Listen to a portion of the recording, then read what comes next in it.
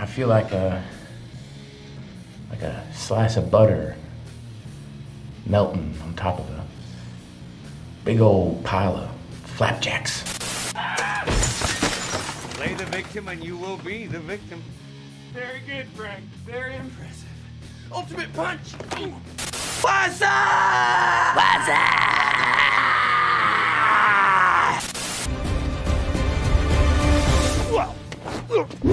Oh! You hit the soft part of my belly. You just got killed by a Daewoo Lanos, motherfucker! How you like me now, huh? You are, because if the girl said no, then the answer obviously is no. No. But the thing is she's not gonna say no. She would never say no because of the implication. Ask yourself, why has he got his hat pulled down like that? He's fuck ugly. Wrenches instead. Oh, yeah. Wow. I don't like this. Power of Christ compels you. Oh, does it? Does it compel me? You look pretty. What did you say? I said you look shitty. I offer you a nice egg in this trying time. Yeah, he's got an egg, you might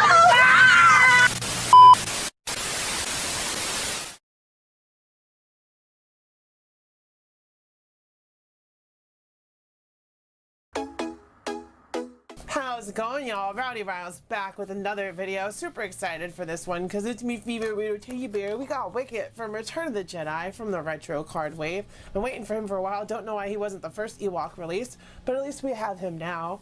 As you can see, he's in there and he's really tiny and I really love him. So with all that being said, we're going to take a closer look at the box and then we'll get this cute little boy. Taking a closer look at the box, you can see at that top corner we've got 40th anniversary Return of the Jedi, Star Wars Return of the Jedi, Wicket, and then of course we've got that retro card just like in the 80s, Kenner down at the bottom just like in the 80s, and here's a little Wicket.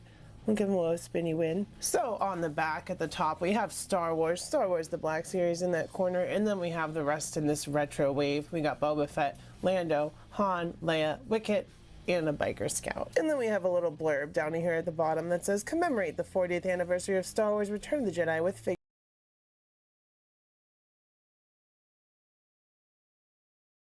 design and packaging, and that's all we get on the back. So with all of that being said, let's get this cute little man-eating teddy bear open. I try not to ruin the card on these, so I just cut the plastic bubble down at the bottom, and hopefully I can just swivel Wicket out. Swip it up, Wicket. It's not working. I need more strength. There we go. There's Wicket. Out of the cardboard. Sorry, I cracked myself up, but he's so cute. Look at him. And I totally saved the card. It doesn't even look like I cut it, but yeah, there. That's how you do it if you want to. Here is Wicket out of the box, and as you can see, he's really tiny. We're zoomed in really close so we can see all the fine little details like the stitching on his hood there, and the paint on his fingers and toes and all that stuff, and his face, his little white on his ears, and his, like I said, on his face. He's just so cute. I love him. He's super tiny compared to the other Ewoks and the rest of the Black Series, so that's great. And it's just great to finally have Wicket in the Black Series. Especially because he's so adorable. Look at him, he's like a little teddy bear. I love him so much. Checking out his height, I'm sure he's really short. Let's see. He stands at just about 3 inches tall. So that's pretty cute. He's so tiny. Going over his accessories, first of all, he does come with a few, which is good because he's a tiny little Ewok, but he comes with this club here, good for hitting stormtroopers over the head.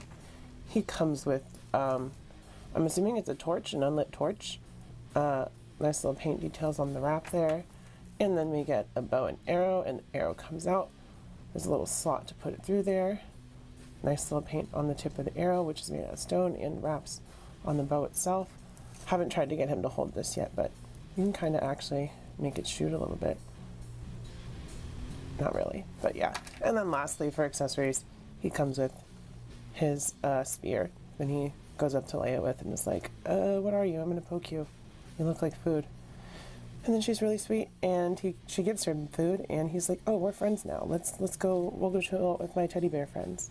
So yeah, there's Wicket's accessories. Gosh, he looks so good. I love his little beady black eyes. They're so cute. For the articulation, I took his little hood off because it makes it easier to show you guys that the head goes forward and down that much. It goes back that far. A little bit of side to side on both sides. I think there's actually a neck joint in there as well.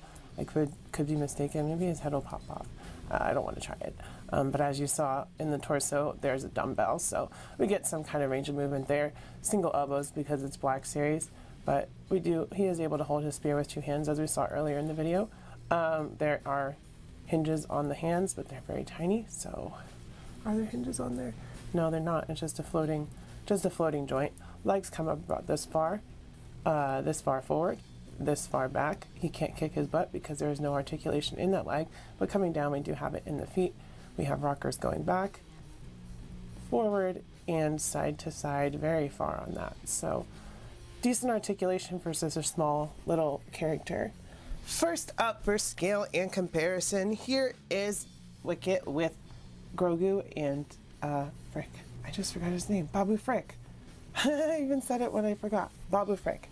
Yeah, so I wanted to show the smallest little Black Series guys together.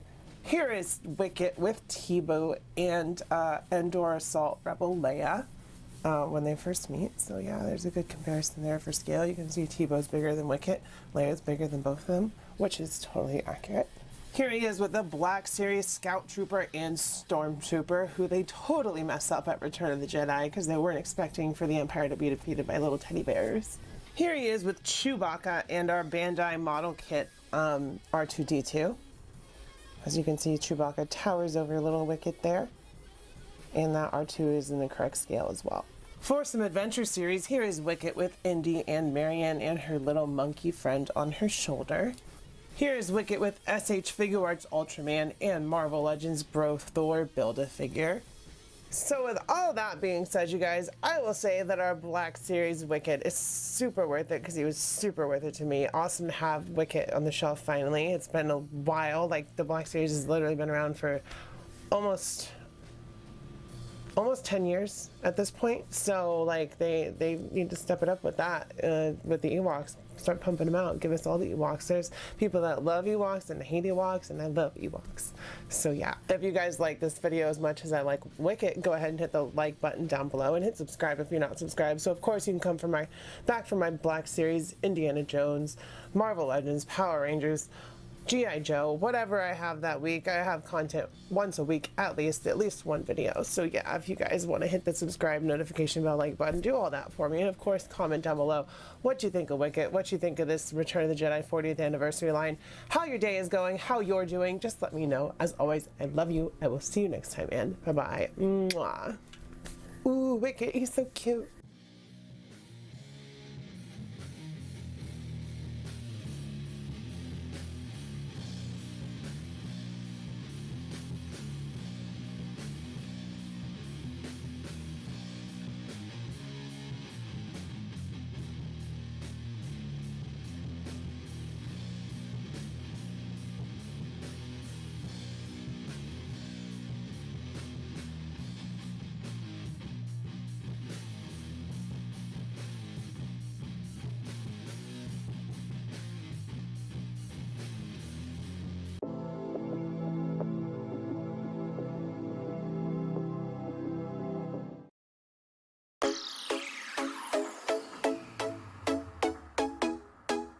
How's it going, y'all? Rowdy Riles back with another video, one that I'm super excited for in the Black Series, which I haven't been able to say for a very long time because Black Series has basically been asleep to me.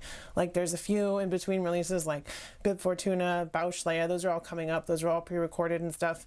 I was saving them for Return of the Jedi. I really want Wicket when I can get hold of him. But for now, we finally have Clone Wars Maul because, like, my Black Series collection is just, like I said, character here and there. I have basically everybody else, and this is one that's been missing for a long time. Got him from my pile of loot from Big Bad Toy Store, and Ahsoka is waiting for him on the shelf. So yeah, with all that being said, let's take a closer look at the box, and then we'll get this bad boy open. At last we will reveal ourselves to the Jedi. At last we will have revenge. Taking a look at the box, you can see Star Wars The Black Series at the top, Darth Maul, Star Wars The Clone Wars, open window on that side. And then of course we've got the artwork and the blurb on the back, which we'll get to. He is number 11 in the Clone Wars line, and there's that artwork continued on the side. Super sick, looks exactly like Ray Park. Figure is awesome too. Star Wars The Black Series, Darth Maul, a deadly, agile Sith Lord, Darth Maul was a formidable warrior and scheming mastermind. He wielded an intimidating double-bladed lightsaber and fought with a menacing ferocity. We all love Maul. He's amazing. So glad they brought him back for Clone Wars because we wouldn't have had Season 7 and the Siege of Mandalore without that. So with all of that being said, let's get this bad boy open. There was just an itty-bitty piece of tape on the bottom, so I should be able to just take him out. And this is probably the last time you guys will see an open window box on my channel for Black Series because all the new releases are windowless. But here is Maul, and he looks freaking sick. I love Darth Maul. Here we have our Season 7 Clone Wars Maul out of the box, and he looks great. I do have some gripes with articulation and his lightsaber assembly and all that stuff. Like, I'm really worried the middle part's going to break when you peg and unpeg them because it's just a little rod as opposed to like a D-peg like the older lightsaber had. But at least we got the accurate sculpt with the one side is from episode 1, the other side is a newly constructed lightsaber, so that's awesome. He does look great. He's got pinless legs and arms, although the arms, also the legs are single jointed, and I think that we're well beyond single jointed $25, $26 figures coming from Hasbro, considering Power Rangers has double elbows on both the arms and legs, and so does Marvel Legends. So that's really my only gripe, because it's really hard for him to hold the double-bladed lightsaber like a bow staff like he would, because those single elbows just really don't get into the right positions to do it, and especially not without messing up the integrity of the lightsaber, because that little peg is so weak and fragile and I don't want to break it. But other than that, super happy to have this super good representation of Clone Wars Season 7 Maul, because he looks really good. Lots of paint details, lots of sculpt details, different new head on him, because we've got 2 other Mauls in the Black Series, but he's definitely the coolest one in my opinion. Checking out Darth Maul's height, we can see that he stands at about, let's see, 5.5 inches, which is fine because Darth Maul's a little short king. That being said, if he got chopped in half, he could have given himself some really long legs, been like a 6'5" Daddy Maul. I'm just saying, y'all, he could have done that. Also, I gave him the Darksaber there because, yeah, as we all know, he ruled Mandalore for a couple years in Star Wars time, up until he was captured by Bo-Katan and Ahsoka at the end of the Clone Wars show. So yeah, he looks great. He's definitely a good representation of that show, but there are a couple gripes with the articulation and stuff, because he's supposed to get down and dirty because he's Darth Maul, and he just can't with these single jointed legs and arms. It's so crazy to me. Going over his accessories, I'm actually really excited about this one. Like, maybe if I get another clearance one, I'll have to get another one of this lightsaber for my custom Rebels Maul. But and for that torso piece and legs. But it's a double-bladed lightsaber, and it has, you know, half of his original lightsaber in there. Let me see if I can zoom in more for you guys. Get it focus. Half of his original lightsaber there. And then, of course, we have the new half from the Clone Wars, because he had to repair it because he lost one of them. And, of course, they both have removable blades, which these were a little bit thicker. I liked how they were on the old lightsaber. That's actually the first time I've pulled it out of there, so first experience for me as well. But that's another problem I have with the lightsaber, is tiny little pegs, because I'm worried about this one. Like, I'm worried that it's gonna break, but it seems pretty sturdy. It's not too wobbly, but they just port together, as you can hear it, probably. It's really hard to click in there, but they do click together and it is straight. But I just bent it. Oh my goodness. But I do worry about that peg snapping, because repeatedly taking something out that's like stubby like that is not good for it. But yeah, those are the only accessories that Maul comes with. Just his lightsaber, standard Black Series, no accessories. Could have come with a Darksaber, to be honest. So now we're going to check out the articulation, and we're going to start at the head, of course. If he's going to focus, let me zoom in a little bit. We do have that neck double barbell configuration, so all kinds of movement in the neck. That's no problem at all. Head moves separately, backward, forward. Neck helps a lot with that forward, not as much with the back, side to side, all that good stuff. Shoulders come up 90 degrees. We do have tiny little butterfly joints in there. I checked, so trust me, they're in there. We have, do we have ab crunch? No, we have 2 floating ball pegs at the upper torso and the lower torso, but the torso is kind of like, see, that moves.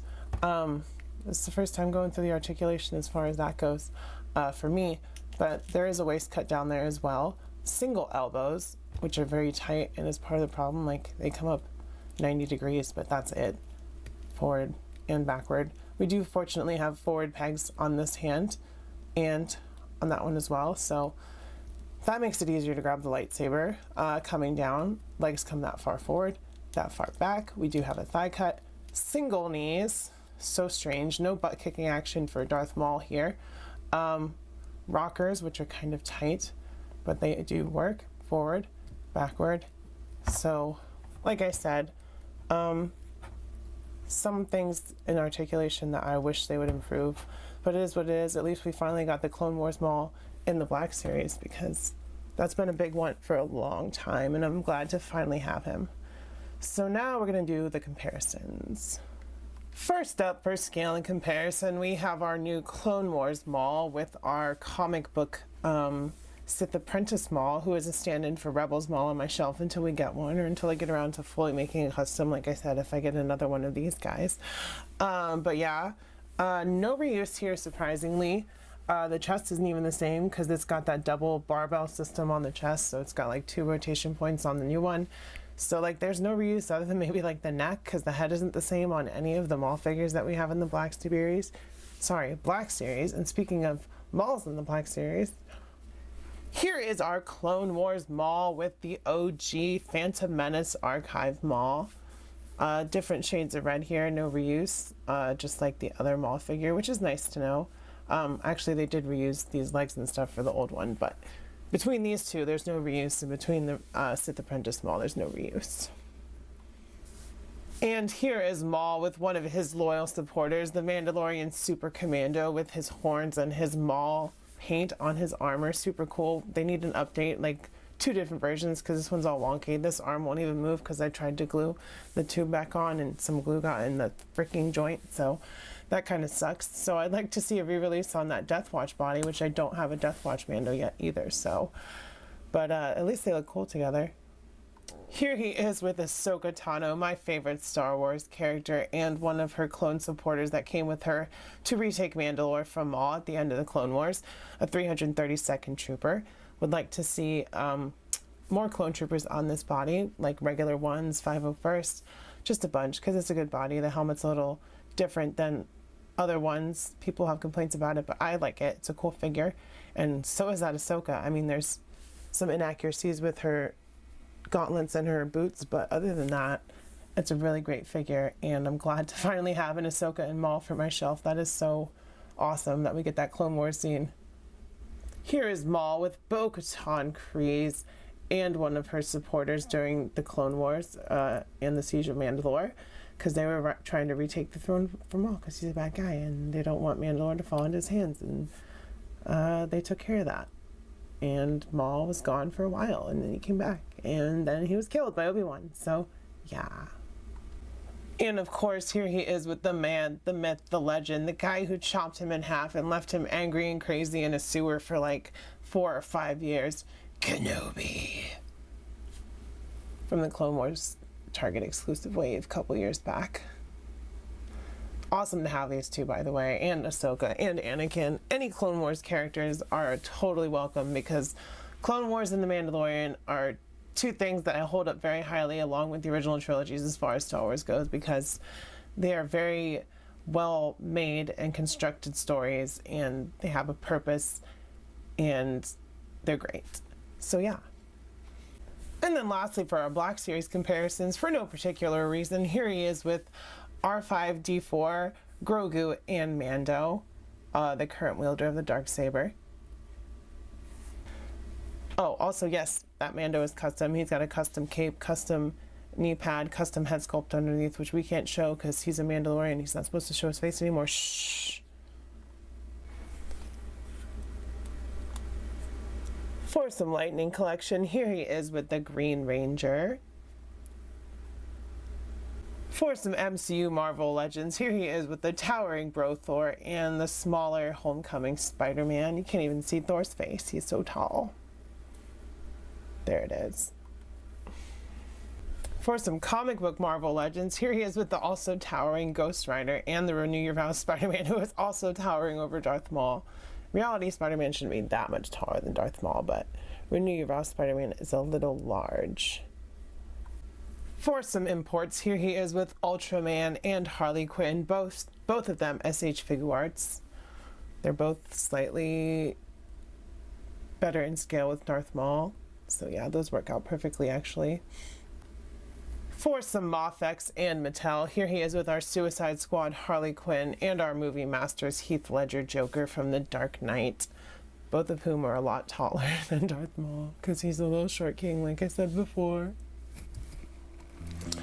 So with all of that being said, y'all, I will say that the Clone Wars Season 7 Maul is totally worth it because he was totally worth it to me.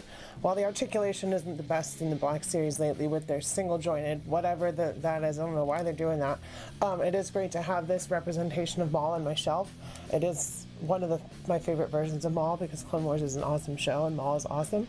So always glad to fill gaps in my Black Series shelf because as you can see there's a bunch behind me, so I'm only missing a few, and Clone Wars Maul was one of them. So yeah, if you guys like this video, go ahead and smash the like button down below. Hit subscribe as well as if you're not subscribed so you can come back every week for my content. And of course, comment down below. Let me know what you think of this figure. Let me know what you want to see from the future of the Black Series. If you want to see double jointed pinless arms and legs like in basically every other Hasbro line, let me know down below. Let me know how your day is going. As always, I love you. I will see you guys next time, and bye-bye. Mwah.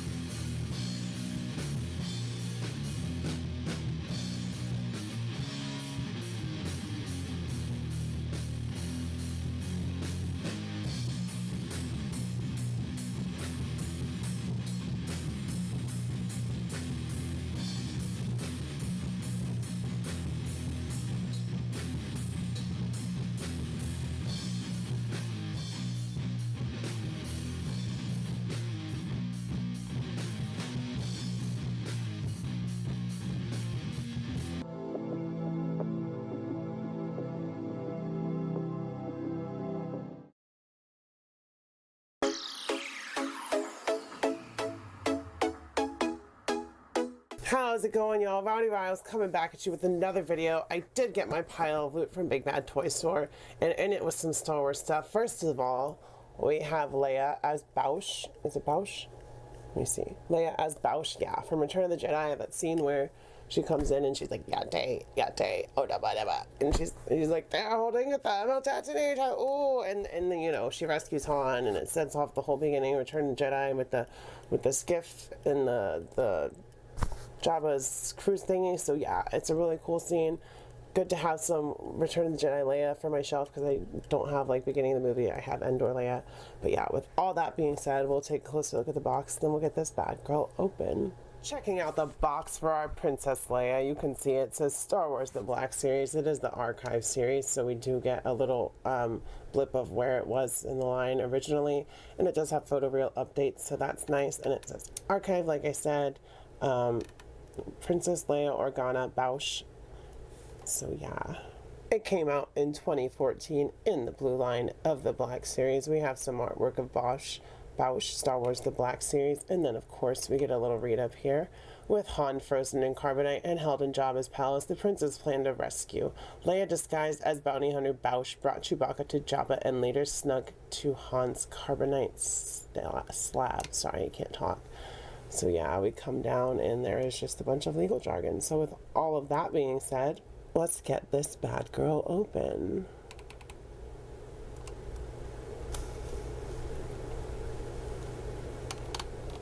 The Archive is very much the definition of trash around my plastic, so you know what, we're just gonna tear her open. We don't even need the knife, it's just here for posterity's sake. But yeah, she just pops right out of there. And there is Leia as Boushh. Here is our Leia and Boushh disguised out of the plastic. As you can see, she's pretty cool. All of her accessories fit on her, and let's see, take her helmet off.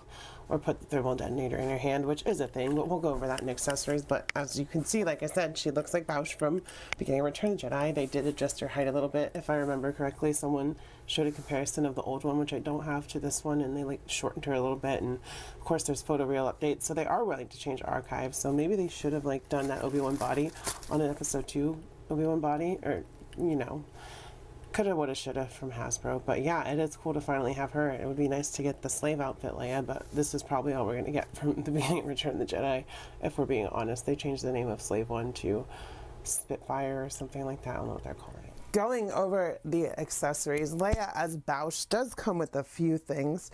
First off, she comes with this staff that is exclusive to her, I believe. I don't think I have it. It's just cast in dark gray plastic, so she has that weapon from the movie. And then of course on the side here you can see it's poured in because there's a space for that. She comes with a thermal detonator, and it's like, why should we listen to you? Because he's holding a thermal detonator. Woo! C-3PO. Then she comes with this little backpack on her back. I'm guessing it's oxygen or some type of gas in there. It just pegs into the back. And of course the helmet is removable. You wiggle it off and there is the helmet from the movie, and then you turn around and of course it is Princess Leia underneath. That archive with the photo reel looks pretty good. Looks like Carrie Fisher, I must say. They did an okay job with this. I know they don't update it, but they did shorten her a little bit as well. So going over the articulation, it is older for Black Series, but we do have the head on that socket ball peg, so forward, backward, side to side, could move it around. Shoulders come up 90 degrees, single elbows, so a little less than 90. Wrists are on the side pegs. Then we get the ball peg down to the torso. Coming down, there is no waist cut. There might be, this might be getting in the way, which is also falling down, so be careful of that. Legs come up not very far at all, not very far forward, not very far back, because this is kind of hard plastic, but we do get a thigh cut there. Double knees. She can kick her own butt, surprisingly, so that's good. No boot cut on her, but of course we get rockers, up, down, side to side, all that good stuff. So really old, outdated articulation for Black Series, because it is an archive release, but it is what it is. At least we have a Return of the Jedi, beginning of the movie Leia. Maybe not her slave outfit, but at least we have one. First up, for scale and comparison, we have our Bausch Disguise Leia with Bib Fortuna, of course, because you can't get to Jabba without going through Bib Fortuna first. You know, Leia brings Chewie up and is like, I got this Wookiee, I want the bounty. And we're like, oh, okay, how much do you want? She's like, oh, I want this much. They're like, we're gonna pay you this much. And then C-3PO's like, you should probably pay her that much because they're holding a thermal detonator, and Leia's holding up the thermal detonator. It's a whole great scene. So, you know, Return of the Jedi, great vibe. Anniversary's coming up soon. Speaking of Chewie, here is Leia with Chewie. As you can see, Chewie is humongous next to Leia, so that works pretty well. And it's, you know, reminiscent of the beginning of the scene. Chewie doesn't have his bowcaster or his... And speaking of disguises, here is Lando in his skiff guard disguise next to Bausch in her Leia disguise. As you know, they had a whole plan and it worked perfectly. So you can see Lando's slightly taller than Leia. They're both basically unrecognizable. So yeah, that's good.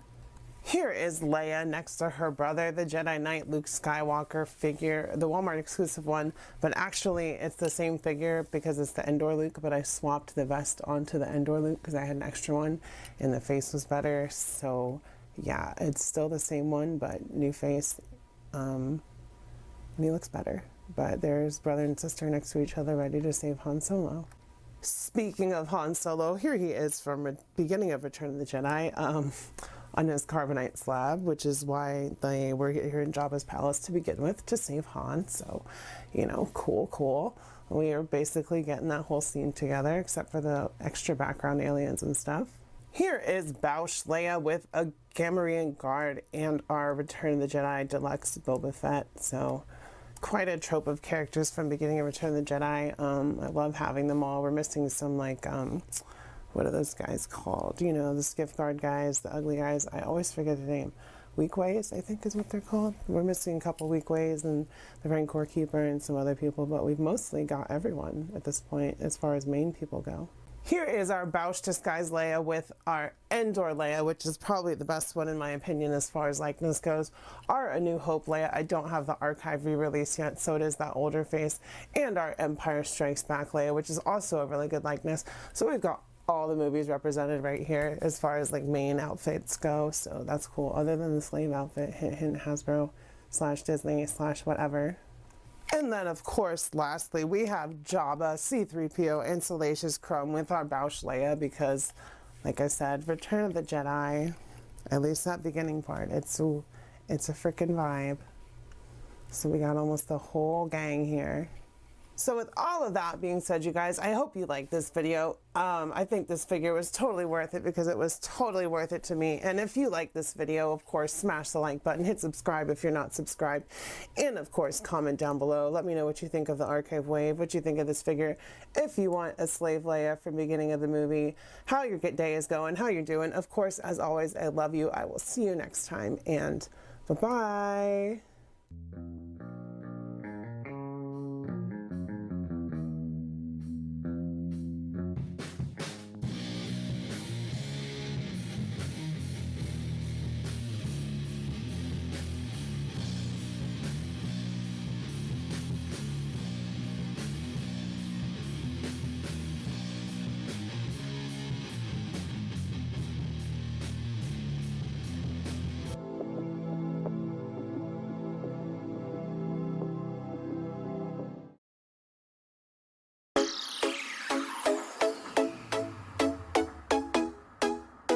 How's it going, y'all? Rowdy Riles back with another video. We've got more Black Series today. We've got Dengar from The Empire Strikes Back and other extended Star Wars universe stuff. Bounty Hunter, he showed up at Empire Strikes Back. We all remember him. All I need is Bosk and IG-88 now. So yeah, just looking for those two. They were already in archive and I missed the boat on them, but at least I got Dengar, right? And I believe like Jackson is like in one of the comics with him that's canon or something. So yeah, lots of reasons to have this guy. With all that being said, let's take a close look at the box, then we'll get this bad boy open. Here's a look at the front of the box. Star Wars The Black Series Archive Dengar. Little picture down at the bottom, warning, small parts.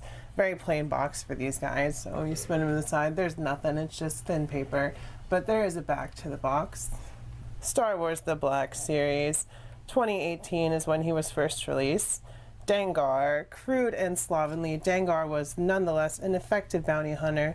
While some hunters pride themselves on finesse and style, Dengar preferred firepower and destruction. I changed up the back of the archive box a little bit, so that's cool. It shows us when he was first released, which honestly, I don't know. I mean, I'm glad they put him in archive, but he already had photoreal on his figure, so it's strange that they would do it again. But with all of that being said, let's get this bad boy open.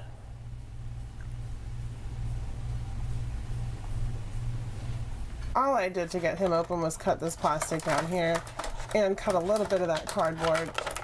And then you could save these boxes if you want to. I don't really see any like the archive boxes. But yeah, there's the box. And there is Dengar, ready to collect some credits for bounty. Preferably Han Solo.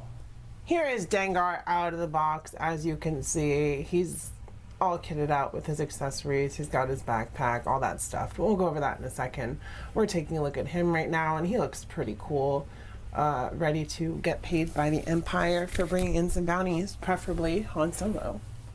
Checking out his height, he stands at about 6 inches, so right about 6 feet and 1/12 scale is what he would be in real life, in case you wanted to know. But yeah, sounds about right to me.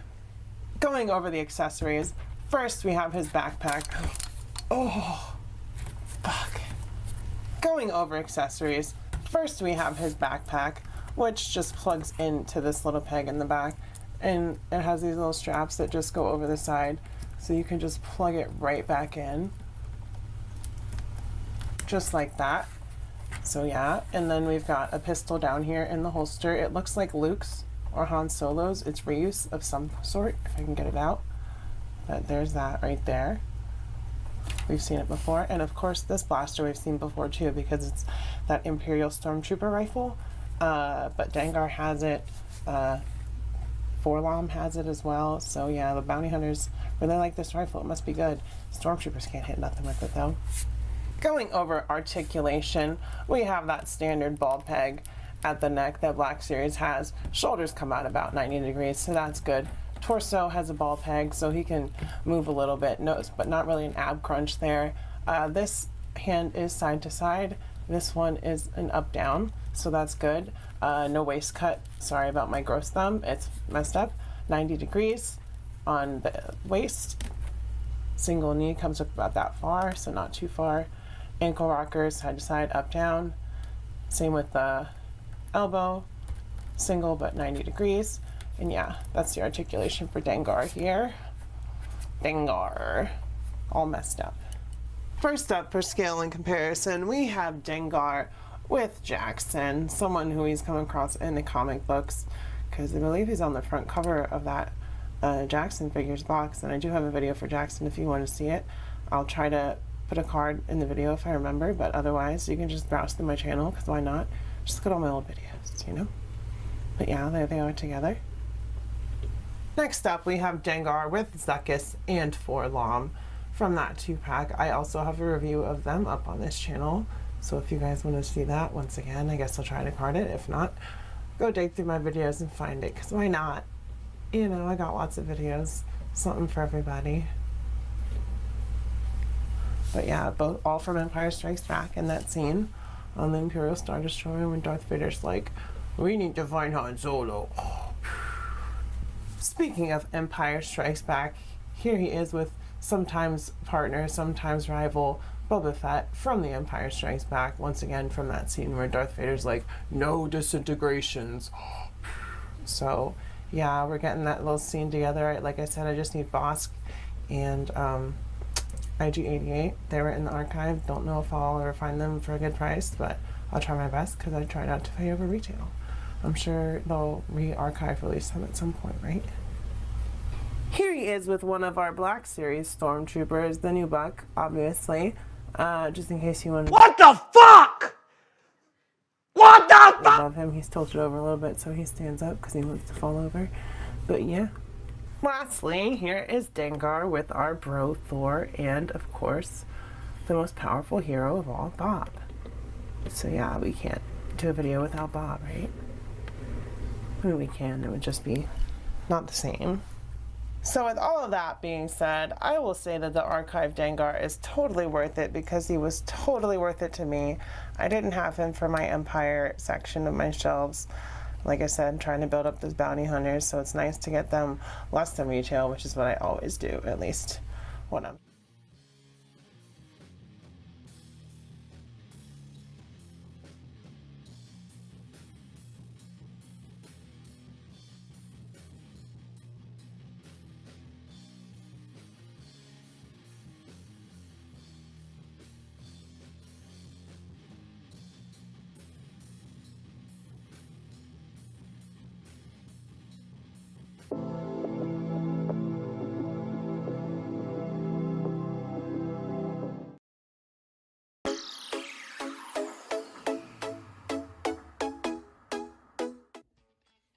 How's it going, y'all? Rowdy Riles back with another video. Today we've got one I'm super excited for.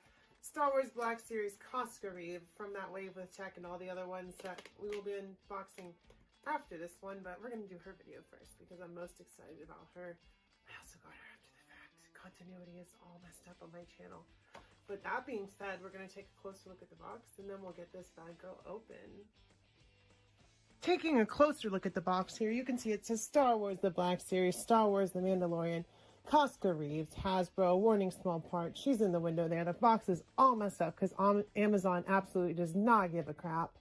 We've got this side with the artwork, Koska Reeves down there. Then we've got the back of the box. Star Wars The Black Series, Koska Reeves, a master of hand-to-hand combat. Koska Reeves is loyal to Bo-Katan and is a member of the band of Clan Kryze. Mandalorians striking back at the Imperial Remnant. So we saw her in season 2 of Mandalorian. Sasha Banks playing her. Number 12 in that line. There's that artwork again. Give it another spin. You can see just a window in that side. And there she is once again. And with all that being said, let's get this bad girl open. Pretty upset that Amazon messed up this box, and I do like to hang these up on my wall. We do have more of the Mandalorian figures as well, so I don't know if I'm going to keep this box or not. But you just cut the tape at the bottom and you pull her out. And there she is with her helmet on, her jetpack, her blasters. And here she is out of the box, ready to help Bo-Katan take back Mandalore. Looking good. It's not completely accurate to the show because there's a lot of reuse from Bo-Katan here. We will have comparison with her shortly, but here's just a look at her all kitted out. Her helmet on, her blaster out. Ready to shoot some Imperials, probably. Going over the accessories here, you can see she's got her helmet that comes off, and there's a head sculpt under there. The helmet has a rangefinder. There's some nice paint on there, some weathering, some scratches, all that good stuff. And then she's got her Mandalorian pistols, which we've seen before with Bo-Katan. She's got 2 of those, even though she's got 1 holster, which is show accurate. They fixed that. I believe the promo images had her with both holsters, but she comes with both guns anyway, so that's cool. And then we get her jetpack, which is the same one as Bo-Katan's with different paint. We'll show you them side to side in a little bit. But there's hers right there, and it pegs right into her back. And yeah, that's the accessories on Casca Reeves here. And now we're going to go over the articulation. We've got that head on a ball peg with another peg joint and ball for the neck. So she's got good range of motion. You can see she can do all kinds of things. She can do that head bob side to side, shoulders come up, little they're catching under there. They're supposed to go under the arm, but they come up, there you go, 90 degrees both sides, so that's cool. Single elbow, but they do come in over 90 degrees. Then we've got a ball peg right here, which is a little tight, but there is some movement there in the torso. Legs come out about this far, not really hindered by that holster. We've got a thigh cut right there, double knees. She can, sorry, it's not a double knee, it's a single knee. She can't kick her own butt, sadly. But we've got rockers on those inaccurate thighs right there. Not thighs, calves. She shouldn't have armor here, but that's because they reused Bo-Katan's sculpt. So we've got rockers there. We've got both dual wielding hands with up-down pegs for her blasters. And there's a close look at the face. You can see, I think it's a little off. It looks okay. But I think that they could have done a better job with lining up the face printing on her, on this one at least. Side profile there on that side. There's that side. You can see her Night Owl's logo there with the different color of chest piece than Bo-Katan. We will see that comparison. Nice paint detail, all that good stuff. A lot of reuse here, but that's okay because we get a new character, and that's the articulation for her. First up for scale and comparison here, we've got our Casca Reeve with her leader, Bo-Katan Kryze here, both from the Mandalorian waves of the Black series, so that's cool. You can hear the train in the background. It comes through my town every night. Good timing on my part, right guys? But yeah, here's these two badass ladies together. Glad to finally have Casca so she can follow Bo-Katan wherever she goes on my shelf.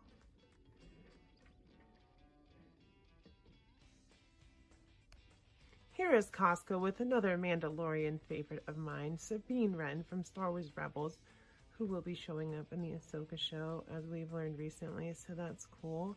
There's these two ladies together. Sabine doesn't have a jetpack, unfortunately, but she fits right in, and this is the re-released Rebels photo reel Sabine, not the one with the weird eyes. So good to have these two together as well. They'll probably be pretty close on my shelf. I got all the TV shows on one shelf, so, well, other than Clone Wars, because Clone Wars is obviously one of my favorites. But yeah, here's these two together. I'm rambling a bit, sorry. And here is Casca with a regular 6-inch Black Series Stormtrooper, also from the Mandalorian wave. You can see he's a little bit taller than her, so that's good. We got the regular scale in there. Black Series is doing its best when it comes to scale. I guess, in some cases, not in all cases. But in this case, yeah, it looks pretty good. Stormtrooper's a little bit above her, so that's good. Doesn't matter though, she'll still end up messing them up. Also, her jetpack is a little crooked. Sorry about that. OCD flaring up. Here she is once again with Bo-Katan, this time without their helmets, and also my custom Black Series Din Djarin from Season 2 of The Mandalorian. Basically ruler of Mandalore at this point, next to his little pal Grogu. So there's your sense of skill for all of those people on the bridge, other than she who shall not be named, and Moff Gideon, and Luke Skywalker himself. But here's all the Mandalorians that were on the ship at this time. Also, Fennec Shand will hopefully be in these comparisons soon, because I know she's coming in this wave, and I'm so excited to get her. So that little scene at the end of Season 2 is finally coming together with the Black Series figures. So that's always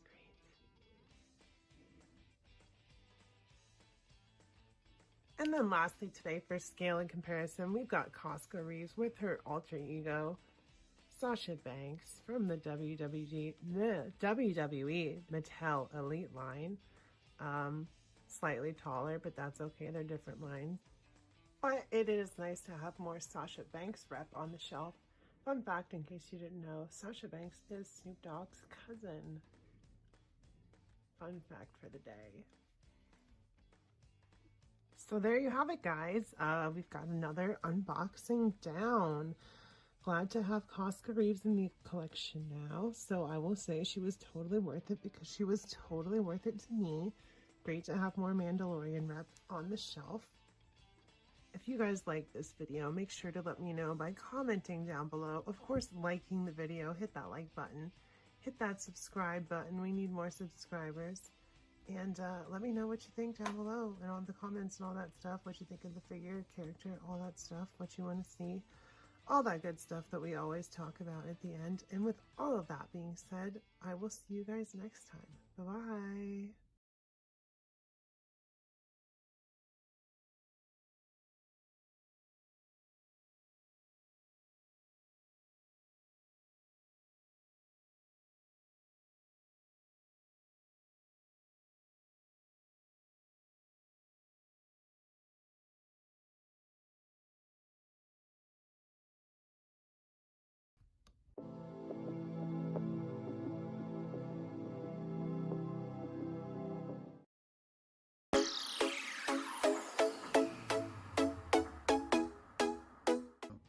How's it going, y'all? Rowdy Row's back with another video. Super excited for this one because my beautiful, awesome girlfriend got me this great gift for my birthday. It's something I've been wanting for a long time. It's the Amazon exclusive Trooper 4-pack.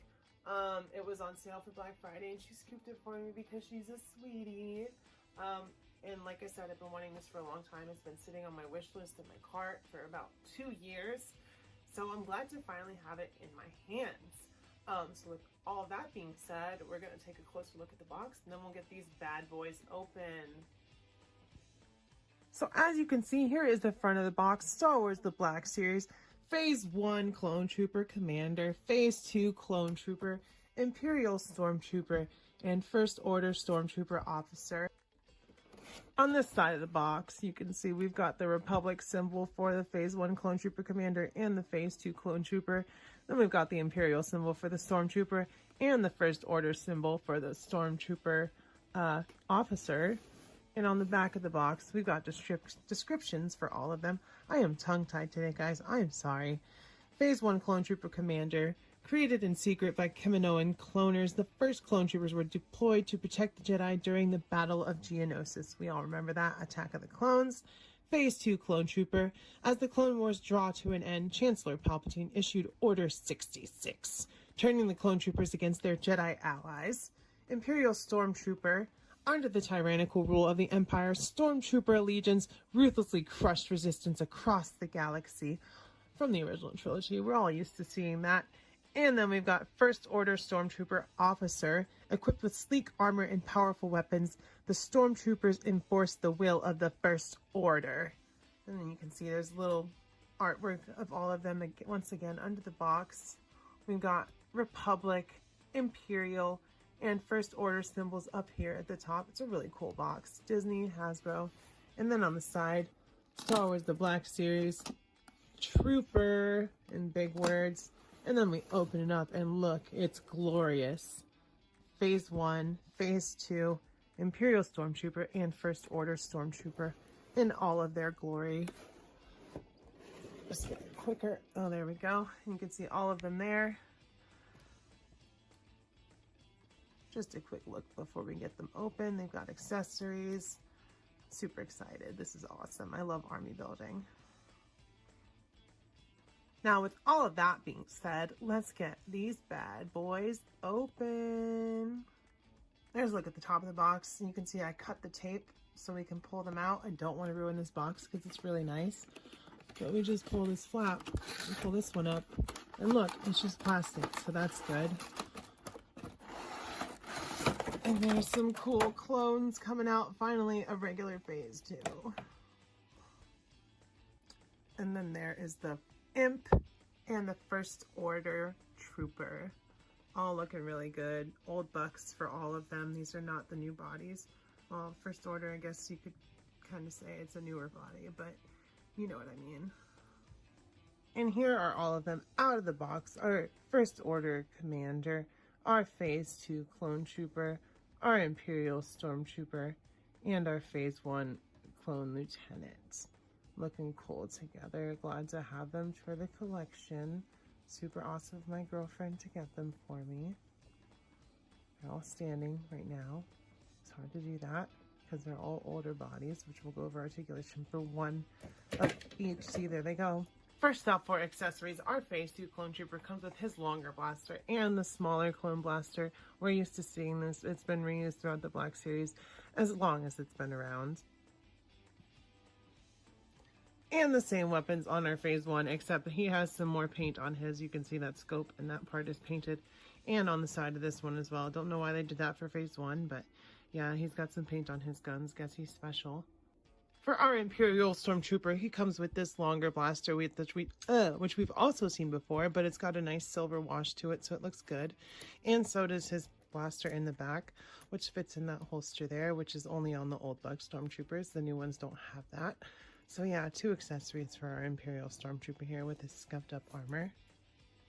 And then lastly, the 2 accessories that come with our First Order Stormtrooper are the pistol that pegs right into the side and the blaster, which he is holding in his hands. Don't really want to take him out. And I guess you could count that pauldron as an accessory, considering the other First Order figures that we have don't have it. But yeah, they all look great. They're looking good. Older bucks, but you know, they're just for standing on a shelf, that's all. For the articulation, we're just going to go over the clone troopers. You can see that head is on a ball peg. It's not with that head, so there is less range of motion. Just a full helmet sculpt. Shoulders don't come out very far because of these old shoulder pads, but you can go under a little bit if you push. So you can kind of fudge it, get them almost to 90. Double elbows with an armor piece blocking it, so you don't really get full range of movement there either. Ball peg at the torso, swivel at the waist. All that good stuff. There is a rotate on the thigh up there. Double knees. Can kick his own butt, I believe. Yeah, quite easily. Rockers on both ankles. Up, down, side to side. All that good stuff. Same on the wrists. Up, down on this side. Side to side on this side. We're used to that. And yeah, we've seen this before. No new sculpting, just the helmet, which they don't have very many Phase 2 clones in the Black Series, unfortunately, but he looks good. And that's basically the same articulation on all these figures. It's older, it's kind of wonky. First up for scale and comparison, we've got our Phase 1 Clone Lieutenant next to Obi-Wan's Commander Cody, my custom Phase 1/Phase 2 clone that I also used the blue Clone Lieutenant body for, not knowing how valuable it was, but it's cool, he still looks okay. And our new buck Phase 1 clone with that sculpted head underneath that helmet. Some people don't like it. I think it looks proportionately better, but the sculpt is not there considering all of that stuff. But yeah, here is the first comparison of our figures. Bunch of clones together. Next up for comparison, here is our Phase 2 clone next to a bunch of other Phase 2s. Our 332nd Ahsoka Trooper on that new clone body. Our ARC Trooper Echo. Our clone Captain Rex, and our elite squad soldier from the Bad Batch. Rex is kind of leaning there. So you can see all the different comparisons of that particular phase of the clone army. He looks really good next to them. Glad to have a regular phase 2 clone, because there's not very many of them in the Black Series, unfortunately. Just a good old shiny bucket. Here we've got a whole assortment of stormtroopers up here. The new one from this 4-pack, which is actually an older buck, which is the same body as this one, the commander from the Force Unleashed. And then we've got, of course, the new stormtrooper on the new mold, which is great. The helmet isn't as accurate, but it does have that head sculpt under there, which gives it better articulation. And I just like, you know, they all look fine together. Mixed match of pieces and stuff, older, newer, that's how it is, you know. So they all look great together. Glad to finally have another stormtrooper for my collection. Slowly building a massive Imperial army. Always cool. Mad respect from the Emperor. And then lastly, for scale and comparison today, we've got our First Order Stormtrooper Commander with some underlings and his boss, Captain Phasma. They all look pretty imposing together. The only problem with these troopers is they have small feet. Like, their feet are so small, it's hard for them to stand. But fortunately, I got all of them to stand up here just to show you guys how cool they look together. You know, there was great designs in the sequels. Not everything was great, but character design was on point as usual for Star Wars. So yeah, like having more of him, more of them for the shelf to serve Emperor Palpatine once again. So with all that being said, y'all, I will say the 4-pack Amazon exclusive is a great deal, especially because my girlfriend got it for me for my birthday, so that's super awesome. So it was totally worth it to me. If you guys like this video, go ahead and give it a like down below, of course. Comments.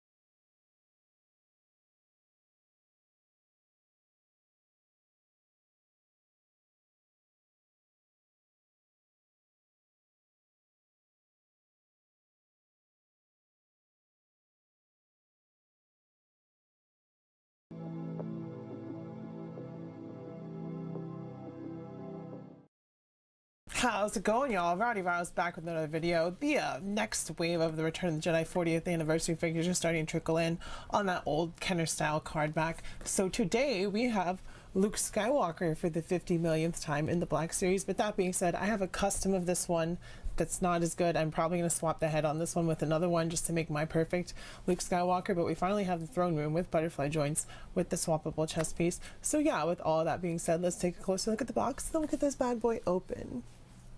Really into Star Wars right now because Ahsoka is amazing.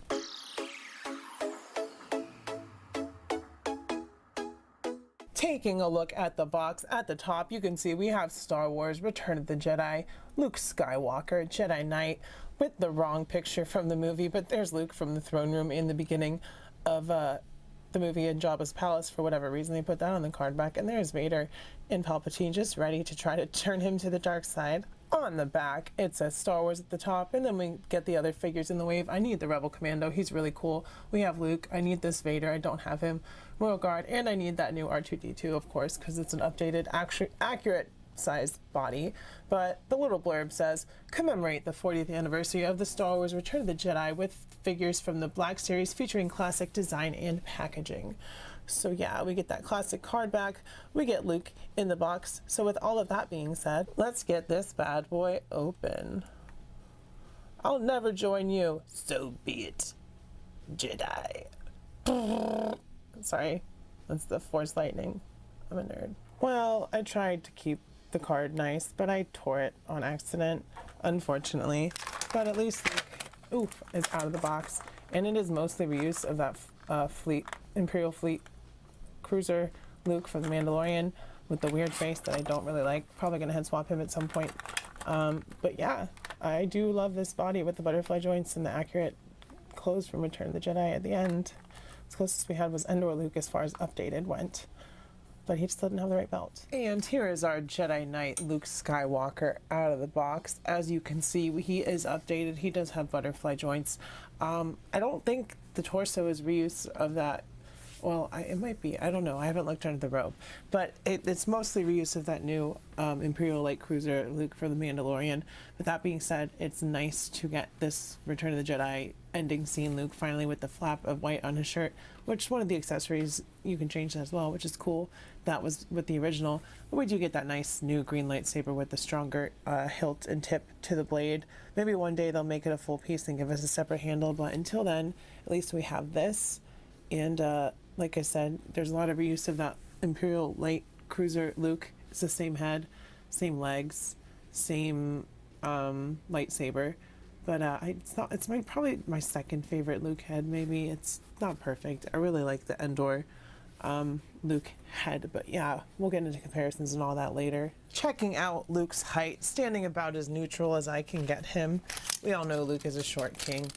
Not like his dad, but he stands at about 5 3/4 inches tall, not quite 6 inches, which is fine because he is a little short Force stormtrooper. So going over the accessories, first of all, we get this chest flap included on Luke, but it is changeable. You just take it off, and underneath is that piece, which gives you this front piece, which you can put on there before you know that he's gonna stay on the light side. He's all in black. He's like, he could turn to the dark side. He could be a Sith. But no, we all know that Luke stayed on the light side, and that little flap open with the white is kind of representing that. So that's a really cool look for him. And then, of course, we also get his lightsaber, which is nothing new. We get the hilt. We get the blade. The blade is removable, and the hilt can come off of his hand, which the hand is kind of rubbery, so that's good. Oh my goodness. Give me a second. But we get a nice little hook for his lightsaber hilt there on his waist, and that is it for the accessories for Luke here. Going over the articulation, starting at the head, we do have that new double barbell and separate neck piece, so we get all kinds of movement there. This head piece does turn side to side and all that, so be careful getting it twisted up. I knocked over the signpost, but lots of movement on that head, forward, backward, side, side, and then of course the neck tilt as well. Coming up, shoulders go that far. We do get butterfly joints, which is a nice single hinge, as is with the Black Series and Indiana Jones Adventure Series for whatever reason. Then we have that ball peg at the torso. Leg comes up that far back. We do get a cut up there at the thigh. Oh shoot, what am I doing with his legs? Single legs, so no butt kicking action. We do get a boot cut, which is nice. And then we get rockers. So nothing crazy, but he can hold his lightsaber with both hands, which is really cool. First up, for scale and comparison, here is our Return of the Jedi 40th anniversary end of the movie Luke Skywalker with our Empire Strikes Back / Return of the Jedi Darth Vader and our throne room Palpatine that came with his chair and electric hands and all that good stuff. So there's that first comparison, of course, because it's the iconic end of the trilogy right there. It's like, you should kill him. And Luke's like, I'm not going to kill him. He's my dad. And then he's like, well, then I'm going to kill you. And then Vader's like, well, then if you're going to do that, then I'm going to have to get rid of you, old Palps. And then he launches him into the Death Star, and you know how that goes. Next up, here he is with two of my custom Lukes. They are both the Endor Luke. But this one has the Jedi Knight Luke body, and this one has the Jedi Knight Luke tunic. And that's the head that I think is the best head sculpt, is the Endor Luke head, which is on... his hand is kind of the way, but that head sculpt is miles ahead of this one in my opinion, and especially this one, which is the one that was the the Endor Luke was the newest one, so this was the newest one up until they did this one. This one was the best one. This one kind of this one is second, but I'm probably going to try to switch these heads at some point just because that's what I prefer. But now I have two versions of Throne Room Luke, and I did get this belt that I painted from like one of those 3D printing sites, so that's where I got that from, in case y'all were wondering. Here he is with Imperial Light Cruiser Luke on the left. As you can see, they're essentially the same figure, minus the soft overlay tunic for our Light Cruiser Luke. So yeah, and that flap of course, but same figure, like 99%. Different arms and shoulders though, that's it. Well, different shoulders, maybe not different lower arms. No, the arms are different, so that's interesting.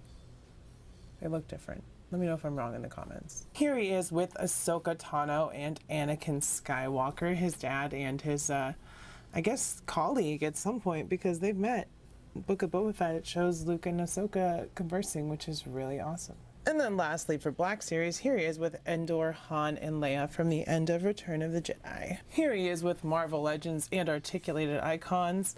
Luke is shorty is. Here we have SH Figuarts and Mafex, both of which are Harley Quinn. Everyone is going to be Barbie this year, and I'm going to be Harley for Halloween. For some Adventure Series, here he is with Indy, Marion, and a monkey. For some Lightning Collection, here he is with Dino Thunder Black and Yellow. And then lastly, for some classified, fucking goddammit. And then lastly, for some classified series, we have Duke and Scarlet. So yeah, that's it for comparisons. I hope that's, well, let me do one more. Here he is with Storm Collectibles, Marcus Phoenix, and our NECA Predator. So with all of that being said, y'all, I will say that the Star Wars Black Series 40th Anniversary Return of the Jedi Knight Luke Skywalker is totally worth it because he's totally worth it to me. Good to get an update to that really old Black Series figure, even if I'm not a big fan of the face. But if you're a big fan of my face and my videos, go ahead and hit the subscribe button if you're not subscribed, and hit the like button if you haven't hit that yet at any point in this video, because I really need your likes. I really need your subs. I appreciate every single one of you. I love you. Let me know how your day is doing in the comments down below. Let me know if you like this figure, how many Lukes you think Black Series will do. If you think this is the final one, it's not. Hint, hint. Let me know how your day is going. All that good stuff. I love you. I will see you next time, man. Bye-bye. Mwah.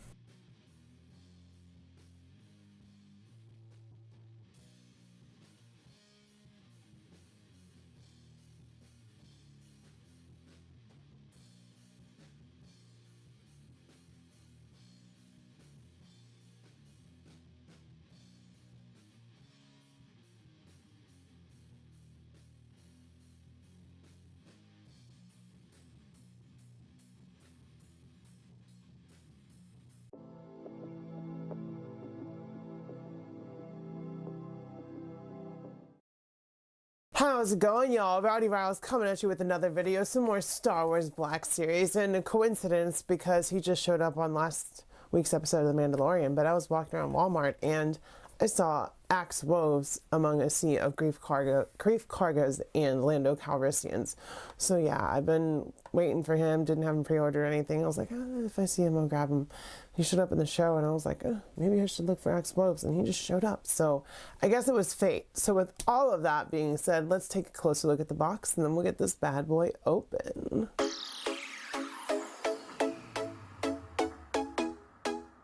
Taking a look at the box, you can see we have Star Wars Black Series at the top, the figure in the front, Axe Woves, Star Wars The Mandalorian, and yeah, you know, old style Black Series box. He is number 25 in the Mandalorian line. We do get a blurb and some artwork, so yeah, we'll take a look at that blurb really quick. Axe Woves, a skilled warrior, Axe Woves is loyal to Bo-Katan and is a member of the band of Clan Kree's Mandalorians striking back at the Imperial Remnant.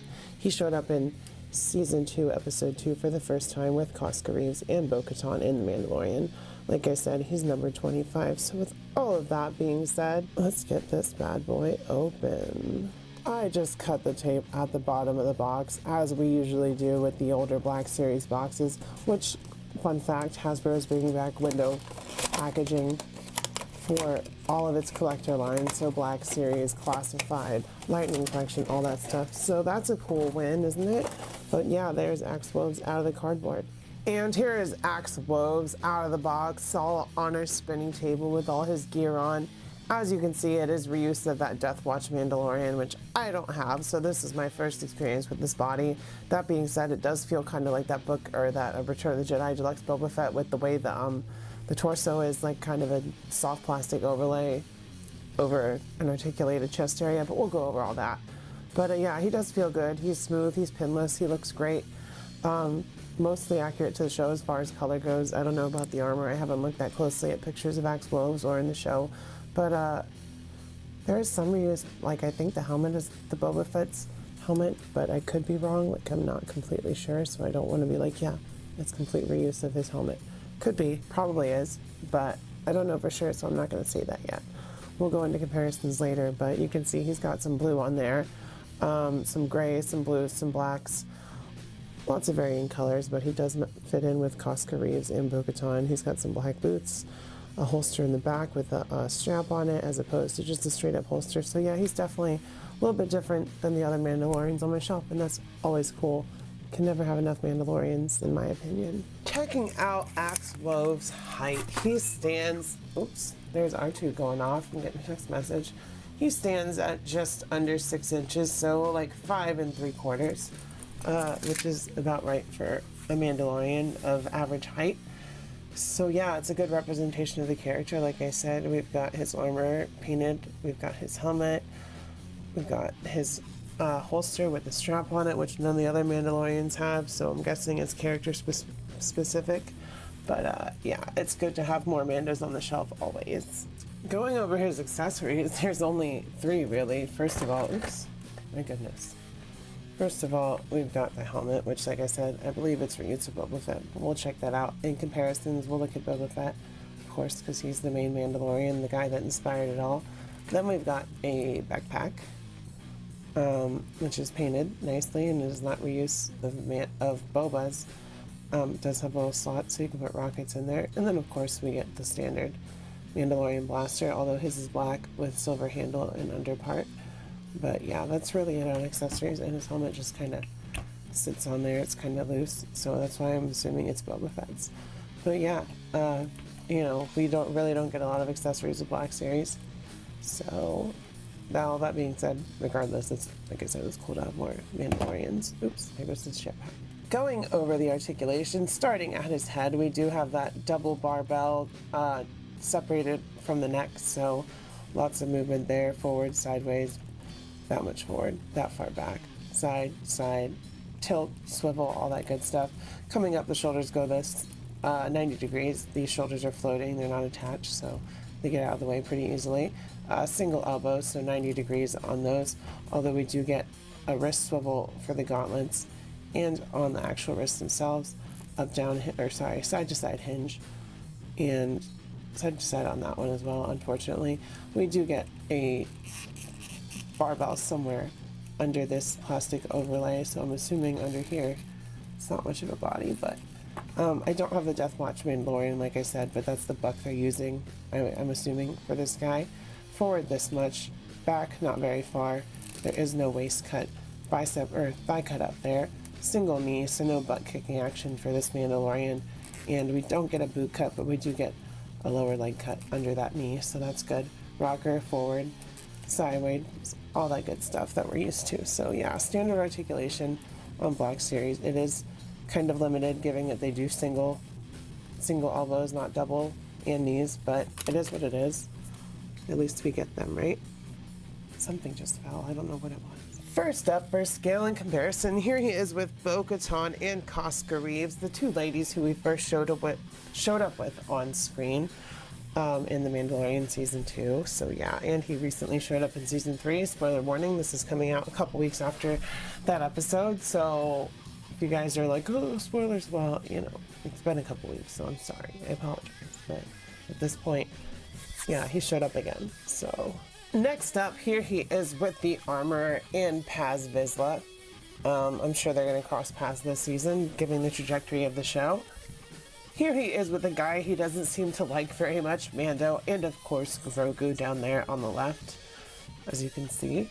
Here he is with our Adventure Series Indiana Jones and our Lightning Collection Green and Pink Ranger, who just fell over for no reason whatsoever other than to irritate me. Here he is with Marvel Legends Deadpool and Logan. Both of them are taller than him, which is, you know, Marvel Legends a little bit taller than Black Series, so it makes sense. Here he is with Boba Fett and Boba Fett, and of course, it's not the same helmet, because silly me, Boba Fett has a ding in his helmet, so it's just reuse of that Death Watch Mandalorian helmet, which is fine. So with all of that being said, you guys, I will say that the Black Series Axe Woves figure is totally worth it, because he's totally worth it to me. We've got this awesome character, awesome figure that just showed up in the show once again in Season 3. Couple big episodes, the last couple episodes.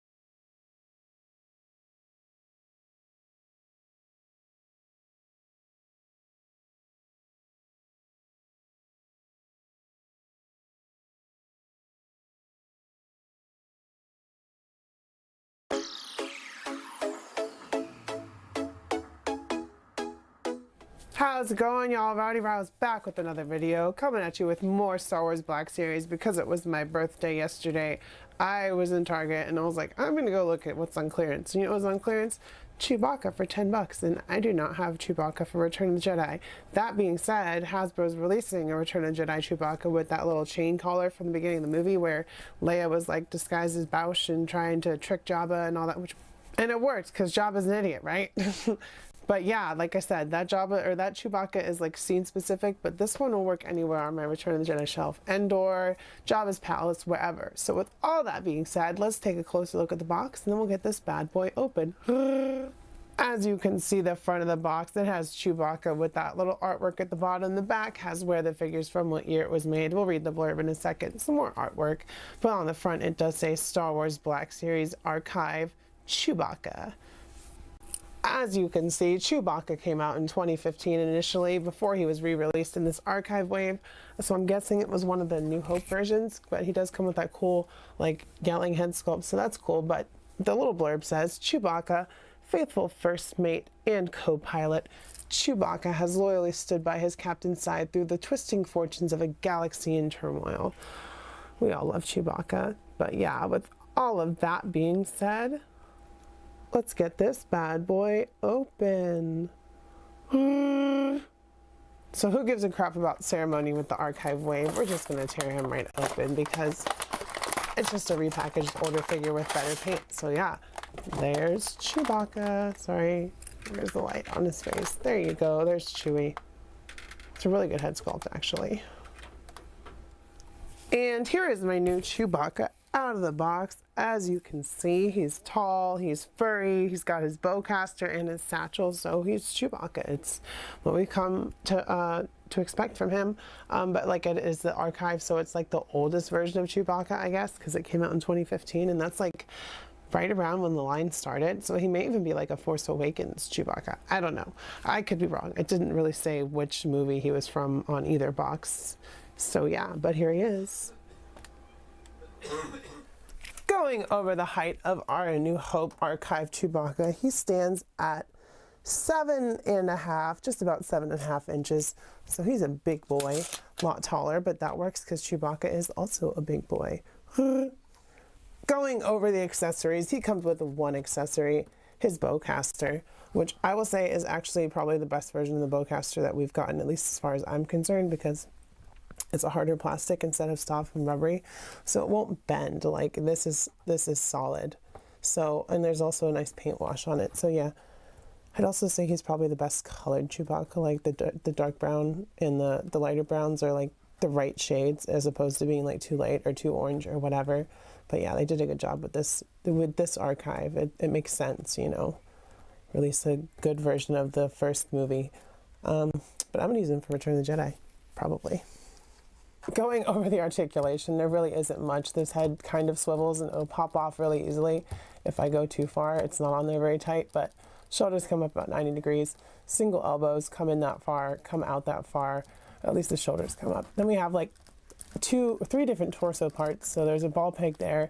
I'm guessing there's an ab crunch under there, which kind of works. And then of course, there's the cover hip of his waist right here. So his legs come up not very far.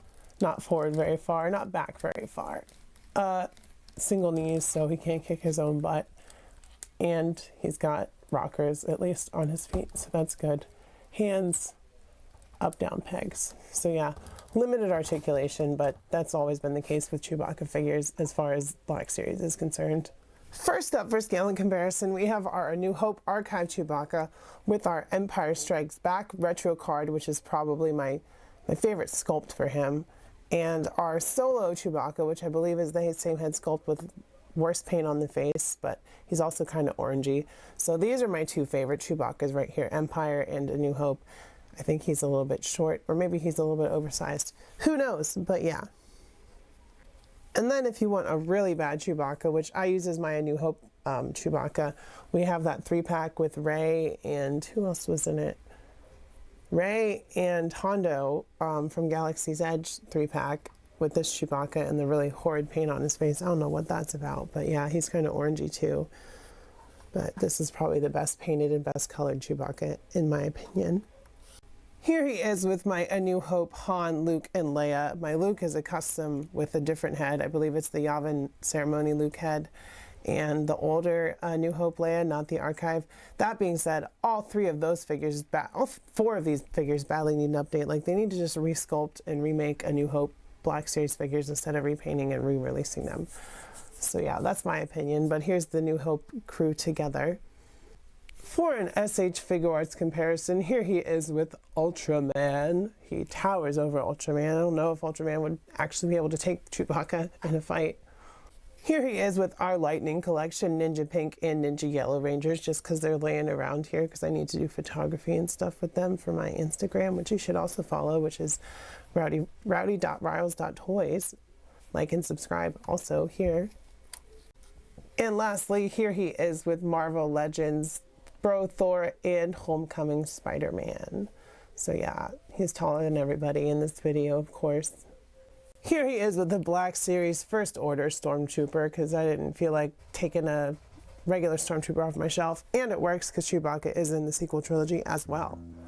So with all of that being said, you guys, I will say the archive Chewbacca is totally worth it because he was totally worth it to me. You can never have too many Chewbaccas, and I got him for like 10 bucks. I bought him for myself for my birthday. So yeah, you can't go wrong with that. So if you guys like this video, like I said, hit like and subscribe, comment down below. A bunch of you watch the videos and then you don't subscribe. Like, why not? Just subscribe. You're watching through.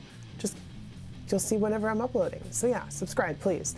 Comment down below if you guys like this figure, if you like the archive wave, if you want like a Chewbacca from The Force Awakens or whatever eventually, you know. And Hasbro's just going to keep releasing Chewbaccas. It's inevitable. It's just like Luke, just like Han, just like Leia. They're going to keep doing it forever.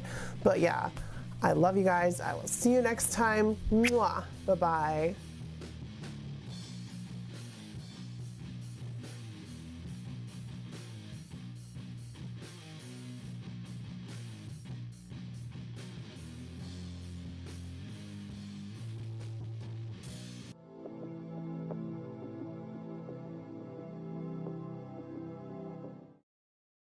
What's up, y'all? Rowdy Riles back with some more Star Wars Black Series. We have Imperial Light Cruiser Luke Skywalker from The Mandalorian Season 2. At least that's what the box says.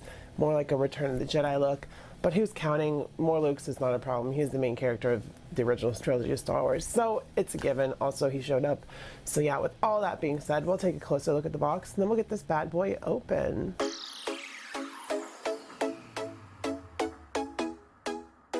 At the top of this windowless box, probably one of the first and last ones we'll get for Black Series, considering they're going back to having open packaging, but we do have Star Wars The Black Series, a render of Luke on the front there from The Mandalorian, quote unquote, Star Wars The Mandalorian, Luke Skywalker, Imperial Light Cruiser. You go to the side and you still get that Galaxy artwork, so we get some cool artwork of Luke there, Luke Skywalker, Imperial Light Cruiser. On the back, it's just like the old boxes, so Star Wars The Black Series, Luke Skywalker. When the Mandalorian embarks on a mission to save Grogu from Moff Gideon, he receives unexpected help in the form of Luke Skywalker. We all remember that moment from Season 2. He is number 30 in the Mandalorian wave or line of Star Wars The Black Series. On the other side, we get another render of the figure with his accessories, his cloak, and his lightsaber. So with all of that being said, let's get this bad boy open. I peeled the tape off of the bottom of the box. Let me see if I can, well, most of the tape. Hold on one second, y'all. So I got that tape off the bottom and we will pull him out. So first time for windowless packaging on the Black Series for me, like I said, and it's basically what I expected. We've got Luke, we've got his lightsaber in the packaging. So hopefully that's not bent. It feels like I'm taking out like a Q-tip or something, but they did extra wrap the lightsaber, so that's good. Just hoping that it's in good shape. There's the hilt. And yeah, there's one of the only accessories. We've got Luke's lightsaber, which we all know and love, and it feels a lot thicker and sturdier actually, so let me see. But yeah, it's basically the same, but they use harder plastic, I guess, so that's good. I like that. As we all know, the pegs go in and out on those lightsabers. And then Luke is all mummified. I'm assuming he has his cloak on in here. He's wrapped up in some Star Wars labeled paper. Sorry about all the crinkle noise, but Thankfully, all this stuff is going away. But look, there's Luke. Cool. I love it. Here's our quote-unquote Mandalorian Season 2 Luke Skywalker out of the box. He's got his robe on, he's got his lightsaber, he's ready to destroy some dark troopers and take on a new apprentice in the form of Grogu. Probably his first apprentice as far as the timeline goes, and based on what we saw in Book of Boba Fett, he don't have nobody else with him, it's just little old Grogu. So probably his first trainee at his new Jedi temple that he was building. So that's really cool. It isn't accurate to the Mandalorian Season 2. It's more so like kind of a Return of the Jedi look. The Book of Boba Fett 2-pack with Grogu is accurate to Book of Boba Fett, but they still haven't really nailed the look of this scene of Luke yet, but it's probably as close as we're going to get at this point, considering that's what they're calling it. And then talking about likenesses, the likeness to Mark Hamill is pretty decent. It's not amazing, but it's pretty decent. My girlfriend and my friend both said that it's probably the best one, and I still think the Endor Luke one is better, but their opinion is 2-1, so I guess it's the best looking Mark Hamill face that we've gotten in the Black series. So that's cool, and like I said, he's wearing his all black. He's a Jedi Knight. He came to save Grogu from Moff Gideon and the Dark Troopers. So yeah, super iconic scene. Even though it wasn't Mark Hamill, they still managed to kind of squeeze it in there, even though it's not a perfect likeness. So maybe that's why this isn't the perfect likeness to Luke Skywalker. But all that being said, I'm super happy to have it instead of a custom for a stand-in. Checking out Luke's height, he stands at about, Luke is a little shorty, so he stands at just under 6 inches. So pretty on point for Mark Hamill. He is not tall. And then we also get, of course, because he's a Jedi and it's Luke, we get a lightsaber. We get his green lightsaber, and it just ports into there if my depth perception is. And yeah, a little bit sturdier than the last one. It is a little bit warped for some reason. I'm guessing it's because it's hot in this room. I am sweating, y'all. It's so hot in here. But yeah, that's it for the accessories. Going over the articulation, we are going to start at the head, of course. And once it focuses, we do have a double barbell system. So there's a barbell under the neck and the head as well. So you might want to make sure that that's lined up for posing and stuff, because it will get twisted. But nice range of movement. He does have butterfly joints as well, which is nice. We've got single jointed elbows, but nice range there regardless. Shoulders come up about 90 degrees. There is no bicep cut, but that hinge kind of takes care of that problem. Not really. No rotation at the torso other than at the waist with the barbell. Legs come up that far back. Not very much movement there. We do have a thigh cut coming down to single knees, unfortunately, so no butt kicking action. No boot cut, but we do have rockers. So Black Series is like going away from double jointed, which is pretty unfortunate in my opinion. I don't know why they would do that. It's not like it's aesthetically better or anything, but don't hate this figure. I just wish he had double jointed arms and legs, and like every 6-inch figure should, Adventure Series included. There we go, slightly better. As you can see, the hood is more hoodie and it drapes slightly better. It's not so oversized, so yeah, I like this custom cloak a lot better. I don't remember where I got it. I think the link is gone anyway, so yeah, you can probably just look up custom Luke cloak on eBay and find one like it. First up, for scale and comparison, here he is with our Endor Luke, who I turned into Throne Room Luke, which I probably should have saved in Endor Luke, because Throne Room Luke is coming out now, and with Ahsoka from The Mandalorian. So there is these guys together. Probably the best Luke face sculpt in my opinion. This one's probably second, but this one has better articulation. So here he is with Din Djarin and Grogu, because the end of season 2 is where we left these three off, and then season 3 he's back with Mando, and if you haven't watched Book of Boba Fett, you don't know why. Here he is with Moff Gideon and a Dark Trooper, because once again, the end of season 2, really cool part of the show, probably one of the best parts of the show, to be honest. But season 3 was good too, in my opinion. There's a bunch of haters, but I really liked it, so I don't care.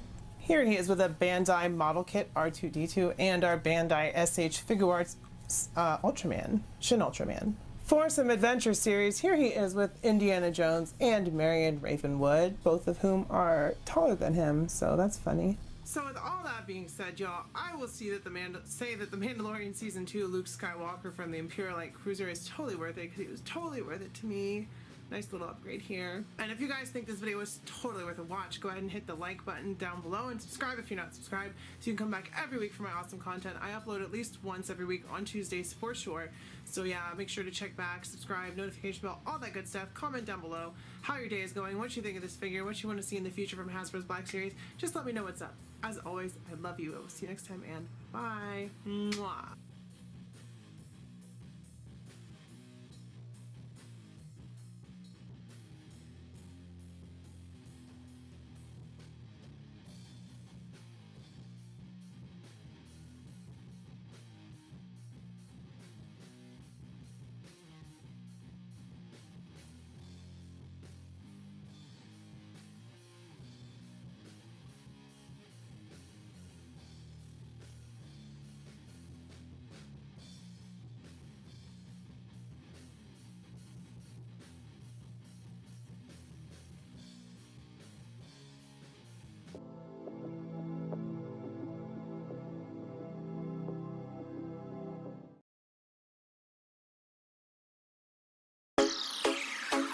How's it going, y'all? Rowdy Riles back at you with another video, coming at you with some Star Wars Black Series from my Big Bad Toy Store pile of loot.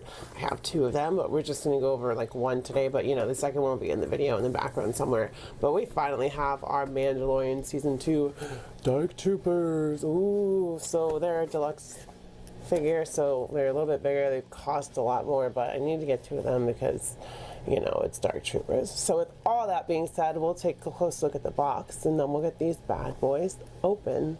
Taking a look at the box for our Dark Trooper, Star Wars The Black Series on the front, Star Wars The Mandalorian down there, and then of course we get the artwork on the side, Star Wars The Black Series Dark Trooper with the little blurb, artwork once again. So yeah, we'll take a look at the back really quick. He looks so cool in there. I can't wait to get these guys open. Dark Trooper, hulking Imperial combat droids with gleaming black armor and powerful jet boots. The Dark Troopers are a powerful design, and they are. They are number 28, holy crap, in the Mandalorian line. And with all of that being said, let's get these bad boys open. We're just gonna grab these, and there's some tape on the sides here that you guys can see that we're just going to cut really quickly. Hopefully I can get to it. Oh, you know what, I don't even care about the, but for the other one, because I want to keep 1 box and just in case, we're going to open it from the bottom, and that makes it a lot easier to not destroy the box. And there's our Dark Trooper out of the cardboard. As you can see, we have our 2 Dark Troopers out of the box, and they are shiny. They catch the light really well. They are imposing. One's got his guns out, one's got his other kind of guns out, ready to punch down the door, just like we saw in the Mandalorian Season 2. So yeah, they look great. They will fit right in on the Mandalorian shelf, probably with Moff Tarkin, but you know, they are just, they're cool. It's very toyetic, it works very well, and I dig them. Checking out the scale of these Dark Troopers, they stand at about 6.5, a little over 6.5 inches tall. I think they're a little short, but based on like pictures, they're like ever so slightly short. Like they're a little bit taller. They're big, they're hulking, but they're not like humongous. They're still droids, so they don't make them like super big. But he's about right, so you can't really complain, especially when they look this cool. Checking out the accessories. First, he comes with a gun, a blaster. It's a new mold for the Dark Trooper. It's just black casted plastic, but it's cool. It's got a clip on the side. Small weapon. Then we've got blast effects for his feet so they can launch off, just like in that episode of The Mandalorian where they stole Grogu. And then he's got 2 fists. Well, actually, I'll show you the 2 fists because I have a pair loose for each. Here, his 2 fists from him punching the door down. They're a little small, but they're droid hands, so they're still probably pretty powerful. And then we get a trigger hand for each and a gripping hand, which I just dropped. They're very small. I don't want to lose them. And a gripping hand so he can support the weapon. So yeah, for a deluxe figure, not really a lot of accessories, but what can you do? It's Hasbro. Going over the articulation, this will be interesting. So going up here to his head, it is forward, backward, side to side. I believe it's on a ball peg. And these shoulder pads are soft plastic. This whole actual torso is soft plastic, so it gets out of the way. So there is ab crunch down there. Arms come up 90 degrees, single elbows, but the joints are really cool. You can see through them. It's like it's clear plastic, but it's like they're, see through, like in the show. There is no bicep cut, but we can turn the arm all the way around. Nothing on the wrist. Actually, I lied. There's a wrist cut down there. Then, of course, we have the hand. It's on a floating peg, so it can go all kinds of directions. Coming down, there is no waist cut, but with legs come up this far forward, this far backward. Single knee, so no butt kicking action for a droid. Coming down, there is a cut down here, and of course, coming down to this, once again, these cool joints. It's a rocker. We get side to side, forward, backward, all that good stuff. So standard articulation, although it is a droid, so it's a little bit different. We do get single joints and all that stuff, but it's okay. It still works. It still looks like the Dark Trooper. It's awesome. I like it. First up for scale in comparison, we have our Dark Trooper with our standard new Black Series Stormtrooper. As you can see, he's quite a bit taller. He's got that sleek black armor. Well, not armor as much as plating. So yeah, super imposing, especially compared next to a normal goofy Stormtrooper. Not that they're not cool looking, they just can't hit the broadside of a barn. Here is our Dark Trooper with our Death Trooper, who showed up in The Mandalorian Season 1 and also Rogue One, but I use them for my Mandalorian display. Almost as tall as the Dark Trooper, honestly, but, it's slightly more imposing on the Dark Trooper's side because he's bigger, he's bulkier, he's a droid, he's got a big barrel chest. So yeah, they're both cool looking. I love black armor on Imperial troops. It looks sick. Speaking of sick, here is someone with a sick mind, Moff Gideon, probably the person who conceived and definitely created these monstrosity of droid creation. So yeah, he's a bad guy. He made some bad droids, and he's probably one of the reasons that Palpatine came back, to be honest. We'll probably see that in later Mandalorian seasons and other Star Wars stuff, but yeah, he's probably pretty pivotal in the foundation of the First Order. Next up, here he is with our Black Series Grogu. As you can see, he is a lot taller, like very much so taller, so that's cool. Here he is with my custom Season 2 / Book of Boba Fett Mandalorian, who looks pretty sick. He does have a custom head sculpt under there. I have a feeling we won't be seeing very much of Pedro Pascal's face in the next season, considering what he is supposed to be doing, but you never know. He may be let go of that cult mindset, but there is the custom head sculpt, and it looks way better than the other Black Series one.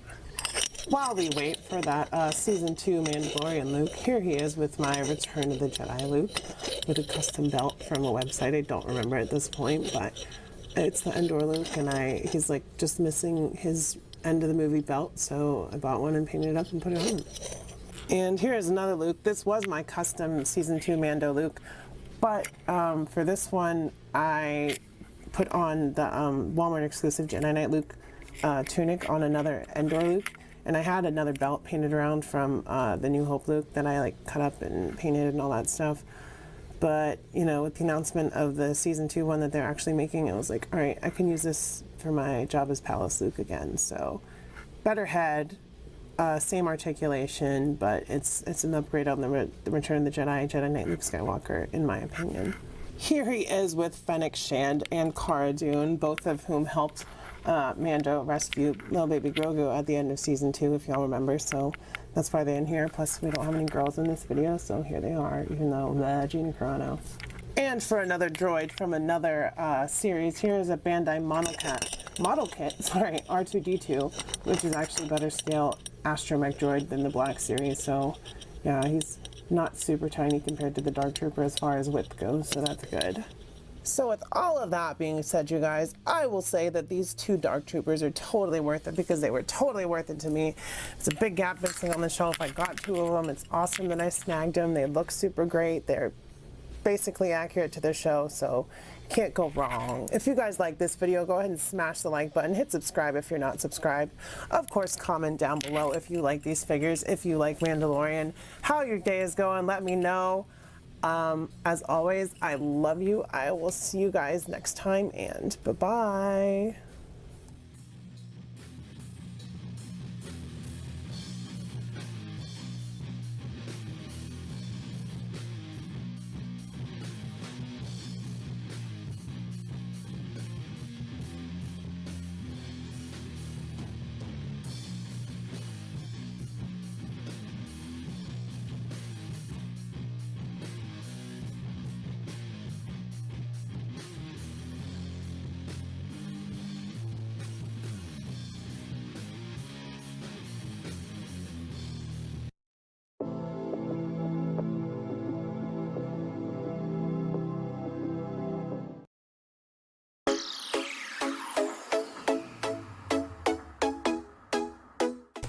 How's it going, y'all? Rowdy Riles back with another video. We've got more Star Wars Black Series today.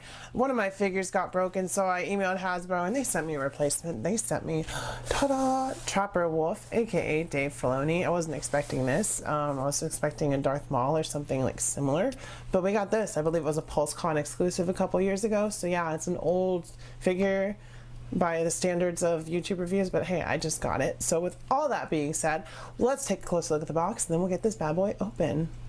Taking a look at the front of the box, Star Wars The Black Series, Star Wars The Mandalorian, warning 4+, small parts, Hasbro, don't put them in your mouth. And we've got, of course, this artwork on the side, which is normal of the Black Series boxes, but this box is not normal because it's actually plastic free for one. It's like Hasbro's first plastic free box, I believe. But then we'll turn it around to the back really quick, which is nothing. So, Mandalorian. So with all of that being said, let's get this bad boy open.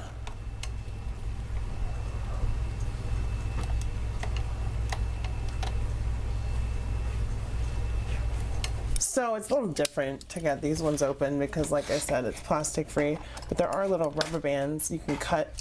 Just be careful not to cut the back if you want to keep the box, which I do for this one at least, because let me zoom out so you guys. And here is Trapper Wolf, aka Dave Filoni, out of the box, and gosh, he took a while to get out. Just cutting those little rubber bands without messing the box up was difficult. So yeah, plastic free packaging is not the way, I don't think. Like, you're selling plastic, Hasbro, who are you fooling? I understand the environment, like that's fair, but like until you find an alternate use for plastic, to something other than plastic to make your figures that's like not biodegradable, that won't just degrade over time, then you know. But yeah, he's cool. It's Dave Filoni. I mean, Trapper Wolf. He made Ahsoka. I love it. Checking out the height, you can see that he is like at the 6-inch mark with the helmet on, but in reality he's under 6 inches, and that's because Hasbro likes to just reuse this pilot body over and over and over because it's Luke's body, and Luke is, you know, a little short for a stormtrooper, so he's probably a little short for a rebel pilot as well. So not the same body that Dave would have, but it does have his head, so yeah, that's cool. Going over our accessories for Dave, first, Trapper Wolf, but yeah, he is Dave Filoni. He's Trapper Wolf in Star Wars, but he's Dave. He comes with a helmet, like all Rebel pilots should. It doesn't really fit perfectly because it's just reuse of that sculpt from Luke once again, but it'll just, sorry, I'm really tongue-tied today. It does have that wolf tempo on it because Trapper Wolf, Wolfpack, which is Plo Koon, and Plo Koon is Dave Filoni's favorite Jedi, so yeah. And then of course we get a blaster. I don't have one like this, I don't think, so I'm pretty sure it's new and not reused, but I could be wrong. Let me know in the comments if I'm wrong, and I probably am. But I don't have it, and I have a pretty big Black Series collection, so just, you know that. That's the accessories. Going over the articulation, there isn't really much new because, well, nothing at all new really, because like I said, it's reuse of Rebel Pilot Luke, but we do have some head swivel. We've got shoulders, so they come up 90 degrees. Like, it's not bad articulation, it's just old. Elbows come in, they're single, but they come in 90. Something just fell off of him. Something orange and plastic. I don't know. I hope that was just like excess plastic. That's strange. Glove turns, and then we've got the wrist, side to side, all that good stuff. There's a ball peg in there, but it's really tight. No ab crunch or anything, no waist cut, but we do have, I lied, there's no, barely any articulation at all, but there's no, oh, there is a thigh cut, I didn't lie, but we have double knees for whatever reason, can't kick his own butt because the sculpt gets in the way, and then we've got rockers, side to side, up, down, yeah, so nothing new here, just Dave's head, that's all that's really new, but that's the articulation.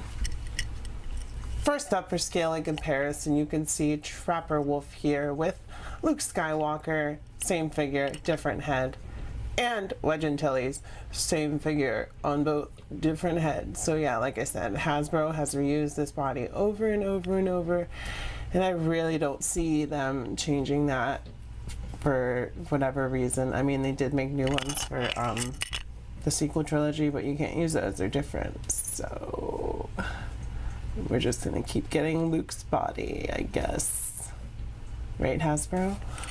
Next up here is Dave, Trapper, with his favorite Jedi, Plo Koon, and Plo's right-hand man, Wolf, from Clone Wars and Rebels, both shows that Dave made. So Wolf, Trapper Wolf, Dave Filoni, Plo Koon, Wolf. You know, it's Dave. It all comes back to Dave. Next up, we have Dave with a new Buck Stormtrooper and a Rebel Trooper from A New Hope, because why not? You can see he's taller, because again, that's Luke's body. I don't know if Dave Filoni is that short, but Mark Hamill is a pretty short guy, so yeah, it's a little funny. But it's Dave's face, so that's what matters, right? Just like that Jon Favreau Paz Vizsla one. It's like, huh, that's not Jon Favreau under there. It's just his voice. And I wish I had the Maldo Kreese, Mando and Grogu 2-pack for this comparison, but here's my custom Book of Boba Fett Mandalorian Season 2 Din Djarin with Trapper Wolf, because that's where he's from. He's from the Mandalorian. He shows up there. So yeah, here's these two together. You can see he's kind of towering above Trapper here, so I can imagine it'd be a little intimidating for this figure if you met this figure like in real life, like Toy Story style. They'd be like, you're taller than I remember you being. It's like, yeah, strange, right? Sorry, I keep griping. It's just funny.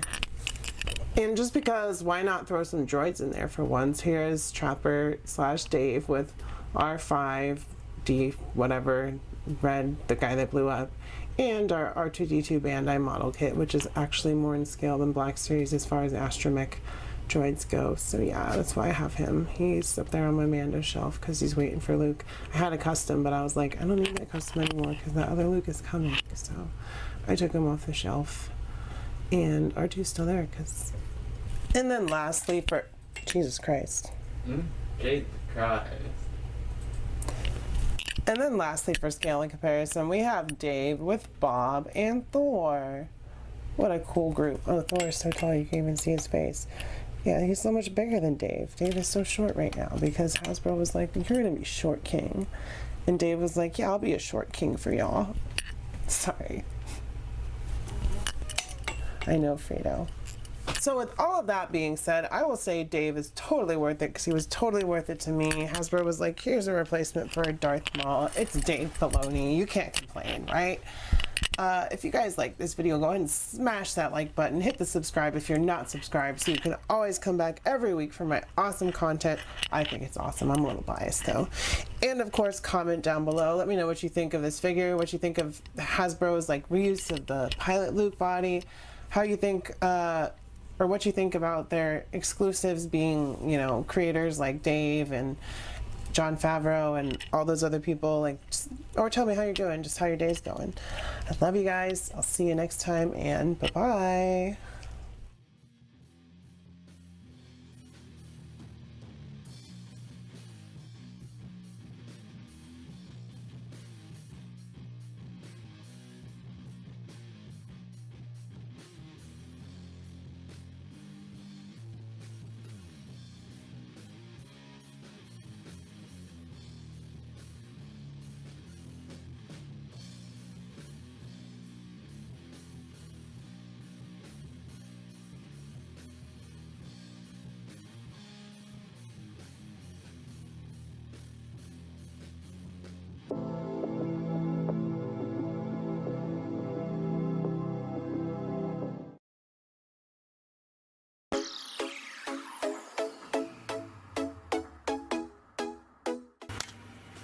How's it going, y'all? Rowdy Brows back with another video.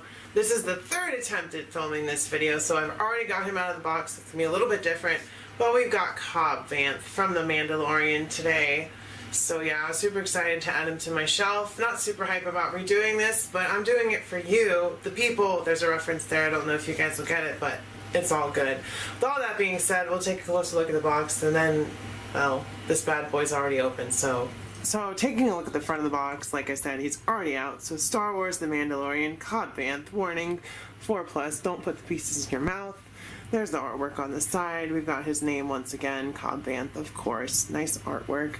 Taking it around to the back side of the box. The Marshal of Mos Pelgo, a small town on Tatooine, Cobb Vanth has earned the trust of the townsfolk as a capable peacekeeper and a leader. We all saw that in Season 2, Episode 1. He's a cool guy. He's got Boba Fett's armor to protect him, and he is number 18 in the Star Wars The Mandalorian line. We'll give him a spin one more time. And with all of that being said, oh look, that bad boy's already open and free. So here he is out of the box. You can see it's Cobb Vanth in that Boba Fett armor. It's got lots of dings and scrapes because, you know, he got it from the Jawas who got it off of Boba, who had just gotten out of a Sarlacc. It was a whole complicated thing. And Boba was like, let me go back to the Sarlacc, even though I crawled out of it with my armor and tried to get it. And it's like, dude, just look around. You'll find it. It's not in the Sarlacc. But yeah, it's cool to have him on the shelf. He's a cool character, even without the armor. I love Timothy Olyphant and most of the things he's in. He was in Scream 2. He was one of the killers in Scream 2. So, always been a thing of his. Going in with something new here, we're going to see his height with the helmet on. He's just above like 6 1/4. And if we go ahead and take that helmet off, he stands at right about 6 inches, which is right for Timothy Olyphant because he's about 6 feet tall, 1/12, 6 feet, 6 inches. Perfect. So yeah, it's great. It's cool. Works out awesome. Going over the accessories, and since his helmet is already off, here it is. It is Boba Fett's helmet. It is dinged and scraped up more so than usual, but that's because, like I said, Sarlacc acid does a number on anything. It won't dissolve the Beskar, but it'll sure strip the paint. So if you want to get paint off your car, maybe just have a Sarlacc swallow it for a couple thousand years and it'll come out like shiny silver. Those aren't made out of Beskar though, so maybe don't throw your car in a Beskar pit. Sarlacc. You can see he's got Boba Fett's jetpack. It does have some different paint than we're used to seeing. We'll see that in comparisons, and the rocket is different, you can see, but it is removable, so you can swap those out if you want.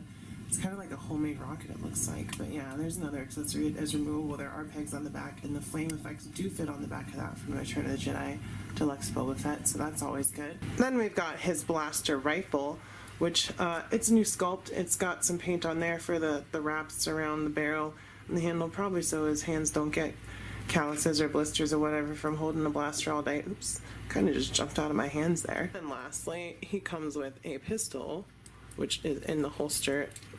It's kind of stuck in there because that holster is kind of rubbery, kind of plastic, so be careful pulling it out. You don't want to break it. Like, gosh, that's really in there. But there it is, out of the holster. It's completely black, so it's hard for it to focus, but it's got a sight on there. It's a good old cowboy gunslinger looking gun, so that's cool. Cobb Vanth is kind of a cowboy, you know, he's the marshal, so it's a cool gun, cool accessories. Don't know why it's deluxe, because, you know, but other than Boba Fett relations. Going over the articulation, it is that standard newer Black Series that we're used to, so we got that double ball peg for the neck and the head joint, so he can go all kinds of places. You can do the head bob from Night at the Roxbury. Shoulders come up about 90 degrees. Elbows come in about 90 as well. We've got up-down wrist peg on that side. Got a ball peg at the torso, and we've got side to side for this hand on that one. Coming down, there is no waist cut, but the legs do come out almost 90 degrees. There is a thigh cut up there, single knee. He doesn't kick his butt, but that's pretty standard for Black Series. Then we're coming down to these rockers, forward, side to side, all that good stuff that we're used to for Black Series. So there's the articulation for Cobb Vanth here. First up for scale and comparison, we have Cobb Vanth with 2 Boba Fetts, Throne Room Boba Fett, and Deluxe Return of the Jedi Boba Fett. So we have different stages of repair for his armor, or disrepair I should say, different paint jobs for the backpacks, different paint jobs for the helmets, so all kinds of variation, even though they're technically like mostly the same character. I know Cobb Vanth isn't, but you know, you can't tell once that helmet's on, but they do look good together, so that's always awesome. Next up, here he is with Cad Bane, who almost put an end to Cobb Vanth in the Book of Boba Fett because, you know, he didn't have his armor when he met, and he was like, I can outdraw this guy, and it's like, dude, you can't outdraw that guy. It's Cad Bane.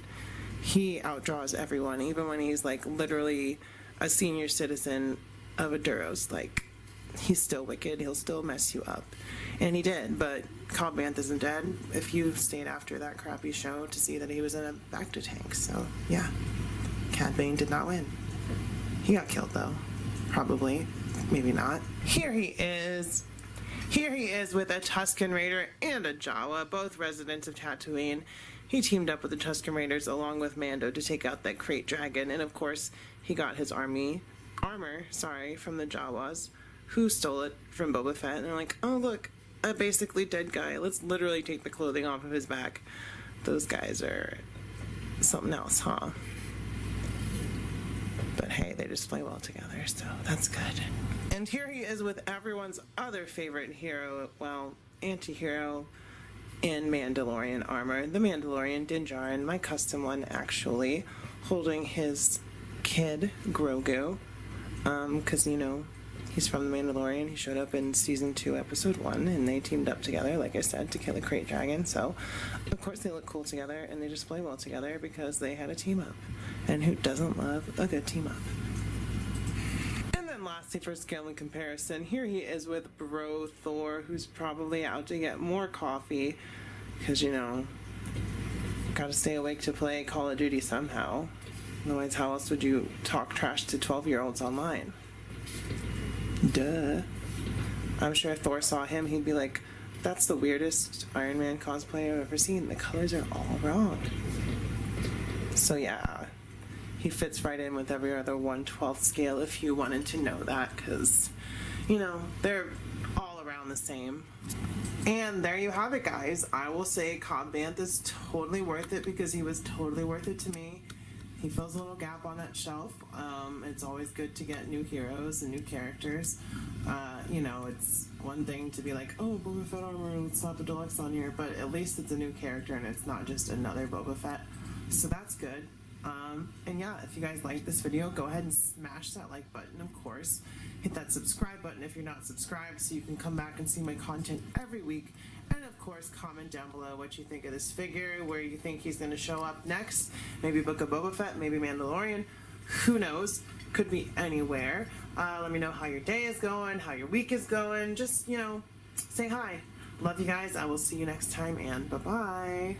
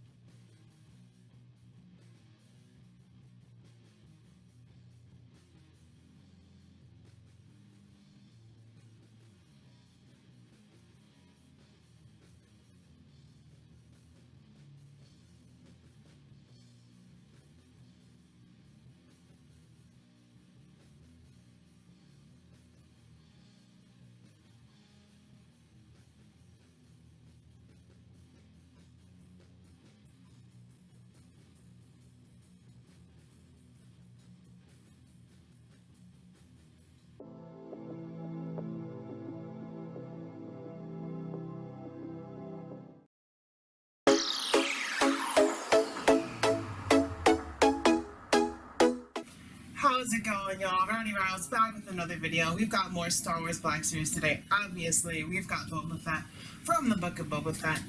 More like The Mandalorian Season 2, but that's beside the point.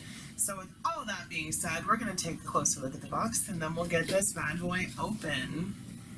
Taking a closer look at the box, you can see it says at the top, Star Wars The Black Series. We've got Boba Fett in his box, Star Wars The Book of Boba Fett Farm Room, Hasbro Small Parts, all that stuff we're used to seeing on the front of these boxes.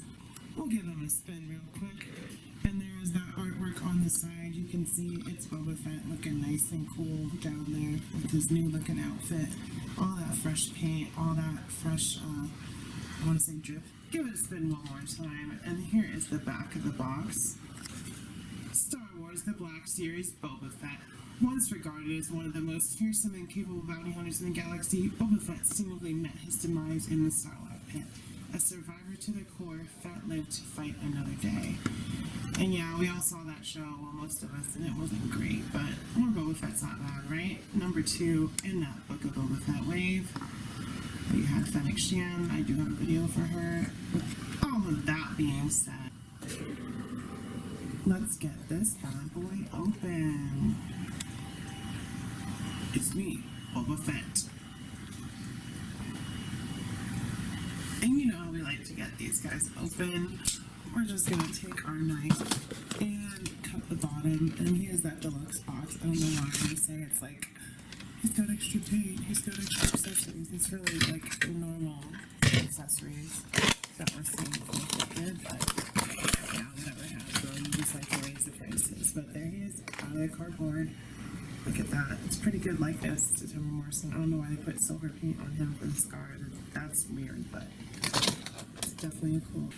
And here he is out of the box, looking super cool. As you can see, he got all his gear on him, so that's awesome. It took me a minute to get his gun in his hand. That was a pain in the butt. But it's in there now. I don't think it's coming out, but I still have to go over articulation, so I might get frustrated with it again earlier. But that's just the design of the gun. It's always been a problem. Not so much a problem with the figure, but he looks cool, and it's cool to have him, because I'm going to put him on the under shelf. And then I'll hopefully never need another Boba Fett ever again. There's just so many.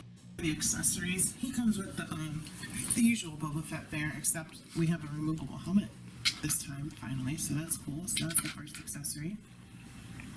This is helmet right here, and it is not focusing. Hold on. There we go, but you can see it's got that nice new paint job that I put on right after Mando gave him his armor back, so that's cool. Next, we've got his jetpack, which we have seen before as well, and that deluxe Return of the Jedi Boba, because it has that removable missile. It's repainted just like in the show. It's more of an olive green with like hints of yellow, as opposed to all that blue and green and yellow and whatever other colors were on there. Then we've got his blaster, which has a holster. Oops, I just dropped it. I don't know if it's reused or not. I think it is, because I think it's also different than like his old blaster. I don't think his blaster looked like that before, so it might be a new mold. But if it is gonna be like reused, then probably reuse it for Type and Boba and all that other stuff. So yeah. And then of course, his last thing is his blaster rifle, which you can see.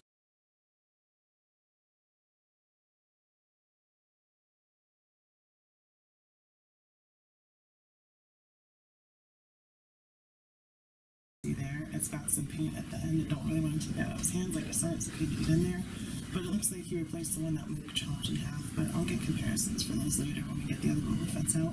But yeah, he's got quite a few accessories. Not enough to be considered deluxe, in my opinion. But Hasbro's like, Boba Fett, where? Slap an extra $10 on that bad boy. Going over the articulation, it is that standard Black Series fare on a new body, but this is like basically that Return of the Jedi Deluxe Boba Fett, because you can see we've got that double ball peg side to side, all that good movement. We've got a peg at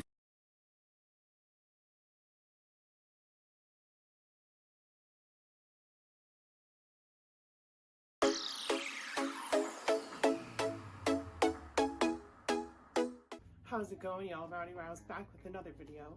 More Star Wars Black Series today. We've got Fennec Shand, finally. I've been waiting for her for a while. Big Bag Toy Store pile of loot, shout out, because she was sitting in there and she came with my rhino and I forgot about her. But yeah, here she is. So with all that being said, let's take a closer look at the box and then we'll get this bad girl open. As you can see, here's the front of the box. Star Wars The Black Series, Star Wars The Book of Boba Fett. The show is kind of meh, but Fennec Shand is cool. And there's her name right there, and it's in that olive green. So we turn it, and there's the artwork on the side of Ming-Na Wen looking cool. Back of the box. Star Wars The Black Series, Fennec Shand, an assassin and elite mercenary who has worked for all the top syndicates. Clever, capable, and cunning, she is a formidable opponent. We all know that. We saw it in the show. And she is #1 in that Star Wars The Book of Boba Fett line. Give it a spin one more time.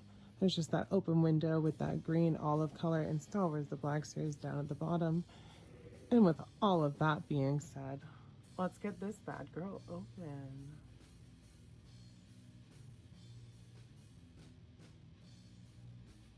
You know how we get them open up in here. We just cut that tape all smooth like butter. Right, that's pretty good. can always do with that. So yeah, I'll go over accessories and articulation really quick, and then we'll get into comparisons. Going over her accessories, the first thing is her helmet, and we've seen it in the Bad Batch, Mandalorian, Book of Boba Fett. It's just a plain orange and black helmet, but it fits right on her head pretty nicely. You do have to adjust that visor a little bit so she can actually see, but yeah, it fits right on her head. And then of course, what's an assassin without their weapon?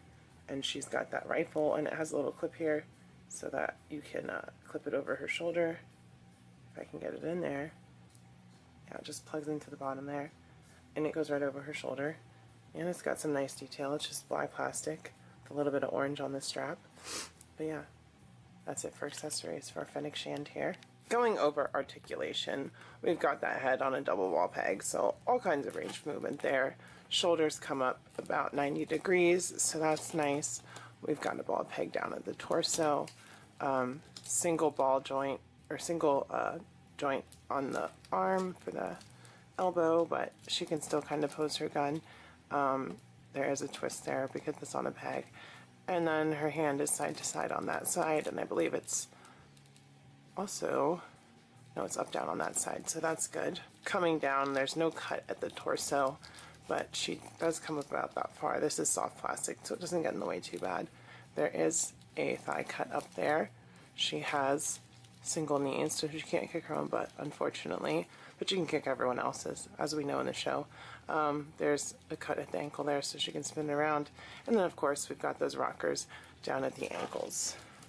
So that's the articulation for her there. Just taking a closer look, you can see she's got nice color in her hair that's painted orange. She's got the orange buttons there, the orange details, some shiny plastic, some matte plastic for the texture, lots of orange and black. It's a good color scheme.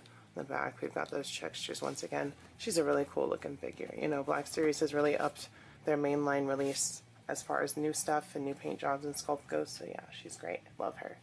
First up for scale and comparison, we've got her with an Imperial Stormtrooper and our Return of the Jedi Deluxe Boba Fett, because I don't have the Throne Room Book of Boba Fett or / Mandalorian Season 2 book Boba Fett yet, so yeah, but they do look good together. So that's awesome, good contrasting colors. The Stormtrooper's taller than both of them, so that's in scale. But Fennec Shand looks badass, so that's awesome.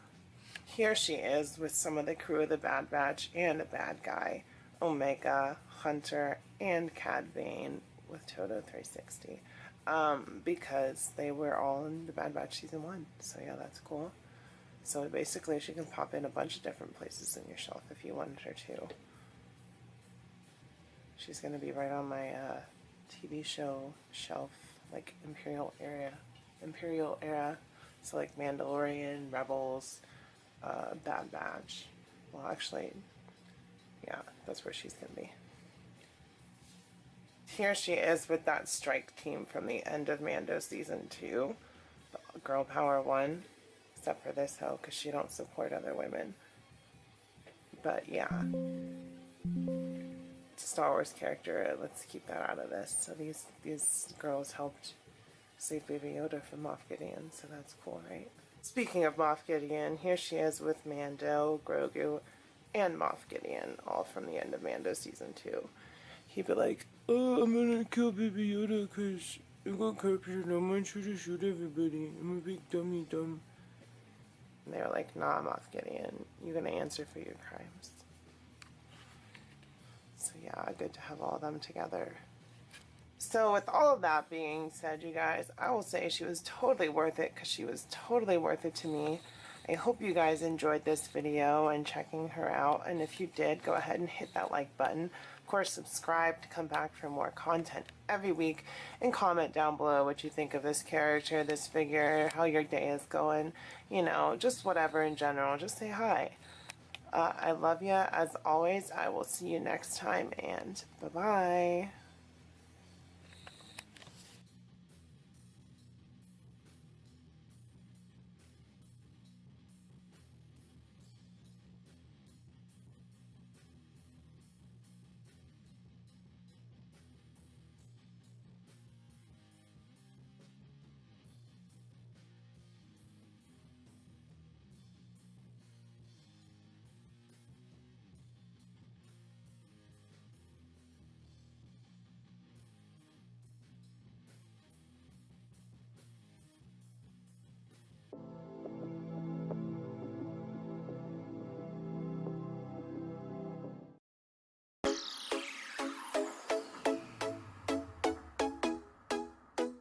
How's it going, y'all? Rowdy Rattles back with another video. More Star Wars Black Series today, and I'm super excited about this one because they've been popping up all over lately. Book of Boba Fett, Obi-Wan Kenobi, the 501st Clone Trooper. Of course, it's Anakin's troops from the Clone Wars with that blue marking, and I'm excited because I don't have one for my shelf. Finally got him at a good price. I've got a couple more on pre-order. It's probably going to be waiting for them for a while. It's Big Bad Toy Store. They have pre-orders and they just don't come. But yeah, with all that being said, we'll take a close look at the box and then we'll get this bad boy open. So as you can see, we have the front of the box, 50th Lucasfilm, Star Wars The Black Series Archive. There is the figure.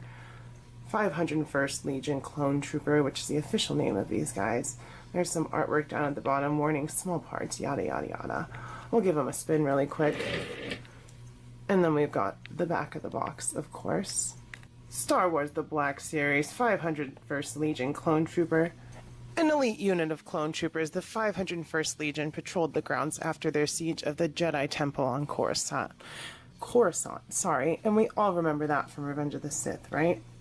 50th Lucasfilm, there's the timeline down at the bottom of all the movies, and these are in the prequels, so they're right there in the middle. We'll give them a spin one more time. And with all of that being said, let's get this bad boy open.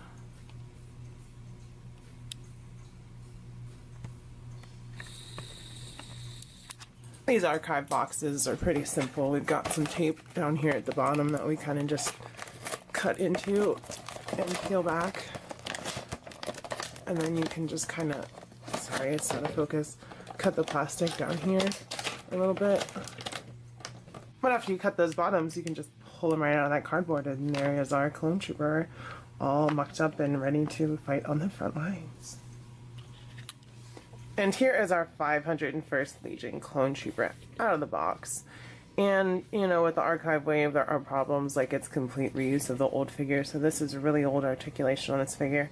But I think I might have a workaround for that with one of the 332nd bodies. Maybe we can swap the helmet. I don't know, maybe. We'll see. But yeah, here he is out of the box as he is, and his gun is a little gummy, so I'm probably going to swap that out for another one too. They kind of really skimp on the archive line. I think they should cut the price on these, because all they do is update the paint apps if like it needs photoreal, and then otherwise they just mimic what they did before, and like the plastic that they use is cheaper. Like sometimes the legs are wobbly. Mine's fine, but this gun is really gummy and really bendy. Like, needs to be solid, you know? But yeah, glad to have him at least. Going over the accessories, like I said, he only comes with this one. If it ever focuses. Focus. There it is. And you can see it's gummy. Like I said, look how easily that wobbles and bends. Gosh, this new camera. Sorry guys, I'm getting used to it. But yeah, there you can see it's focused on that, and it's reused. We've seen it before. It's too small, like most of the Black Series weapons, but it is what it is. That's his only accessory. Fortunately for our guy here, though, I have some replacements that actually have paint apps on them. So there's focus, a regular clone blaster, and you can see it's got a paint app there. I'm not sure which figure it came with, but I have that. And then I also have a bunch of spare long ones, but I do have this one that has paint apps. So Hasbro paints them sometimes, but I'll give them to him. He needs some weapons, right? He's killing Jedi and separatists and whatever else, you know? Going over the articulation, like I said, it's an older figure, so we've seen it before on that Phase 2, Phase 1 clone, but we've got no side to side basically, but we do have forward and backward on the helmet. Shoulders come up about that far because these shoulder pads do not go under the armor like on the new body, so like I said, limited articulation. Coming into the elbows, you can see it's a double elbow, but it's blocked by that armor piece. People do have some mods, but I'm not going to mess with it. We've got a ball peg down here at the waist, which means there's no waist cut. Oh, actually, is there a waist cut? There's a little bit of a waist cut down there. I made a mistake. But coming back up for a second, we have a side to side, or actually, is that up down?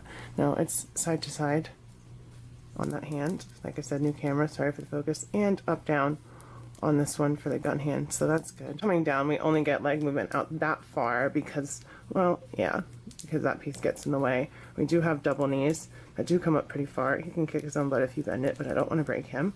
There's a cut. Well, is it a cut or is that on the ball peg? Yeah, there's a separate cut up there as well. And then, of course, we have the rockers up, down, side to side, all that good stuff. And that's the articulation on our 501st Clone Trooper here. First up for scale and comparison, we have our new Trooper with our Phase 1 on the new body and our Phase 2 on the old body, which is essentially the same figure as this, with different paint, well, lack of paint, because he's got the blue stripes and the dings up on his armor and all that. And like I said, this is the new body, so you can see the proportions are a little bit different, and he's got a little bit better articulation. But yeah, that's like the main problem with the archive, is just really old figure reuse. But, you know, it's just to sit there on the shelf and pose in photography and all that, so it is what it is, I guess, right? Next up, here he is with the 332nd Clone Trooper, which is basically a 501st on the new body with the Ahsoka paint on the helmet. And I am going to try to head swap these two. I know this one doesn't have paint on the back, but I already have two of these guys on the shelf, so like if I can get a newer body for him and just get some variation between the two that are exactly the same, you know, that's what customizing and swaps is about, right? So let me see if I can do that real quick. Be interesting, right? Well, I forgot something very crucial, y'all. The new body has a different peg than the old body. So yeah, if you wanted to do that, you'd have to like get the double barbell out and put some putty on it to get the old head to fit on the new body, because, you know, better articulation, different build for the figure. So yeah, they're both headless. Oh no! Here he is with two more members of the 501st Legion. My custom Captain Horn. He's got some horns on his helmet, you can see that. And Clone Pilot Hawk, of course, from that Clone Wars Target exclusive wave. And they're both older bodies, although Hawk has some like new parts on him with like the older legs or something like that. I don't know. Hasbro be mix matching with the clones. But yeah, 501st is building up slowly, right? And here is our new trooper with his commander, General Skywalker right there. ARC Trooper Echo from that Clone Wars wave. And also, of course, Captain Rex. Wouldn't be 501st without Rex, right? So yeah, like I said, the 501st is coming together quite nicely, if I do say so myself. So with all of that being said, y'all, I will say the 501st Legion Clone Trooper is totally worth it, because he was totally worth it to me. I've been waiting on this guy for a while, and to finally pick him up is always a nice feeling. So of course, if you like this video, smash that like button as hard as you can. Maybe try to break it. I don't know. Don't break your computer, but go ahead and see if you can break the like button. Hit the subscribe button. Comment down below. Let me know what you want to see from Archive in the future. If you would like them to retool before re-releasing, or if you would just like them to completely retool figures and not just re-release old figures. You know. And of course, I will see you guys next time. I love ya, and bye-bye.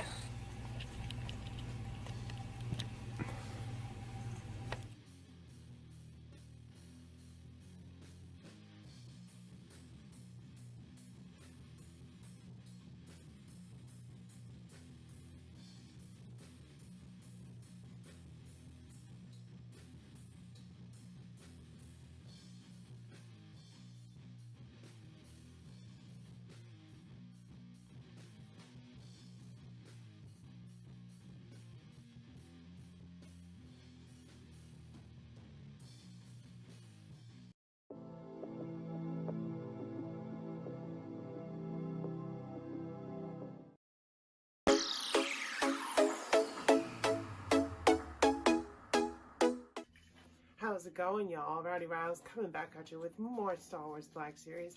We've got the Jedha Patrol Stormtrooper. I'm excited to pick him up. I got him for less than retail, so that's always nice. I wanted him mainly, wow, I was holding him upside down the whole time. I wanted him mainly for that orange pauldron. So yeah, he may not be holding all this gear that he comes with on the shelf, but all that is beside the point. So with all that being said, let's take a close look at the box and then we'll get this bad boy open. Star Wars Black Series, Star Wars Rogue One, a Star Wars story in that teal color, Stormtrooper Jedha Patrol 4+ Hasbro. Give it a spin to the side, and there's that pretty artwork. Once again, Stormtrooper Jedha Patrol down there. Then we've got the back of the box. Star Wars The Black Series Stormtrooper Jeddah Patrol. The Empire occupies Jeddah with stormtroopers who are elite shock troopers fanatically loyal to the Empire. A prolonged battle between Imperial forces and scattered rebels carries on in the time-worn streets. And yeah, he's from the movie Rogue One. We all saw it, even if we didn't like it, like me. But there's the artwork once again. And then, of course, it is number 9 in that Rogue One line, the re-release of most figures and then some new figures. But I don't really have Rogue One. I have some of the older ones, which I guess I'll show in this video for comparison. Giving it one more spin. Side panel, Star Wars The Black Series. And with all of that being said, let's get this bad boy open. We know how to get these guys open because they make it so easy for us. Just cut that tape.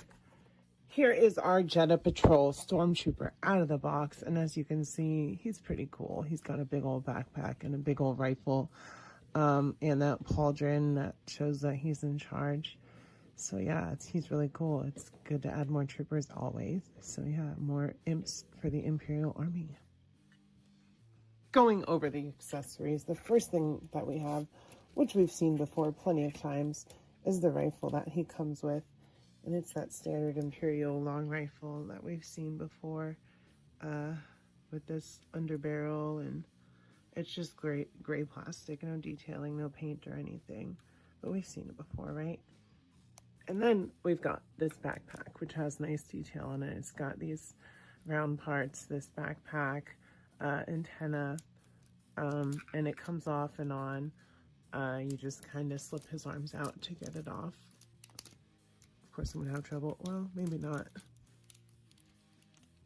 On camera. It's really not that hard to get off. There you go, see?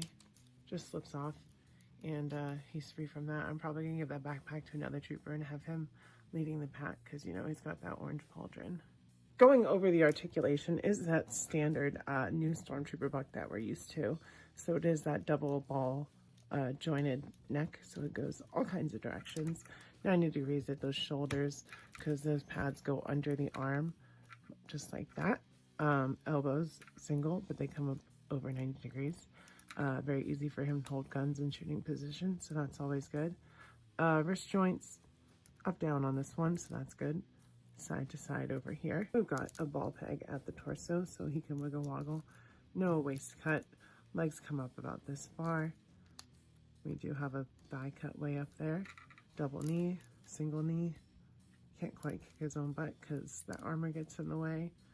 Like single knee, like I said, calf cut down here. And then of course for his toesies, we've got those rockers up, down, and side to side.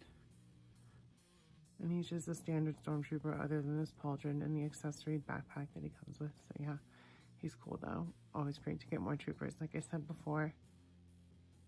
First up for scale and comparison, we have our new Jeddah Patrol Trooper with the old Buck Stormtrooper and our regular new Buck Stormtrooper. And as you can see, they all have different weapons because I do like to have variation in my armies. So I'm probably going to give the backpack to this guy because it'll look cool on him with the shotgun. Yeah, but here's these guys together before that happens. So I'm going to get through the video first, right? Troopers everywhere. Here we have him with 2 more baddies from Rogue One, our Imperial Death Trooper, and Director Krennic, who is really, really outdated at this point, along with all my other Rogue One figures. I don't know if I'm going to pick up the update because it's not one of my favorite Star Wars movies, but we'll see. I may get the photoreal Krennic, and then I'll have to get the rest, so you never know. They'll probably be clearanced at some point.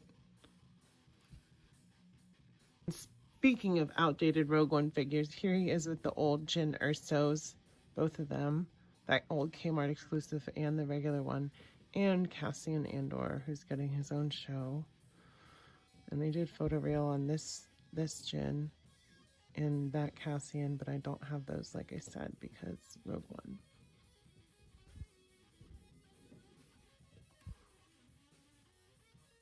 And just because I have him out, here he is with our first Black Series Cal Kestis figure. I'm sure Cal has taken out a Stormtrooper or two that looks like this at some point, right? So it fits, it's cool. Always good to have more comparisons anyway, right? And lastly today, of course, here he is with Bob. Because Bob don't mess around with no stormtroopers. He will take him out with a suplex. Put him through a moon or something, right? Because Bob is all powerful. He probably knows how to use the Force too, just saying. So with all that being said, y'all, I will say the Jedha Patrol Trooper is totally worth it because he was totally worth it to me. As you can see, he looks great with the rest of his Imperial buddies here. Ready to fight some rebel scum and probably do some damage. So that's cool. If you like this video, of course, go ahead and hit that like button. Hit that subscribe button if you want to come back and see my awesome videos every week. And I will see you guys next time. I love ya and bye-bye.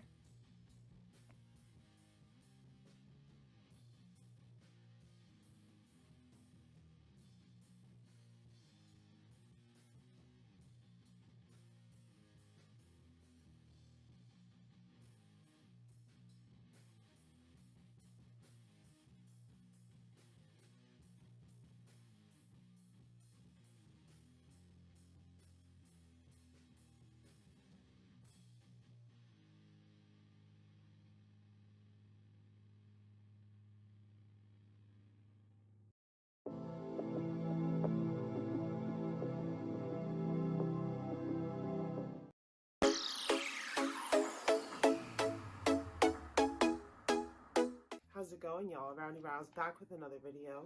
More Star Wars Black Series today. We're finishing out the Bad Batch crew with the littlest member, Omega. Yeah, super excited to get her.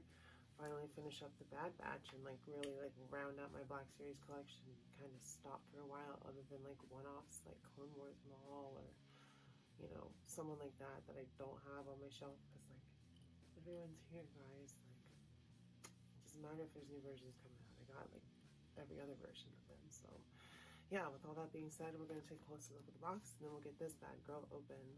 Taking a look at the front of the box, Star Wars The Black Series. There's Omega. I forget this little guy's name. We've got her weapon. Star Wars The Bad Batch. Omega Camino. Artwork on the side. Give it a spin to the back. Star Wars The Black Series. Omega Camino. Born and confined to the cloning facility on Camino. Star Wars The Black Series, Omega, Camino. Born and confined to the cloning facility on Camino, young Omega serves as an assistant to Chief Medical Scientist Nala Se. Offered an opportunity to escape, Omega joins the Bad Batch on their adventures. There's that artwork down there. And she is number 10 in the Star Wars The Bad Batch line. We'll give it another spin. There's that window side panel, Star Wars The Black Series, and with all of that being said, let's get this bad girl open.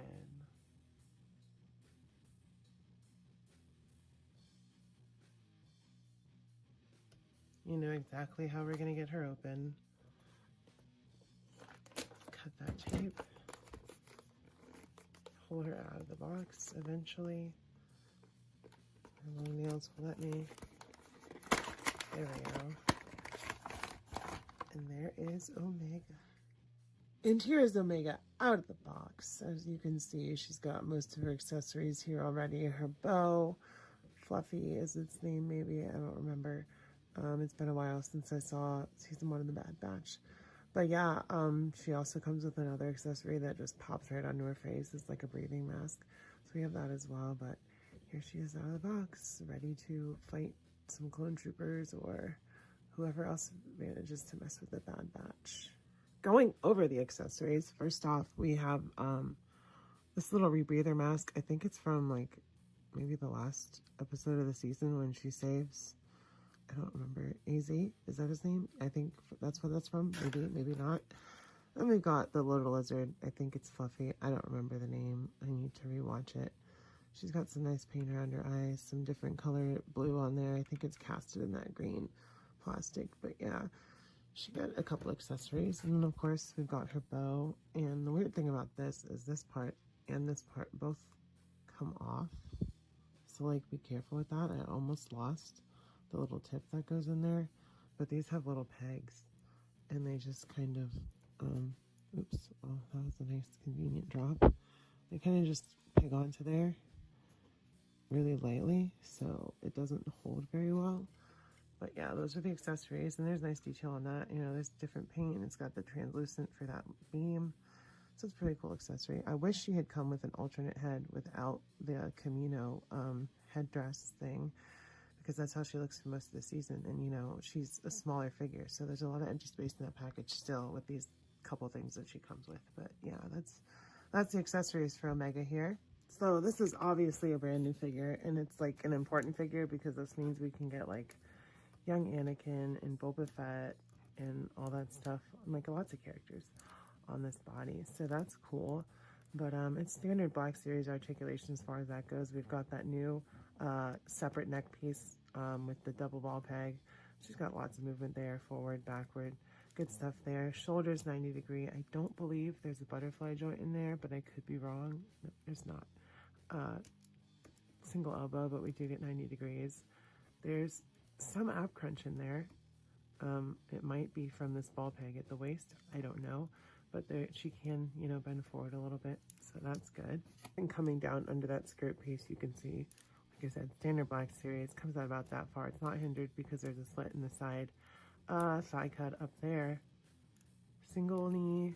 So, you know, no butt kicking action from Black Series. She's giving me some trouble there. But she does get quite a bit of bend there, so that's good. And then we've got these rockers, of course, that we're used to on the ankles.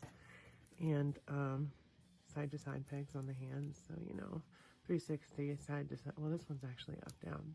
So that's good. Up-down for the holding the bow. And this one is for, well, this is for holding the bow. This is for launching. But yeah, there we go. There's the articulation on Omega. And then just taking a look at her, you can see there's nice detail on the face. It does look like Omega. We've got that nice paint application on the tunic. On the shoulders, there's some orangish red. Black down there on the boots. Not much else as far as paint other than that headdress, which, like I said, I wish we got an alternate head. But hair sculpt is there. She's got that pushed back look that she has earlier on when she's wearing this. But we'll probably get another Omega later, right? Some silver down there on the belt, and yeah, she's a good looking figure. I'm happy to have her. She finishes out the Bad Batch, so we did it, guys. First, for scaling comparison, we have Omega with her genetic template, Jango Fett, and her technically brother, who was called Alpha at first, Boba Fett. So we have these three together, so that's cool. All in the genetics, right?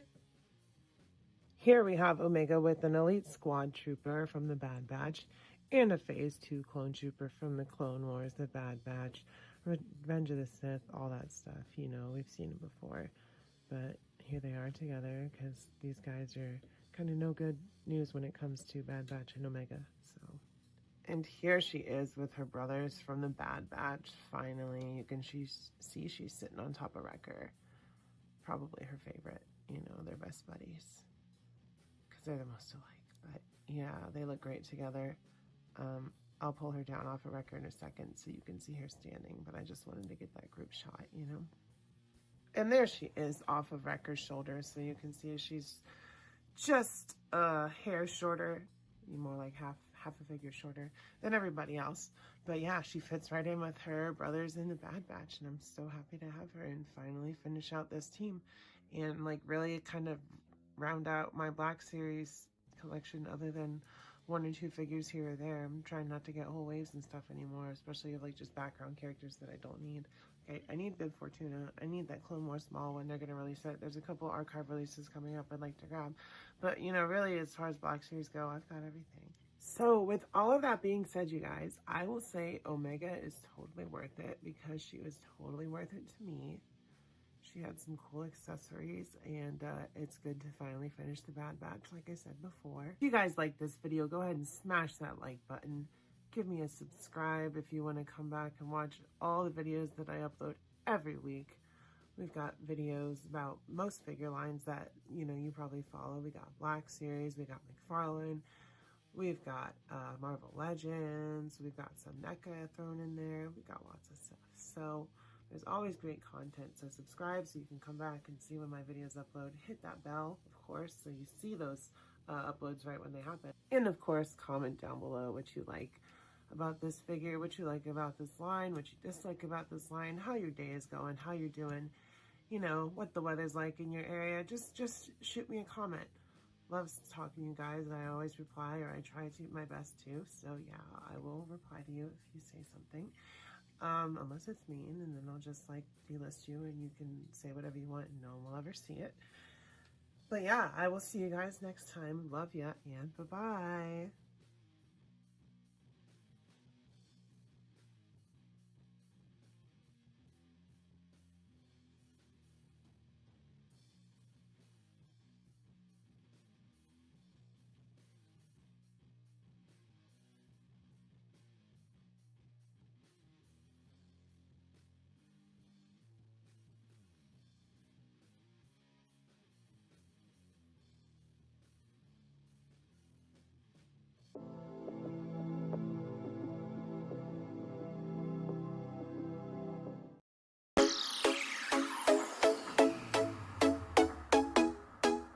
How's it going, y'all? Rowdy Rouse back with another video.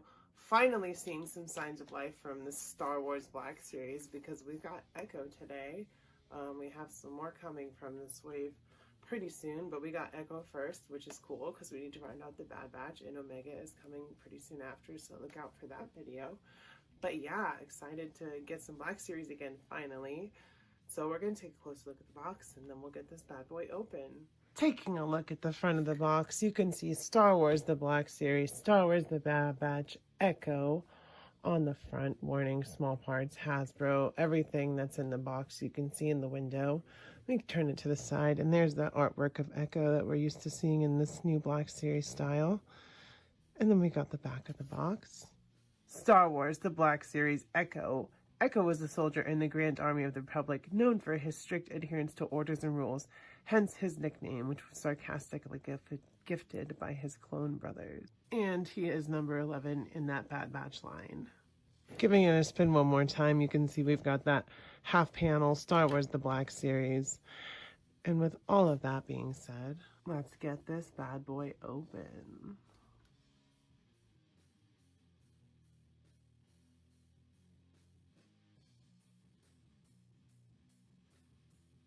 To get this guy open, we're just going to cut this tape right here. And then we're going to pull out the top and the bottom. And as easy as that, Echo is out of the cardboard and ready to join his brothers in the Bad Batch.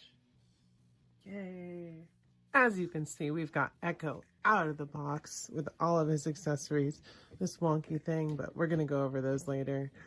But yeah, he looks great. Glad to have him because I have the Clone Wars Echo. Now I have the Bad Batch Echo.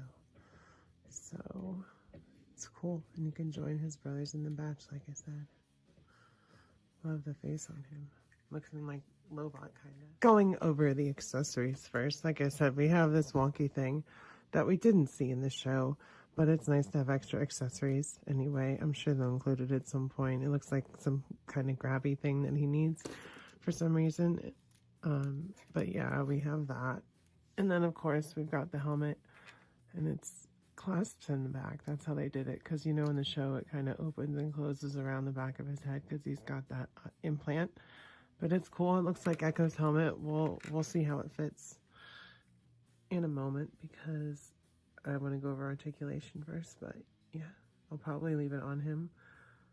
But, do worry about this a little bit with bending that plastic. You never know. It is soft, but it could still break. And then he also comes with this pistol, and he is left-handed because, you know, he only has one hand. This isn't even a trigger finger, so that's kind of unfortunate. How's he supposed to shoot? That's really unfortunate. I didn't even see that. There's the face. Looks like Echo. It's cool. It's more kind of realistic, but you know, that's how Black Series does it. They bring the animated shows into a kind of more realistic look. So we've got some Timra Morrison in there, and some animated clone as well. So that's great. Looking cool. Bummed about that hand though. Like, Come on, why is there not a trigger hand? And he also comes with this backpack, which is on him in the package, but it is just a normal peg, so it might spin and go the wrong direction, but you just put it onto the back there, and it's pretty sturdy. It stays on pretty well. It's not coming off or anything, so that's cool. Definitely Echo. Look at the light. He's so bright, so white. Going over the articulation, we've got that head on a ball, double ball peg, so it's got side to side, up, down, all that movement you could want. The shoulder pads kind of get in the way, so you got to push them down, so 90 degrees at the shoulders, but just be careful with that. This arm comes in and backwards 90 degrees, so that's kind of cool because he's got that droid arm for, like, I don't know, unlocking doors and codes and all that stuff. Then coming over to this side, arm comes up 90 degrees, so that's cool.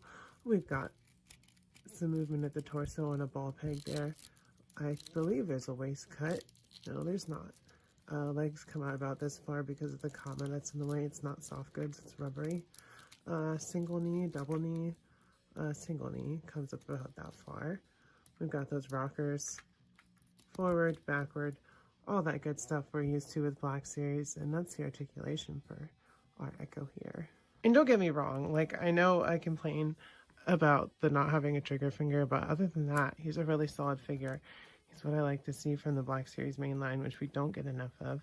Just a solid, all new parts figure that looks like the character, and that's what this Echo is. He's got the Bad Batch symbol, he's got the comma, he's got the pouches, the arm, face is pale, he's got his head implant, backpack, all that good stuff. So yeah, we've got Echo.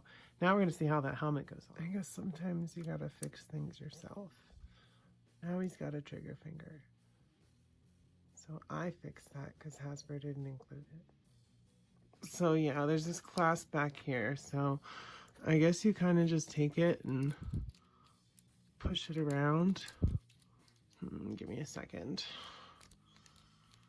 It's kind of hard to do it on camera. But I think you kind of just push it around. Yeah, like that. And then you bring it over. It's on there. Give me a second. I'm going to do this off. But yeah, it kind of just clasps down there. And it's not the best way for it to fit on there, but I guess it's what they could do with the way his helmet works in the show and the way that his head, see, look, it already came off. I'll have to find a better way to do it. I don't know. It doesn't fit very well. I got it on there, and from the front, it definitely looks great. So yeah, at least there's that. Look, he's got tick marks on there and the Bad Batch mark. Some silver scuffing, some black scorch marks. He's great. He's all weathered up. He's already seen some battles. I love Echo. First up, for scale of comparison, we have Echo from the Bad Batch with Echo from the Clone Wars. That Target exclusive wave that came out last year had Echo from the Clone Wars in his 501st. So now I have both versions, and that's awesome to me. So yeah, I love Echo. He's a great character. Right up there with Fives. Rest in peace.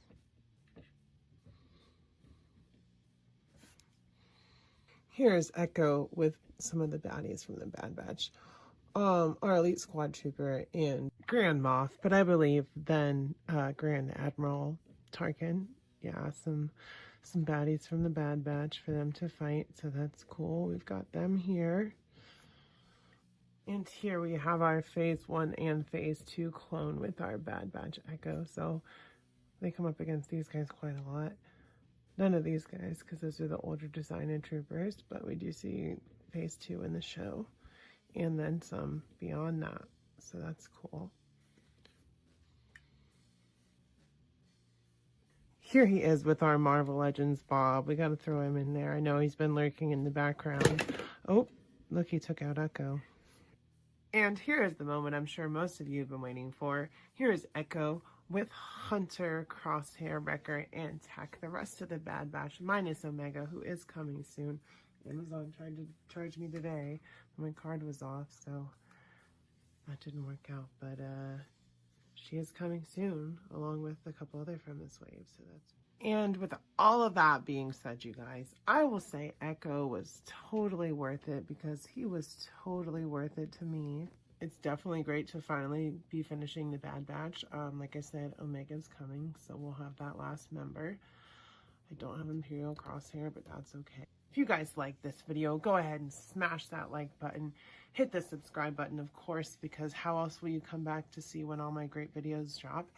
And comment down below if you like this video, what you want to see in the future, if you miss seeing Black Series videos, if you can't wait for more Black Series videos, how you're doing, just, you know, what kind of day it is for you. And with all that being said, I will see you guys next time. I love you, and bye-bye.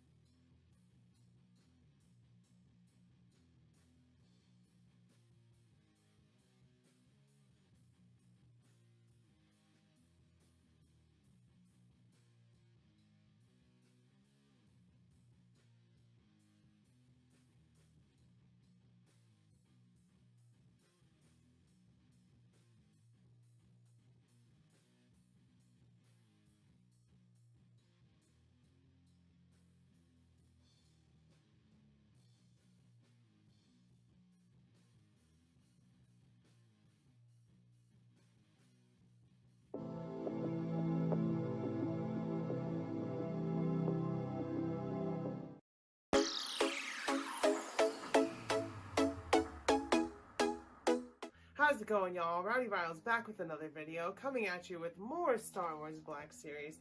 My favorite character, actually, today, from the Mandalorian wave, Ahsoka Tano. Finally, Amazon came through on those pre-orders all at once, so that's cool. We finally got probably my favorite version of my favorite character. Well, I don't know, Clone Wars. But, you know, it's good to have this version at least because this is a great figure. I've already seen it online and stuff, so I'm super excited to take a closer look at the box, and then we'll get this bad girl open. Star Wars The Black Series, Star Wars The Mandalorian, Ahsoka Tano. Warning, 4+ Hasbro. You can't see that down there, but it's there. Artwork on the side. We're used to seeing that nice picture of Ahsoka Tano there. And here's the back of the box. Star Wars The Black Series, Ahsoka Tano. A Clone Wars veteran and now wandering Jedi, Ahsoka Tano forges her own path in the galaxy, righting injustices that she discovers. And we saw that in Mandalorian Season 2, right? And Book of Boba Fett. Nice artwork on the box. To number 19 in the Mandalorian wave. So yeah, there's a bunch in that wave now, right? Spin it another time. Just a side panel window on the back. Star Wars The Black Series. And with all of that being said, let's get this bad girl open.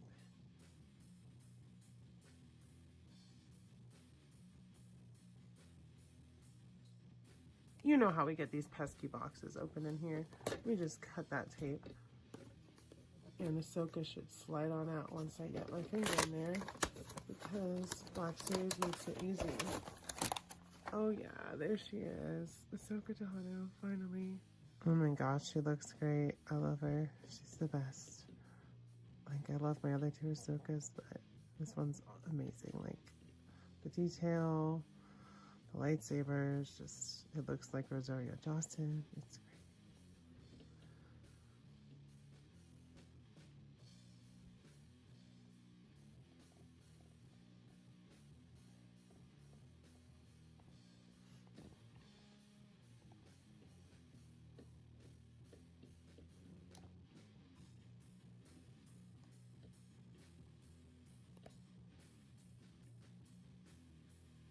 Going over the accessories for our Ahsoka figure, we have two lightsabers, of course, because that's Ahsoka's signature, and they do have those white blades. And they are different than her other lightsaber hilts. They're bigger than the Rebels ones because they're live action, and yeah, it has to be bigger for that. But these come out. I don't really want to take them out, but give me 1 second, I'll see if I can. So they actually came out really easily. It's the long peg. So yeah, there's some nice detail on these sabers. They've got black paint on the handle for buttons and hilts and stuff. So yeah, they're nice lightsabers. As far as storage for those goes, you can see they just peg onto the waist.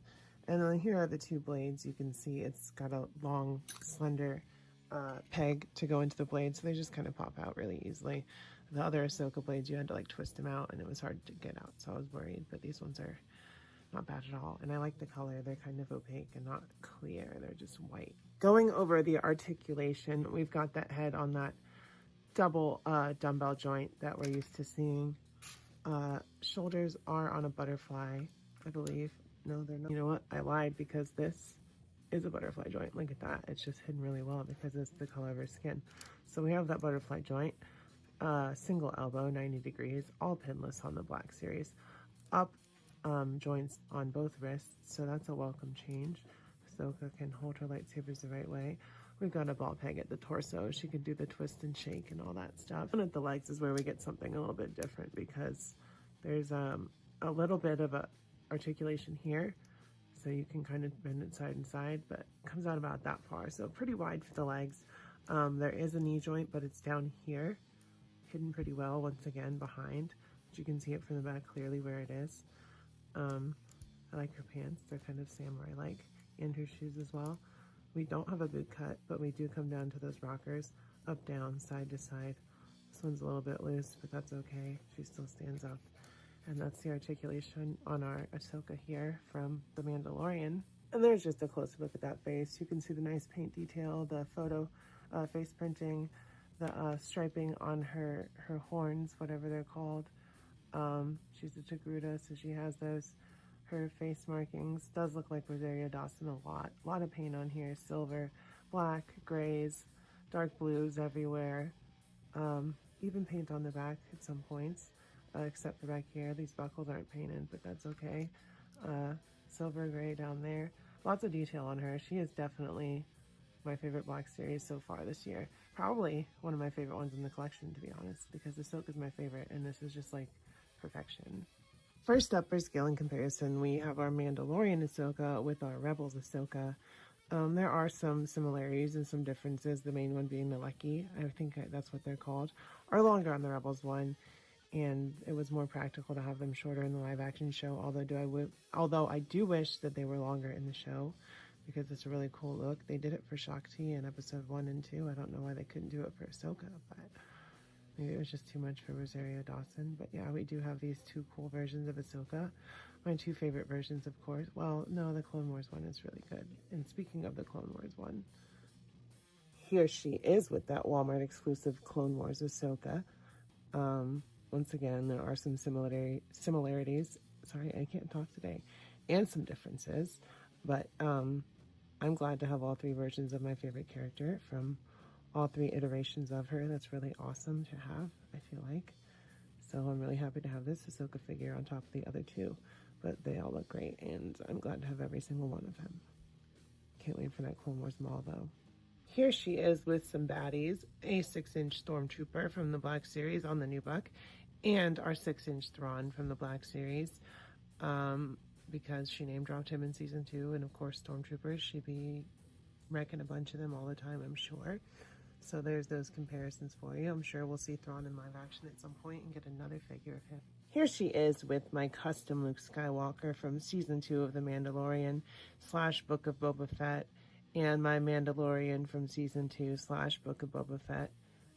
And they all look awesome together, I should say. It was nice to see Luke and Ahsoka together, spoilers, in Book of Boba Fett. I'm sure it's past the spoiler date by now. If you guys haven't seen it, sorry. But yeah, they are in it together.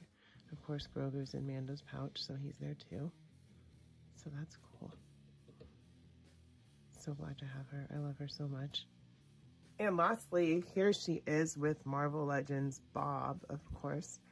And the Clear Temple from the 2-pack, because it's Rosario Dawson. And honestly, the Ahsoka looks more like Rosario Dawson than the actual Rosario Dawson figure. So that's pretty funny, right? And she's also taller, so Ahsoka's a little shorter. But I think that's because Marvel Legends is a little bit taller in the 1/12 scale, just slightly. But yeah, that's a cool little comparison for you guys. So with all of that being said, you guys, I will say The Mandalorian Ahsoka is totally worth it, because she was totally worth it to me. She's definitely my favorite Black Series figure that I have in my collection. right now. She's brand new and she's awesome, and she's got pinless articulation and looks a lot like strikingly a lot like the character, so I'm super hyped about that. Go ahead and smash that like button, hit that subscribe button so you guys will know when to come back and watch my videos because I upload weekly.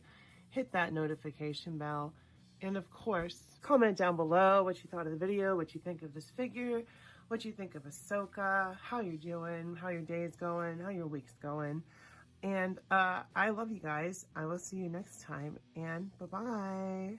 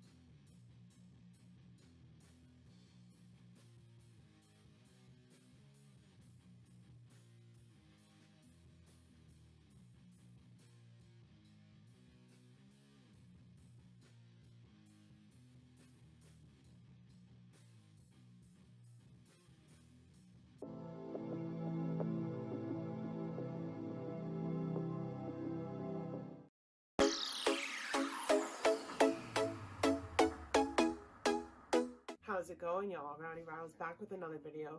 More Star Wars Black Series today, and we're coming up on Kenobi here pretty soon.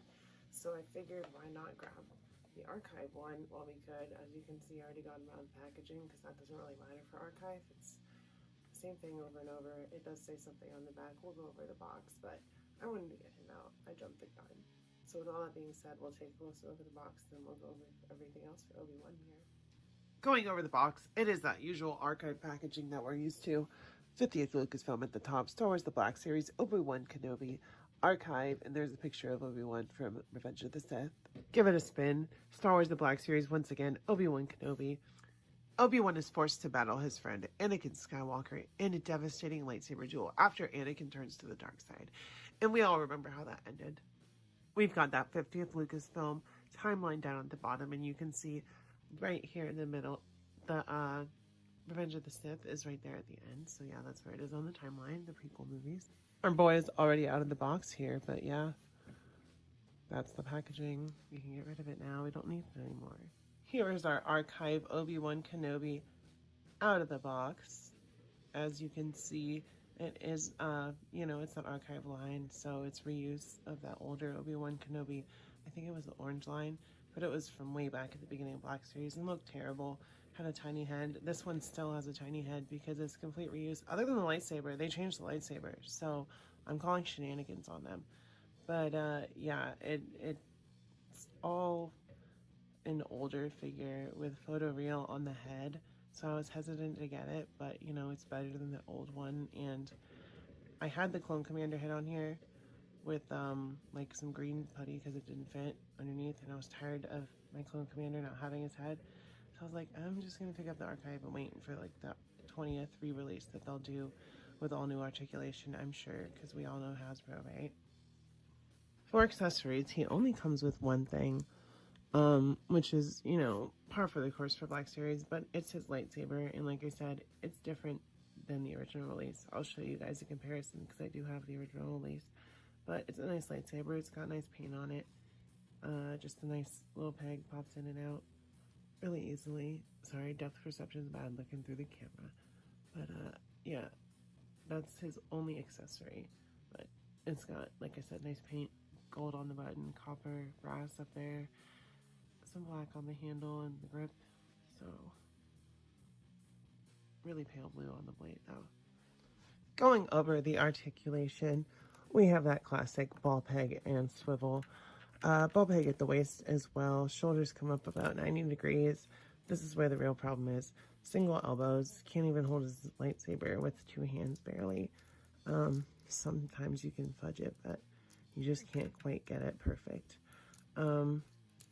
Legs coming out about that far. Double knee. Comes back about that far actually. Unless it's not bending. Maybe this one will, yeah. See, that one goes back further. That one he can kick his own butt, so this one's stuck. So I guess maybe heat that up a little bit. If you run into that problem, I'll probably do the same. Ankles come down to that swivel. Coming back up a little bit to those hands. We do have side to side on both, so that's also a bummer for the lightsaber holding, so yeah. And before we get into like actual scale and comparisons, I wanted to go over why they do the archive series and like some reasons why it's good, some reasons why it's bad. But as you can see, this is the same figure, although this one has the photo reel. This one is the really clunky old hand-painted, it looks like hand-painted Obi-Wan face that is like classic older Black series. All the faces look really bad, and that's why they developed photoreal, and they're using it in every line now, which is pretty good, I think.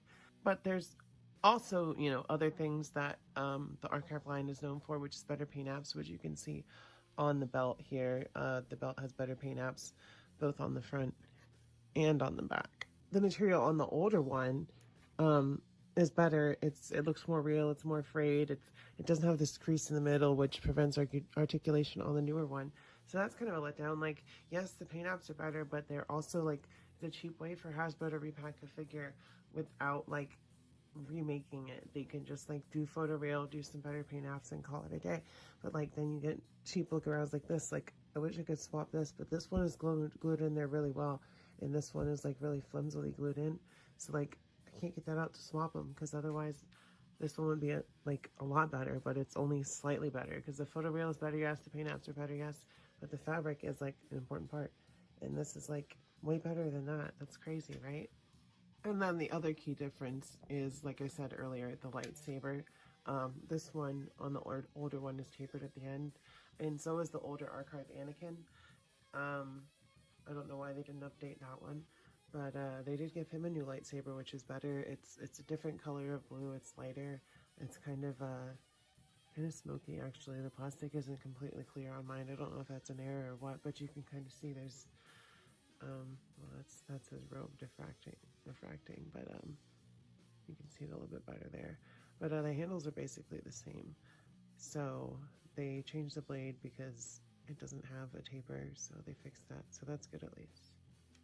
First up for scale and comparison, we have our Archive Obi-Wan with our two Clone Wars Obi-Wans, the animated 3D animated series, and the Genndy Tartakovsky 2D animated series. Both of which have a better head sculpt than this one because they're not too small. That's the main problem with this one, is it's tiny. I wish they had put this head on that one somehow, or maybe even this one and just done like photoreal instead of painting it like that. But you know, it is what it is. It's just a re-release. The archive wave is Hasbro skipping out pennies on a figure. So yeah, but it's good to have a better looking Revenge of the Sith Obi-Wan in the very least. Here he is with episode 2 and episode 1 Obi-Wan Kenobi. So now we have all of them on the shelf with photoreal. Both of which, though, have better articulation than the episode 3 one, which is kind of ridiculous if you ask me. It's the best of the prequel movies anyway.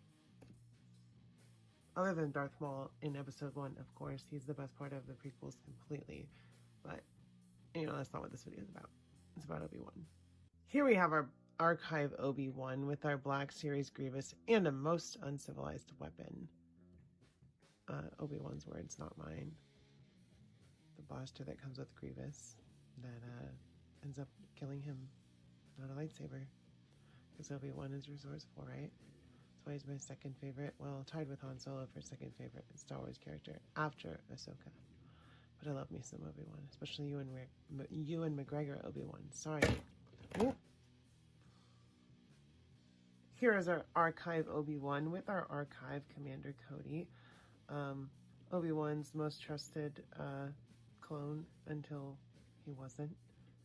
So you all remember Order 66. Cody's a jerk face. but Obi-Wan survived because no stupid clone betrayer meanie pants can take Obi-Wan down, right? And lastly, here is our archive Obi-Wan with our archive Anakin Skywalker with his Sith face, our New Hope Ben, aka Obi-Wan Kenobi, and our New Hope Darth Vader. So the two last times they faced as far as we know, but we'll see what happens when Kenobi comes out at the end of the month, right? May the 4th be with you, by the way. That's when this video is coming out. I'm filming it and then I'm putting it out for tomorrow, which is May the 4th.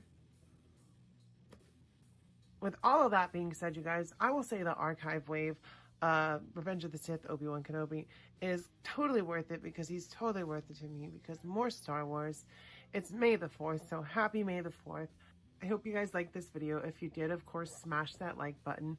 Hit that subscribe button if you're not subscribed. I would show you guys my graph, but I don't want to pull it up because it makes me sad that most of you guys just watch my videos without subscribing and then come back and watch it maybe instead of coming here every week to see my awesome videos. I don't know about you guys, but I'm super excited for Kenobi. So comment down below. Let me know if you're ready for that show. And yeah, I will see you guys next time. Once again, happy May the 4th. I love ya, and bye-bye.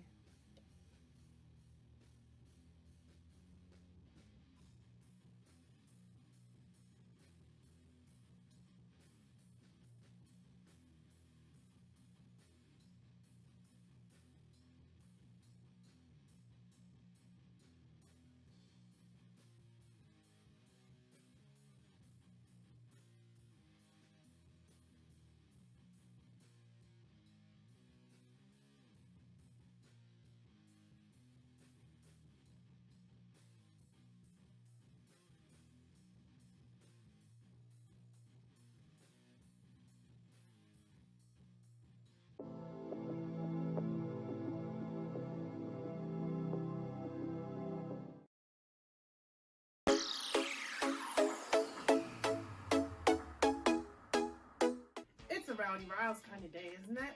We got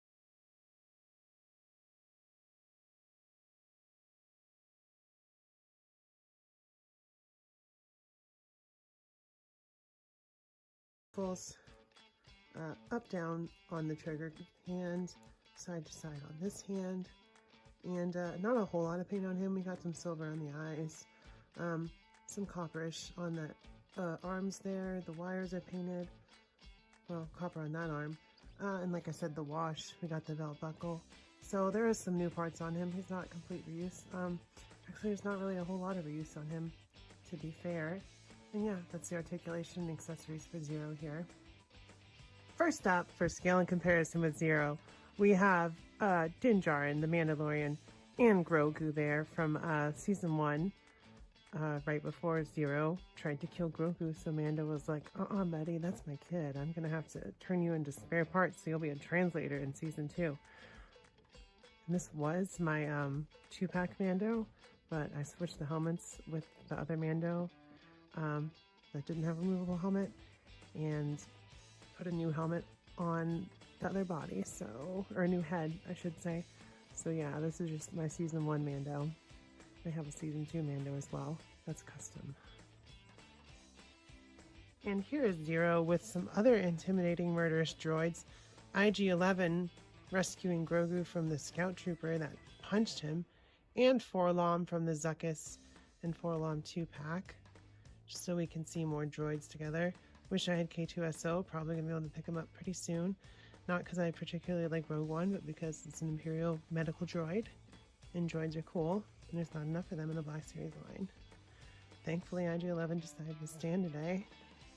First up for scale and comparison with Aura Singh is someone she knows well from when he was a kid, Boba Fett from our Return of the Jedi Deluxe Boba Fett pack. So there's those two together. Lots of bounty hunters in these comparisons, as you guys will see. But they look great together. Maybe one day we'll get a Kid Boba. Here is Aura with a former lover of hers and his faithful droid, Hondo O Naka from the Galaxy's Edge exclusive 3-pack where I got him, or the single pack that was exclusive to Target, as they're known to do. So there's that comparison. Hell hath no lady like an Aura scorned, I'm sure. Here she is with another bounty hunter from the Clone Wars, Cad Bane, also showing up in Bad Batch.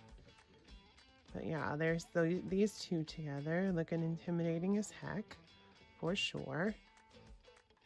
And lastly for Aura today, and probably the last face she saw, Tobias Beckett from Solo, because as he claims, he kind of kicked her off of a ledge and she died. Well, it wasn't him that killed her, it was the fall, as he put it.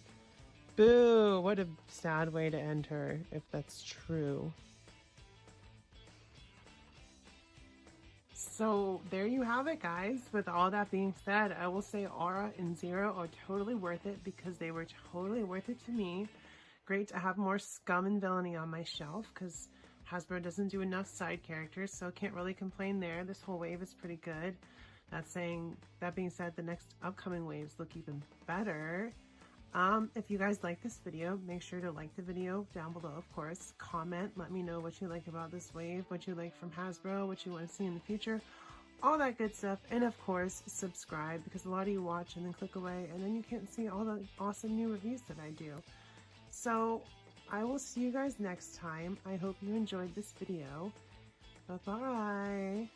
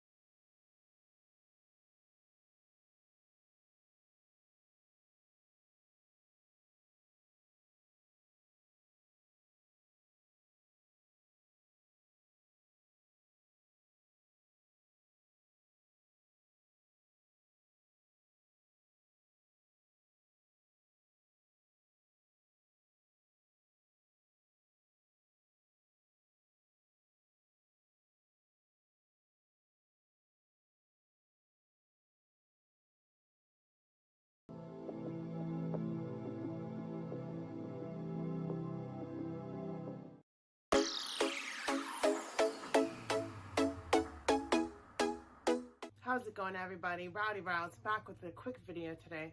We've got our Yoda Force Spirit version. I was bored. I had this in box on my wall, and I don't typically keep things in box.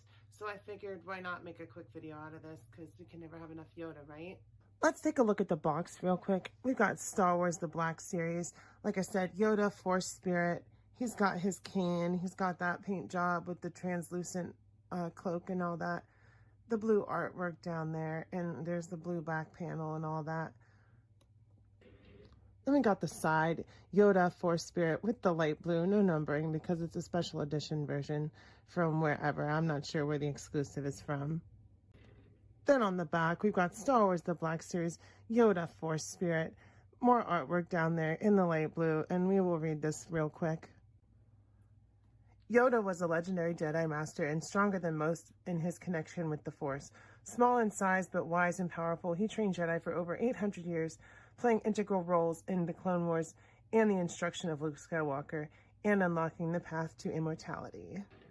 Then on the other side, Yoda Force Spirit, Spectre de Force, with Yoda on the side in the big letters. And with all that being said, let's get this bad boy open. As you can see, we've got our Force Spirit Yoda out of the box. He's nice and shiny. The robes are translucent. We'll give him a little spinny spin before we get a closer look, just so you can see him in all the lighting. He's cool.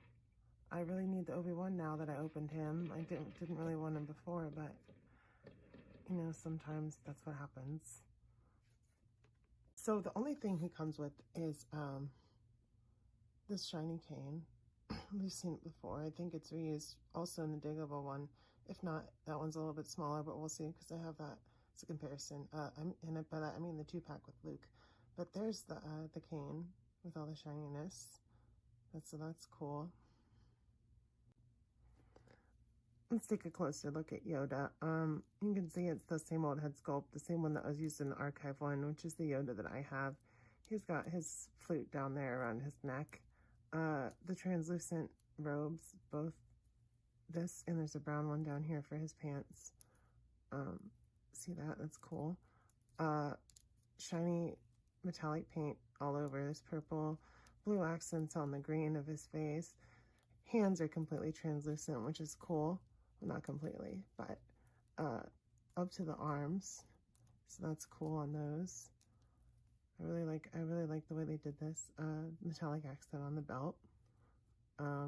Translucent feet.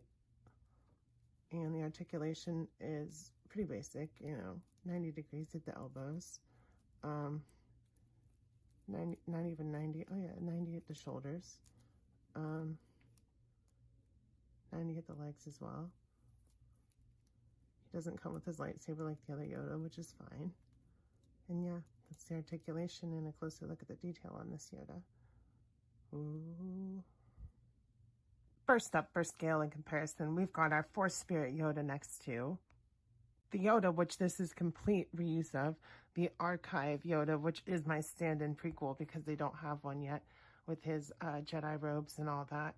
But at least we have his lightsaber, so that's cool. So thanks, Hasbro. Next up, we've got our Force Spirit Yoda next to Old Ben Kenobi. I don't have the kind of re-release for a head swap, so I've got his hood up, but even that head isn't that bad, so there it is if you wanted to see it. Next up, for scale of comparison, we've got our Force Spirit Yoda with the shiny metallic paint on him. Our Black Series Dagobah R2-D2 with the snake that came with the Archive Yoda down there on his foot. Next up, we've got our Force Spirit Yoda next to the actually way closer in scale Yoda from the Luke and Dagobah 2-pack.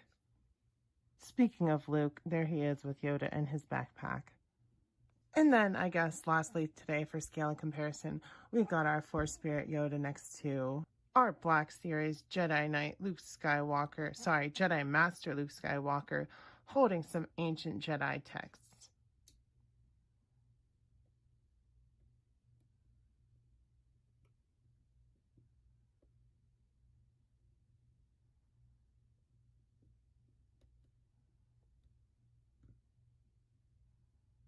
There you have it, guys. I'd say this Yoda is totally worth it because he's totally worth it to me because I got him for free, basically. And here he is with all of his Jedi masters and some of his apprentices by Obi-Wan and Luke, I mean, and R2. So if you like this video, of course, give it a like. Subscribe. We need those subscribers all the time. So if you're watching this video and you enjoyed any part of it, subscribe and let me know what you liked so we can get more of that. And share this video also if you want, and hit that notification bell if you are subscribed. And also comment down below anything else that you want to see or that you like. Comment down below with all that good stuff. And I will see you guys next time. Bye-bye.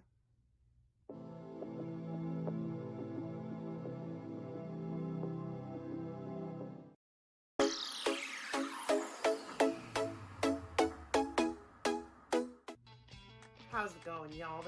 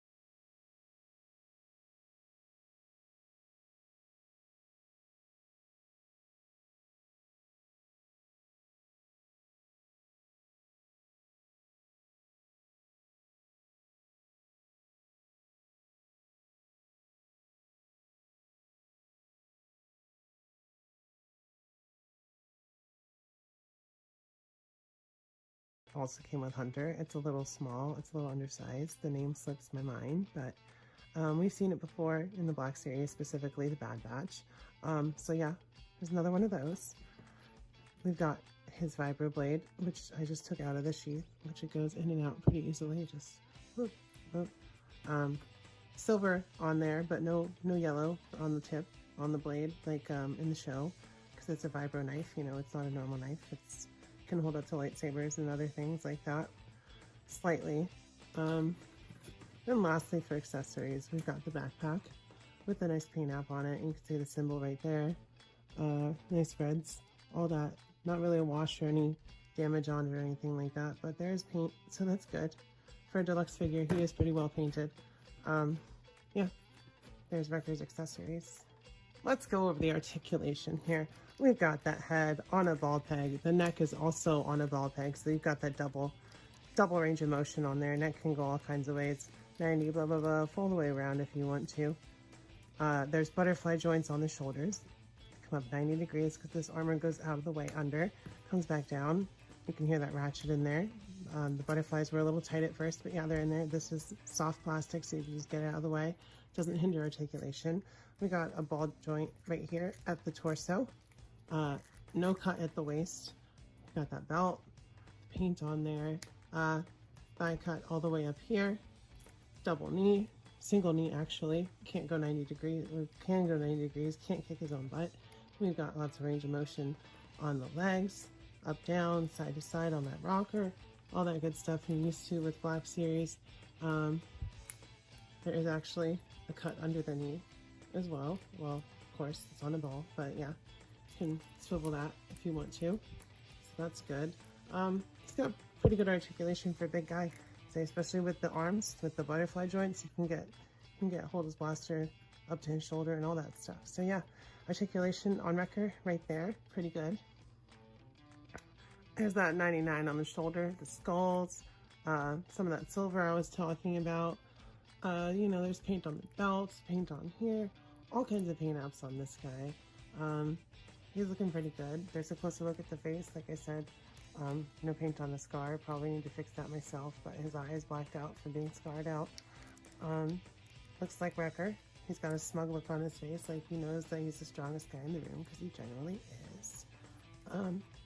And yeah, Wrecker's looking great. I'm really digging him. He's awesome to have in the collection, finally.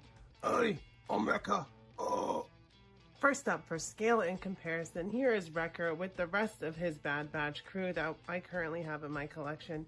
Crosshair and Hunter, number 1 and 2 from the Bad Batch line. Looking great together, of course, all with their helmets off, all posing, all cool. Missing Tech, missing Echo, missing Omega. But yeah, that being said, they look awesome together, and I can't wait to have all of them together on my shelf.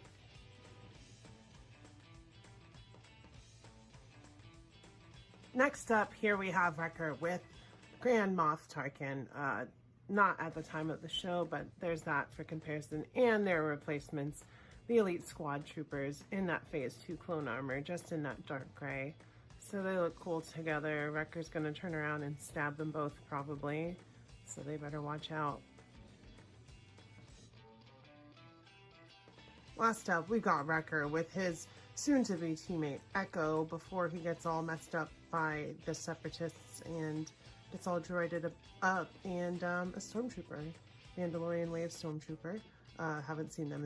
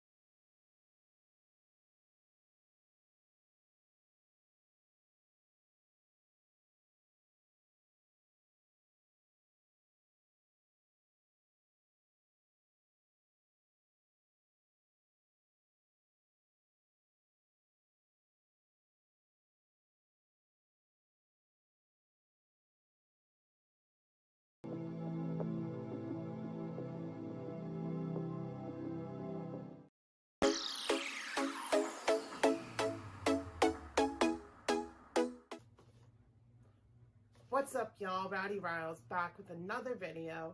Today we've got another Black Series figure, Trooper. It is the Gaming Greats Rocket Trooper from Battlefront 2. I also pre-ordered the new Clone Trooper, Rocket Trooper, Jet Trooper, whatever you want to call him, from GameStop, so that's cool. Can't wait for that.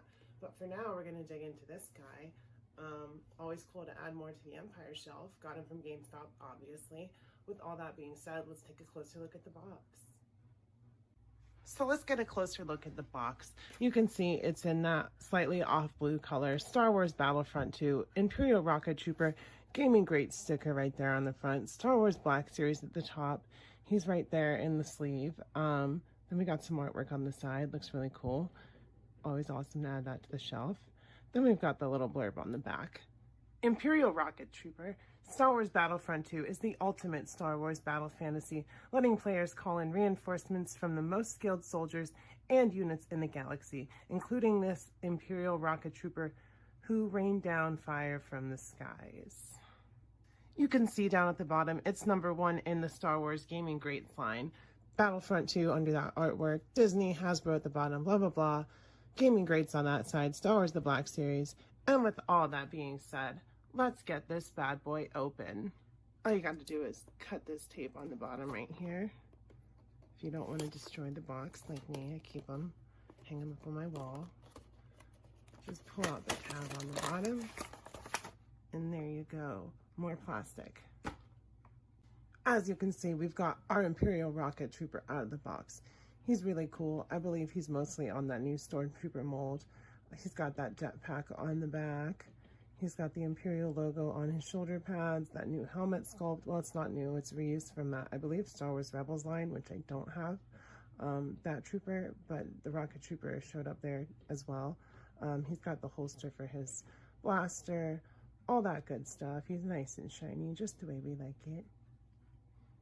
Here he is, doing what he does best, flying. I got him on my flight stand here. Had to borrow it from one of my girlfriend's Gundam models because I let her use it. But he looks really cool. Wish his helmet could go higher up so it looked like he was looking down more or flying forward faster. But we'll go over articulation later. But I will say he looks really cool here. It's a nice pose for him. Up in the air, flying, shooting at some rebel scum, all that good stuff. So for accessories, we have just this blaster. It's the normal Stormtrooper blaster. Don't know if it's accurate to the game because I haven't played it in a long time. But yeah, it's got that little detail there that they usually have on that blaster. And it does have a holster where it goes. I just dropped it. I'm not going to put it in there. And if you want to count this as an accessory, that depegs, but you know, you can't take it off because it's attached to his helmet. So that is new sculpt. It is something that's attached to there. But that's it as far as accessories. For articulation, we've got this head on a ball peg, so not much movement there. Doesn't really get around, plus these tubes get in the way. Shoulders come up less than 90 degrees because these shoulder pads get in the way. I don't know why they don't have that soft rubber that goes under the arms like most of the new ones. I think maybe these are the older arms on a newer body. Not quite sure, but older shoulders, not arms, because these arms go up 90 degrees. The older troopers can't really do that. It's a double elbow. You know, I may be wrong. Don't listen to me. Don't quote me as truth. Double elbow on both arms. Side to side peg on this hand. Up down peg on the trigger finger, of course. There's a ball peg there. Rotation, side to side, up down, all that stuff. No waist. Legs come up a little bit, almost 90. Double knee. Kick his own butt easily. No thigh cut. There's a calf cut there. Not calf, that's a thigh cut. No thigh cut. Then we have, you know, the standard rockers, up down peg, all that good stuff. And yeah, there's the articulation on our Imperial Rocket Trooper. And then just take a look at that new sculpt for the helmet. Mostly standard Stormtrooper helmet, but it's got a few differences, like the mouthpiece, this up here. That's the same on the sides mostly. It's got these tubes coming out. There's that Imperial logo, and then it's just basically a Stormtrooper from there. Plus the jetpack on the back. Some nice detail on that, some extra paint, all that good stuff, and yeah. First up for scale and comparison, we've got him next to our old buck Gaming Greats Stormtrooper Commander that we just reviewed recently. There they are next to each other, so you can see the old mold versus new mold. Don't know why the plastic is so yellow on him. Maybe it's because he's supposed to have a lot of experience, but that's the way he came, the commander I'm talking about. But yeah, there's that comparison. Next up, here is our Imperial Rocket Trooper with our Mandalorian new buck Stormtrooper. Two shinies together, always great. Love to see it. I gave him a different rifle there, the Stormtrooper I'm talking about, because I like to have them have different Imperial weapons that they're holding. So maybe I'll give this Rocket Trooper something. I'll have to look at my accessories. Who knows? We'll see. But yeah, there's that comparison if you wanted to see it. Love the troopers together. Always great. Next up, here is our Imperial Rocket Trooper next to some Rebel scum. The Rebel Soldier from A New Hope. Haven't really broken out this figure before for anything, so it's nice to bring him out for comparison. Just a normal sized guy next to a normal sized guy with a helmet on. You know, that's how it is. And lastly, because I mentioned Rebels, here is our Imperial Rocket Trooper, which the original figure is from. This is just a repaint. Next to Zeb from Star Wars Rebels, our favorite big boy. Unfortunately, there's not a lot of bigger Star Wars Black Series figures, and Zeb just took everyone out, which is pretty normal for him versus the Empire. Well, there you go, y'all. With all that being said, make sure to like and subscribe. Comment down below what you think about this figure, what you think about the Gaming Greats line in general. It's generally reused and repaints, which is okay in some cases, like Troopers. Some things it's just kind of iffy, the way that Hasbro handles it. Star Wars Black Series has been pretty iffy in general the last year and a half or so, with all the exclusives and all that. But that's just another video. Maybe I'll make at some point. But yeah, I will say this figure is totally worth it because he was totally worth it to me. I will see you guys next time. Love y'all. Bye-bye.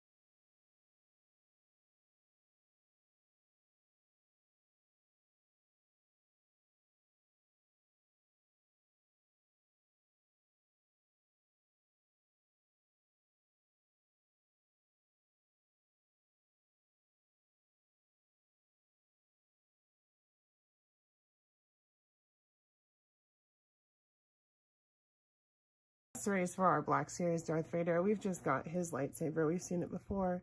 Lightsaber goes in and out really easily. It's a big peg. It's hard to break. This one's thick. I like his lightsaber, actually. It's sturdy as far as Black Series goes. So, you know, just one accessory light, like Black Series as always. And we'll go over the articulation. He's got, I believe it's a ball peg on that neck, so there's that. Shoulders come out 90, almost 90, a little bit less. Single elbow, but they come in over 90 degrees. Thigh cut on a ball joint right there. Legs come out super far for Darth Vader being a big boy. Double knee, can kick his own butt. No cut on the, oh, there's a thigh cut right there. Ankles coming in and out, up and down, side to side on the rockers. This hand is side to side, as is this one. Standard articulation, really, but you can get a lot of poses out of him. This one is way better than the New Hope Darth Vader, which we will compare in this video. Here we've got our two Darth Vaders, so you can see this is the New Hope one on the right. The major difference is the helmet. It's differently shaped. It's definitely not as shiny. Like, look at the reflection. It's really dull compared to the Empire. It's got the red eyes in the helmet. You can see those differences right there. This chest piece is a little bit different, I believe, and these come out over the top as opposed to going under. All new console on his chest. Lots more buttons, lots more detail. The belt looks like it's exactly the same. We don't have this flappy little cod piece right here, I guess is what you'd call it. It's stuck to the figure on this one. And of course the cloth goods on it, it looks better, it drapes better. Shoulders are darker on there, so there's a difference as well. So yeah, this one is so much better. He's gonna be the main Vader on my shelf, of course. So first up for scale and comparison, because he's already here, here is the new Empire Strikes Back Darth Vader next to the New Hope Darth Vader. You can still see the differences just standing side by side. Oops, sorry about that. He's just so much more imposing. Next up for scale and comparison, we've got Vader next to his son, Luke Skywalker from Dagobah from Empire Strikes Back. So there's that comparison. You can see how much taller Vader is than his kid, little shorty Luke Skywalker. And here we have Darth Vader next to his former self, Anakin Skywalker, from the Clone Wars Target exclusive wave. Probably my favorite Anakin figure, even though I do have the Revenge of the Sith archive, which is much better than the original release. But yeah. And here's Vader next to his master, Emperor Palpatine, Darth Sidious, whatever you want to call him. There he is, the Amazon exclusive one with the throne, which is sitting on my shelf right now. And lastly, for scale and comparison, here he is next to Emperor's Throne Room Luke with my custom belt on there, so he's accurate to the end of the movie, because you gotta have accuracy, and Black Series isn't always there. But yeah. With all of that being said, if you like this video, let me know down below in the comments. Let me know what you like about this Vader if you have him, what you don't like, what you want to see from Vader figures in the future, if they make more. Doubt it, because this one's pretty top tier. And yeah, subscribe if you're not subscribed. I will say Vader is totally worth it, because he was totally worth it to me. And I will see you guys next time. Bye-bye.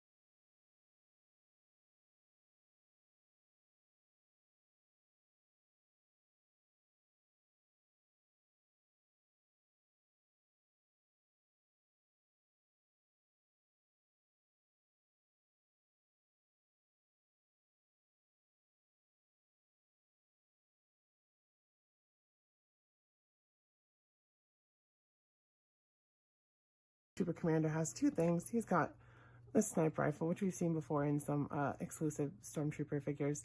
It's got a nice silver wash on it. That's cool. And the standard Stormtrooper blaster in the holster right there. Old Stormtrooper bodies generally have that holster for the blaster. So yeah, those are the two accessories for him. For the articulation, we've got that head on a ball peg. No neck dam, it's just a joint there. No shoulder articulation whatsoever. Over 90 on that double elbow that they have for the old troopers. Waist on a ball peg. Legs come out about this far because of the belt. Double knee. Comes in to kick his own butt. We've got up down on that hand. Side to side on that one. And then for the feet, up down, rocker side to side. Standard articulation, old Stormtrooper body. We all know it. We all hate it. But it is what it is. He looked cool at least, so we have that. First up for scale and comparison, we've got him next to another Force Unleashed Stormtrooper, the cloaked trooper. I don't know if it's called a shadow trooper or just a cloaked stormtrooper. But yeah, it's the same exact gun, same exact sculpt. So the old articulation, just different colored plastic and paint. Next up, we've got our Stormtrooper Commander next to a custom Stormtrooper Commander that I made. I used an extra incinerator trooper that I had, and I cut the tank off the pauldron and all that, and I gave him a shotgun from my mud trooper. And he's on that new Stormtrooper mold, which would have been nice for these guys, but there's two different commanders if you wanted to see them next to each other. Here he is next to our Elite Squad Trooper, which is basically a Phase 2 clone, also one that I got from Time Traveler Toys, so shout out to them. Next up, we've got a Stormtrooper Commander next to a Phase 1 clone. Just a little cool comparison there. Phase 1 clone's cool. Good articulation on that new body. Wish they would have done that for these Stormtroopers, but that's okay because they really just sit on a shelf anyway. And here he is next to someone he's probably going to boss around, a regular Stormtrooper on the new mold from the Mandalorian wave of Star Wars Black Series. So there's that if you wanted to see it. They're about the same height. His helmet is a little bigger, like I said. I don't know, I like the oversized thing. It feels like it'll fit over a person's head better. Even though there is a head sculpt under here, you just can't get the helmet off. I can't. Some people can. Here he is next to a Purge Trooper from another video game, Star Wars, the name is escaping me right now. Star Wars Jedi Fallen Order, duh. There you go, guys. I will say the Stormtrooper Commander is totally worth it because he was totally worth it to me. Always awesome to fill out the ranks of the Empire / Republic / whatever, Army Builders. They're awesome. If you like this video, go ahead and hit that like button for me. Make sure to subscribe and comment down below. Let me know what kind of troopers you want to see in the future. If you want them to reissue any of these older ones with a newer body, all that good stuff. And I will see you guys next time. Bye-bye.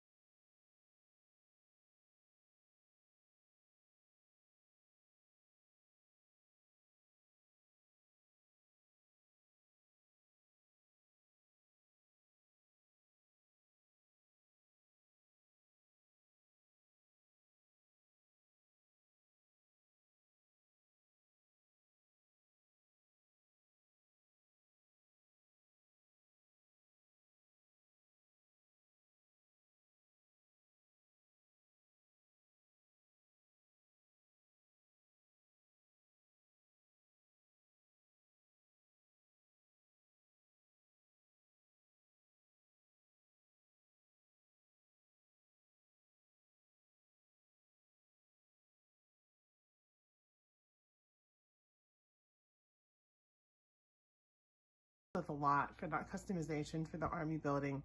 We've got his blaster rifle. It looks like a carbine rifle, like a normal one. It's pretty cool, pretty detailed, nice paint on it, which is cool for an archive. I know they have better paint, but we also have the Gavi stick, which has both ends.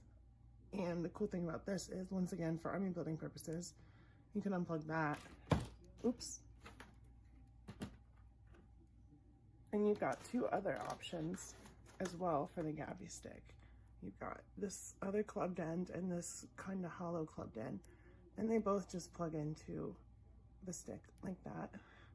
You got more customization for army building. Articulation. We've got his head on a ball peg. It goes all the way around if you want it to. Back about that far. Forward about that much. It's blocked by this. 90 degrees at the shoulders. Under that soft goods you can see there. Single elbows, I believe. Yeah, single elbows. Come about 90 degrees still. Side to side peg on that hand. Same as that one as well. Ball peg at the waist. Legs come out pretty far for having that skirt there. Double jointed knees. Can he kick his own butt? Yes, he can. And you can see the sculpt under there. There's the belt and the detail and all that. Really awesome soft goods on the robe. He's got those wrapped feet, ankle joints, all that good stuff. First up for scale and comparison, we've got our newly open sand person standing next to a couple of people who he probably doesn't like very much. Anakin Skywalker. You're going to see a pattern here because they don't like people with this last name for some reason. And my custom A New Hope Luke Skywalker. And if you know, sand people really don't like people with the last name Skywalker because they killed Anakin's mom, who is, in fact, Luke's grandma. Yeesh. And next up, we have our Tusken Raider next to a slightly smaller resident of Tatooine, a Jawa, and old Ben Kenobi, who knows how to scare those sand people away if they get a little irritable. And lastly today, we have good old Tusky next to someone he actually gets along with, the Mandalorian Din Djarin and his son Grogu. I'm going to say the archive Tusken Raider is totally worth it because he was totally worth it to me. If you guys like this video, go ahead and give it a like. Comment down below. Tell me what you did enjoy, what you want to see, all of that good stuff. And of course, subscribe. I upload weekly, so I will see you guys next week. Bye-bye.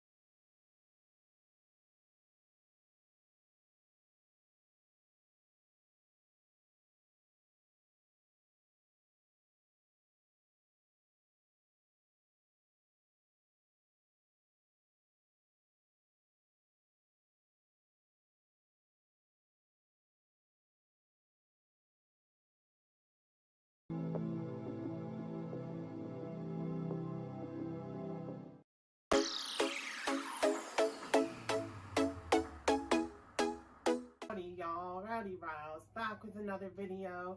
Today we've got Jackson from the Star Wars comic books, Star Wars Adventures, I believe. He's a giant space bunny, basically. There's a little quick peek. With all that being said, I got him from GameStop for retail, along with Darkside Ray. So free shipping. GameStop usually comes through on Clutch, which is great. With all that being said, let's take a closer look at the packaging and get this bad boy open. We've got our box here with that really cool comic book art, Star Wars Adventures.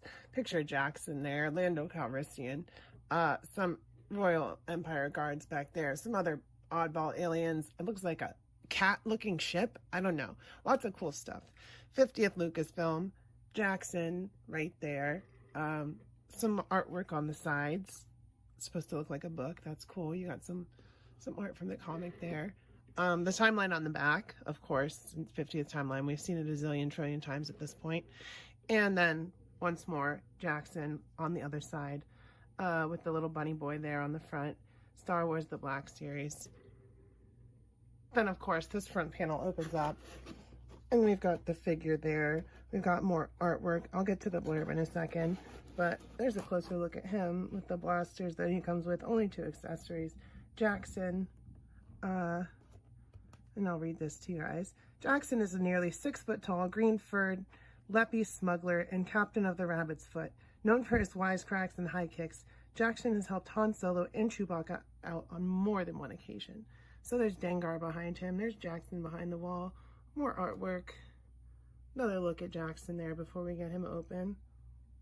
And all that being said, let's get this bad bunny open. The best way to open these up without ruining the box is to cut the tape on these sides. So let's do that real quick and make sure I'm not lying to you guys. Cut the tape there. And actually, that's the only one you need to cut because the bottom just opens up there. And you can slide your Jackson right out without messing up that nice box. Bunny boy. We got big old bunny boy out of the box here, Jackson. I'll give him a little spin. You can see there's a lot of reuse from 2 different Lukes, but there's some new stuff like his chest piece and obviously the head sculpt. Don't know if I've seen these blasters before. Probably have, but you never know with Hasbro. They could be reused. I'm sure the holster's reuse for sure, probably. But that being said, it's okay to reuse stuff when you get new figures out of it, especially if they're aliens, because we don't get enough of those, unfortunately.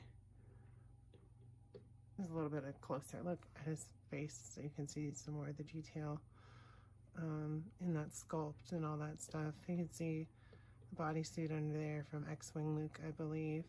But yeah, it's cool to get new characters always. I'm checking the head sculpt. He's kind of gnarly looking, so he doesn't look like a friendly bunny. For accessories, we've got 2 of this blaster here. And maybe a modified sculpt of other blasters. Maybe a different, maybe like Han's without the scope. I don't know. But yeah, he comes with 2 of them. Only 1 trigger hand, which is a gripe. It's usually the problem with any dual wielding figure. They usually get 1 trigger finger. Like, how are you supposed to shoot 2 guns with 1 trigger finger? But yeah, that's the accessories for Jackson, the big tall bunny.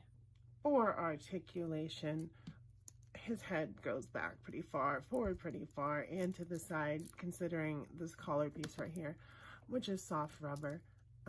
We've got 90 degrees at the shoulders, 90 degrees at the elbows. Like I said, he's got 1 trigger hand on this side with the up-down, 90 degrees. But yeah, side to side on that hand, like I said, so, and no trigger finger, unfortunately. We got a ball joint at the torso, so you can turn a lot of ways. Hips come out about that far, blocked by the guns, but you can twist the thigh there. He's got a double knee. It's from the A New Hope Luke. It's reused, so these ankles are crap. He's hard to stand. That's another gripe I have with him, because they used old legs that don't really have the best articulation or balance, but you get what you pay for these kinds of new characters, because otherwise we wouldn't get them. So I'm glad to have Jackson. That's cool. There's his articulation, and there's another look at his gnarly rabbit face there with the mohawk and the green. And it's soft plastic, so you don't have to worry about breaking him. It's floppy. First up for scale and comparison, the little blurb on the box said something about Han Solo and Chewbacca, so our 40th Empire Chewbacca and Endor Han Solo, who is, you know, in scale taller than 6 feet. So I'd say he's taller than Jackson, and of course Chewbacca is taller than both of them. So that's, you know, in scale, Jackson's about 6 feet tall for a rabbit, and Han Solo's like, what, 6'3", 6'4"? So there you go. And here for scale and comparison, we've got him next to a droid and a slightly smaller character, Borlom and Zuckuss, since we're in the vein of smugglers and bounty hunters, you know? Why not? Plus, I just reviewed them. Check out that video if you haven't seen it yet. And lastly today, we've got our brand new Jackson next to our Kenner cardback Greedo that I also recently unboxed and reviewed. And our Return of the Jedi Boba Fett, which is also reviewed on this channel, which you can find. I'll probably link it down below, just so you guys can see that if you want to. So with all that fun stuff being said and done, I'm going to say Jackson is totally worth it because he was totally worth it to me. Although I do have some gripes, like the no trigger finger hand for his other gun, and also these feet that he has, are so hard to stand on. He's fallen over so many times while trying to film this. But other than that, it's nice to have another character for the shelf, another smuggler / bounty hunter, whatever you want to call it, for this big old group right here. If you liked this video, go ahead and give it a like. Comment down below what you liked about the video, what you like about Jackson if you have him, what you don't like if you have him, what you want to see from this Legends comic book type line that Hasbro's got going on with the Black Series, and anything else. And of course, subscribe. And I will see you guys next time. Love ya. Bye-bye.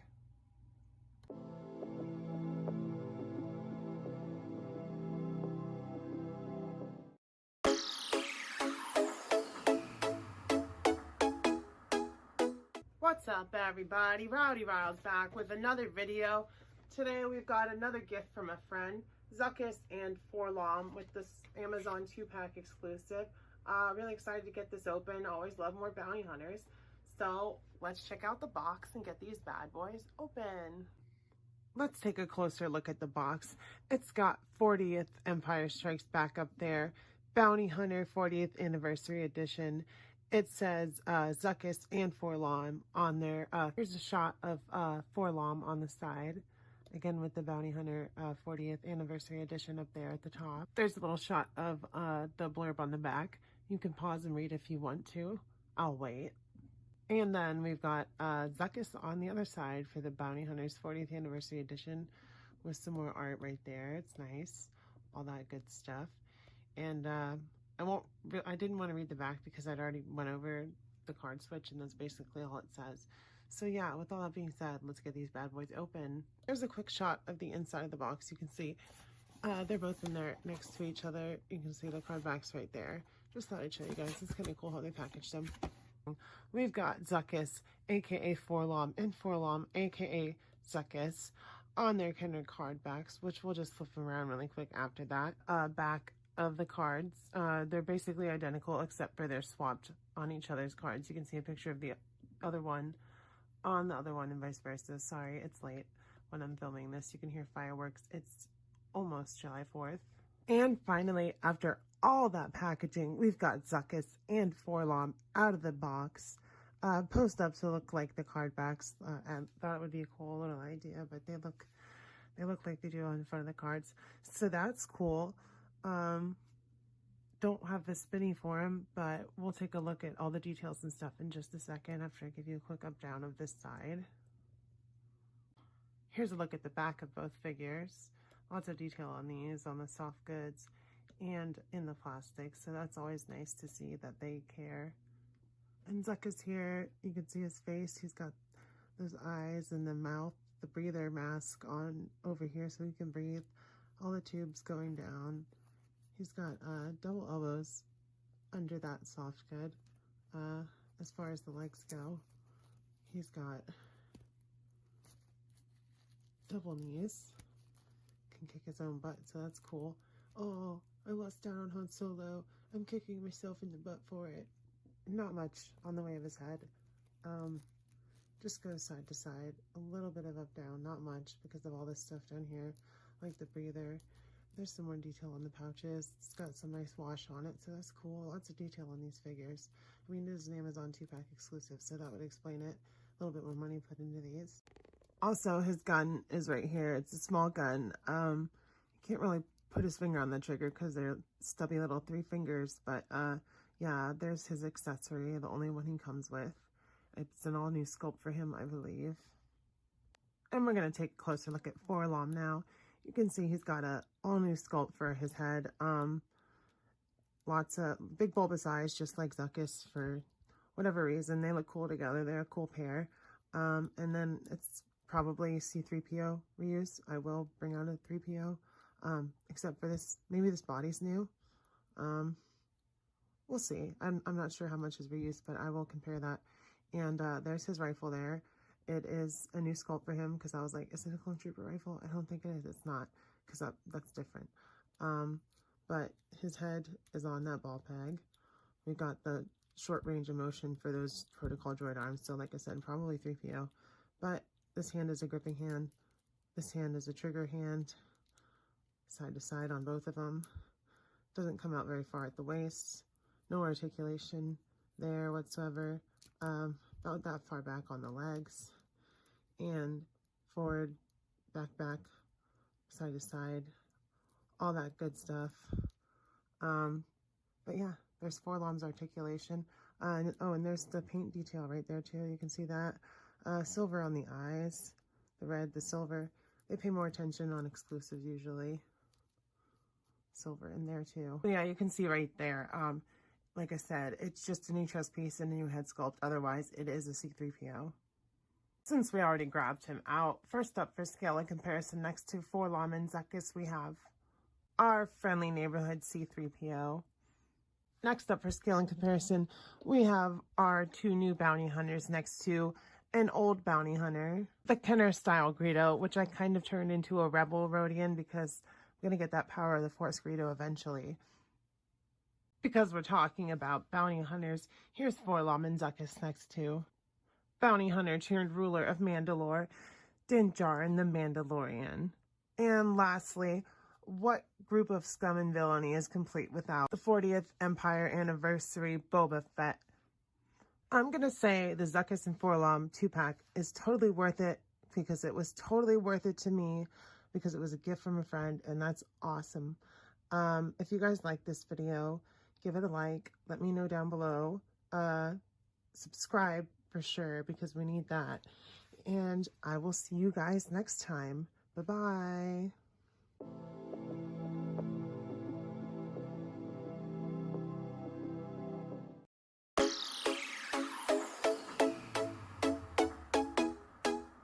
How's it going, everybody? Rowdy Riles back with a new video. Today we've got Darkside Rey from Rise of Skywalker. I believe it's the only figure in that line so far from Black Series. I got it from GameStop.com, if you guys were wondering, for retail, which is great. With all that being said, let's take a closer look at the packaging and get this bad girl open. So here we got the front of the box. Star Wars, The Rise of Skywalker, Rey, Darkside Vision. You can see Rey's in there with her double-bladed switchblade lightsaber, whatever it is. And we got this artwork on the side. Nice artwork of Daisy Ridley there. And on the back, once again, it says Rey, Darkside Vision. While searching for the Sith Wayfinder, Rey envisions the turn to the dark side. Wielding a double-bladed lightsaber, her rage and immense power is frightening. So that's the little blurb on the back. She is #1 in Star Wars The Rise of Skywalker. A quick look at the other side. It's just a box into the window. Nothing to see there. One more look at Rey before we get her out of that packaging. So on the bottom, we're just going to cut that little piece of tape right there. And she should just slide. I can get my nails in there. Slide on out. As you can see, we've got our Darkside Rey out of the box here. First thought, she's really cool. The likeness to Daisy Ridley is great. I like the lightsaber.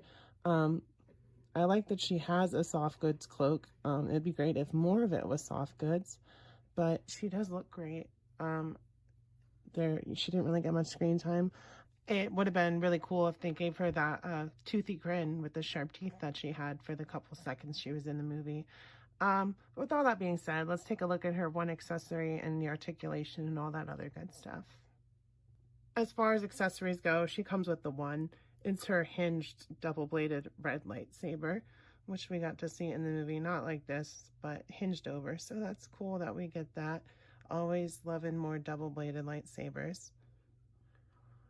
For articulation, she's got her head that can go basically up and down a little bit because of the hood. Not too much, but it is on that ball peg. So it does have a little bit of turn up and down, all that stuff. Her neck, like same difference there. Of course, we got that swivel at the waist with the ball peg in there. Shoulders come up 90 degrees, come in at the elbow 90 degrees. We've got side pegs on both wrists. Cool little ring on her finger there, if it'll focus. Under the skirt, this is what the Asajj Ventress body used. We got that plastic in the way, but even with that, she's got some good articulation. Thigh cut there. Single knee. Toes, ankles, no toes, sorry, but ankles, hinge.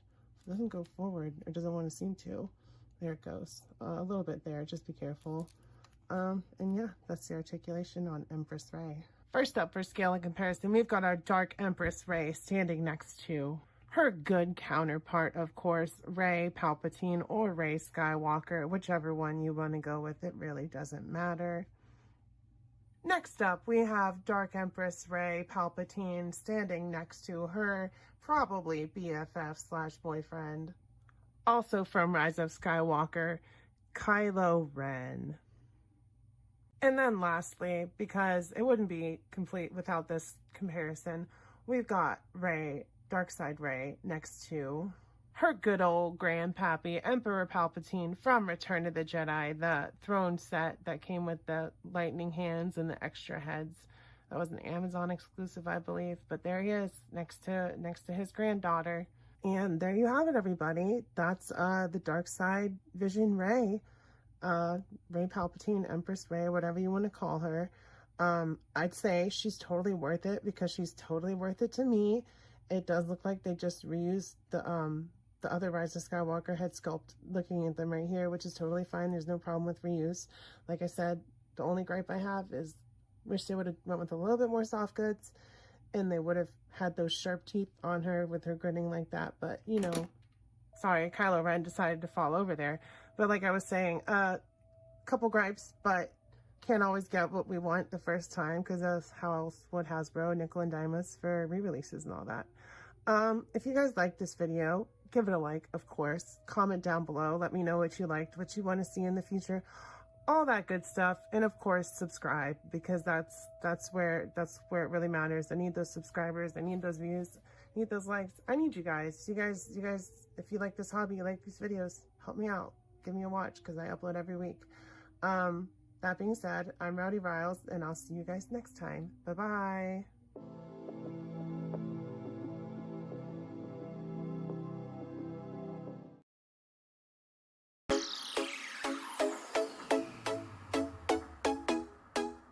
How's it going, everybody? Rowdy Riles back again with another video.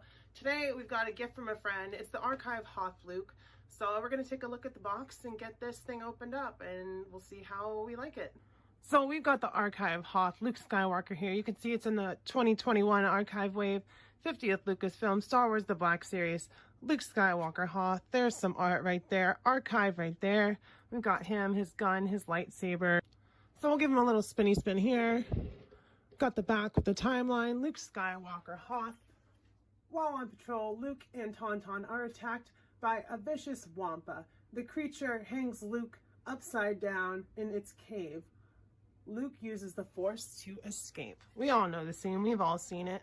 We got the timeline there. More artwork. Blah, blah, blah. Legal stuff. With all that being said, let's get this bad boy open. Now we've got our archive Hoth Luke out of the box. You can see I've got his lightsaber in hand, his blaster put away. He's a cool figure. I don't have Hoth Luke. Now I do. Let's give him a little spin so you can see the detail. It's just a reissue of the Tauntaun Luke that came with the Tauntaun, with better paint and photoreal, obviously. Still has that super gray archive lightsaber. He's cool though. I don't have Hoth Luke, and now with this, I'm pretty sure my Hoth characters are complete. I don't have any snowtroopers though, so there's always that. As far as accessories go, we've got his lightsaber. Like I said, it's that dull gray for the archive, and just be careful because these are always flimsy. You don't want to break it, but I'm not going to break it. It's sturdy enough. And we've got his blaster. I forget what they're called, but we got a lot of these. Luke's always coming with this, so that's cool. For the articulation, it's an older figure, but it's still got that ball peg at the top, 90 degrees at the shoulders, single elbow over 90 degrees, which is great. Always love over 90 degrees on that. No ab crunch, but we do have a waist swivel ball peg. Legs come out about this far, blocked by this underskirt and the holster of the jacket. Thigh cut on both legs, of course. Double knee, kicks his own butt easily. We've got forward facing pins, rockers side to side on both ankles. Do we have any pegs on the hands? No, they turn at the glove, which is strange. So no up, down, or side to side on either of the hands. And there's the updated photoreal face as well. Mine isn't wonky like I've seen a lot with the eyes being off, so that's good. There's a little smudge on his nose, but that's okay. First up, for scale and comparison, we have our archive Hoth Luke next to. We have him next to one of my two Hoth Rebel soldiers. They're army builders. You can, customize their appearance, so it's always cool to have more than one of these guys. Next, we have Luke Skywalker standing next to his best friend, my Hoth Han Solo from the Leia and Han Special Edition 2-pack. It was a San Diego Comic-Con exclusive, I think, but Target's been trying to sell them at discounts, and I got it for way less than it was actually at retail, so that's cool. Also from that Hoth 2-pack, we have Luke next to our Hoth Princess Leia, right before she gives him a big old kiss on the lips. Ew, that's your brother. And then lastly, for scale and comparison, for shits and gigs, my Snowspeeder with Luke and Dak inside. All that being said, you guys, if you enjoyed this video, give me a like down below, comment, let me know what you like, let me know what you want to see in further videos. If you want me to expand on anything like that. I'm trying to expand my audience. I want to know what you guys think. I need your help. I will say Luke was totally worth it because he's totally worth it to me, and he was from a friend, which makes him even more worth it. And with all that being said as well, I will see you guys next time. Bye-bye.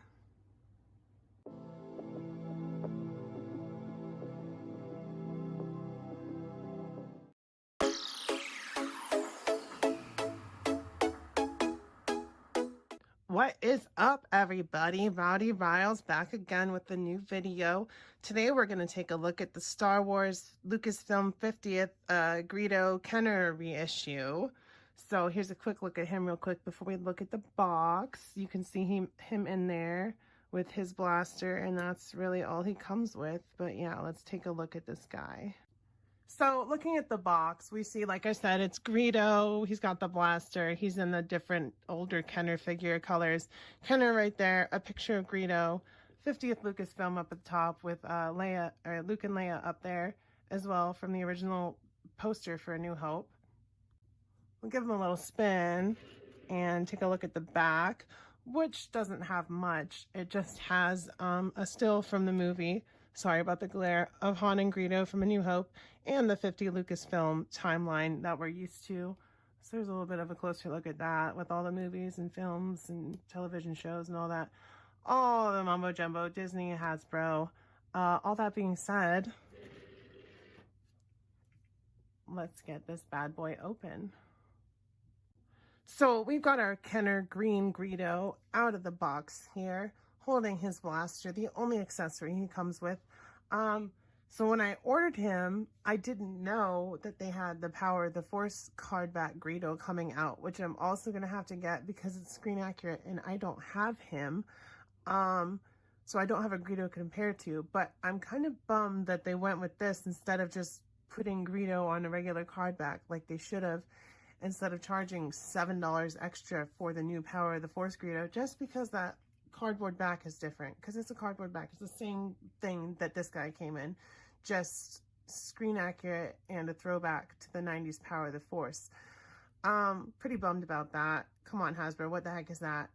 Those are available on Shop Disney and Hasbro Pulse, I believe. This is an Amazon exclusive, and if not an exclusive, it's just easier to get there. I managed to get him for retail. So all that being said, let's just take a look at him here with his blaster, the green jumpsuit. We'll give him a little spinny spin. You can see his long little fingers there, the mohawk from his headpiece. The Rhodians, they look kind of cool. I'm glad to have one at least. So he'll probably just be a random alien after I get that Greedo. But his belt with the holder for the blaster right there. Yeah, not much to him. He's pretty simple. We'll go over articulation and comparisons. I don't really have much to compare him to, but it's a Star Wars figure, so plenty of Star Wars figures. So here's Mr. Green Greedo. There's his blaster accessory right there. You can see it. It's got no paint on it. It's nice detail. I'm sure it's accurate to the movie. But that goes in the holster really easily. So let's go over the articulation here. I think it's the old body reused, so there's a little bit on the head. Side to side, up, down. Sorry, I haven't filmed a video in a while if I'm just rambling. 90 degrees at the shoulder. Single elbow comes in just barely 90 degrees. That's a shame. Could have done more with that if they'd redone the body, but it's okay. Ball joint at the torso. No, is it a ball joint? Yeah, it's a ball joint. No, let's see. This goes out a little less than 90 on that older ball joint mag. Double knees. Kick his own butt. Not quite. That's a shame. Ankles up, down, side to side rockers. Primo there. Side to side joint on that. Sorry for bumping the camera. And side to side on that as well. And that's the articulation for our little green Greedo guy here. Look at those eyes, those haunting eyes. First up for scale of comparison, I guess we have to do the 40th anniversary New Hope reissue of Han Solo, who definitely, most definitely shot first, who's also getting an update on the Power of the Force card with the same long neck problem. Next up, we have our Rhodian Greedo next to his cousin, at least in the Star Wars canon, as far as species go, a Duros, who also most definitely, absolutely shot first, Cad Bane. Also, we've got Greedo next to a fellow employee of Jabba the Hutt. My name is Boba Fett. And lastly, because we're on the alien/employee of Jabba the Hutt vibe, we've got Greedo next to our big old piggy boy, a Gamorrean guard. And there you have it, you guys. That's been my unboxing of the Kenner Greedo from Amazon. If that's the exclusive, I'm not sure. Maybe, probably. So if you liked this video, let me know what you liked, what you didn't like.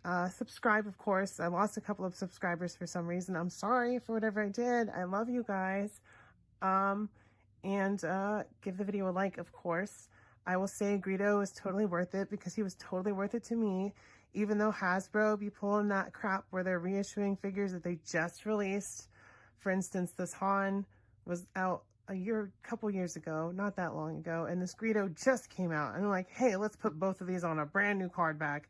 Not even a brand new one, a reissue of an old one, and slap a $7 extra price tag on it. And people will pay for it because they know we will.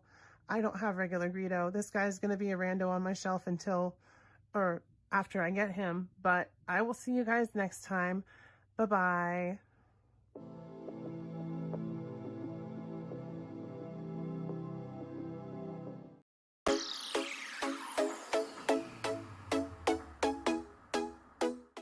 What is up, everybody? Rowdy Riles back with another video. Today we've got a gift from a friend who I've known for a long time. So it's kind of special that I got this figure, even though, you know, it's a normal Black Series figure. It's a normal video for me. It's a little special because it's a gift from someone. So that's awesome. It's Lando Calrissian in his gift card disguise. So that being said, let's look at the box and the figure. So we got Star Wars, the Black Series up top there with Lando, his helmet, and his spear. A little bit of artwork on the front, the old box. It's a little damaged, but that's okay. It came from Amazon. And a little gift wrap. Lando Calrissian's gift card. Hasbro, all that stuff. We'll turn it around. Get a closer look at the back. Once a smooth-talking smuggler, Lando Calrissian changed from a get-rich-quick schemer to a selfless leader in the fight against the Empire. When his old friend Han was held captive in the palace of Jabba the Hutt, Lando joined Princess Leia in a mission to rescue him from certain demise. It is number 76 in the regular Redline Star Wars Black Series box. And yeah, that's the box. Nothing on this side except for that big lettering, Lando Calrissian once again. And there's another look at Lando. All that being said, let's get this bad boy open. So we got Lando out of the box here. Let's give him a quick little spin. You can see it's accurate to the movie. He's got the whole disguise on. He's got the helmet. He's got the spear, different pants, all that stuff. Nice detail, texturing, black wash actually on there. Oh, he fell over. Yeah, he looks pretty good. Give a zoom in there so you can see a little bit closer. One more spin around there so you can get a better look at all that. I was talking about the black wash, I mean down here on the tunic. And you can see the texture on the outfit and the shine on the armor parts. It's cool. He's a great figure. I love him. So let's take a look at the accessories and articulation real quick. So for accessories, he's got the helmet that does come off. It's just soft rubber. So it's very flexible. It doesn't have any problem fitting there, sitting on there. The problem is you can't adjust this up and down like in the movie when he pulled it down to reveal it was him. And then we've got his spear, which is actually painted. It's got some nice detail. It's got a silver wash on there to give it some shine. It's really detailed. It's nice. I like it. It's a good accessory. And that's really it in the way of accessories. So let's go over his articulation real quick. And before I move on, I'll say the face on him is great. I think it's probably one of the earliest photoreal figures, if it is photoreal. I've got my Empire Strikes Back Lando that we'll compare him to later, but that face looks exactly like Billy D. Williams. So really quickly, you can see the difference in the heads here. This is the new one. That's the old one, obviously. You can see what I mean by the photoreal probably being one of the first on this one, because it's great. And this is like the first Empire Strikes Back Lando, not the reissue. But it doesn't really hold up next to this one. This one looks a lot more like Billy D. Williams to me. Don't tell me his eye's wonky. No, it's fine. Probably. I don't know. But he looks a lot better than this one, that's for sure. So first up for scale and comparison, we have his Empire Strikes Back counterpart Lando with the weird face. Then we've got our Skiff Guard Lando next to a Return of the Jedi Gamorrean Guard and the Return of the Jedi Deluxe Boba Fett. Next up, we've got Lando next to Jedi Knight Luke Skywalker in Jabba's palace and also Han Solo from Return of the Jedi. LOL. And then lastly, for scale and comparison, we have Lando next to the Black Series Jabba the Hutt and my hand-painted Salacious Crumb from John Walker Customs. So there you have it, guys. Return of the Jedi, Skiff Guard Lando.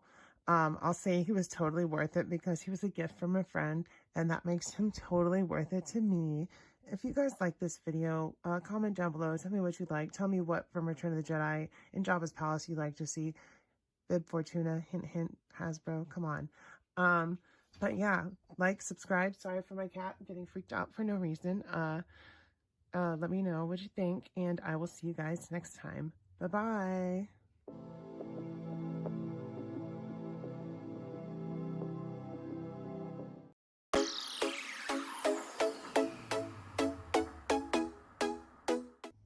What is up, everybody? Rowdy Riles back with another video. Today we've got Star Wars Hasbro The Black Series Darth Maul 50th Lucasfilm anniversary, the Sith Apprentice version from one of the older comic books. Really excited about this. I had it pre-ordered on Big Bad Toy Store, and Dorkside got it in, so they shipped it in like 4 or 5 days. So I just got it today. Really excited about that. So let's take a look at the box really quick before we get them open. So you see on the front, it's got the comic book art. On this side, it says Darth Maul. It's got some more art right there. Star Wars, the Black Series right there. Darth Maul, Sith Apprentice. It's got the timeline on the back, 50th Lucasfilm. Sorry, it's not focusing for some reason. Let me zoom in. So there's that. And then, so yeah, it's one of those little Velcro openings. It says Darth Maul, Sith Apprentice. Darth Sidious Apprentice and Enforcer Darth Maul has cut his way through the ranks of the Galactic Crime Syndicate Black Sun to take on the pinnacle of their organization. And I guess it's from the comic book. I haven't read it, but there's some comic art right there. And there is Darth Maul, shirtless, new sculpt from the waist up with his double-bladed lightsaber. Which I hope comes apart. It's advertised as coming apart. My archive one doesn't come apart for some reason. But yeah, Darth Maul, Sith Apprentice, Disney, blah, blah, blah. All that being said, let's get this bad boy open. We've got our Sith Apprentice Maul out of the box. Let's give him a little spinny spin. You can see his torso is tattooed really well. The detail's nice on that. It is the old archive legs. We'll go over articulation in a minute. But he's really detailed. You know, there's lots of paint. It's not, I haven't seen any mistakes on it. They did a good job with his tattoos and all that. His lightsaber does come apart.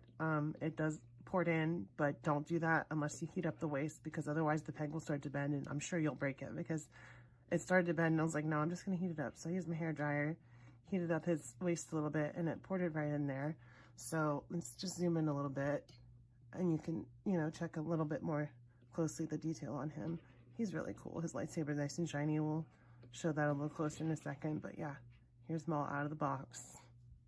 So let's go over articulation and accessories. So he's got his dual-bladed lightsaber, which comes out of his hand very easily. It goes in very easily. It just slides right in there. Here it is right here. So yeah, it just fits together like that. Blades come out very easily. They're nice and thick, so I'm not worried about breaking them. Dropped it, sorry. I was just saying it does port into his side there. I heated it up. Might have to heat it up again, actually. It's been a while. Yeah, if you plan on like putting it in and taking it out, make sure you heat it up, because look how bent that is just from trying to get it back on there. So that's not a good idea. You gotta heat that little hole up. It's too small for the lightsaber, so be careful with that. All right, so let's go over the articulation here. He's got his butterfly shoulder joints. They come out really far, 90 degrees. They go back on the side as well because of that butterfly. So that's good on that. Single jointed elbow, but you do get over 90 degrees of angle on that, so that's good. He's got that ball point or ball peg right there for the neck, and then it's the double ball peg or the dumbbell joint on the head. So there's a lot of range of motion on that, and you can get them all over the place, neck included. Ball joint on the torso, no waist swivel at all. And these old archive legs, this is as far together as you can get them. They don't go any closer, but they do come out pretty far. There's a thigh cut on there. Double jointed knees. Can't quite kick his, oh, he can kick his own butt. That's good. His wrists, neither of them have, well, I guess that one's an up down, but not really. It should be, you know, it should be up down there. So they're both side to side, which is unfortunate. Because he has a lightsaber, he should be able to do this with his hand, but it is what it is. He's pretty well articulated, despite being on those old legs. So yeah, that's the articulation for Maul here. First up for scale and comparison, we have Sith Apprentice Maul next to Sith Apprentice Maul, but the 3 3/4 inch version from way back in the day when I was a little kid. Next up for scale and comparison, we've got Sith Apprentice Maul next to Phantom Menace Archive Maul. And there's a closer look at the differences in the face and the paint and all that. They're different shades of red, in case you were wondering. Of Maul next to Archive Maul with the other head sculpt on from the Tatooine scene in the desert.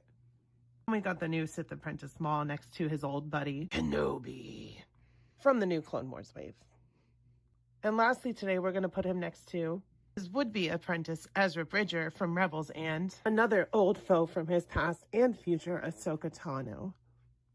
So there we go, guys. That's been my unboxing of the Maul Sith Apprentice 50th anniversary Lucasfilm. It's a really cool figure. I'd say it's totally worth it because it's totally worth it to me, especially because I had the smaller one from when I was a kid, although I did break his lightsaber, so I can't peg him together anymore, but that's okay. If you guys like this video, you know what to do. Subscribe, give it a like, let me know down below in the comments what you like about this figure, what you want to see from Hasbro in the future. And, you know, just your general thoughts, what you want to see from me. I will see you guys next time. I've been Rowdy Riles. Bye-bye.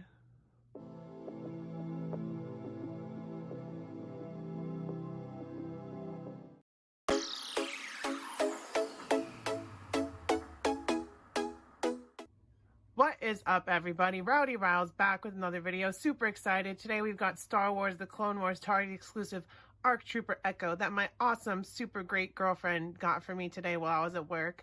I've been looking for him all week, and she just walked into Target and got him for me. That seems to be the case for these guys, so that's awesome. But that being said, let's take a look at the box and all that. So we got Echo there with his helmet, his 2 blasters, and his 2 blaster pistols. Star Wars The Clone Wars, it's in that vintage style box with Clone Wars show Echo on the side for the art. And then we've got ARC Trooper Echo, Star Wars The Clone Wars 50th Lucasfilm timeline down there with all the movies and shows and all that stuff. And all the legal mumbo jumbo, blah, blah, blah. All that being said, let's get this bad boy open. Well, here we got Echo out of the box. Let's give him a little spin so we can see all the detail. You can see the handprint on his chest. He's got his 2 blasters in their holsters on his side. He's got the comma. He's got the leg wraps. He's got the backpack. He's got his shoulder pads, his 2 blasters, and his helmet on.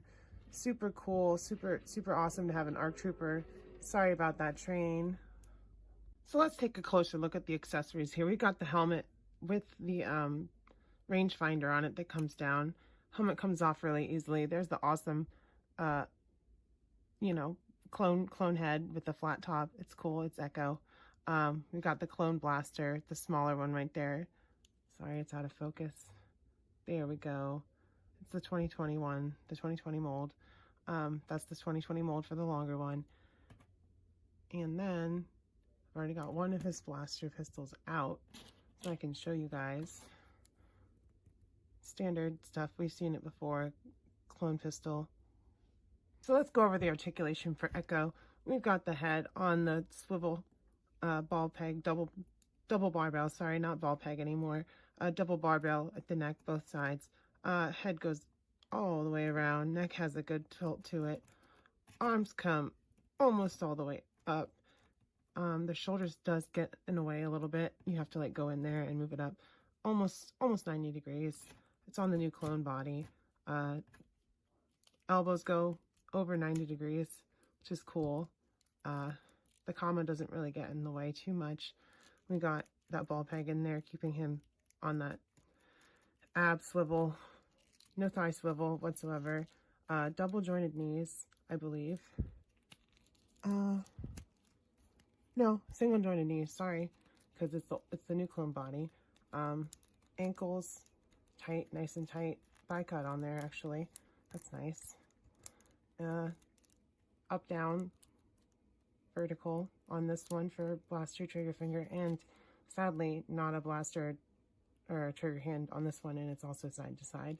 You can see he's got the ammo pouch on that side. He's got his handprint there, and yeah, there's the articulation for Echo. So first up for scale and comparison, we've got Echo next to fellow 501st Captain Rex, and originally a 501st Clone Trooper, but Ahsoka's 332nd Clone Trooper. And next up, we've got Echo next to his General and Commander Anakin Skywalker, also from the Target exclusive Clone Wars wave. And also General Obi-Wan Kenobi from the Clone Wars exclusive Target wave. Next up, we've got our good buddy Echo next to Obi-Wan Kenobi's Commander Cody and Plo Koon's Commander Wolf. So yeah, if you like this video, you guys know what to do. Like, subscribe if you're not subscribed. Like, only 18% of my viewers are subscribed, which is sad, but that's okay. Just click that subscribe button. Comment what you liked, what you didn't like, what you like about this wave and don't like, how you've been able to get it, if you've been able to get it, all that good stuff. And I'll say Echo was totally worth it because he's totally worth it to me. Probably one of my new favorite figures. So yeah, I'll see you guys next time. Bye-bye.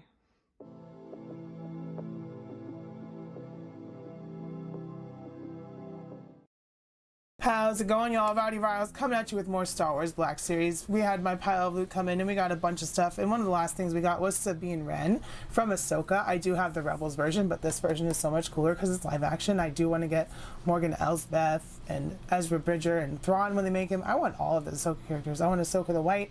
Spoilers, but the show's over. It's been like 2 weeks at this point, so when I'm recording this, at least. Don't know when it's going to go up. But yeah, with all that being said, let's take a close look at the box and we'll get this bad girl open.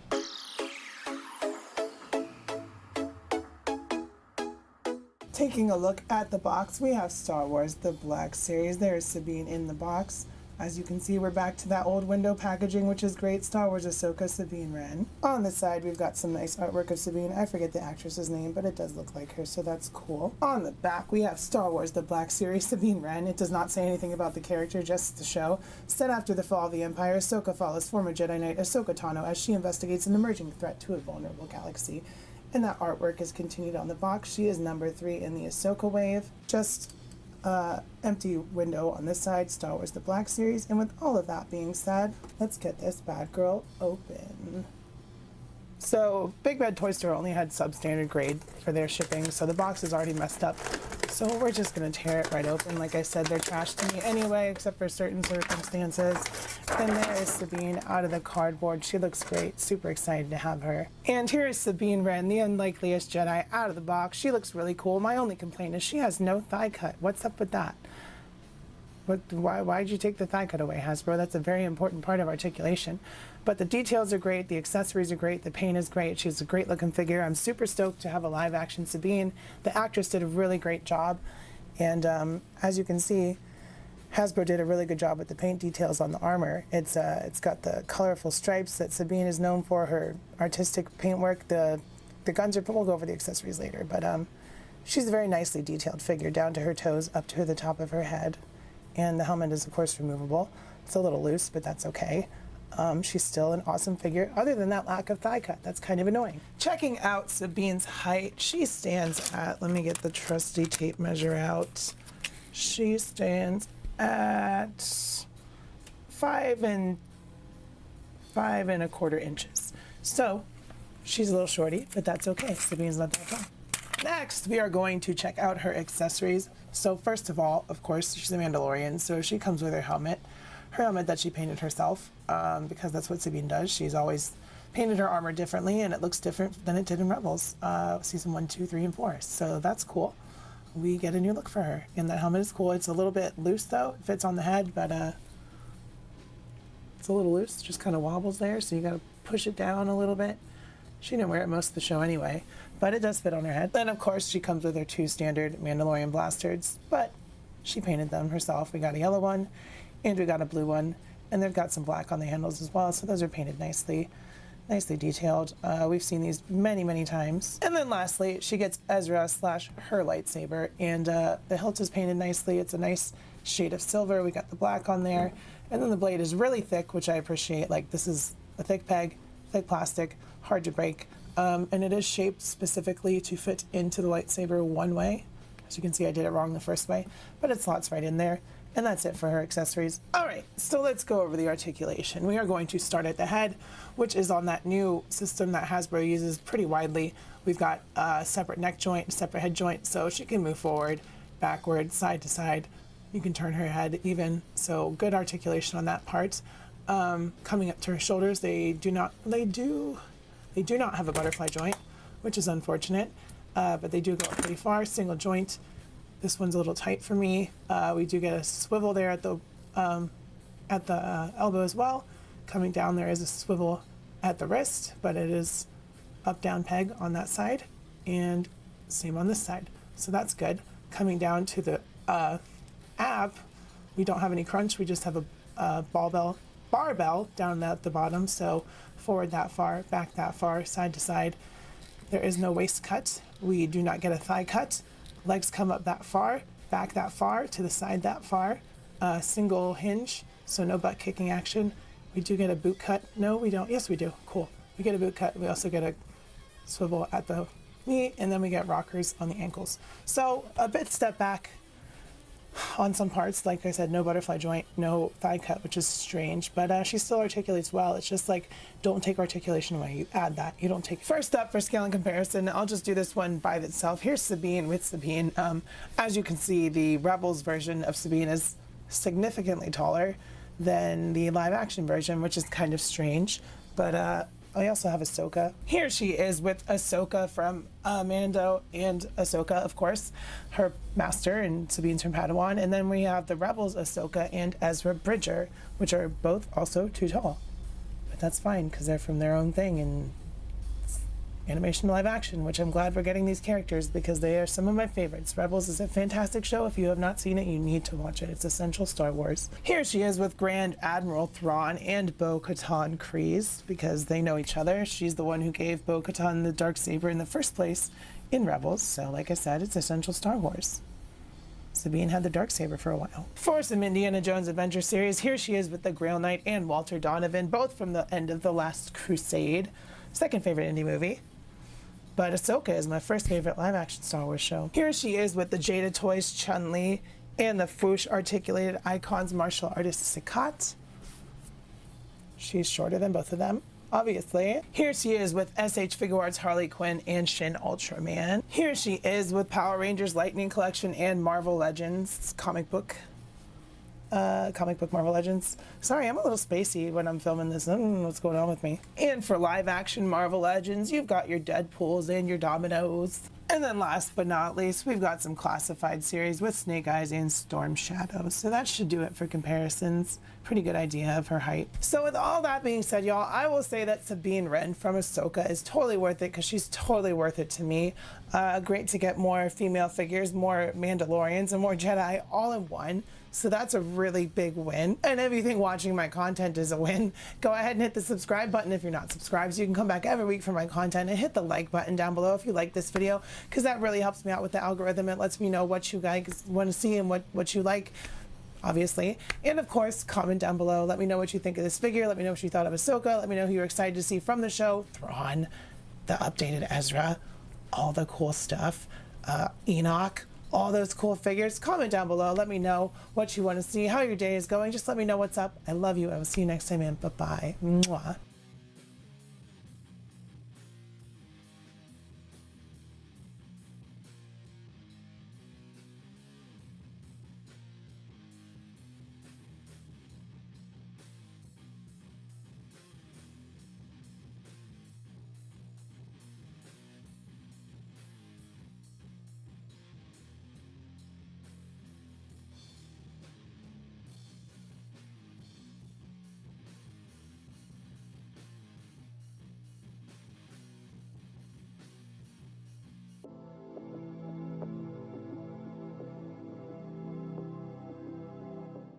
How's it going, y'all? Rowdy Riles back with another video. Amazon had their deals and I scooped up some Black Series figures that were on sale, one of them being Black Chrysanthemum, because I didn't want to pay the deluxe price retail. I paid like 28 bucks for him, which is still, but I didn't really pay it. I had some gift certificate money, so I was like, let me go ahead and scoop this Wookiee because I'm really excited to get him. He's a cool looking figure, and we don't really have very many Wookiees, especially not on new molds, so it'll be interesting to take a look at that. So with all that being said, let's take a closer look at the box and we'll get this bad boy open. Taking a look at the front of the box, you can see Amazon gave me a beat up box, but it's whatever. I got him for cheaper. Star Wars The Book of Boba Fett Chrysanthemum down there at the bottom.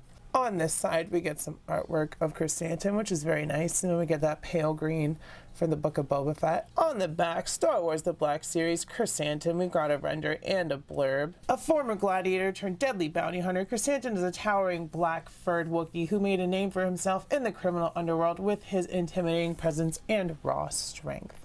And he is number 4 in the Book of Boba Fett line. On this side we get a render and the accessory and how tall he is, 6.9 inches. We'll still measure him just to be sure. With all of that being said, let's get this bad boy open.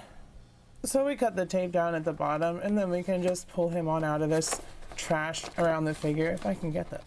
Jeez. Try not to mess up my mouth. And we have a mummified Chrysanthemum in here.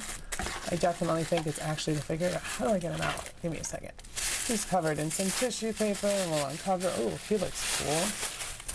Look at that bad looking Wookiee. Here is Chrysanthemum out of the box. As you can see, he's a big burly Wookiee. He's got his armor on. He's got his big old blaster, and he's got some nice gray going on through that black. Very nicely detailed. The paint is weathered, and we've got some wash on the brown stuff, whatever that is. I guess it's another Wookiee pelt or something. I don't know. But we've got some nice brownish bronze on top of that gold armor, and the bandoliers are painted as well, and there's some nice detail. Sorry, it's not zooming in well. Some nice detail on the gun. We'll go over the accessories, but there's nice paint on that as well. I mean, there better be. It's a deluxe figure, quote unquote. So, you know, you see you got the etching there on the belt and on the chest piece. And we come up to that really, really nice head sculpt with the beads and the braided Wookiee hair and all that stuff. So he's a really cool looking figure. So yeah, if you were wondering about that, he's definitely way more accurate to the show than the first figure that came out, which is fair because that was based on his comic book appearance. But still, that one really sucked, and I did not pick it up. Checking out his height, he stands at about just a hair under 7 inches. So they said like 6.9 inches, so that's about right for him. So yeah, fits right in there. He's about the right height. The actor is like 6'7" or something like that. Or yeah, so he's not super duper tall, but he's still a big guy. Going over the accessories, well, I knocked it over, unfortunately. How did that happen? He only has the one, which is this blaster, which is painted nicely. We got some blue down there on top of the silver to show that he's fired it quite a few times. Sorry, I am all hands today, but there's a nice little feature where it has a little peg, and you just, I'm about to drop the gun again. You just put the peg into his back, and it stays right there. So not a lot of accessories. It's Black Series, but we do get that blaster. It would have been cool to get some like electric effects for his knuckle dusters, but I digress. Going over the articulation, starting at the head, it is pretty limited on the forward and side to side, just because the sculpt gets in the way. It does go back a little bit, but not very much wiggle room. Shoulders are blocked by this as well, and it does have a butterfly, but let me see. Yeah, you can see it in there, but it's kind of blocked as well. Then we get the single swivel, which does not come up very far because, again, the sculpt gets in the way. And then we have wrists side to side, and he does have his painted knuckle dusters on his wrist, which is a nice touch. What the heck? Stuff just falling over everywhere, y'all. Coming down to the torso, there is a separation right here, and then we don't get a cut at the waist. There's one ball peg at the torso, so not a whole lot of movement there. Legs come forward about that far. Back about that far, to the side, all the way out, which is nice. Single hinge, so not a lot of movement there. And then coming down, we get rockers and a swivel on his feet. So kind of limited, but that's due to the sculpt and the accessories and all that. Still a really cool figure to have. Black Series did a good job this year. They came out with some really cool figures and some not so great ones, but the really cool ones were worth having. So I'm glad I got him for cheaper though. First up for scale and comparison, also from the Book of Boba Fett wave, here is Fennec Shand and Boba Fett. As you can see, he is taller than both of them, which is perfect. Next up, here he is with another new addition to my collection, Poplu, one of the Ewoks, and Chewbacca, who is of course taller than Chrysanthemum by a lot, but that's okay because Chewbacca is a lot taller than Chrysanthemum. So that's just how it scales out. Lastly, for some Black Series, here he is with Ezra Bridger and Mando. For some MCU Marvel Legends, here he is with Loki and Sylvie. And as you can see, Loki is a little bit too tall, but Sylvie seems about right, I guess. Here he is with Swoosh Articulated Icons, martial artist Sakat, and Jada Toys Universal Monsters Dracula. Here he is with some more Jada Toys, Chun-Li and Ryu from Ultra Street Fighter 2. Here he is with SH Figuarts and Mafex Harley Quinn. And then lastly, with some more SH Figuarts, here he is with Ultraman and Spider-Man, and I think that'll do it. So with all of that being said, y'all, I will say that the Star Wars Black Series Deluxe Black Chrysanthemum is totally worth it because he was totally worth it to me for the price that I got, which is to say less than retail. And if you all like this video, go ahead and smash that like button. I should say it more throughout the video, but you guys have been doing a pretty good job of doing it lately, but just make sure you hit the like button, just for me, pretty please. And hit subscribe if you're not subscribed, so you can come back every week for my content, because I do upload weekly, at least once a week on Tuesdays. And of course, comment down below, let me know what you think of this figure. Let me know what you thought of Book of Boba Fett. Let me know how your day is going. All that other good stuff. I love you. I'll see you next time, man. Bye-bye. Mwah.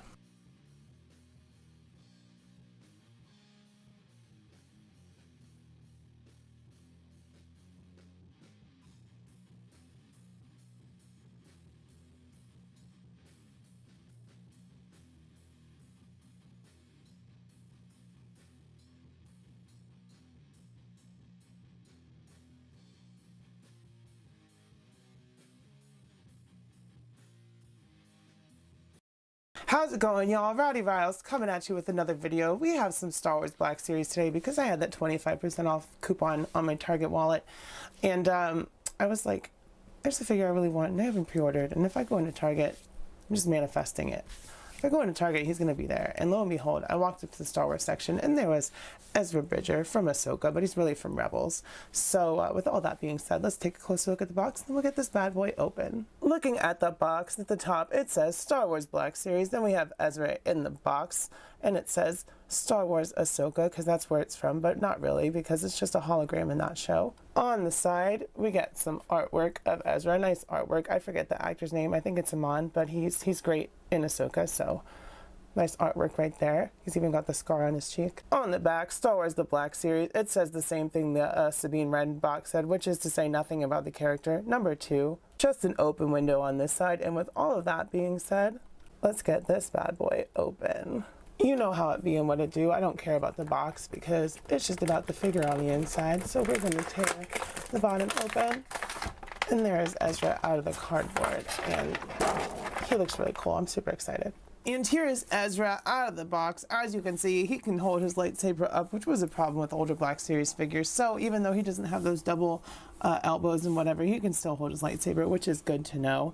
And the head sculpt is also really nice. It can fit in as a Rebels Ezra or the hologram Ezra from Ahsoka, because he does not look like this in Ahsoka other than that little hologram. And it is very reminiscent of his season 4 Rebels look. So he got the green lightsaber, we've got the orange shirt. It's a very good looking figure, and he's honestly, he's the sleeper. I was not expecting to be as impressed and have as much fun with him as I have. But that's really cool, and that's what we like about collecting.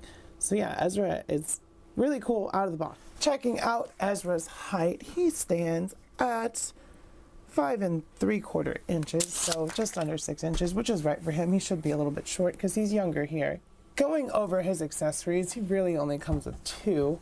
The first of which is his trusty lightsaber, of course, that he built himself. He built his first one himself too, but it does come out, but the peg has to line up with the hilt because the hilt has a shape, and it is reuse of Sabine's lightsaber, just slightly differently colored because, of course, she did customize it a little bit. And then it does peg right into there. If you wanted to have him with it off, it sits right on there nicely once you get it on there. I didn't want to take the blade out again. And then, of course, he gets his blaster, which I had a little trouble getting it into the holster, but it does sit in there quite nicely once you get the hang of it. So yeah, not really a lot on accessories. So I guess we will go over the articulation. Going over the articulation, starting at the top of the head, we do have that double dumbbell and that neck. And when you're moving it, just be careful because it will shift and move around. So just make sure you keep that lined up. But we get lots of side-to-side movement, forward, backward, all that good stuff. Arm comes up just over 90 degrees. Coming down, it is flush with his body. We do get a single joint with a full turn there. And it does also turn all the way around. He's also got butterfly joints. I'm not sure exactly. There's kind of like a little bit of a drop down on the arm. I don't know if that's new or not. Coming down to the waist, we do get a barbell down here. So forward, about that far. Back, about that far. Leg comes up forward that far. We do get a thigh cut in there, which is nice, but it is hindered by the holster. Single joint at the knee, but there is a full swivel there. No boot cut, but we do have rockers on a forward-facing pin. So classic but improved Star Wars Black Series articulation, and he's a really cool figure. I'm really happy with how he turned out. He's probably going to make it at least to my top 15 before getting eliminated, if not squeezing into my top 10 somehow, because Ezra's a cool character. I like him. Some people think he's a whiny little brat, and that's okay. He's a kid when the show starts, but then he turns into a cool Jedi as seen in Ahsoka. First up for scale and comparison, here he is with Sabine and Ahsoka from the Ahsoka wave, although he does fit in better with the Rebels this way because he does not look like this in the show other than a hologram, as I said before. And unfortunately, Sabine is a little bit too short. She should be about the same height as Ahsoka and Ezra here. Speaking of Rebels, here he is with Ezra Bridger from Rebels, season 1 through 2, and Kanan from season 1 through 2. He could slide right in with them. As you can see, he's at the right height. He's got photoreal just like they do. The only problem is the Rebels, Ezra is a little bit too pale, in my opinion. He should be a little bit darker, but all that's good. It doesn't matter. He could be out in the sun more. You never know. Here he is with Rebels, Sabine and Hera. And here he is with Zeb and Grand Admiral Thrawn. And for good measure, here he is with Chopper and Vader. For some Marvel Legends, here he is with Loki and Sylvie.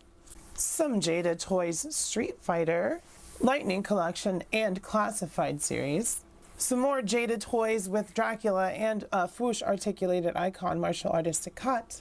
Then we've got our SH Figuarts Tobey Maguire Spider-Man and Birds of Prey Harley Quinn. And our Mafex Harley Quinn and our SH Figuarts Ultraman. And I think that should really do it for comparison. So with all that being said, y'all, I will say that the Ezra Bridger from Ahsoka is totally worth it because he's totally worth it to me. I mean, just look at this figure. He's great. He's got great articulation, a couple cool accessories, and Ezra's a cool character. If you like this video, go ahead and smash the like button. Of course, please do that every time. Beginning of the video, end of the video, whenever you do it. Just do it for me, please. And subscribe if you're not subscribed because that ratio is really high of people that watch my videos but aren't subscribed, so just hit subscribe, then you'll see my content every week. It'll just show up on your feed, especially if you hit that little bell too. And of course, comment, let me know what you think of this figure, let me know if you are excited to get more Rebels live action versions, let me know how your day is going, what you think of the figure, what you thought of the show, all that good stuff. As always, I love you, I will see you next time, and bye-bye. Mwah.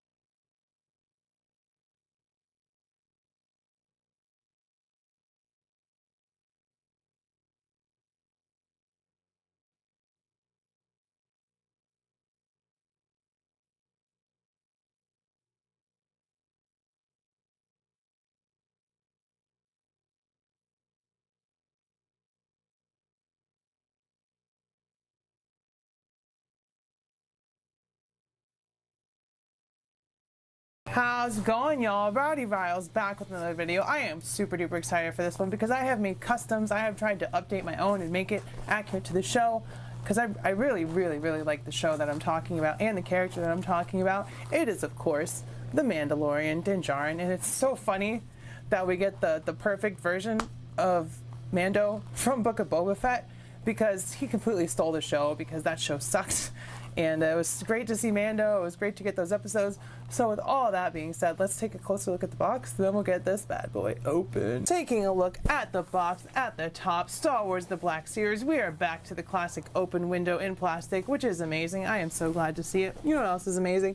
This figure. I'm not going to stop saying it because I am so hyped. He looks like an import. Like SH Figuarts, Mafex, suck it. This one's supreme. Like I can already tell. I don't have those, but just based on proportions and what the characters, but I'm getting into it. Star Wars: The Book of Boba Fett down there at the bottom. The Mandalorian, Glavis Ringworld. It was hard to get him. He sold out pretty quick, but I managed to scoop him. On this side, we get some sick, nasty artwork of Mando holding the dark saber. It looks a little heavy for him. I wonder why that is. We've got that pale green, the Mandalorian, Glavis Ringworld. On the back, Star Wars: The Black Series, the Mandalorian, the same artwork once again. He is number 8 in the Book of Boba Fett. After entrusting Luke Skywalker with Grogu's care, the Mandalorian, known to few as Din Djarin, sets off to learn more about the origins of his people. I really flubbed that. Sorry, y'all. On this side, we once again have that open window with the stripe down there at the bottom in Star Wars: The Black Series. So with all of that being said, I can bring you in warm or I can bring you in cold. So we've got that plastic packaging, so you know what that means. We just take rid of the little tapey tape, get rid of it down at the bottom, and then we should be able to slide him out of his little cardboard and plastic prison. And we will have the best, hands down, Mando in our hands, which I am super psyched about because he looks so freaking cool. You can tell I'm fangirling a little bit. There he is out of the cardboard. Here is our Glavis Ringworld Mando out of the box. You can see he looks really cool. It's all new sculpt. There is no reuse here. You would think that there would be, but nope. They actually did the work and put in all new sculpts, especially on that helmet, which is where the main problem was. The jetpack is new too. I went and compared it all. I'll show you in the comparisons as well. But the detail on this is great. The scaling is great. That helmet looks like it's actually a helmet. There is a head sculpt underneath. I don't know whose it is. It's probably Boba Fett's.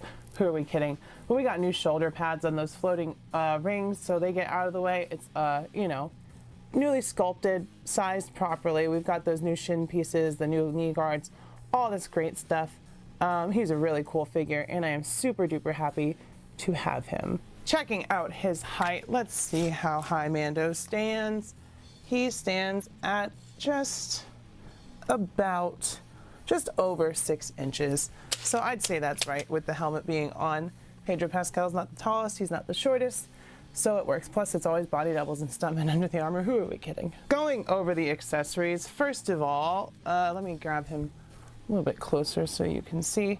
First of all, we do have a new jetpack. It is not the same jetpack. It actually fits on there pretty well. As you saw, it was a little rough for me to get off, but you can see they're different. The top is different. The bottom is different. Shiny silver plastic instead of a dull gray. So yeah, really nice to see new sculpt on that.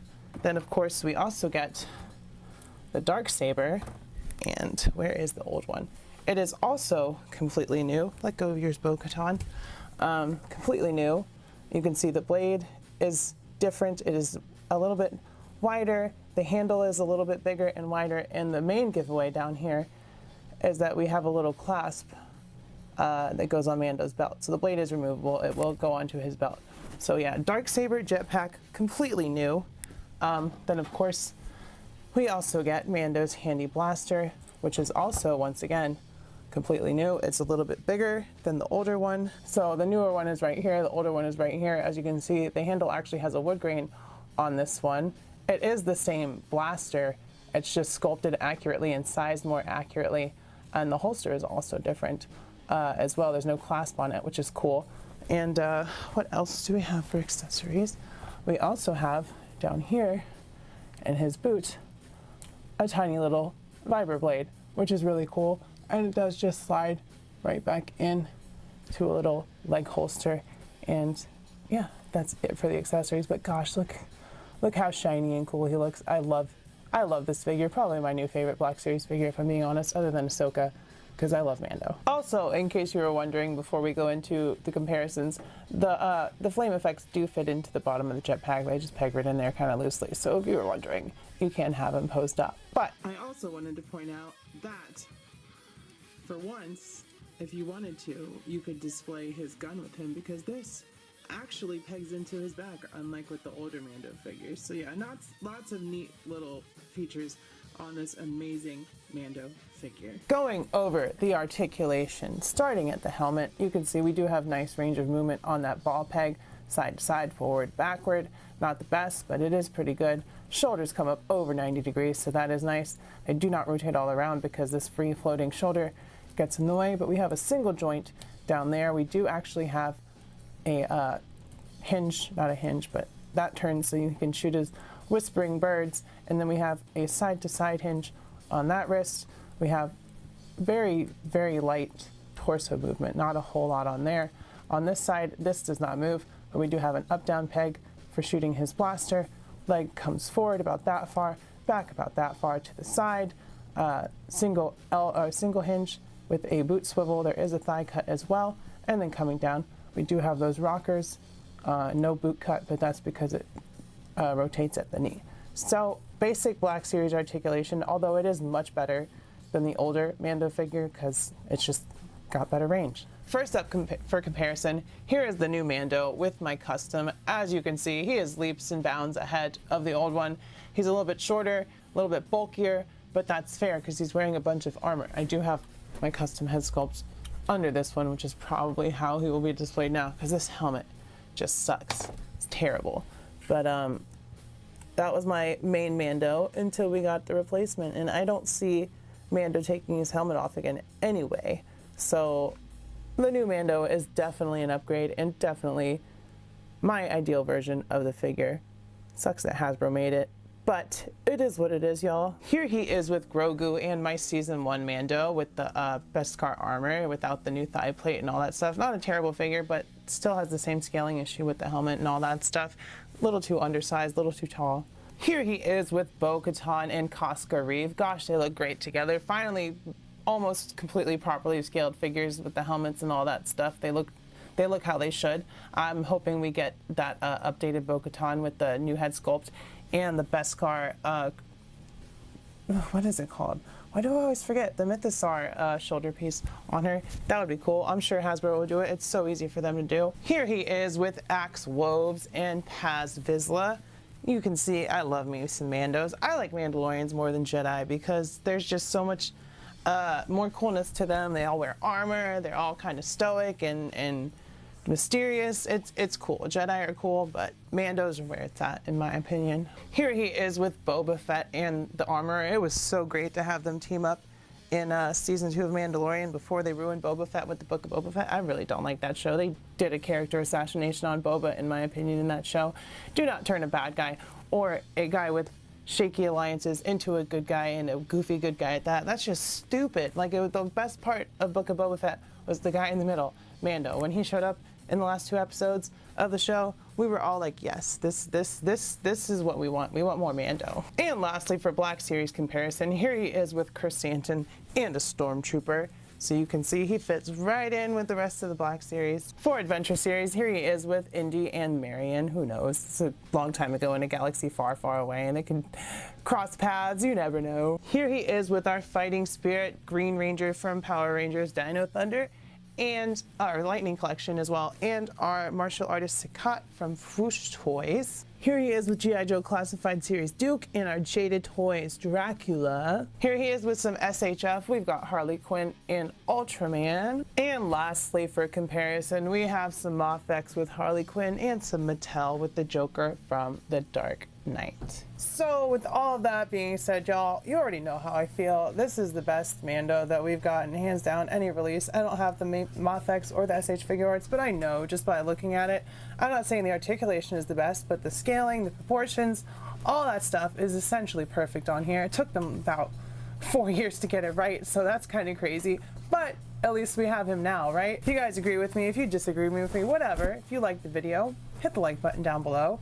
Subscribe if you're not subscribed. Check out my Patreon if you want to see my videos early. They upload as soon as I finish editing and filming, which is to say not when they go up on YouTube, because I have videos that I filmed a month ago that are scheduled. Just how it works. You got to keep the content coming. So yeah, do all that stuff. Comment down below. Let me know if you're excited for this figure, if you have this figure, if you think it could be improved.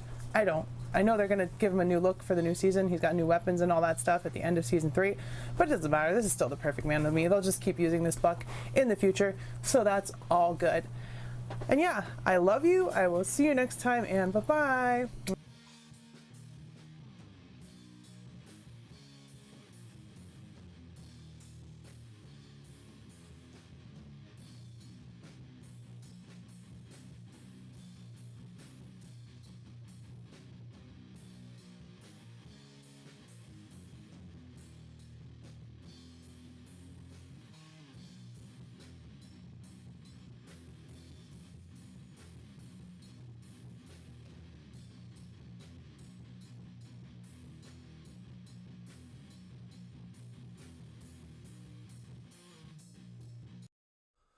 What's up, everybody? Today we've got the Hasbro Black Series Purge Stormtrooper Gaming Greats from Star Wars Jedi Fallen Order.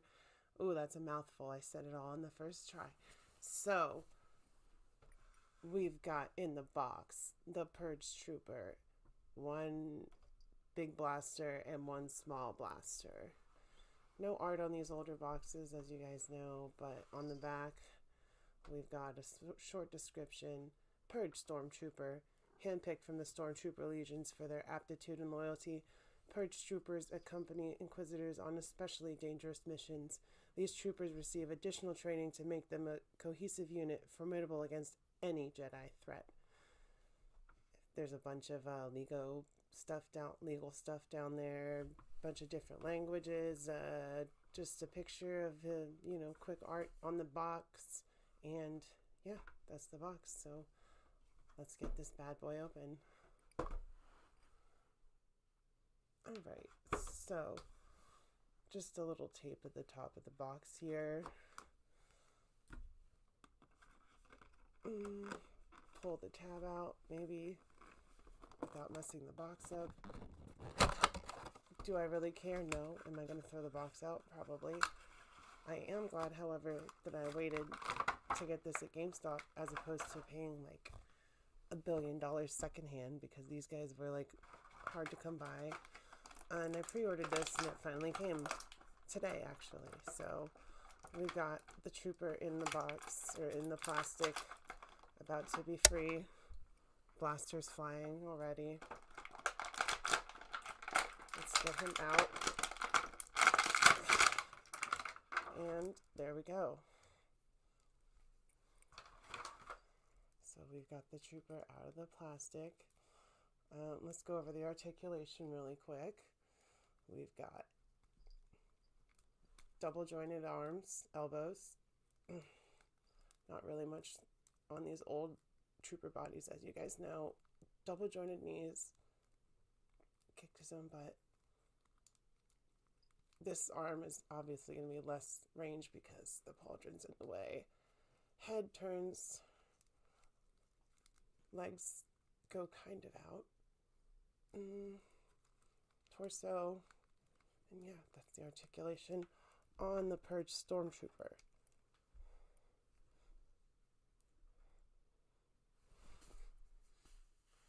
So now we've got him out of the box. Let's go over the very lackluster and very overused and reused accessories.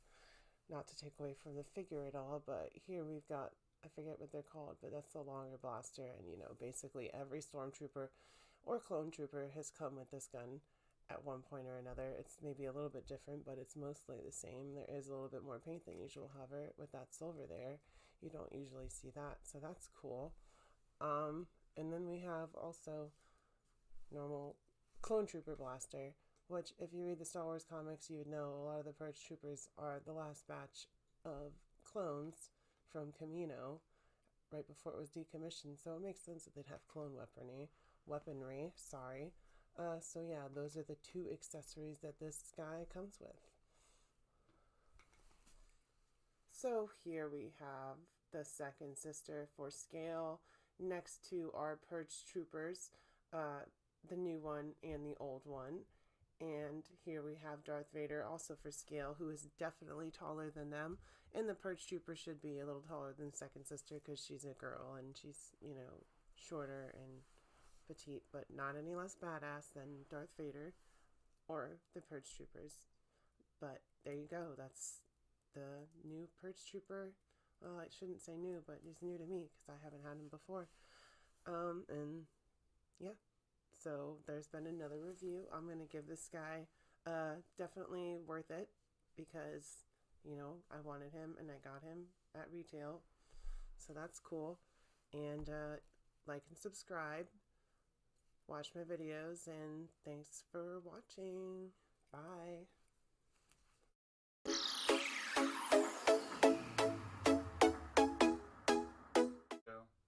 What's up, everybody? Rowdy Riles here with another review. Today we've got Hasbro Black Series Moloch. Let's flip him over. And oh wait, there's something behind him. We've got two more figures to review as well. We've got R5P8 from the Star Wars Galaxy's Edge, a Target exclusive. Did not pay that price for him. And we've got Constable Zuvio from The Force Awakens way back in 2015. There's the back of that one if you want to see. Yeah, so we're going to go over 3 figures in this video. Not 1, not 2, but 3, because I've been hoarding these to do a big review because they're not really that big of characters, so there's not too much cool about them, but the more the merrier, I say. So here's Moloch by himself, the front of the box. He's got a couple accessories. You can see he was clearance. That's still not the price I paid for him. I paid even less on eBay, so that's cool. There's the back of the box if you want to read it. It's super long, but you can pause the video right there. One more time, here's the back of the box for Constable Zuvio if you want to read it. And then here is the back of the box for R5P8. If you want to read it, go ahead and pause the video. All that being said, let's get these bad boys open. Alright, so we've got them all out of the box. Constable Zuvio, Moloch, and R5P8. So let's go over the articulation and the accessories for Moloch. So he comes with this staff, first of all, in his arm, which we've got up, down, not too much. There's no butterfly joint, I don't think, but the staff, you know, it comes out. He's got a little gun that goes in and out of the holster. Pretty nifty. No leg articulation because he's a big old worm dude. Other arm does that. This is the cool part. His mask comes off and you got his face down there. So that's really cool. And yeah, there's not really much articulation on this guy other than his arms and a little bit on his head. So that is Moloch. So here we've got Constable Zuvio with his first accessory in his hand. Let's go over the articulation. Up, down, not much on there, no butterfly joint. You can't go behind his head with that arm. Same range of motion with that. His other accessory I've already put on, it's a backpack. It pegs in at the back with these little slots for everything else, which is pretty nifty so it won't ever fall off. On his legs we actually have double knees, so this actually gets in the way of articulation, so you can't kick his own butt, but it would be cool if he could. In theory he can. Head actually has a little bit more movement than Moloch. The cool thing with the aliens is they're unique and they're different, but you know, then you get to sculpting it and making the character, and there's not much articulation there just because of the way the aliens are designed. But either way, they're cool figures. This guy popped up in Mandalorian. He was originally meant for The Force Awakens. He had a bigger role, but it got cut. So that is Constable Zuvio. Last but not least, we've got R5P8. Pretty basic as far as the droids go. You know they're all pretty similar if you collect Black Series. They all have this little leg that comes up and down when you spin their head. They all have these little compartments in the front that open up with little gadgets. The cool thing about R5P8 is he's Hondo Ohnaka's droid. If you watch Clone Wars and Rebels, then you know who that is. Yeah, he's a little droid with some attitude. He has a little blaster that comes out of his head in the shows, but they didn't include that because it's Hasbro. But yeah, that's R5P8. Not much articulation on these guys, just legs with a little pivot on their feet. Of course, the head moves for that bottom one, and there's a little bit of articulation on that. I'm glad I didn't pay full price for him. It's good because you really don't want to pay $24 for just this, but I paid less than that, so I'm happy, and I'm happy to add him to my collection. So there you have it, guys, my Mega Black Series Extravaganza review of these three characters. I figured I'd put them all together because they're side characters. There's not, you know, a lot about them. They're not really well known. They're just, you know, background characters for your shelf. So I was waiting for a bunch of them because I didn't want to dedicate one review to one of them. So I was like, let's do them all together. So thanks for watching, guys. I appreciate the views. Like and subscribe for more content.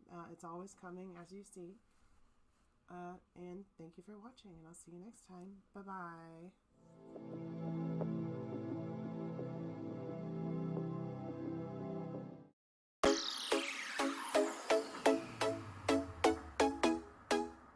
What's up, everybody? Rowdy Riles here today with another action figure review. Today we've got two Black Series figures. We got the Imperial Probe Droid, and we've got the Off-World Jawa.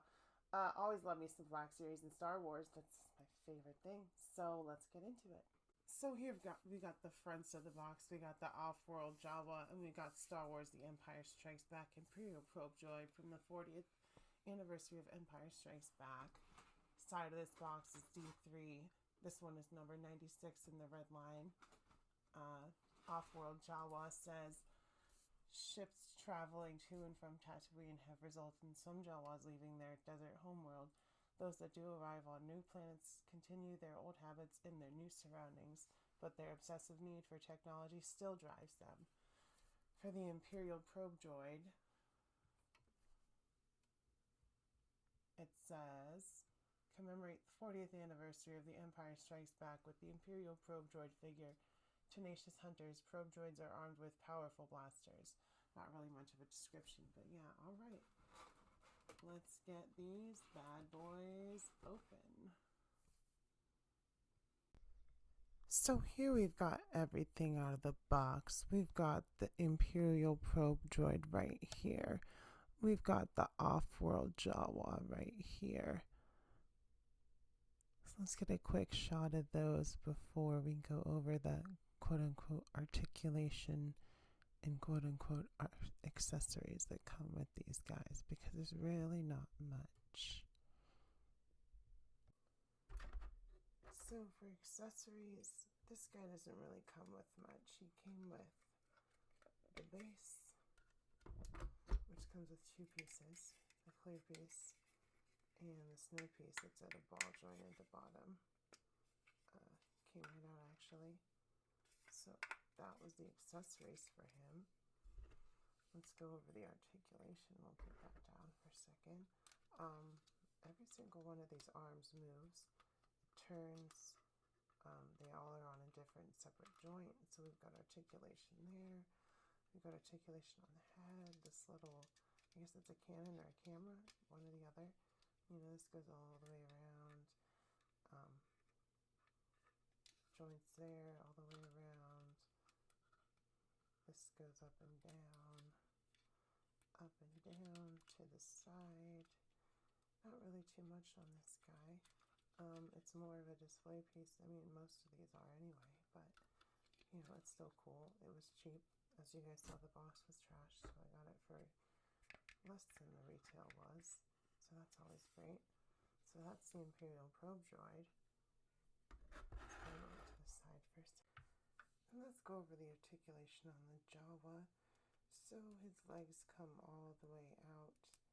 Don't really bend at the knees except for forward for some reason. They might be backwards. Legs up and down, or feet, sorry. Ankles, not really. No movement really under the arms, just barely 90 degrees, if that. And it's just hard plastic under there. It doesn't have the skirt like the normal Jawa does. There's one of the accessories. I put it in the holster. I don't really want to take it out. And there's the other one, the kind of blunderbuss that they all carry around. Nothing really at the torso. He does have waist swivel. Head turns 90 degrees. Doesn't really tilt forward or backward. So not really much to the Jawa or the Imperial droid, so I decided to do them together. So yeah, that's the articulation on this little guy. For size comparison here, we've got our Dagobah R2 next to the Imperial probe droid. We've also got that little zappy droid from A New Hope and the special edition Luke box set. And then next to the Jawa, we've got one of the original release Jawas from the Red Line box next to the Off-World Jawa. So there's a couple of shots of all of them next to each other for scale.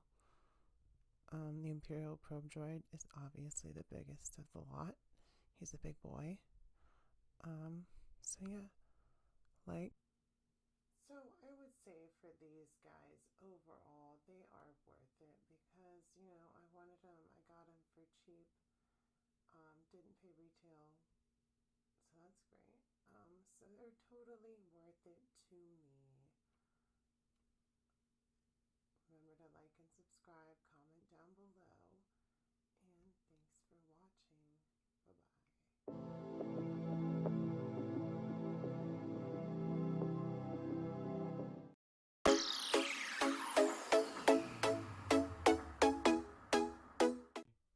What's up? up, everybody? Today we've got another video for you. We've got Rey and Dio from Rise of Skywalker. Fun fact, I actually already have this figure. It's a replacement from Hasbro because my first one kind of broke a little bit. But all that aside, let's get this bad girl open and get into it. So here we've got her in the box. We've got the front, we've got Rey, we've got Dio, we've got a couple accessories, her staff, her lightsaber, her blaster. It says Rey and Dio on the front. You know, the red label series doesn't really have much information on the boxes other than, you know, this little bit on the back. Rey continues to study the Jedi ways, but she grows concerned about what the future and the Force may hold in store for her. Number 91 in the Red Line series. 91. So now we got Rey and Dio out of the box. I will say this is probably my favorite Rey figure. Everyone really likes the Island Journey one, which is a good likeness, but I really feel like this one looks a lot like Daisy Ridley. Like, you can just see it in the face. It's definitely Daisy Ridley. A lot of detail in the figure. You know, it's from The Rise of Skywalker, which is episode 9. You got Dio over there with his little stand, which I lost before. He's super detailed and super cool. There's a lot to this figure. I mean, it comes with a lot of accessories for one. Always love accessories. Dio's a nice little bonus. Comes with her blaster, her lightsaber, her staff. We've seen it all before. I'm not really going to go into detail on him because it's an older figure. And yeah, that's the accessories. So one more quick shot of the figure up and down with Dio, and then we will go over the articulation. Alright, so we got Rey right here. Let's go over the articulation. She's got her head not really up and down, a little bit. We got not double elbows, but this is actually the joint that broke on my last one. She's actually up and down out there for the gun. She can go out, not all the way because of her shoulders. They're hindered by this here, but this one goes up too. The girl characters get the shaft end with articulation usually because they're skinnier. It's unfortunate, but she does have a double knee. She can kick her own butt, which is cool. Sometimes we need to kick ourselves in the butt. You know, ankle rockers, up, down. Not too much articulation on her, but I love this figure. I love the likeness. It looks like Daisy Ridley. People give the character hate, but it's whatever. Daisy Ridley's cool. She did a good job with Rey, with what she was given, and I love it. So there you have it, folks. There's the Rey and Dio from Hasbro's Star Wars Black Series. It was totally worth it to me because I didn't pay anything because it was a replacement. But that being said, when I did first buy it, I was so happy that I had it because it's a great likeness of Rey. It's probably the best Rey out there in my opinion. And Dio's an awesome little bonus. So yeah, there we go. Like and subscribe for more content. Remember to leave comments down below, and thanks for watching. Bye-bye.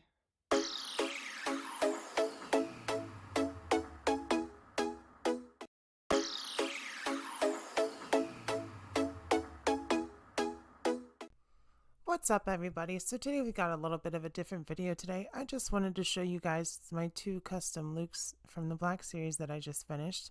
The one on the left is from The Mandalorian.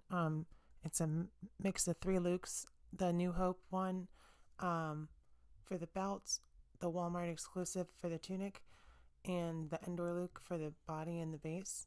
And the hood is a custom from eBay. Just get a quick look over of him. He's really cool. I'm really proud of him. Mandalorian accurate. I really just used that New Hope belt from Luke, and I cut the Endor belt and I extended it over the tunic so it still can clasp and unclasp basically if I wanted to. And then here we've got my custom Return of the Jedi Luke, and the only thing custom on him really is the belt, which was made, or 3D printed I should say, by Outer Rim Traders. I'll link in the description down below. It was just like a clear, soft piece of plastic. I just slid it up over his hips and I painted it myself. I think it came out really well. Hand painted it. So So yeah, he's screen accurate to Return of the Jedi now at the end. So that's pretty awesome. Not too much work on these customs. Oh, and the hand is from Dagobah Luke on the Mandalorian Luke. Speaking of Mandalorian, let's put a couple characters next to these guys. So here's a really cool shot. We've got Mando next to Mando Luke. We've got Vader and Palpatine next to Return of the Jedi Luke. In the Mando, it's got a custom 3D printed Beskar spear that I painted myself as well, and also a custom cape that I got on eBay. Can't remember the sellers. Otherwise, I would link it in the description down below. But all you really got to do is just Google on eBay. And of course, the Darksaber came with Moff Gideon. So let's just get a quick shot of all these guys together, so you can see how they scale. They're, short. It's Luke. But yeah, those are my custom Lukes next to some other characters. I hope you guys enjoyed this video. Remember to like, subscribe, and comment. And thank you for watching. See you next time. Bye-bye.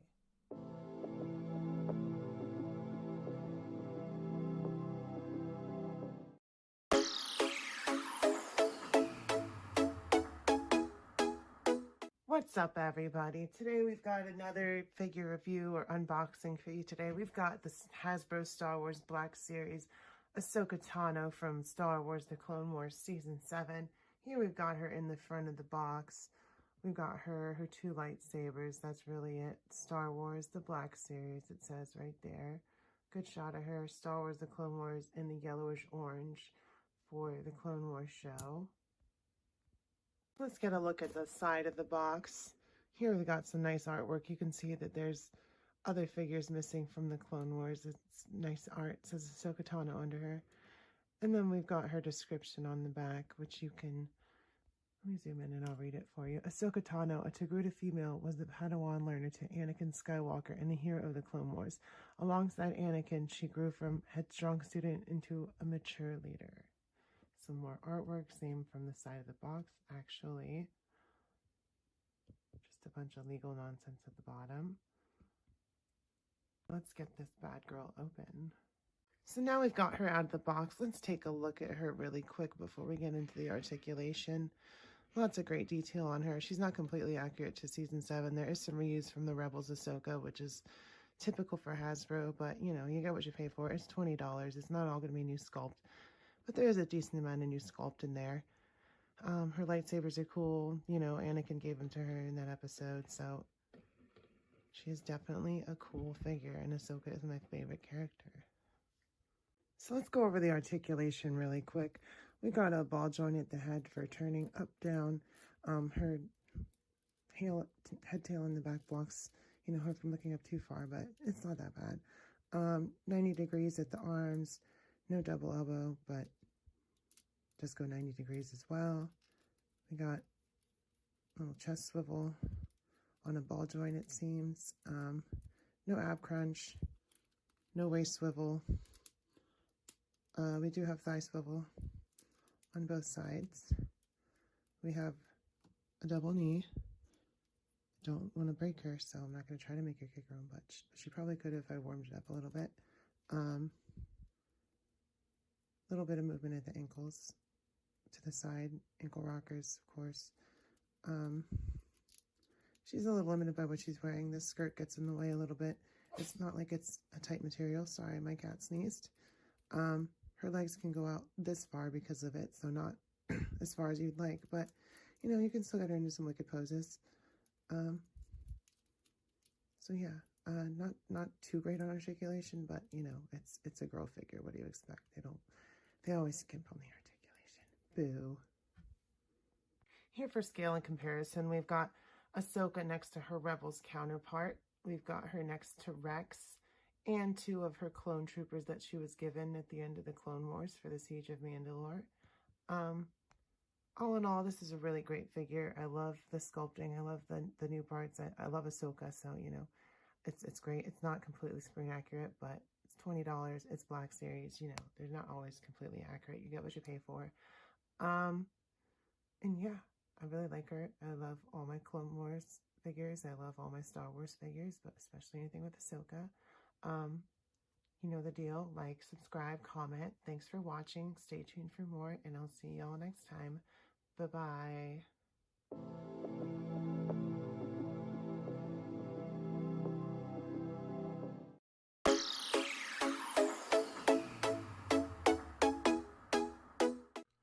What is up, everybody? Today we've got a video I'm super excited for. We've got Star Wars Black Series Bo-Katan Kryze from Star Wars The Mandalorian by Hasbro. Been waiting for her for a long time. She's one of my favorite characters. And I'm super excited to get her open and unboxed. But first, let's look at the actual box. So, of course, on the front, we've got the open panel so you can see the figure. We've got Bo-Katan in there with her helmet, her 2 guns, and her jetpack. I'm sure it's on her back or somewhere down there. Don't see it, but I know she comes with it. It says Star Wars The Mandalorian Bo-Katan Kryze. We got some art on the side. Some really cool art. Lines up with the rest of the figures, I'm sure. I don't have the boxes because I throw them away. And then we've got a little mock-up on the back. A gifted warrior, Bo-Katan Kryze is a legendary Mandalorian. She refused to align with the Empire's occupation of Mandalore. Number 10 in Star Wars The Mandalorian line.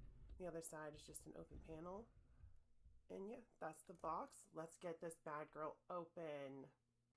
We've got her out of the box. Let's get a quick look at her all around so you can see her accessories and the detail on her. She does look a lot like Katie Sackhoff. It's not spot on, but it's pretty freaking awesome. I love having her. Let's get a shot of the face a little bit closer.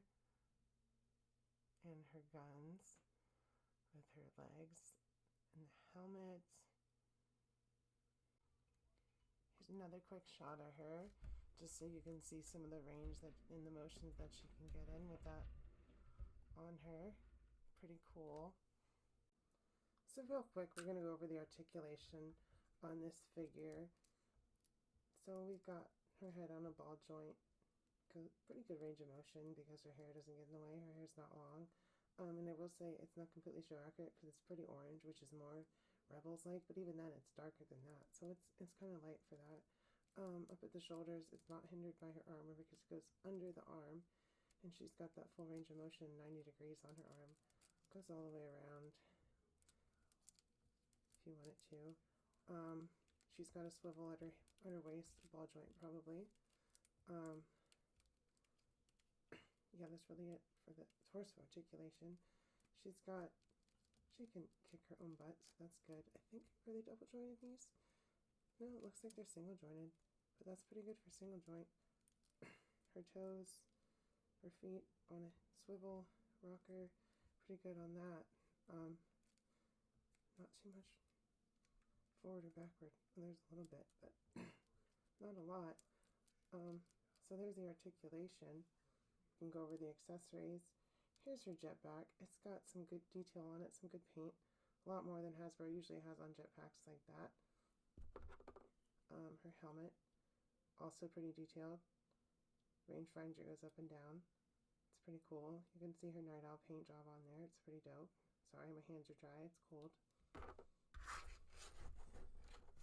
Then she's got her dual blasters. They're different than, like, say, Sabine's. They're smaller for the more live action look, but they got a little bit of paint on them. Not too much, but there's some brown on the handle. And yeah, that's her accessories. So here for comparison, we've got basically every Mandalorian except for the Mandalorian Loyalist, I think. I don't have him. But we've got the Mandalorian Super Commander. We've got Boba Fett. We've got Din Djarin. We've got the Armor. We've got Sabine Wren. We've got the Heavy Mandalorian. And we've got Jango Fett. All for scale and comparison. All from Black Series. And of course, little Grogu was there, being held by Mando as always, keeping him safe. So all in all, I'd say this figure, specifically in the middle, Bo-Katan Kryze is awesome. I love Bo-Katan. Always great to have more females, especially more female Mandalorians. She's totally worth it because she was totally worth it to me. Like, comment, subscribe down below for more content, and I will see you guys next time. Bye-bye.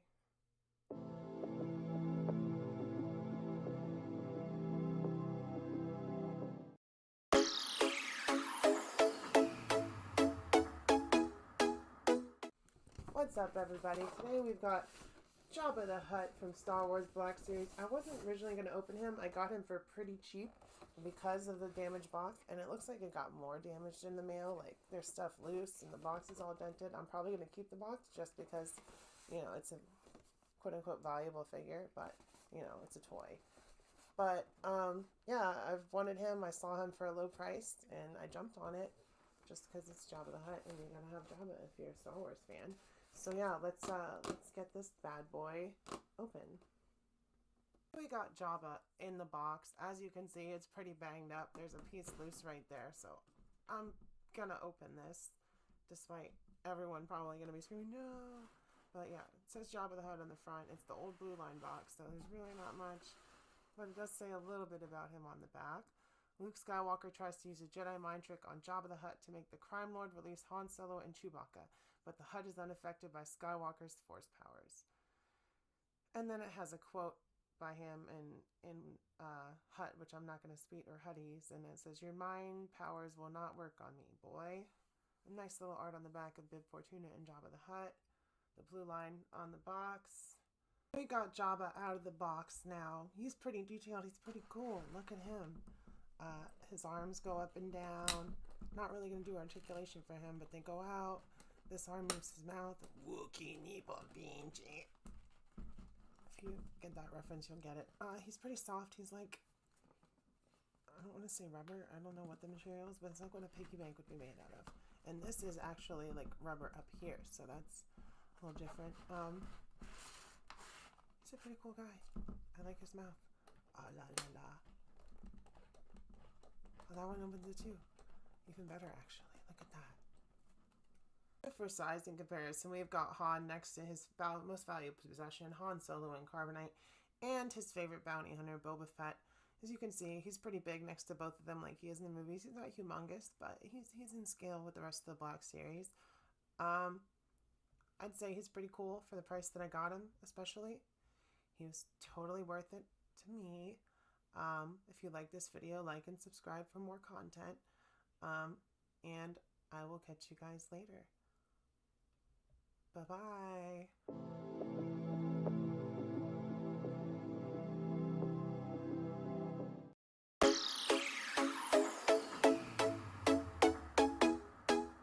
What's up, everybody? Today we've got a new video. We've got the Star Wars Black Series Asajj Ventress from the Clone Wars. Really excited to get her open. Always love getting new girl characters because they're the best. And she's a badass bad guy. So let's get into this video really quick and get her open and all that good stuff. So here we got Asajj Ventress in the box. It says Star Wars The Black Series, Star Wars The Clone Wars in that orange gold, and Asajj Ventress 4+ by Hasbro. We've got the art on the side that connects for the mural. Pretty cool looking art there of Asajj Ventress. We've got the little blurb on the back. There we go. An assassin trained in the ways of the dark side by Count Dooku, Asajj Ventress yearned to be considered a true Sith, but such status wasn't allowed under the Sith's rule of 2. She is number 7 in the Star Wars Clone Wars wave. The other side is just an open panel. You can see the side of her lightsaber there. With that being said, here's everything in the box. You get the figure and the 2 lightsabers. Alright, so without further ado, let's get this bad girl open. We've got Miss Ventress out of the packaging now, and as you can see, she's pretty cool. She's got the cloth goods for her skirt, soft goods in the front for the little place where you put her lightsabers. She's got a lot of detail on her. She's got that back muscle showing, which is really cool. The paint on the back of her is really clean, really detailed. So she's pretty cool so far. We'll get another close-up shot of the front of her face, so you can see the detail on that with the photoreal printing and all that. Really cool. Love it. Looks clean. Looks super great. There's a little bit of reuse from Dark Ray, but not too much. There is some new stuff there. There's another cool shot of her real quick with her lightsabers attached in that dual-wield S shape that she is known for. Pretty cool. She gets down pretty low even with that cloth in the way, so that's good to know. Another cool shot of her with her rivals Anakin and Obi-Wan. So she's cool. She can get in all kinds of poses. So we're going to go over the articulation really quick.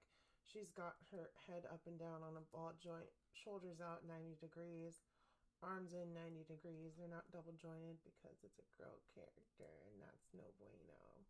But you know, you get what you can take. We finally got a Saj Ventress. She's got hip swivel on a ball joint. It looks like under the soft goods. We've got her legs can go all the way out, so pretty good range of motion. She's got full bending at the knees. She can't quite kick her own butt, but you know. Pretty basic. We've done a couple of female figures pretty recently, and all the articulation is relatively the same. Here's a closer look at that face, which is really good. Some more detail on there, and those pegs are for her lightsabers, which I believe, yeah, they come out really easily, and they just peg into there on the front of her belt for easy access, if you can get them in. But yeah, that's the articulation for a Saj Ventress. So for size in comparison, we've got General Kenobi from the Clone Wars, we've got Anakin Skywalker, a Saj Ventress's rival, I would say, and Count Dooku, her mentor, not her master, because that would be illegal. Because Sith have their rules, even though they don't really care about rules, they do have their rules. She's really cool. She's in scale. She's shorter than everybody, and of course, Count Dooku, Christopher Lee, is taller than everybody. Really cool figure. I will say she was totally worth it, because she was totally worth it to me. If you guys like this video, like and subscribe for more content. Comment down below who your favorite Star Wars villain is. Saj Ventress isn't my favorite, but she's pretty dang cool. She's pretty high up there. Yeah, so let me know. I'll see you guys next time. Bye-bye.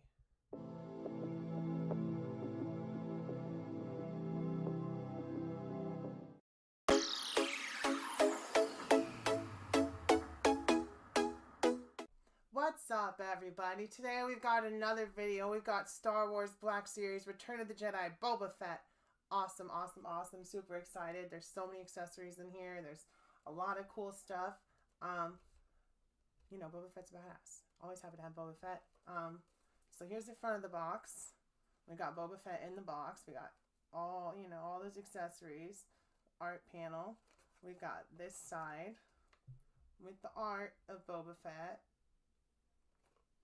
And then we've got the box, which I will read you the blurb for in a second, or you can pause here if you want to read it yourself, but that's the back of the box. And let me turn this around and read it to you guys. With his customized Mandalorian armor, deadly weaponry, and silent demeanor, Boba Fett was one of the most feared bounty hunters in the galaxy. So with that being said, let's get this bad boy open. And now we got our bestest old buddy Boba out of the packaging. And you can see some it's not as bad as some of the others we've seen, but it's still kind of smushed.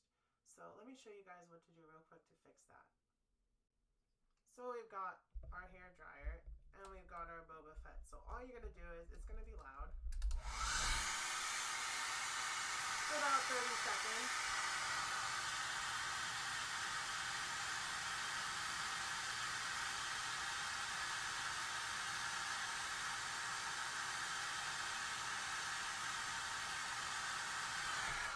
Get it a little warm and just squish it and hold it a little bit. And it should like flatten right. Oh, there you go. See, look, it popped right back into shape. Now we got Boba looking like his head isn't smushed and giving him a headache. Cool beans. Here we got Mr. Fett all geared up and ready to take on the galaxy. So let's get a quick look at him in detail. In a full view. So you got his front with the nice scratches and scratch marks and all that. You got his jetpack. You got his no longer cloth cape back there. Lots of detail on him. Zoom in on that jetpack. The yellow doesn't match his armor for some reason, which is kind of weird.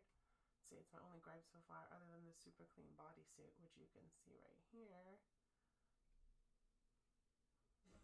Spin him around again. He does look pretty scary, though. You know, you see him, you're going to turn the other way, because it's Boba Fett. Here's another shot of him looking pretty dang cool with his flames out. Super awesome. He's super posable. You can get him in a lot of different positions. These are pretty standard poses, but... And here's one more shot of him taking flight with the rockets coming out at the back. Pretty cool there. He's got his rangefinder down.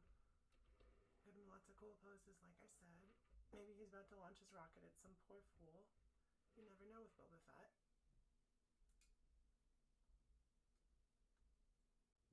So let's go over our accessories real quick. We got the jetpack with the removable rocket. Really cool.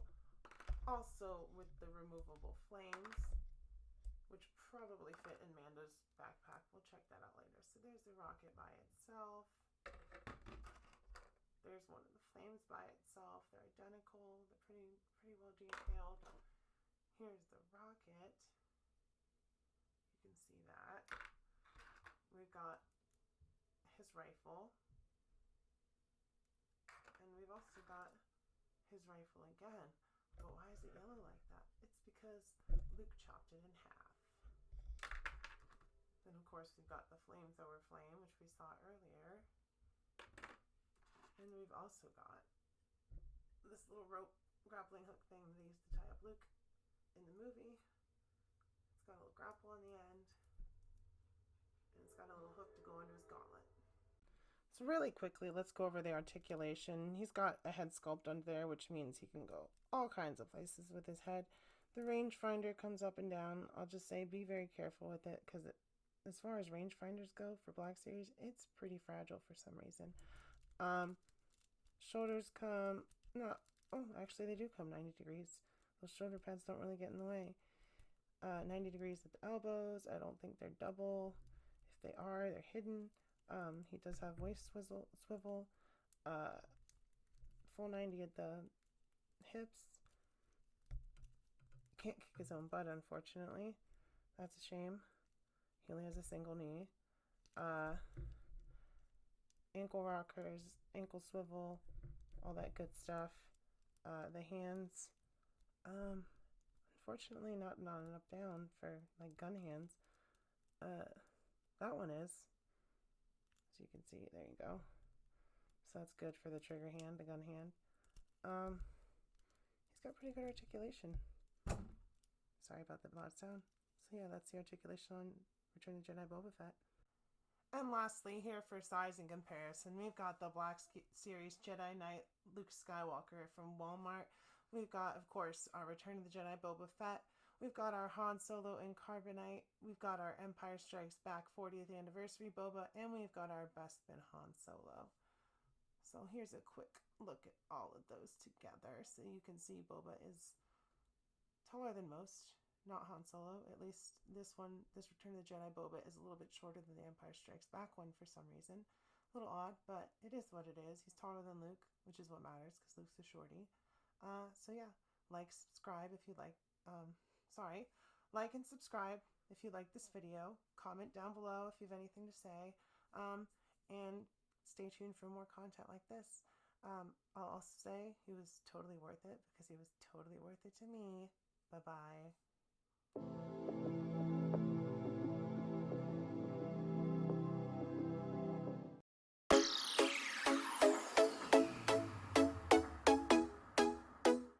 What's up, everybody? Today we've got another video. We've got the Star Wars Black Series Gamorrean Guard.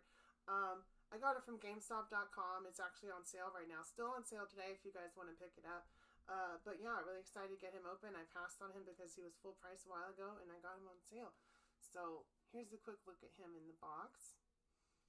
As you can see, he's in the old red line box. It's a re-release, so they're not going to change the box on it or anything, but it's bigger than your standard Black Series box. It says Gamorrean Guard on the side. There's the back. I'll turn it around and read it in just a second. And then it says Gamorrean Guard in the red on that side. And then I'll read this blurb for you really quick. Gamorrean Guard. Burly pig-like brutes who favored axes and other primitive weapons, Gamorreans were often used as muscle by Hutts and other underworld kingpins. Jabba the Hutt employed a gang of intimidating Gamorreans to guard his palace on Tatooine. Cool. So with all that being said, let's get this bad boy open. Alright, so one more quick look at him in the box. We can just get it closer up. There he is in all the plastic glory with his accessories. Here is the side of the box, Gamorrean Guard with the red. There is the back. You can pause the blurb there if you want. There's no number because these old red line ones are not numbered. It's a nice little artwork on the back there of the Gamorrean Guard. And then the other side, once again, it says Gamorrean Guard. So we finally got Mr. Piggy out of the box. As you can see, he's pretty detailed. I'd say he's one of the most detailed Black Series figures to date because of the paint and the detail and the black wash and his little soft goods there. Well, let's give you a full 360 look at him. We can zoom in really quick so you can see this look for him with his 2 axes, big old tubby boy with his sandals and his feet showing. Ew. And here we've got him in another pose with his mouth wide open. We'll get over the articulation in a minute, but you can see already that he can open his mouth really wide, which is cool. And he's got his spear. So if you had 2 of these, you could technically make 2 totally different guards if you wanted to, just because of how detailed they are and what you can do with them. And look at that pose he's got. His legs are just stretched wide out. So I'm impressed by this guy. He's big, but he can move. It's like a sumo wrestler. Wow. So let's go over the articulation for this pig boy. So let's start with the head. He goes to the side, barely up and down. Actually, a lot of up and down for his size. And then his mouth opens up a lot. Like you could fit a lot of food in there. So there's that. And we've got his arms, which come out not quite to 90 because of those big bulky shoulder pads. But here's where he gets a lot of articulation. He's got these big old elbow joints. I don't think they're double elbows, but gosh, he can get some range out of them. Then we got the hands, which are both on an up-down, which is cool. He's got his waist swivel on that ball joint. His legs don't come out too far because he's fat, but they come out pretty far for that, though. And then we've got his double knee, which makes him kick his own fat butt, which is awesome. And then we've got his feet, which are on a rocker and forward back on that. And yeah, that's the articulation on our Gamorrean, however the heck you say it, guard. And here for scale and comparison, we've got our Return of the Jedi Boba Fett, which I just reviewed or unboxed yesterday, which is an awesome figure. We've got our Black Series Jabba the Hutt, which I also unboxed the other day. And we've got our Han Solo and Carbonite. So I'd say Return of the Jedi is getting lots of love lately, and that's awesome. I would like a lot more of Jabba's Palace characters. They need to make pretty much everyone in there. Bib Fortuna, the band, basically everyone. So I'll say the Gamorrean Guard over here, this big old boy, the pig guy, Miss Piggy's long lost brother, is totally worth it because he was totally worth it to me. Just look at him. You can't not love him. He's a big old fluffy boy. So if you like this video, so yeah, like, subscribe, comment, let me know what you think. Let me know what you want from Return of the Jedi and the Black Series. And thanks for watching. Bye-bye. And really quick, while I have you guys here, this has been waiting for a while to open. I keep forgetting about it because it's so tiny. But we got Star Wars Porgs. I got a couple already that came with the Galaxy's Edge 3-pack. But these are more little Porgs. I hate The Last Jedi, but I love Porgs. It doesn't really have a blurb on the back. But yeah, it's just tiny little Porgs. So let me get out of the box real quick. So here we've got our 2 brand new tiny little Porgs out of the box. And let's spin them around real quick. We'll give them a little spinny winning because the little Porgies. So let's go over the articulation on you, Porgy boy. This one you got little wingy come out and go, ooh, I'm a Porg, my wingy don't spin well. Ooh. And his little feeties move too. He's like, ooh, yeah, I'm a Porg. And then this one, this guy. He doesn't do shit. Little Porgs together, and we'll get them all little spinning together. Hopefully Chewbacca doesn't eat any of them, because he's a jerk. And yeah, that's the little bonus Porgs. Bye-bye.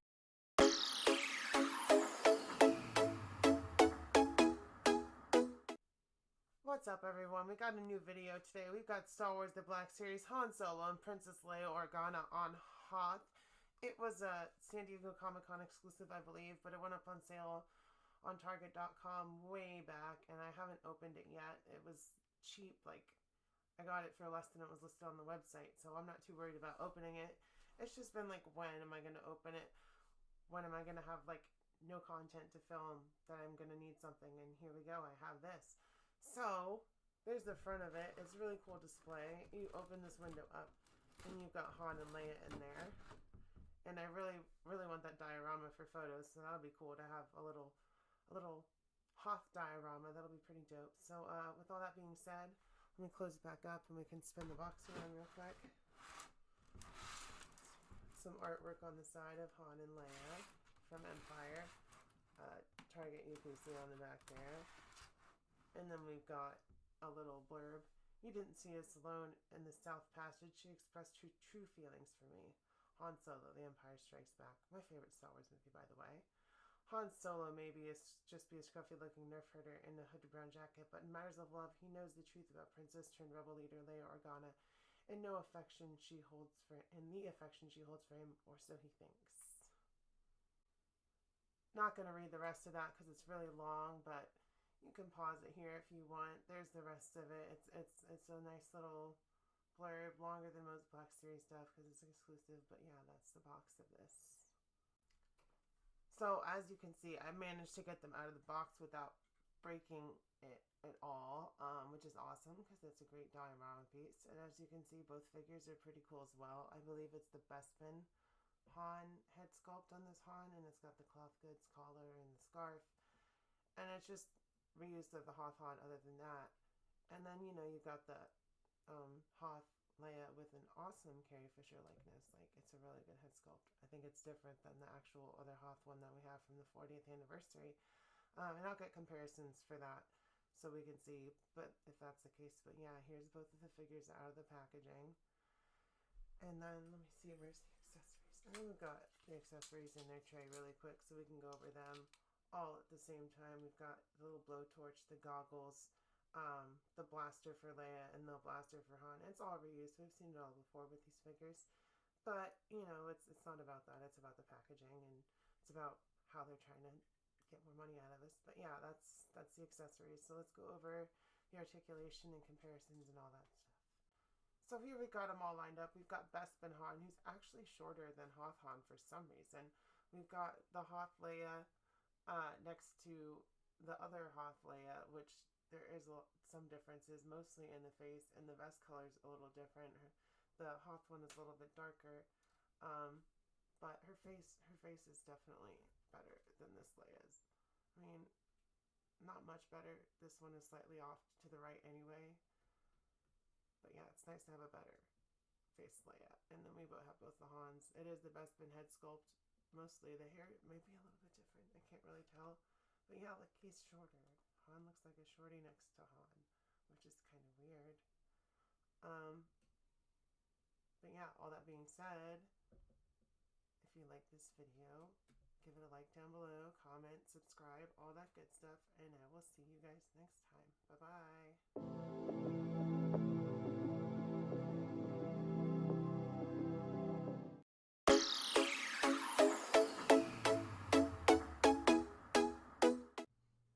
Hey everybody, Rowdy Riles back here with another video. We've got Star Wars The Black Series Admiral Piet.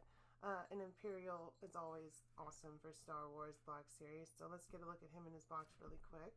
He doesn't have a number because he was an exclusive to, I believe, Entertainment Earth, which I got him for way cheaper than he's been usually, which I was surprised. So let's read about him. An ambitious Imperial officer, Piet rose through the ranks to captain and was assigned to the Super Star Destroyer Executor, Darth Vader's flagship. When Vader strangled Admiral Ozzel, Piet was granted a battlefield promotion to Admiral and given a grisly warning of the penalty for failure. So he's in the red line, he's old box, there's not much on these, just a little bit of art, figure in the box, he doesn't have much. It's an Imperial with a hat and a gun. So that being said, let's get this bad boy open.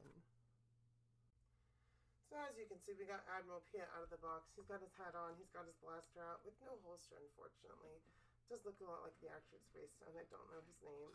But it's pretty detailed. It's just an Imperial officer as far as I'm concerned. Let's get a close-up of him so you can see him a little better. With his full pants and feet and all that stuff. So there's a quick look at him. So let's do articulation and comparisons. So really quick, let's go over the articulation. We got the head on the ball joint. Shoulders come out 90 degrees, go all the way down and out.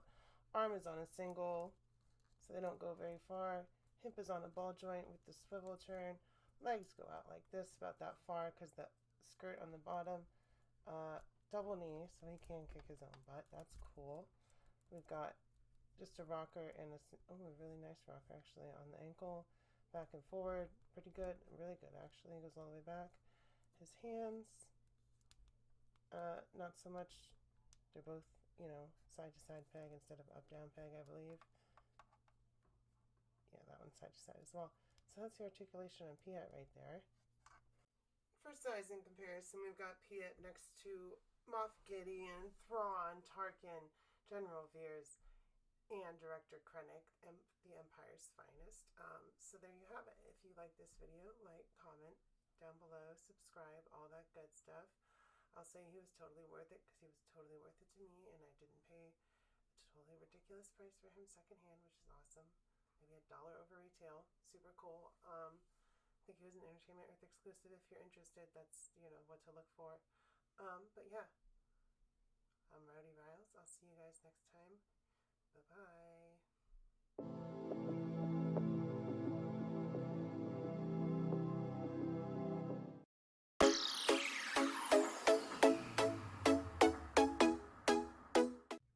What's up, everybody? Rowdy Riles here, back with another video. We've got another Star Wars video. Surprise, surprise.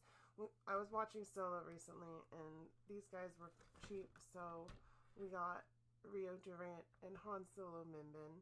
So we're going to take a look at both of these. Let's take a look at Han's box here first. We got Han in the box with the cool, you know, just Imperial grunt armor and with the cool-ass gun, which is the old Black Series box. It's number 78 in that wave. After getting kicked out of the Imperial Academy, Han Solo found himself dumped on Minbin as a mud trooper. While there, Han met an Imperial prisoner named Chewbacca in an encounter that would change his life. As we all know, Chewbacca's his bestie. But yeah, it's 78 in the red line, the old boxes. I mostly got it because it's an Imperial for a shelf. You just cover up his face and it's not Han Solo anymore, so that's cool. So that's the first one. And then we've got Rio Durant, also from Solo. Here's his box in the red line. It is number 77, I believe. That's correct. It says, Rio Durant has carried out dangerous operations alongside the scoundrel Tobias Beckett for years. The good-natured Ardanian pilot is up for any challenge, not unlike his young counterpart Han Solo. So another quick look at the box. There's 77 on the side. And there's Rio, who sadly dies. But, you know, cool aliens for the shelf. Who cares? That's awesome. So yeah, let's get these bad boys open. And here we got Rio out of the box with his two blasters. One of them was in the holster. It was a little hard to get out, but I got it out. And the other one came loose. His goggles do come down, so that's cool. He's got 4 arms, which is also really cool. You don't see that often in Black Series. Kind of detailed. He's kind of cool. He's a nice little side character to have as a action figure. There's a better shot of him with his blasters and his 4 arms. And we'll go over articulation and all that once we get into that. But yeah, that's a look at Rio. And here we got the Minbin Han out of the box, or the Mud Trooper, as we're going to call him, because that's basically what he is to me. His legs are a little rubbery, so he's not standing very well, so we'll be careful when we're spinning him around. But there's some nice detail on him. His cape has some dry brushing and weathering and all that. You know, he's got his eye part that comes up and the mask that pops off, which just hangs down there, which looks kind of cool, actually. So that's cool. So that's the look at him and his shotgun. I think it is a shotgun blaster. So that's cool. Another Star Wars blaster. So for the articulation on the Minbin Han, I took all the things off. I didn't even know you could take his helmet off. That's cool. It's a nice head sculpt of Alden Killenridge into there. Arms go out 90 degrees because it goes under the armor. Single elbow on him. comes out at the waist, turns. You can see under there's a ball joint.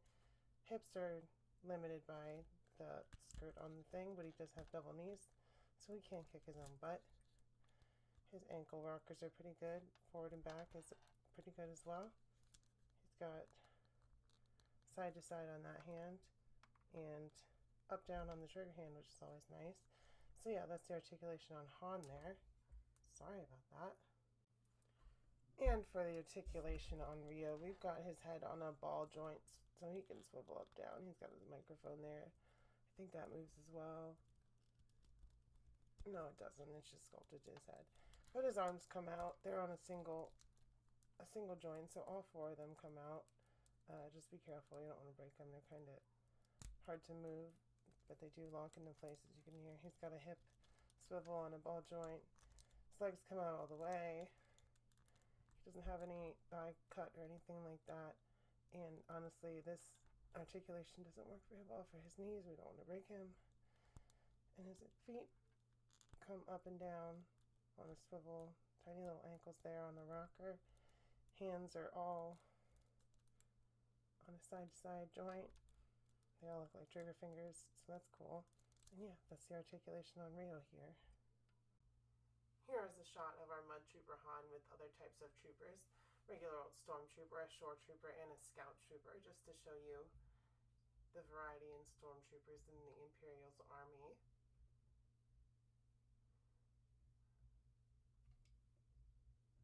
Just a close-up real quick of him.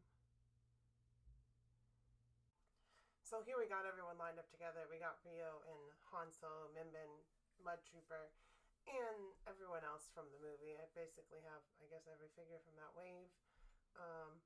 So yeah, that was my review. If you like this video, like, subscribe, comment down below. Let me know what you think. And I will see you guys next time. Oh, by the way, they were both totally worth it because they were totally worth it to me. Bye-bye.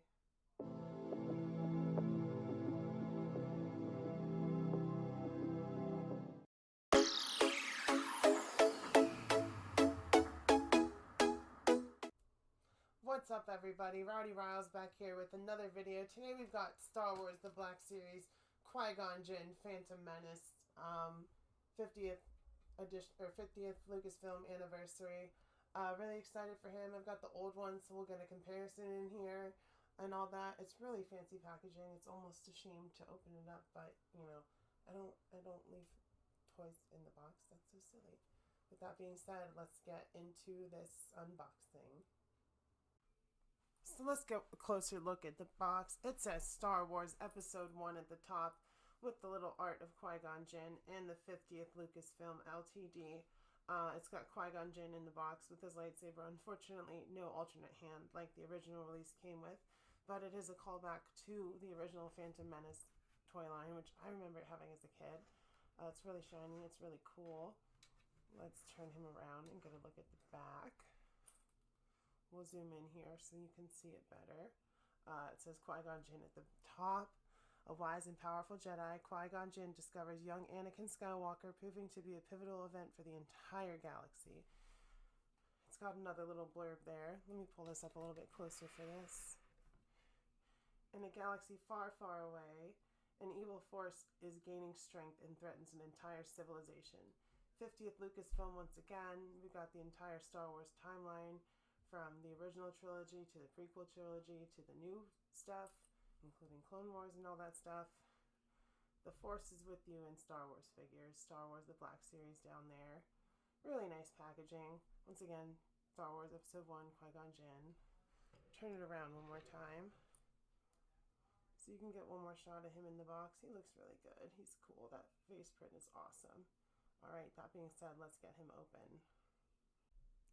So as y'all can see, I managed to save the box here, and we've got Qui-Gon out of it. The likeness to Liam Neeson is pretty dang good. It looks a lot like him. Go down with the front shot. Details nice. There's a black wash on the tunic, just like the original. Light black wash on there. So there's the side view of him with his lightsaber out. Turn around to the back.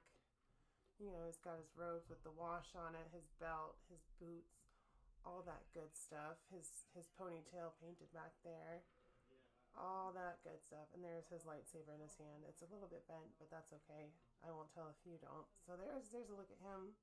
The new figure. We'll go over articulation in a minute, but let's get some comparisons in. So to the left, we've got the old one. You can see the face on him is okay, but it's not so great when compared to the new one. And the legs are a little looser and rubberier on him. He's harder to stand as well on the old release. And this lightsaber just kind of rests in there. It doesn't really click in anymore. Just kind of... Oh, depth perception's off, sorry. But yeah, it doesn't really stick in here. But then we got this one. And you can see his face is very detailed. Looks a lot like Liam Neeson. And his lightsaber is attached pretty well. I don't even know if it comes out, actually. I don't want to try. I don't want to break it. But there's a little bit of a comparison.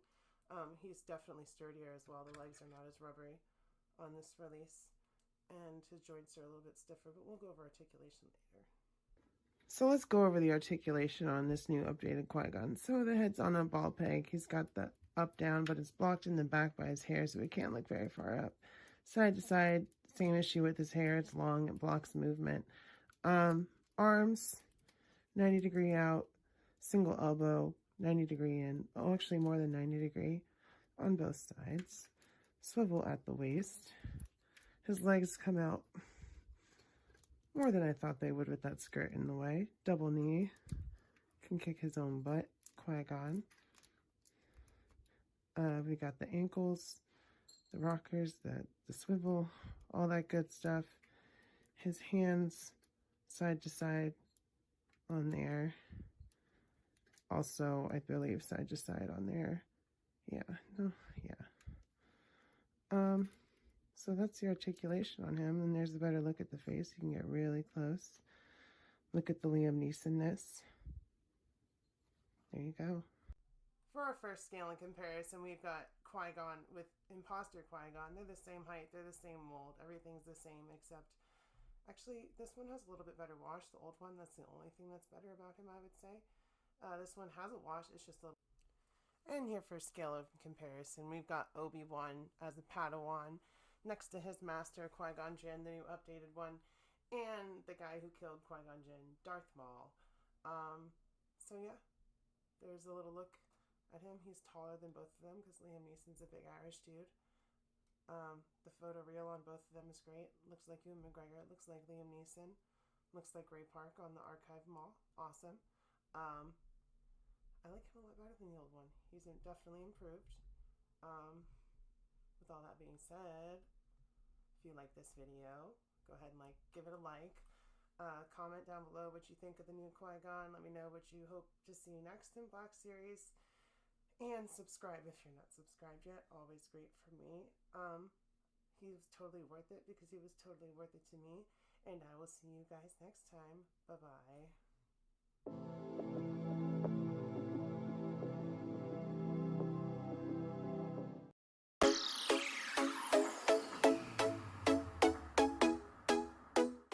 What's up, everybody? Rowdy Riles here, back with another video. Today we've got not one but two. We've got Crosshair and Hunter from the Bad Batch, so that's cool. I was like, let me stop into Target before work because I have a feeling it's Friday. Let me just check. I never get lucky. Today I did because I have every other figure that I want from this wave.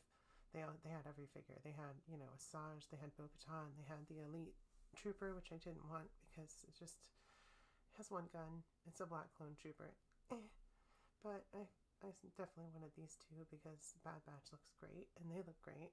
So there's a quick look at the front of the box. It says Star Wars The Bad Batch on both of them in a dark red, Mick and Maroon, Crosshair and Hunter. Star Wars The Black Series. Lots of accessories on these guys. We've got the artwork on the side for the mural. I think they fit right next to each other. Yeah, they do. So that's cool.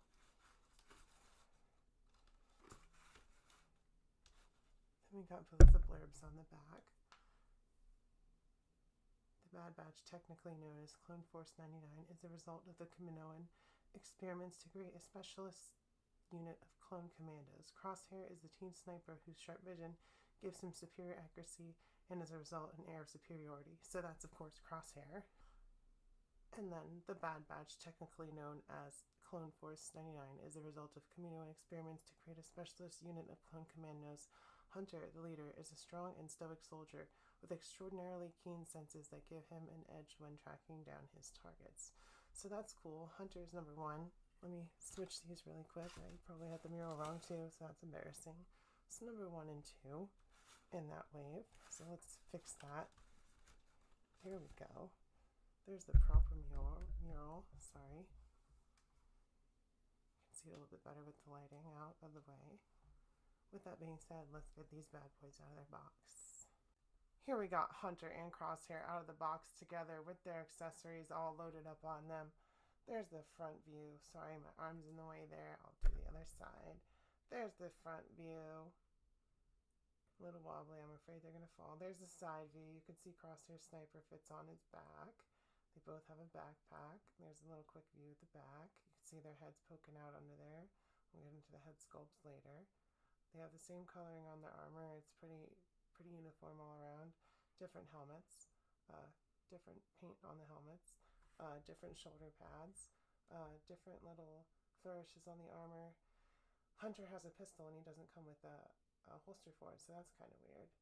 But yeah, that's a quick look at them out of the box. We'll get into articulation and accessories in just a minute. Let's go over the articulation and accessories for Hunter here. So he's got his head on a ball peg, which actually, you can see mine comes off really easily. It got stuck in the helmet, so something to look out for. Full 90 at the shoulders. These don't get in the way. They go under and they're really rubbery, so that's good. Single elbows, they come in. One of the accessories here I wanted to show you guys with the articulation is the little knife that comes out and goes back in. So that's pretty cool. The wrist, both, that one's on and up, or side to side, unfortunately.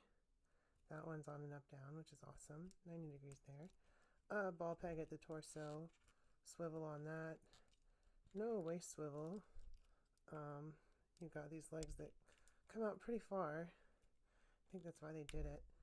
And that's about as far back as the knee goes because these are single kneed legs if they're the old one. I mean, because they're the old stormtrooper legs. So yeah, they're single knee, can't kick his own butt. And these legs and ankles are a little bit hard to move and they're also loose at the same time, which is weird. But yeah, that's the articulation for Hunter. Let's look at his accessories real quick other than the knife. So he comes with his helmet right here. Nice detail on that. It's not warped or anything. The shape is good, but his head did get stuck in there and it did pop off, so keep that in mind. So there's the helmet. We've got the little blaster that both he and Crosshair came with. Then we got the other blaster, which is unique to this guy, Hunter, as well. It's detailed on that. No wash on it to be seen, unfortunately, but that's okay. You can't win them all. And then you've got his backpack right there. It was upside down. That's the right way. It doesn't store anything, unfortunately. It'd be cool if the guns were stored on there, but there's some paint on it. There's got some detail. And then there's one more look at his knife really quick. Right here, it's got yellow on it. It's got some detail on it. It's pretty cool. Sorry for my dry hands. It's late. I haven't moisturized yet. So there's Hunter's accessories and articulation. The first of Hunter's accessories is his rifle, which detaches right here. I think it's for easier posing. Not sure. It hasn't made it much easier for me, but it's got nice detail on it. It's cool. It's a new weapon. That's always awesome. You got his backpack, which stores that rifle. I'll show you how. Let me see. Give me a second to figure it out. I think it goes like this. No. Which way is the top? This way is the top, so it goes in like that. And it just clicks in there. So that's a cool little addition. I love storage for stuff. There's his helmet with the rangefinder that goes up and down on there. And then lastly, you've also got his blaster. And let's go over his articulation. It's basically the same as Hunter's. Up, down on the ball hinge. His head's tighter than that. His shoulders and arms come out 90. Same ball joint at the waist or swivel. It's blocked a little bit by this, so don't want to ruin that. No thigh turn. Legs come out, not blocked by the holster at all. Don't come in to kick his butt because they're the old legs and they don't have double knees. His feet are a little bit better than Hunter's, but they're still a little bit wonky. And the hands, side to side peg on that, up down on that. So that's good. Here's a look at his face with his little crosshair tattoo. And yeah, that's the articulation and accessories for crosshair. And then lastly, today for scale and comparison, we've got the Bad Batch boys with a bunch of their buddies from the Clone Wars. We've got the 332nd Ahsoka clone, we got Captain Rex, and we got Wolf. And it looks like they're actually a little bit taller than all the clones. I know I don't have them all standing completely straight, but it looks like they got a little bit more height on those legs. Just because they're using, I don't know, I think they're using the older legs on top of a new body. Not too sure. But there you can see all the shinies next to each other with all of the Jango-ish looking faces. More so Captain Rex and Wolf than these two because, you know, they've got different genetics. That's why they're Bad Batch. They got cool little abilities and specialties about their genetics. So yeah, if you like this video, comment, subscribe, let me know what you want to see. You know, hit that bell, all that good stuff, and I will see you guys next time. Oh, and I'll say they were totally worth it because they were totally worth it to me.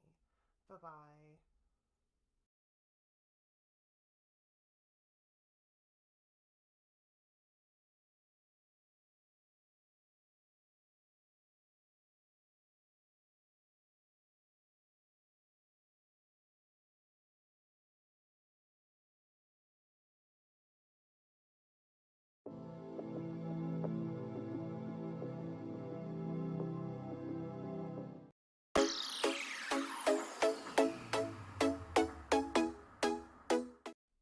What's up, everybody? Rowdy Riles back here with another video. Today we've got the Archive Collection Imperial Death Trooper.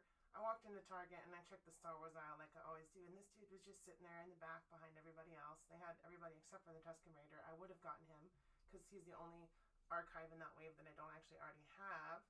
That being said, let's look at the box. It's the 50th Lucasfilm Anniversary Style Black Series on the card back instead of a, you know, sealed box.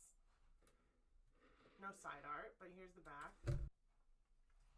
The elite soldiers of Imperial Intelligence, Death Troopers, are encased in specialized Stormtrooper armor with dark, ominous gleam.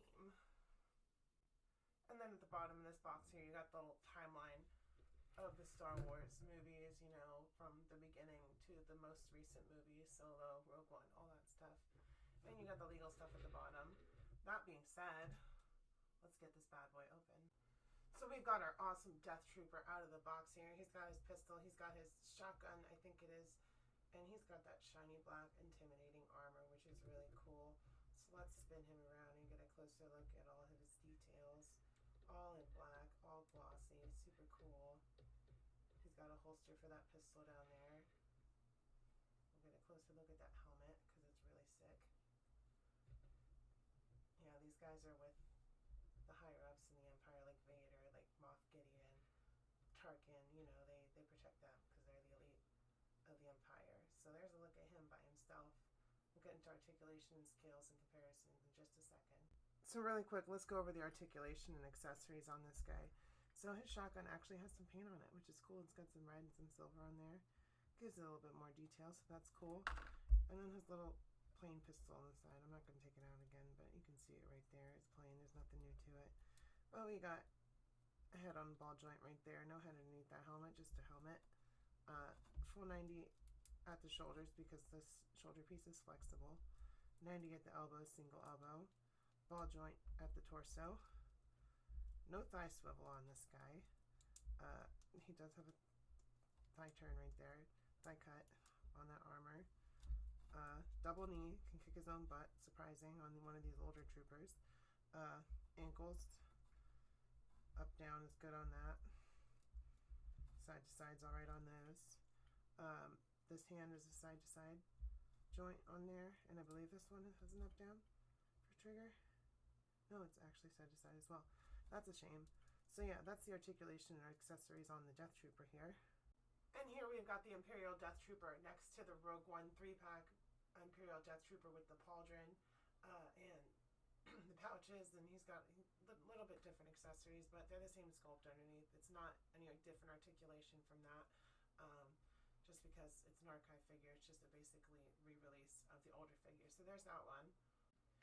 Here he is next to a regular old Stormtrooper. You can see he's a little bit taller, actually a lot taller. The Death Troopers are intimidating. They're taller. They got that black armor that's just so striking as compared to the striking white armor. So there's that comparison, if any of you are interested in that. And here we have our 2 Death Troopers accompanying Moff Gideon, just like in The Mandalorian. So that's really cool. One of the main reasons we buy these army builders is so that someone can boss them around and tell them what to do. So there's that one. Really awesome. And lastly, like I said, these Death Troopers escort the Empire's finest, and here they are with Lord Vader. If you read the comics, this has happened a few times. He goes to a planet with a couple of Death Troopers with him, usually 3, but 2's enough too. They're pretty badass. So I will say this Death Trooper is totally worth it, because he was totally worth it to me. Keep your eyes out at Target if you're looking for him, because they are there. I found them. I know people have found them. I've seen it on Reddit. I've seen it everywhere. If you like this video, give it a like. Comment down below what you want to see. Let me know what you want to see out of the Black Series. And subscribe. Hit that bell. And I'll see you guys next time. Bye-bye.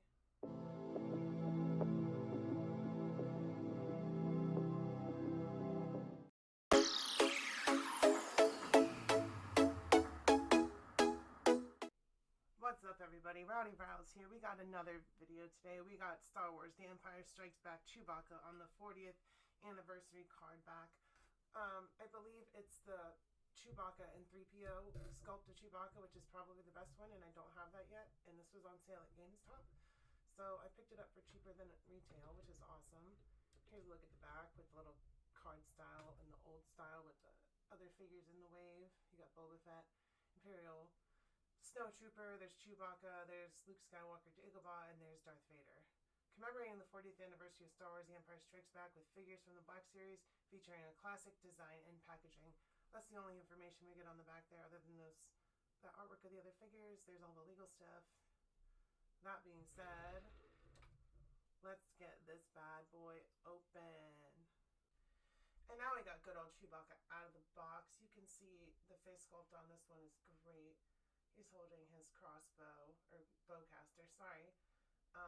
And he's got his shoulder strap, and he's got a great paint job and great detail sculpt on his fur. So that's the front of Chewbacca there. I'll turn it around really quick for you guys. There's the back. You can see his pouch has some black watch on it, which is always awesome. And yeah, that's Chewbacca out of the box. We'll get some articulation and scales and comparison coming up. First, we have Chewbacca up next to his best buddy forever, Han Solo, the Endor Han. Probably the best Han in the Black Series. You can see Chewie's a lot taller than him, which is accurate, and Harrison Ford's not a short guy. So there's the two of them together, the best dynamic duo in the galaxy. And here's our 40th Empire Chewbacca next to the Galaxy's Edge 3-back Chewbacca, which is actually a little bit taller. And I want to say the paint job and the coloring on this one is a little bit off. Doesn't look like as much effort was put into it, but the face is okay. And then we've got him next to the Chewbacca figure from the Solo Wave. I believe it was a Walgreens exclusive, if I'm not mistaken, with his different gun and his different bandolier.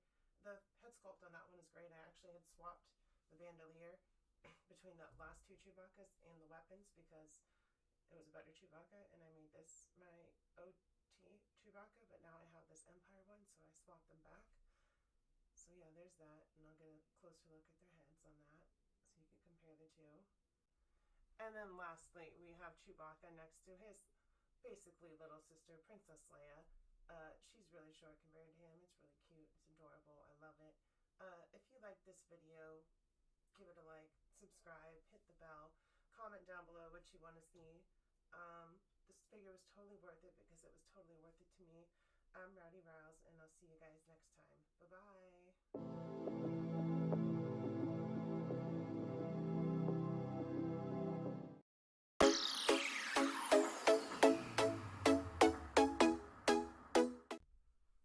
What's up, everybody? Rowdy Riles back here with another video. Today we've got the Mandalorian Loyalist from Star Wars The Clone Wars. You can see the yellow right there. Star Wars The Black Series. He's got his 2 blasters. He's got his jetpack. That's about it.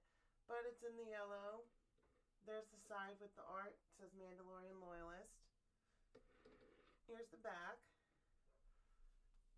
When Darth Maul betrayed and defeated Pre Vizsla, Death Watch splintered into 2 groups. Those who wanted to embrace Mandalore's warrior heritage remain loyal to Maul. So that's the back. It's number 4 in the Clone Wars.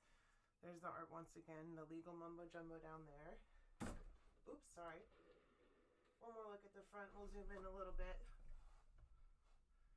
Get a better look at him in the box all around.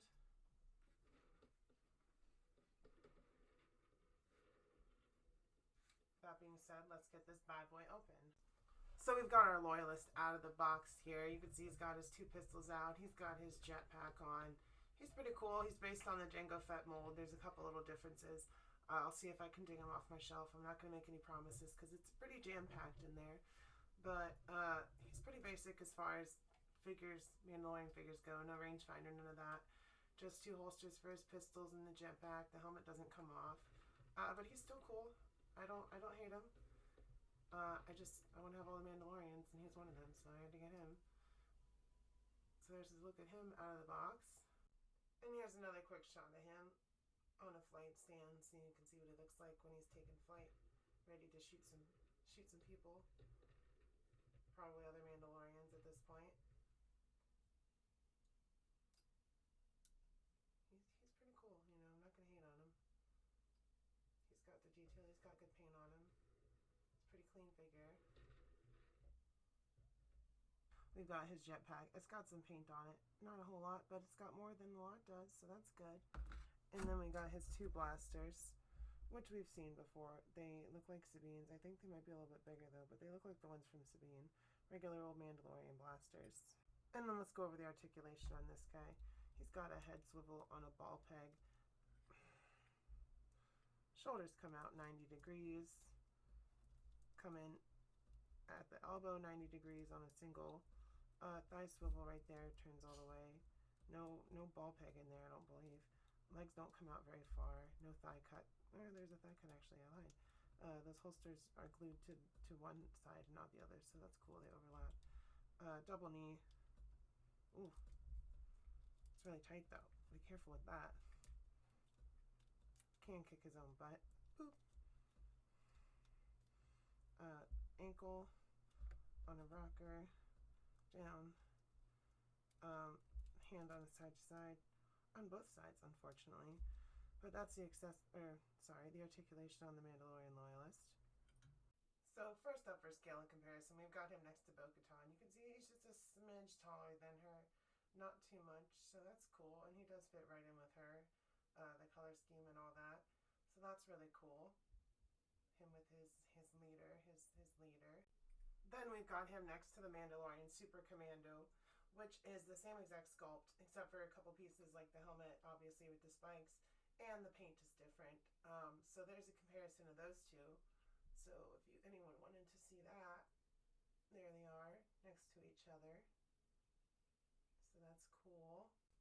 Then we've got him next to Sweet Daddy Jango, who is a little bit taller. The holsters are different, but you can see exactly where everything was pulled from for this reused character, which is cool. We get more figures that way. The paint's obviously a little bit better on Jango, a little more detailed.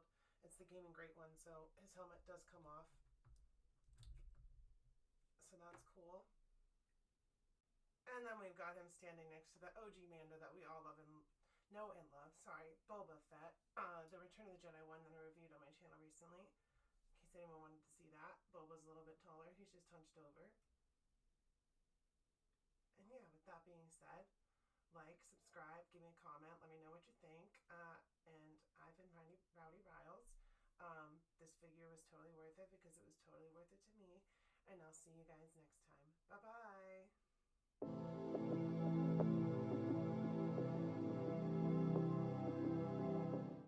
We've got Star Wars Black Series Luke Skywalker Jedi Knight, Walmart exclusive. I wasn't going to open him. He's been hanging on my wall. But his lightsaber's broken at the top. I actually had another figure sent in for the quality control issue on that, which was not this one. It was a different one. But, you know, Hasbro is hit or miss with that. They'll send you what they have. So let's take a look at the box. We got Luke there in the Walmart box. So it's not numbered because it's an exclusive. Luke Skywalker Jedi Knight on the red box. On the back it says, Luke Skywalker was a Tatooine farm boy who rose from the humble beginnings to become one of the greatest Jedi the galaxy has ever known. So yeah, that's the little blurb on the back of the box. There's some artwork of him at the beginning of Return of the Jedi. It says Ook Sky on there, Luke Skywalker. And yeah, there he is in the box. So let's get this bad boy out with all that being said. Also, I'm going to try to fix the lightsaber because it's broken at the top. And yeah, there he is in the box. So let's get this bad boy out with all that being said. Also, I'm going to try to fix the lightsaber because it's broken at the top. So as you can see, this is the broken lightsaber I was talking about. I tried gluing it. It didn't work. It's not going to hold, but that's Hasbro quality control for you. The green Luke lightsaber is really flimsy. It always has been. They need to make a new mold. But with all that being said, I painted, after I ordered a new one, this 3D printed Luke lightsaber, and I painted it to match the colors. So yeah, I do have a lightsaber for him. It just sucks that the one that he came with broke.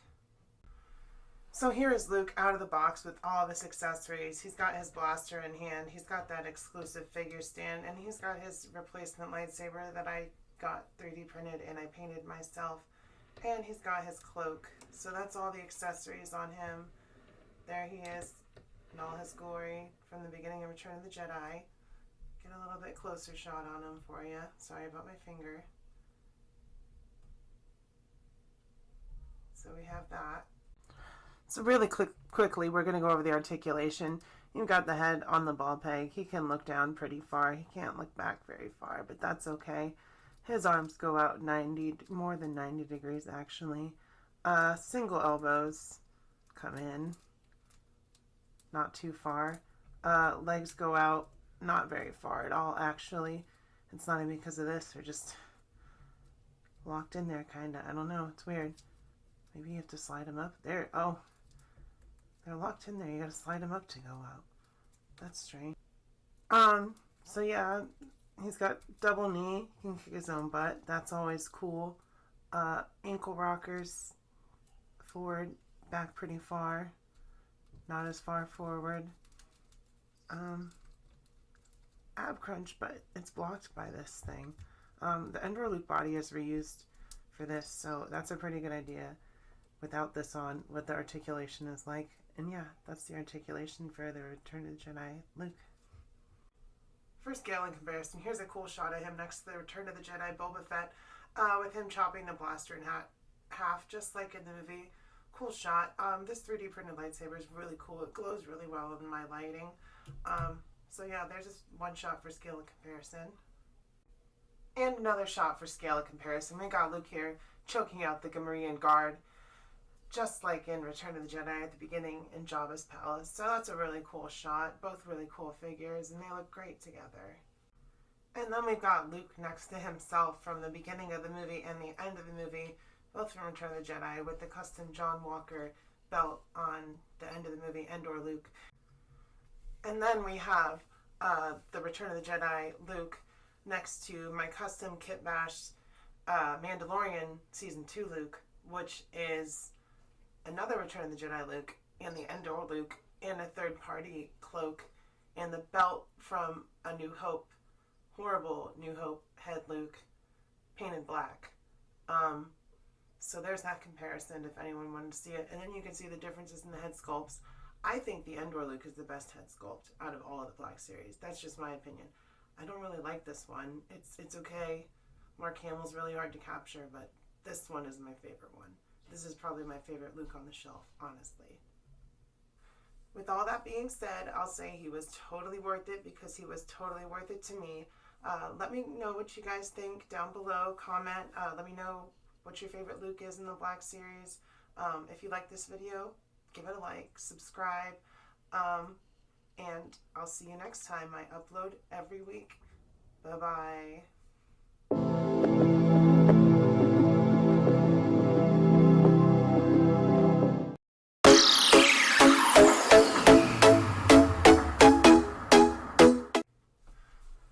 What is up, everybody? Rowdy Riles here. Today we've got a new video. It's different. It's not a figure review. It's actually just a look at all of my customs so far. Ones that I've ordered and painted and put together, and stuff like that. So here you can see a big group of them. And we'll get into those and break them down in just a second. Side note, I may be ripping off Robo a little bit, but it's kind of like one of his playdays. If you guys watched The Fwoosh, you guys will know what I'm talking about. So there's a little name drop, someone that I watch. The first thing we got here is Salacious Crumb from John Walker Customs. It came unpainted. I hand painted it myself. The tail was a separate piece that kind of just stuck in there after I painted it and stuck it in. It does need a black wash, but I'm pretty happy with how it came out. I have Jabba. I didn't have Salacious Crumb. Now I do.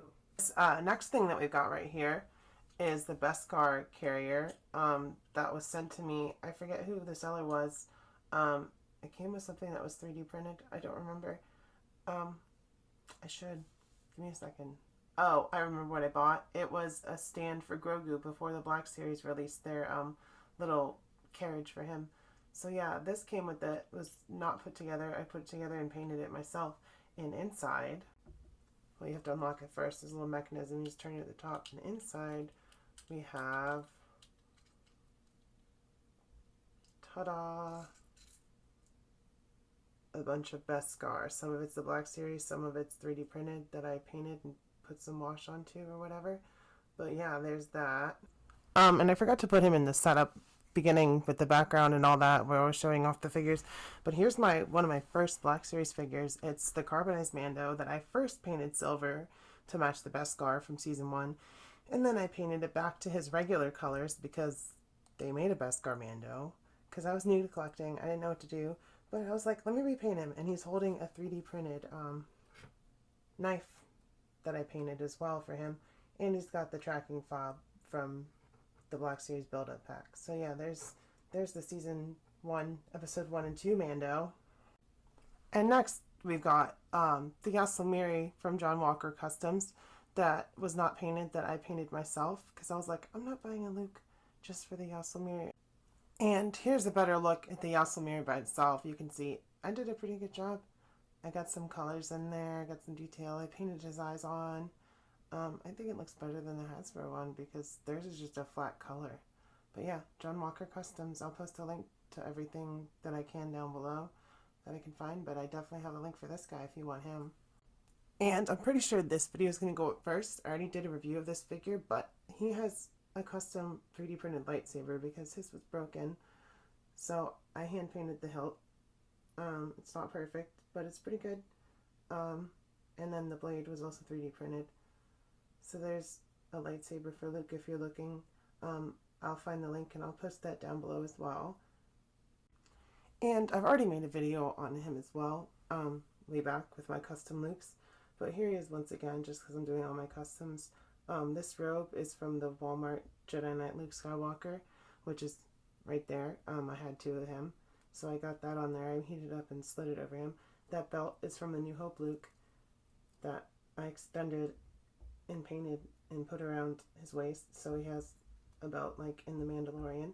This hand is from Dagobah Luke, and the base body and lightsaber from Endor Luke, and this cloak is a custom from eBay on a seller. So there's that Mandalorian Season 2 Luke Skywalker custom of mine. And this right here is what we all actually came for. The Season 2 accurate Din Djarin with a way better head sculpt. And I'll compare it to the Black Series one that came with the build-up pack because I do have that figure as well. This one is actually the regular Beskar Mando that I customized. You can see he's got the updated shin pad on there, also from John Walker Customs. I painted it myself with the black and silver. I did give him a little more shine on his armor with some silver paint. The spear, yeah, so the spear was 3D printed. I'm not sure if I'll try to find the seller. It was from eBay. It came in gray, so I just painted that.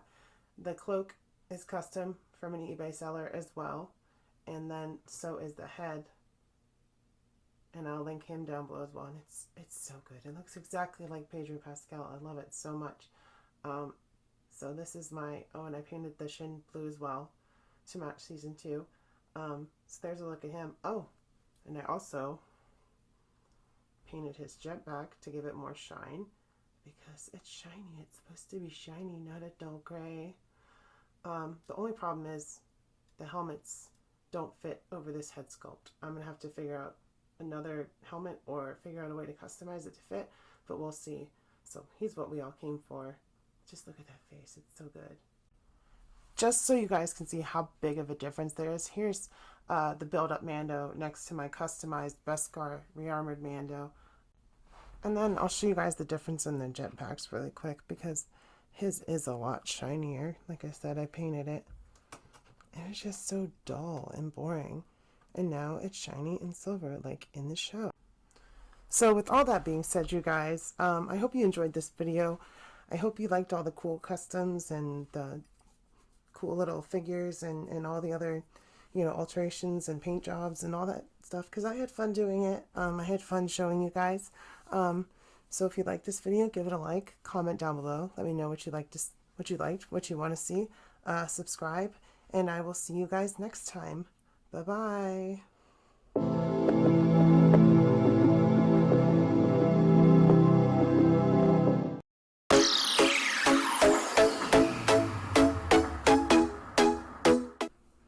What is up, everybody? Rowdy Riles back with a brand new video. Went toy hunting today. Came back with a little bit of what I wanted. Got one figure, Anakin Skywalker, at Target. It's exclusive. I think the release date is May 20th, but I got one a little bit early. They also had Hawk, but nobody else. I wanted Obi-Wan and I wanted Echo, but I got Anakin too because I wanted him. So that's a bonus. So that's always awesome. That being said, let's take a look at the box. So we got Anakin in the box with his lightsaber. That's all in the way of accessories. You've got the Clone Wars style picture of him on the front of the box, and it's in that vintage, not vintage, but you know, the older Clone Wars action figure style box, and it's Lucasfilm 50th, Anakin Skywalker. Nothing to read on the box except for his name on the back. In Star Wars The Clone Wars, Anakin Skywalker. It's got the little timeline, 50th Lucasfilm once again, Disney, Hasbro, yada yada yada. And there's one more look at him in the box.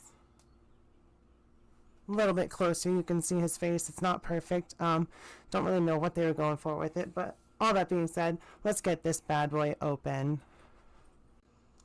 And here you go, we've got him out of the box. So here's a closer look. There's the front, him holding his lightsaber ready to fight the separatist armies with his clones behind him. Really cool, really excited about these Clone Wars figures. Always love Clone Wars love. Like, Hasbro doesn't show that show enough. So it's good to be getting some. So that's always awesome. He's got his Republic insignia right there. He's got cloth goods on his lower tunic. It's really cool. Really happy to have him. Alright, so here we got the articulation for the Clone Wars Anakin. He's got his head on a peg. Told you it's a double barbell peg that they're using now for Black Series and stuff. Shoulders full 90, single elbows, but they come in about that far. Wrist up down. Actually, it's side to side on that one. Up down on no side to side on that one as well. Unfortunately, not much of ab crunch, but this goes in and out at the waist. Turns at the waist. Legs don't go out very far because of the tunic and the cloth. Double knee. Kicks his own butt. Really, really loose ankles. Rocker side to side, up down, goes pretty far. Gosh, I don't want to break him. But yeah, that's the articulation for the Clone Wars Target exclusive Anakin. So first up for scale and comparison, we've got the archive Anakin Skywalker from Revenge of the Sith that comes with the alternate Darth Vader head, which I'll show in a little bit. But as you can see, it's reused on the shoes and I think the legs. But other than that, I think it's mostly new. Maybe the sleeves are different too. So yeah, it's mostly new sculpts, which is great. This one's a little bit taller. so maybe it's in the chest somewhere, but he's got the new armor and the longer tunic and all that great stuff. And I got both their lightsabers clipped there. This one's actually shiny, which is awesome. So yeah, there's that first comparison. Alright, stop. Vader time. And here we've got Master and Apprentice side by side. Ahsoka Tano, my favorite character, next to her master, Anakin Skywalker, both in their Clone Wars appearances. Although they don't have a Padawan Ahsoka yet, so we do need that. And then we've got Obi-Wan Kenobi, Anakin's former master, next to him, best friend, partner, you know, all that good stuff, until he cut his arms and legs off. But I didn't get the Target exclusive Clone Wars Obi-Wan yet because they didn't have them at the Target I went to. But I do have this Walgreens exclusive one, so there's that if you guys wanted to see it. And here we got Anakin next to his other bestest buddy, Captain Rex, and two of Ahsoka's clone troopers that were assigned to her at the end of the Clone Wars during the Siege of Mandalore.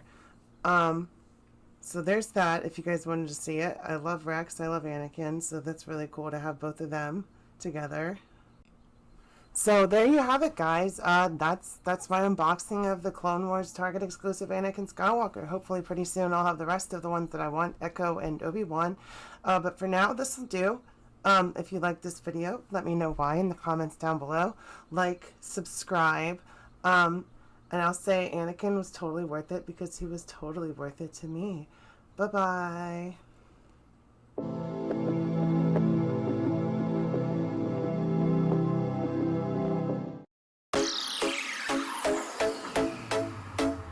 Is up, everybody? Rowdy Riles back with a brand new video. Today we've got Star Wars The Clone Wars Target exclusive Obi-Wan Kenobi. Did some toy hunting today, found another one that I wanted. Still need Echo, but let's take a look at this box. We just looked at the Anakin, but let's look at Obi-Wan here. You got him with his lightsaber there in the box and his clone armor. Clone Wars style artwork right there. Star Wars The Clone Wars Obi-Wan Kenobi 50th Lucasfilm with that timeline of the films on the back. You got the warning, the Hasbro Disney logo, all that stuff. Here's another look at the box right there. Let's get a little bit closer. You can see his face. Sorry about the shaky. With the armor, the longer tunic, the lightsaber, all that good stuff. With all that being said, let's get this bad boy open. So here you go, guys. We've got General Obi-Wan Kenobi out of the box. Let's give him a spin. You can see it is the old Clone Commander Obi-Wan head sculpt, just with new paint, new photoreal on there. It's a new tunic. It's the Phase 1 legs because they're single jointed, and same with the elbows, I believe, are double jointed. We'll get into that in a second. The neck peg and the head peg are new, not the head itself, but the peg attached. So that's interesting. They're doing something different. And yeah, so let's get a closer look at that. You can see he's got his Republic on the shoulder, Republic logo on the shoulder, his lightsaber, his clone armor, and all that good stuff. So yeah, there's Obi-Wan out of the box. So first up for scale and comparison, we've got the Walgreens exclusive Clone Commander Obi-Wan next to the new Target exclusive Clone Wars Obi-Wan. You can see it is the same head sculpt, I believe. There's that one up really close. It looks the same to me. And here's this one. Just like I said, different paint and all that, different paint application, no photoreal on this, just really good paint. Actually, it might have photoreal on the eyes, I don't know. But the hair is the same, all that stuff. So I believe it's the same sculpt. But they're both on the older clone bodies, obviously. This obviously has the Jedi tunic. They both have a peg hole for the belt. And yeah, this armor's not as white. Obviously, this one's really, really clean, really white. So there's a first comparison for you. Next up, we got the Clone Wars Anakin next to the Clone Wars Obi-Wan, both Target exclusives. I just put up the Anakin video yesterday, I believe, so check that out if you haven't seen it yet. So as you can see, Anakin's slightly taller. They both have their Clone Wars outfit with their armor. Outfit with their armor, and the longer tunics and the brick colors and all that. I'll say the likeness for Anakin is off, but the Obi-Wan is probably the best one so far, at least as far as Ewan McGregor's face goes. But yeah, there's both of those next to each other. Jedi General, buddies, best friends. And here, just another quick bonus shot. We got Anakin, Ahsoka, and Obi-Wan all together. Our favorite little trio in the Clone Wars show. And for anyone who wanted to see it, here is Obi-Wan and Anakin from the Clone Wars next to Asajj Ventress from the Clone Wars wave of the Black Series. And here we've got Obi-Wan next to two of his most trusted clone advisors, Captain Rex and Captain Cody, who betrayed him in the end. Captain Rex never did that, though. He never shot at Obi-Wan, but Cody did, so boo Cody. So let's go over the articulation for Obi-Wan. So he's on that new double barbell neck peg that has the neck on its own separate part that has a lot of range of motion, so he can go all over the place. He can party all night long with that neck. His shoulders come out 90 degrees with those shoulder pads. They're soft plastic so they don't get too far in the way. He does have double elbows, so that's good. Good range of motion on that. Thigh, ball peg, swivel, all that stuff. Underneath the skirt, he's got a thigh cut, single knee. So yeah, those ankles are pretty tight, but they go up and down to the side on the rocker. And then he's got his up-down pin on this hand and side to side on the left hand. And yeah, that's the articulation for the Clone Wars Obi-Wan here. By the way, here's what I did with the Clone Commander head. I swapped it with my custom Obi-Wan head onto the Clone Commander one, because I'll just sit up on my shelf now, onto my Revenge of the Sith Obi-Wan body. So there's a better Obi-Wan face. And I just used some paper towel. I didn't use putty or anything like that to get him to stick on, just paper towel, because I don't like to mess up the heads of my figures like that. But yeah, if you guys wanted to see that, there's another head swap that you can do after you get this new Obi-Wan. So that's it, guys. If you like what you saw, you know what to do. Comment, subscribe. Let me know what you thought about the video and what you think about this wave and how easy and hard it is to get down below in the comments. Give me a like. And I'll say Obi-Wan was totally worth it because he was totally worth it to me. Hopefully I'll have a video for Echo and maybe Hawk soon. I'm still not sure if I'm going to get him yet. I already passed on him once, but we'll see. I'll see you guys next time. Bye-bye.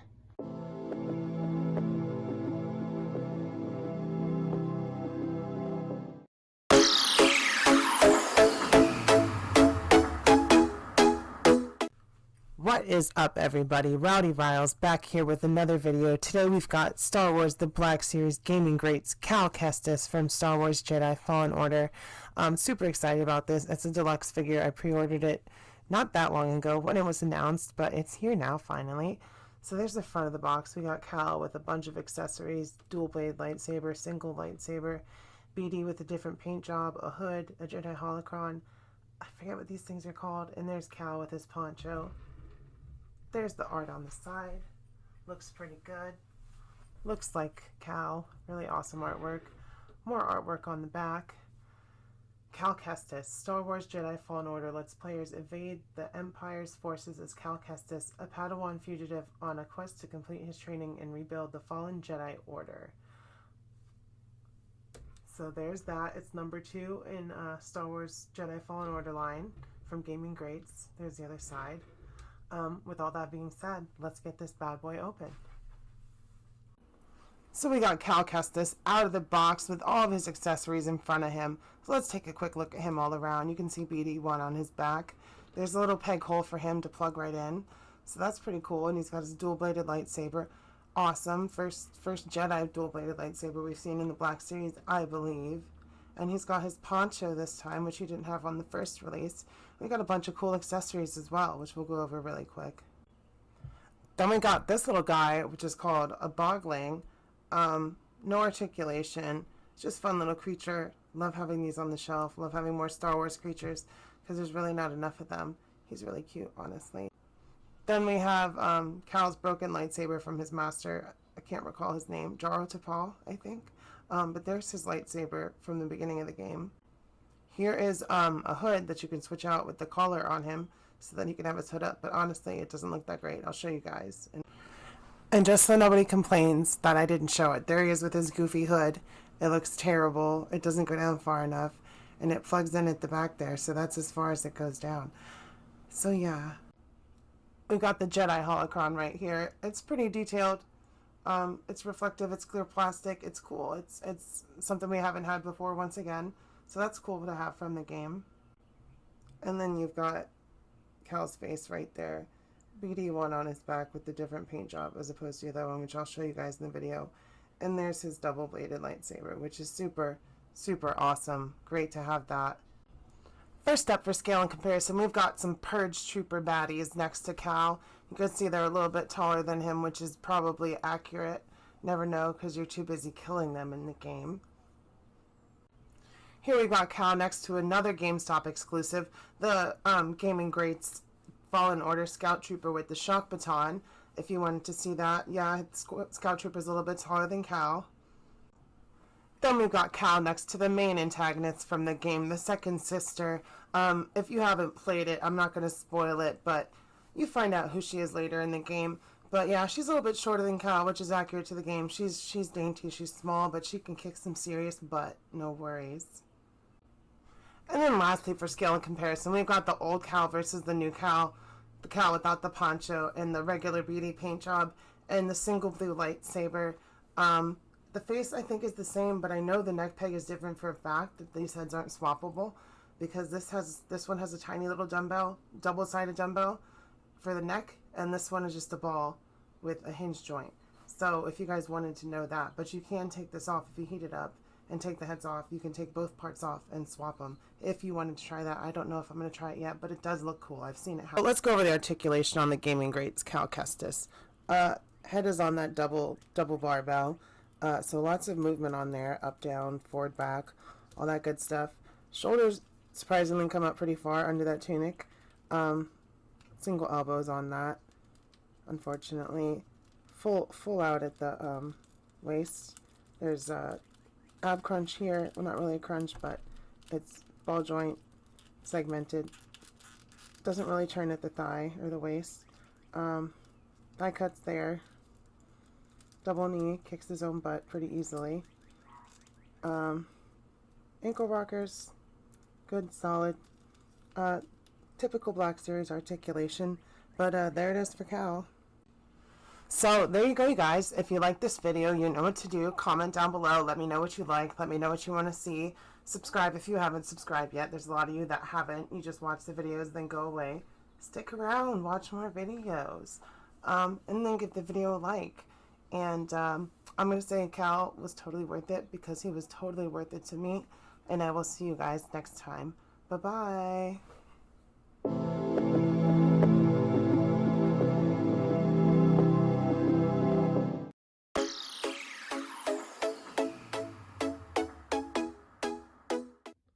What is up, everybody? Rowdy Riles back again with the final Clone Wars video. Finally found Hawk. Awesome feeling to have all four for once. Get all the exclusives from Target. So that's cool. We got Clone Pilot Hawk here. Let's check out the box really quick. So you see the figure in the front. It says Clone Pilot Hawk, 50th Lucasfilm, Star Wars, The Clone Wars. There's a 3D picture from the show of Hawk, and it's in that clone helmet style of box, which the old style, like the 3.75-inch figures. Star Wars, The Clone Wars, Clone Pilot Hawk, Republic symbol, 50th Lucasfilm timeline with all the movies and shows and all that legal bullshit stuff, you know, all that. Sorry, give him a spin around. Take a closer look. He's got a blaster. He's got the pilot helmet. Looks like his breather is a little crooked, but that seems to be the case with a lot of them. He's got that extra chest piece. All that being said, let's get this bad boy open.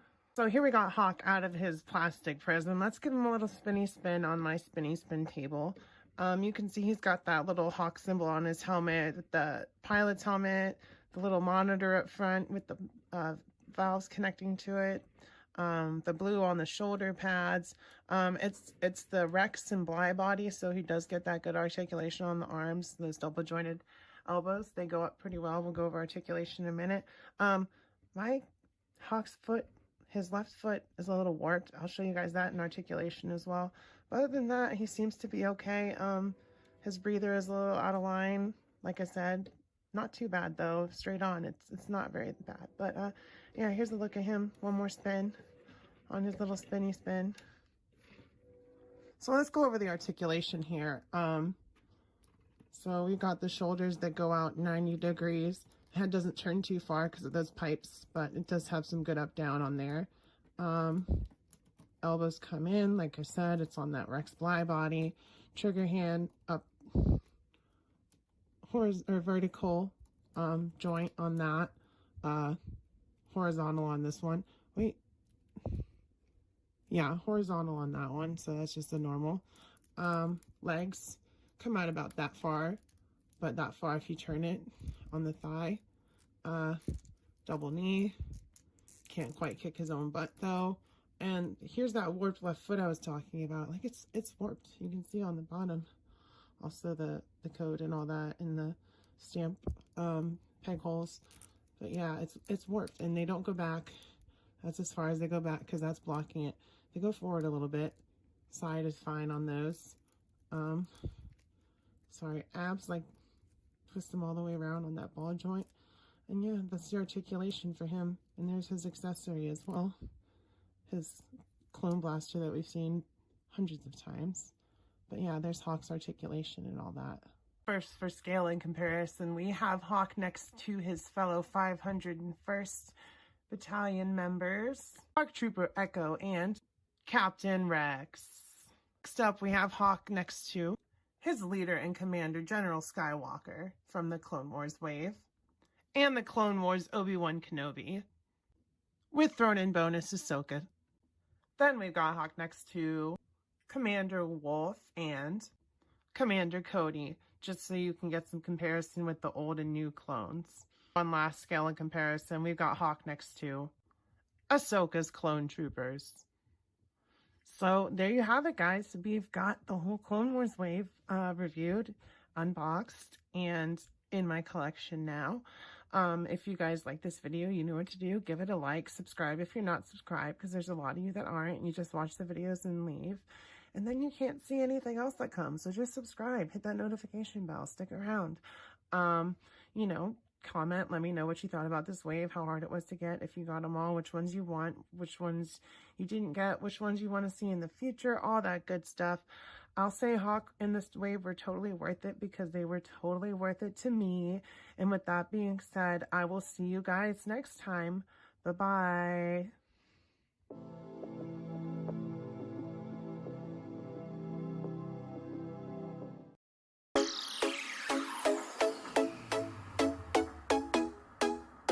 What's up, y'all? Rowdy Riles back with another video. We've got some Star Wars Black Series today. Bib Fortuna, I've been waiting on him for a while, and I got him under retail, not $22, not $24, $20. So that's great because we do not have him for my Return of the Jedi display on my shelf. So finally Jabba will have his right-hand man, who like immediately took over and got really fat just to replace Jabba. He's like, I miss you so much, I'm just going to become Jabba myself as close as I can. So yeah, with all that being said, we're going to take a close look at the box, and then we'll get this bad boy open. And here is the box. Star Wars The Black Series, Return of the Jedi, Bib Fortuna, Hasbro 4+, don't put the small parts in your mouth. Open box on the side there, and there is Bib Fortuna on the back. We'll pause it to read the blurb in just a second, but we're taking a look at the box right now. Artwork on that side. So yeah, there is Bib ready to come out, so let's take a look at that blurb really quick. Star Wars The Black Series, Bib Fortuna. Those attempting to do business with Jabba the Hutt first needed to maneuver past this pasty-faced major domo, the Twi'lek Bib Fortuna. Gosh, I'm really tongue-tied while I'm filming this. It is number 8 in that Return of the Jedi line that we've seen a lot of. There's artwork there on the side, but with all of that being said, let's get this bad boy open. Here is Bib Fortuna out of the box, ready to do some shots. The only accessories he comes with is 3 cups. I don't know what that's about. Hasbro was like, we don't have enough cups in the Black Series, so let's give 3 to Bib. So we've got him double fisting 2 drinks right here, probably partying it up on Jabba's sail barge before it blows up. But yeah, he's great. I don't know about the blue accents instead of like a darker pink on his face.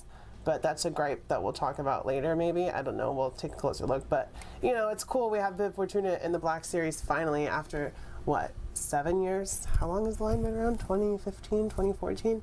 Something like that. But we have him now, and he'll be sitting next to Jabba once we get through with this video. Checking out the height of Bib Fortuna, he stands at a little bit above 6. So 6 1/4 with the top of his, what are those things called? His Lecky? Is that what the things are called around their heads? I don't know, but he's in skill with Black Series. That's all that matters, right? For accessories, this dude just comes with 3 cups, like uno, dos, tres, 3 cups, because I guess 1 cup is not enough for one guy. He's got to have 3.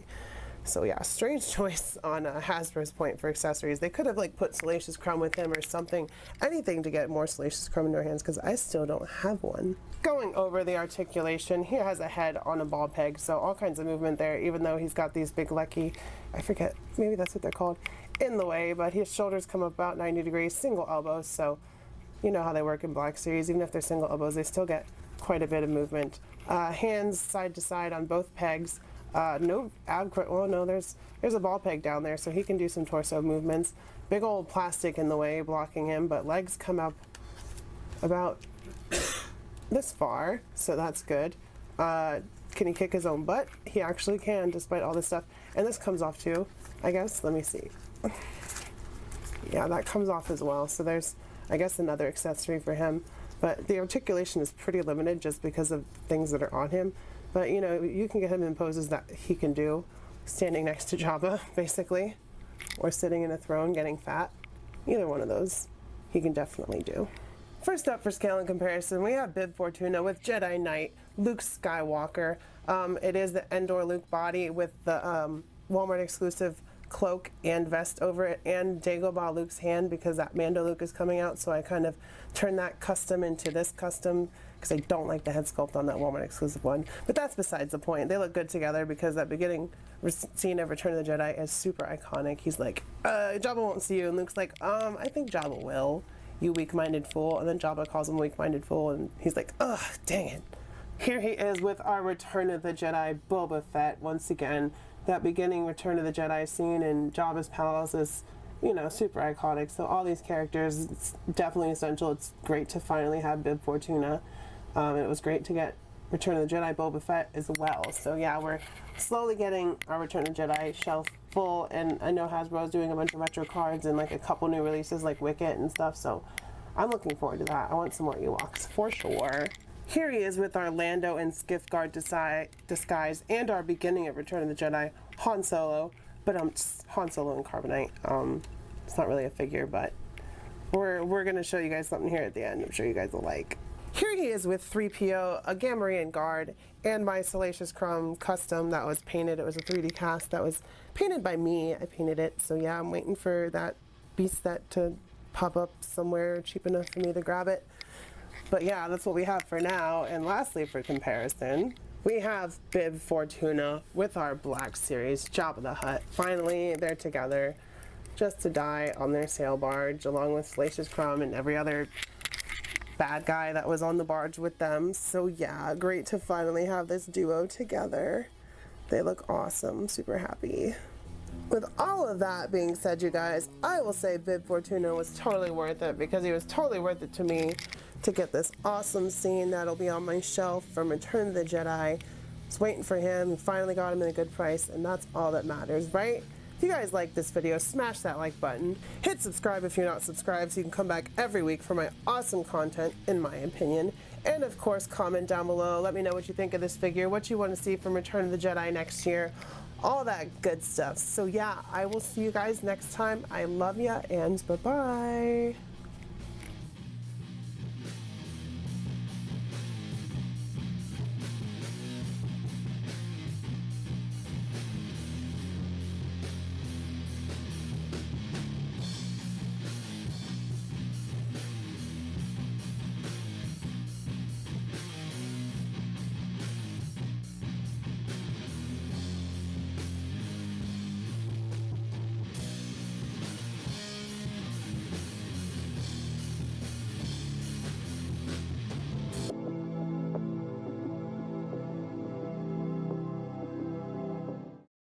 How's it going, y'all? Rowdy Riles coming at you with more Star Wars Black Series. We have the Grand Inquisitor from Obi-Wan Kenobi, probably the only figure I'll pick up from this wave unless the other Inquisitors drop really low, because he's mainly from Rebels in my eyes. It was cool to see him in live action, but he's a Rebels character. That's where he came from. And I'm really excited to get him for that reason. So with all that being said, let's take a closer look at the box and we'll get this bad boy open. Taking a closer look at the box, as you can see, we are back to the plastic open window packaging. Star Wars The Black Series, Star Wars Obi-Wan Kenobi, Grand Inquisitor. On the side, we get some artwork of the character in live action, which is cool. A little blue down there at the bottom, Grand Inquisitor. On the back, Star Wars The Black Series with more artwork, and it says the Grand Inquisitor. We got a little blurb. Obi-Wan Kenobi is set years after the dramatic events of Revenge of the Sith, where Kenobi faced the corruption of his friend and Jedi apprentice Anakin Skywalker turned Sith Lord Darth Vader. He is number 9 in the Obi-Wan Kenobi wave. On this side, just an open window with Star Wars The Black Series and the stripe, and with all that being said, let's get this bad boy open. And as you know, I don't particularly care about the boxes, so we're just gonna rip it open. It is nice to see the window boxes back though. And there is the Grand Inquisitor. And here is the Grand Inquisitor out of the box, and I must say, he's a really cool looking figure. He's got a cool double-bladed lightsaber that also pegs into his back there, which we will show off in the accessories. But as you can see, he's got nice detail painted onto his armor. That head sculpt is very nice. It looks like the actor who played Malfoy's dad. I forget the actor's name. Not that I like Harry Potter or anything, but was it Rupert Fiennes? I don't know. But it's a cool head sculpt. It's a cool looking figure. He's definitely an Inquisitor with that gray and red and black color scheme and that red lightsaber, of course. So really a cool looking figure. Checking out his height, the Grand Inquisitor stands at about 6¼ inches, so he's a little bit tall, which is cool because he's tall and imposing. Going over his accessories, we only get one, but it's a cool one. We get his double-bladed, spinny, red-bladed lightsaber, and as you can see, the blades just pop out there, and it does have paint details. It's got some black and some gray. Let me see if I can make this look better. Focus. There you go. You can see it's got some black and some gray on there. It's got that circular design, and it's got some pegs. And it's got those pegs so that you can plug the lightsaber into his back for when he's just walking around trying to impose the Empire's will on the galaxy and kill some Jedi scum, you know? So that's it for accessories. Going over the articulation, starting at the head, we do get a lot of movement there because we get that ball peg at the top, double barbell, and then down we have that neck peg as well, which is separate. So forward that far, back that far, side to side, all over the place. Shoulders come up 90 degrees because they are not blocked by this soft plastic. It does not get in the way. We get a single elbow with a hinge on it coming down to the wrist, forward on that side, side to side on both sides. We do get some ab crunch in there. Let's see. There is a ball peg under there, so he does get some forward and backward. Not too much, but that's good that he gets some. No waist cut. Legs come up about that far. To the side about that far. Do this have drop down hips? Why is it so tight? Knee comes up about that far with a hinge. There is no boot cut, but we do get rockers down at the ankle. So yeah, standard Black Series articulation on this guy. First up, for scale and comparison, we have the Grand Inquisitor with the big daddy of the Inquisitors, Darth Vader, and I believe she's the second sister from the Star Wars Jedi Survivor, or Star Wars, what is it? Freaking Fallen Order, Jedi Fallen Order, second sister? I don't know. But I gave her Dooku's slashing blade because her other blade snapped. So there's that, but he definitely looks good with these two. Here he is with Kanan and Ezra from Rebels, and he is going to be going on my Rebels section on my Star Wars shelf because I don't have any other Obi-Wan Kenobi figures, and I don't see myself getting other ones unless the other Inquisitors go on sale. Here he is with some Marvel Legends and some Power Rangers Lightning Collection. Next up, we have Articulated Icons Martial Artist Cat by Foosh Toys and Jada Toys Dracula from their now defunct Universal Monsters line, unfortunately, but he's also wearing that red and black and gray swag. Here he is with a couple of Ewoks. Here he is with some SH Figure Arts, Ultraman, and Tobey Maguire, who looks like giving him a talking to, probably for being a bad guy. For some more Jada Toys, here are Street Fighters figures, Chun-Li and Ryu. Ken got delayed on Big Bad Toy Store, by the way. Here he is with Loki and Sylvie. And lastly, here he is with a couple of Harleys, a Mafex, and an SH Figure Arts. So with all that being said, y'all, I will say that the Grand Inquisitor is totally worth it because he was totally worth it to me. I got him for less than retail. That's always a good deal. And of course, we get more villains from Rebels because he is from Rebels first and foremost. And that's what I see him from. So yeah, if y'all liked Rebels and you like this video, go ahead and smash the like button, hit subscribe if you're not subscribed, because then you come back every week and you will know when my videos are uploaded, because they'll show up on your feed. Hit that little bell too, do all that good stuff. And of course, comment down below, let me know what you think of this figure. If you like Star Wars Rebels, if you like Obi-Wan Kenobi, if you like how your day is going, let me know all that good stuff. I love you. I will see you next time, and bye-bye. Mwah.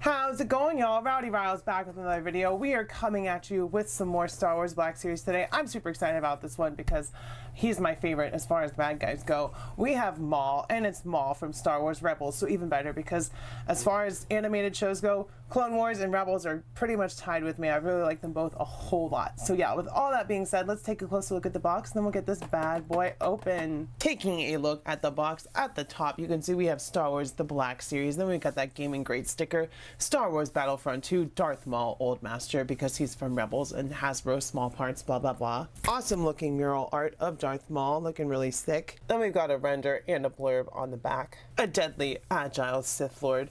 The sinister Darth Maul was a formidable warrior and scheming mastermind. He wielded an intimidating double-bladed lightsaber and the power of the dark side. And if you watched Rebels, you know he tried to turn Ezra to the dark side as his apprentice. He is number 23 in the gaming grades. Star Wars Battlefront 2, it says. On this side, it shows his height and accessories. Nothing on the top of the box. Essentially nothing on the bottom of the box. With all that being said, Kenobi! Here is our Black Series Old Master Maul out of the box. He's probably my favorite Darth Maul figure. I know the Clone Wars one is really cool, but something about this guy, he just looks and feels really good. And like I said, he's from Rebels. So we've got, of course, that outfit from Season 3, where he's got the shirt and the pants because he's all cleaned up from being a lost and, lonely hermit when Ezra and Kanan found him, and then he was like, oh, I'm going to turn this kid to the dark side. He's going to be my apprentice, and we're going to have grand machinations to take over the galaxy, because, that's how Darth Maul do. But it doesn't end that way. In fact, at the end of Rebels in the last season, you see how Darth Maul meets his end by Kenobi. Kenobi! But yeah, super cool figure. I'm super happy to finally have this one. I was hoping it'd go down, but he's still sitting strong at $28.99 on GameStop, so that's really the cheapest you can get him. When Maul got a new pair of legs, he had an opportunity to make himself taller, and he did not, because Maul is still a short boy, sitting at about 5 3/4 inches, just under 6 inches. Going over the articulation, starting at the head, back that far, forward, to the side, really, really nice range of motion on that head. We do get butterfly joints at the shoulders, and they do come up 90 degrees. We get single jointed elbows because it is reuse of that Apprentice Maul arms up until this glove, which is new, but we get, the usual Black Series up down peg on there. We do get some nice torso articulation forward, backward, forward on the leg, back on the leg. We do get a thigh cut and single knee, so no butt kicking action from Maul, but he has robot legs, so that's forgiven. We do get a cut there, which is not a boot cut, but it's a cut at the knee. And then of course we get the rockers, so forward, backward, side to side, all that good stuff. Very posable, very nice feeling figure. I'm really happy to finally have this version of Darth Maul to sit on my Rebels shelf.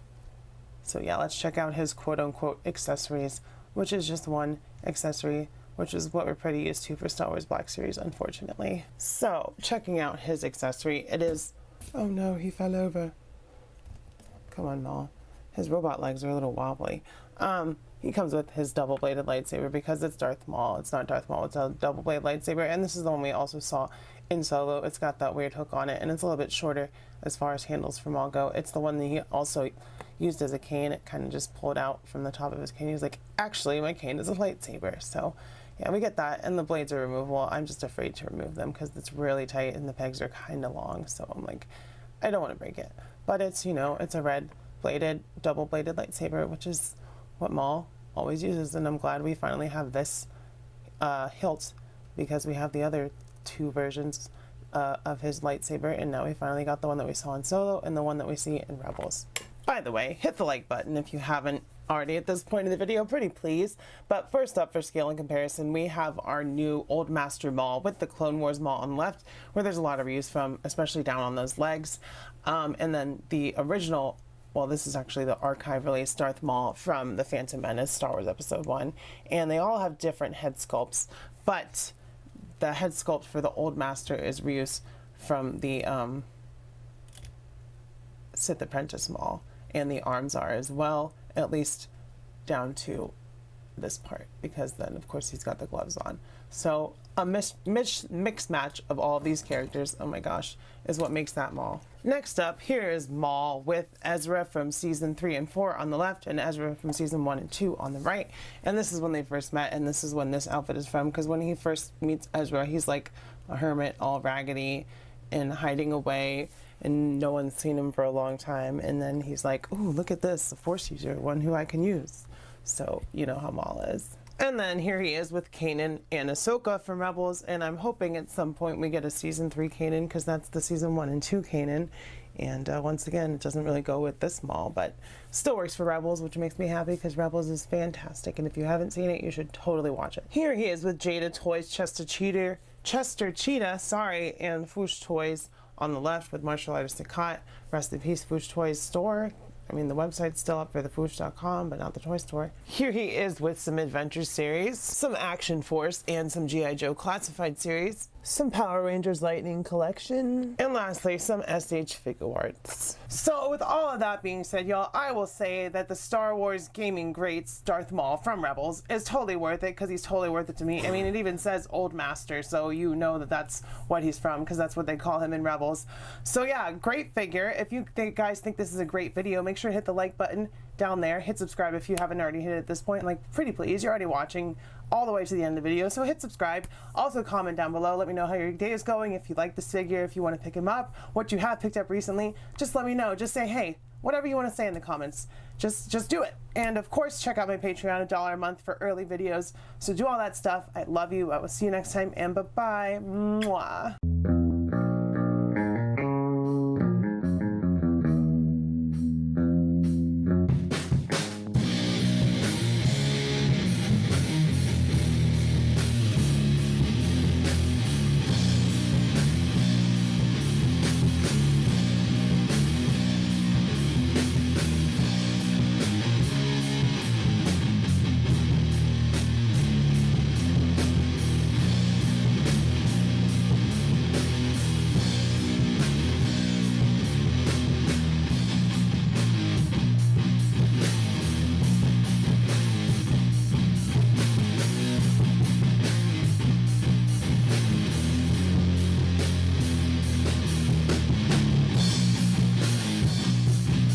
How's it going, y'all? Rowdy Riles back with another video. I am super excited for this one because it is one of my favorite characters from Star Wars. Actually, she is my favorite character, and I was waiting for my Big Bad Toy Store pre-order, and it's been like a year and a half since I put the pre-order in. Maybe not that long, but it sure feels that way.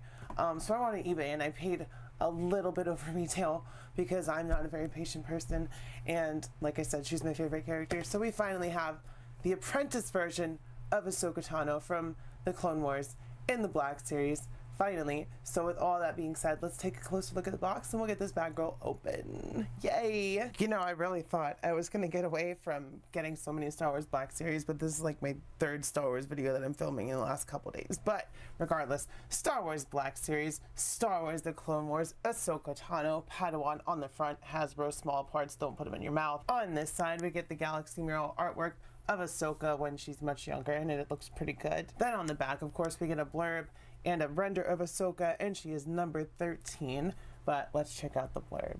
Ahsoka Tano, a young Togruta, was the Padawan learner to Anakin Skywalker and a hero of the Clone Wars. On this side, Star Wars The Black Series, and it tells us her height and shows us her accessories. She is, what does it say, 5.6 inches, and then she comes with 2 lightsabers, but we'll go over that stuff too. Top of the box ain't shh, bottom of the box ain't shh. But with all of that being said, snips.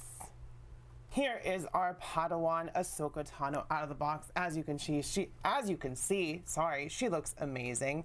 The head sculpt is really Clone Wars inspired. She's got the big eyes. She's got her little Padawan rat tail braid there on her Leku. She's got both for blades, and her outfit has, you know, those cuts for her legs and her back, and she's got that little square there on her chest. And you know, we've got all the details in the straps that you want, the open back. And I'm glad they got rid of the little midriff stuff for the 13-year-old Ahsoka, because that was kind of weird. But we got her boots, and like I said, that face sculpt. It disappeared again. Face sculpt is really good, and the paint apps are fantastic. Like, look at that Leku, it's super clean. Don't know why it doesn't want to focus, but let's get another try at that face. There it is. Looks like Ahsoka Tano to a T. And I'm really happy to finally have her in my collection, because she came out last year and I didn't get her until halfway through this year. How about that for distribution, Hasbro? Checking out her height, because I know Hasbro said 5.6 inches, but let's check, even though I'm always wrong. She is about 5.6 inches. So yeah, sounds about right to me. Going over the articulation, you're going to start at the head, which the forward is definitely blocked by this Leku, and so is the back. Side is as well, so not a whole lot of movement on the head, but the shoulders do come up 90. She has a butterfly joint. She does have a butterfly joint. Single elbow, and then it also swivels. Does it swivel at the elbow? Yeah, it swivels at the elbow as well. And then of course we've got up-down wrist joints for her lightsaber wielding hands, I believe on both sides. Yeah, they're both up down, so that's nice. And then we get nice range of movement in the torso. Not so much forward, but definitely a lot backwards. Leg comes forward that far, back that far. Oh, actually it came off. I wasn't expecting that. Single knee, so it can't kick her own butt. She does have a cut there at the knee, and she also has a thigh cut as well. And then we get slight, well, actually really generous rockers, but the forward and back is blocked by the boot sculpt, so don't get as much there, but she is well articulated. So let's move on to the accessories, and she's already here, so you can already see that we've got her 2 lightsaber blades, which is nice. The Shoto one, which is shorter, and the longer one, which is normal one, already hilted in, and they just peg into her belt there. And then of course you get the blades, so let's grab those. I knew she was gonna fall. I knew it. So we have the longer blade here, so you see we got the longer green blade, and you do have to match it up because the hilt is shaped like, I don't know if I got that right. There we go. That's in the right way for the green one, or for the long one, and then for the short one, once again, you have to line up the peg with the hilt because it is shaped in a different way. But there it is, and then we get both different length blades because the short one is more for defensive and the long one is for attacking, and that's what that style is about, and that's what Ahsoka's good at. She's always been that way, and that's why we love her. So yeah, let's get into the comparisons. So first of all, for comparison, of course we had to get all 4 versions of Ahsoka that we've gotten so far together. On the left we have the later Clone Wars Ahsoka. There's our new Padawan Ahsoka, second from the left, and then we have Rebels on the right, and then Mandalorian on the far right. And you know, these two are really good at doing the animated faces. I don't know if it wants to focus on them or not. Probably not, because they don't look, I don't know why it doesn't want to focus. But regardless, you know, it progresses into the more realistic with the Mandalorian, but Rebels animated as well. But they all fit together, and I'm so glad to have all the representation of Ahsoka because she's my favorite, other than Han Solo and Obi-Wan. And Maul, but I love Ahsoka. She's number 1. Here she is with Obi-Wan, Anakin, and R2, all in the Clone Wars style, especially that R2 in my opinion, which was like the Galaxy Adventures. I don't know what series it was from. It was on clearance for like $5, and it came with BD and R2 and BB-8, and I was like, oh, that R2's perfect for Clone Wars. So here is Ahsoka and Anakin and Obi-Wan and R2 together, finally, and they look great. I am so happy. For some Jada Toys comparison, here she is with Chester Cheetah and Count Dracula. All my Street Fighters in the other room. So here she is with Indy and Marion from the Adventure series. Then we've got some G.I. Joe Classified series and some Battleverse with Action Force. Here is Ahsoka with our Moff X Harley Quinn and our Power Rangers Lightning Collection Turbo Red Ranger. And then lastly, for comparison, here she is with SH Figure Arts Ultraman and Harley Quinn. So with all of that being said, y'all, I will say that Ahsoka Tano Padawan version is totally worth it, because she's totally worth it to me. I mean, look at her, she's great. She's really well articulated, especially for the Black Series with how limited their articulation is. She has butterfly joints, which is a plus. We get both of her lightsabers, and one of them is actually shorter. It's not the lighter green like it should be, but it's close enough. I really can't complain. And if you can't complain about my video, make sure you hit the like button, hit subscribe if you're not subscribed, and of course comment down below. Let me know if you think this figure's cool, if you got her, if you're still waiting on her, how your day's going. Let me know all of that stuff. And of course, check out the Patreon. It's $1 a month to see videos like this one early. Maybe not this one, who knows when I'll put it up, but there is stuff that goes up early on Patreon, so check all that stuff. As always, I love you. I will see you next time, and bye-bye. Mwah.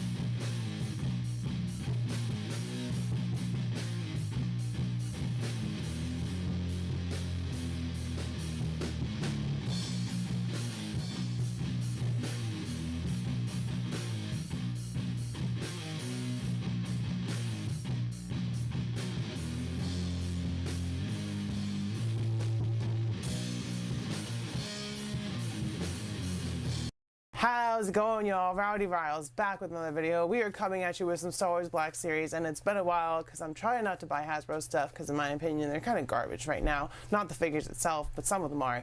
But I digress. That's a completely different video. Today we were checking out Aayla Secura because she's a cool female Jedi and she's a Twi'lek, and I'm like, cool. Alien, Jedi, new character, all that good stuff that checks off my list for Star Wars Black Series.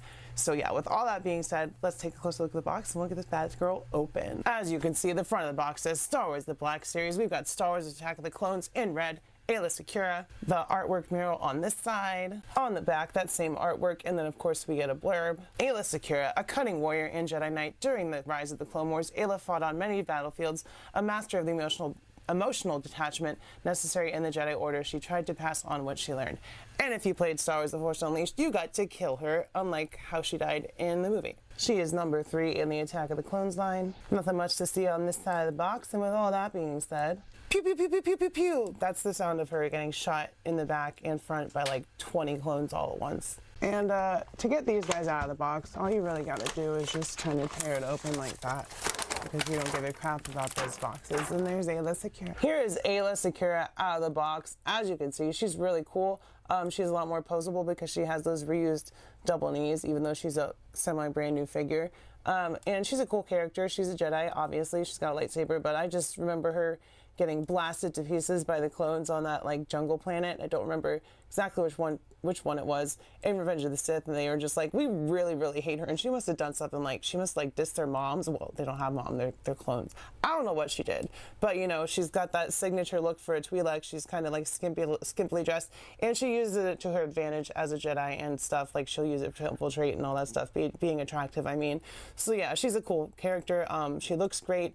She's got more movability than most Black Series figures because of those double knees, and she's got really nice face painting on her face. You know, she's got makeup and all that stuff, so yeah, she's a really cool. Checking out Aayla's height, she stands at about just at about 6 inches. Going over her articulation, starting at the head, forward that far, back that far, it is blocked by her Leku, side, side. Nice movement there. Shoulders up 90 degrees, single elbows, no bicep cut, but you know, you can turn it up there and also at the elbow. We get a hinge at the wrist and upper ball bag at the torso, nothing at the waist, but she can still go back and forward, not too terribly. Forward, backward, to the side. She can kick her own butt because she's got double knees, but you kind of have to push it. She does have a boot cut and a thigh cut. And then, of course, we get rockers on the boots for her articulation. So it is nice to have the double knees, but they do have pins in them, which is kind of a shame for a newer figure. But it is what it is. At least she can pose. But the ankles are a little loose on her, and the boots down here also get in the way, kind of. But, you know, she can still move and pose. So she's pretty cool. For her accessories, quote unquote, because she only gets one, we get a lightsaber with a removable blade, and then the hilt also pegs into her belt so that she can be lightsaber free if you don't want to pose her with it in her hands. And that is it for the accessories. But like I said before, that head sculpt is really nice, and the face printing is really good on there. Those eyes are really nice, and she's really pretty. So I was like, I want to get her. Ki-Adi-Mundi's already sold out. Like, he's already over retail, but I'm sure they'll make more and release more because it always happens with Black Series. First up for comparison with Black Series, here is Aayla Secura with Kit Fisto and Plo Koon, some other alien Jedi Knights from Attack of the Clones, and also Revenge of the Sith. Here she is with Clone Wars Obi-Wan and Anakin, and with a clone on the old body and the new body. Then here she is next to some G.I. Joe and some Action Force, some Power Rangers Lightning Collection, some Marvel Legends, and lastly, some SH figure arts, and I think that does it for comparison. Yeah, I know I'm wearing a different outfit. I don't know what happened to the original ending that I filmed with this video, but with all that being said, I will say that Aayla Secura is totally worth it because she's totally worth it to me.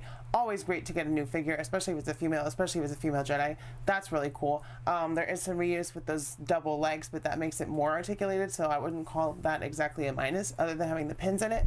But she's a really cool figure, and if you think this video is really cool, hit the like button, hit the subscribe button if you're not already subscribed, because if you're watching still at this point, kind of a no-brainer. Just do that for me. Do me the grand favor of following me and being my friend and subscribing to my channel. And also comment down below, let me know if you picked this figure, if there's figures you're excited for, how your day is going, all that good stuff. And of course, check out my Patreon. It's $1 a month to get exclusive videos early.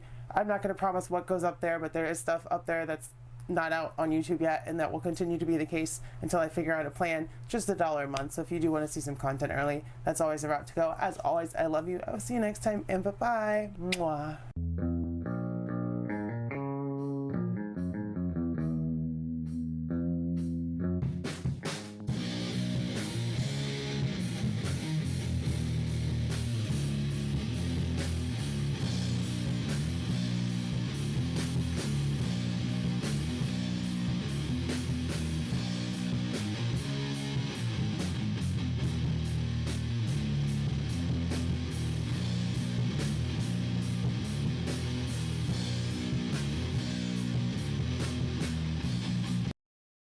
How's it going, y'all? Rowdy Riles back with another video. Today we are checking out something that I've been slacking on, mostly because I have pretty much everyone that you could want. But every once in a while, Star Wars Black Series has a couple releases that I'm like, I don't have them, so I gotta grab them because, you know how it be for a collector who's a fan of something. And today we have 3 Star Wars Black Series figures because I was like, why not do them all together? They don't have a lot of accessories. They're all like in the same wave, except for Ki-Adi-Mundi. I can't even hold them all up. But we have Palpatine from Revenge of the Sith. Super excited for this one. We have a super battle droid, and we have Ki-Adi-Mundi, both of which are from Attack of the Clones. So yeah, with all that being said, let's take a close look at the boxes, and we'll get these bad boys. So rest in peace, James Earl Jones. Like, dang, it's just Harrison Ford and Mark Hamill left from the original cast. So, and Billy D. Williams, of course. Sorry, but kind of crazy. As you can see, we've got all 3 figures here. They all say Star Wars The Black Series and Star Wars Attack of the Clones on Ki-Adi-Mundi and the Super Battle Droid, and Revenge of the Sith on Palpatine. Of course, it's Sidious, Ki-Adi-Mundi, and Super Battle Droid. Here is the art on the side of the boxes. Some nice drawings of all 3 characters.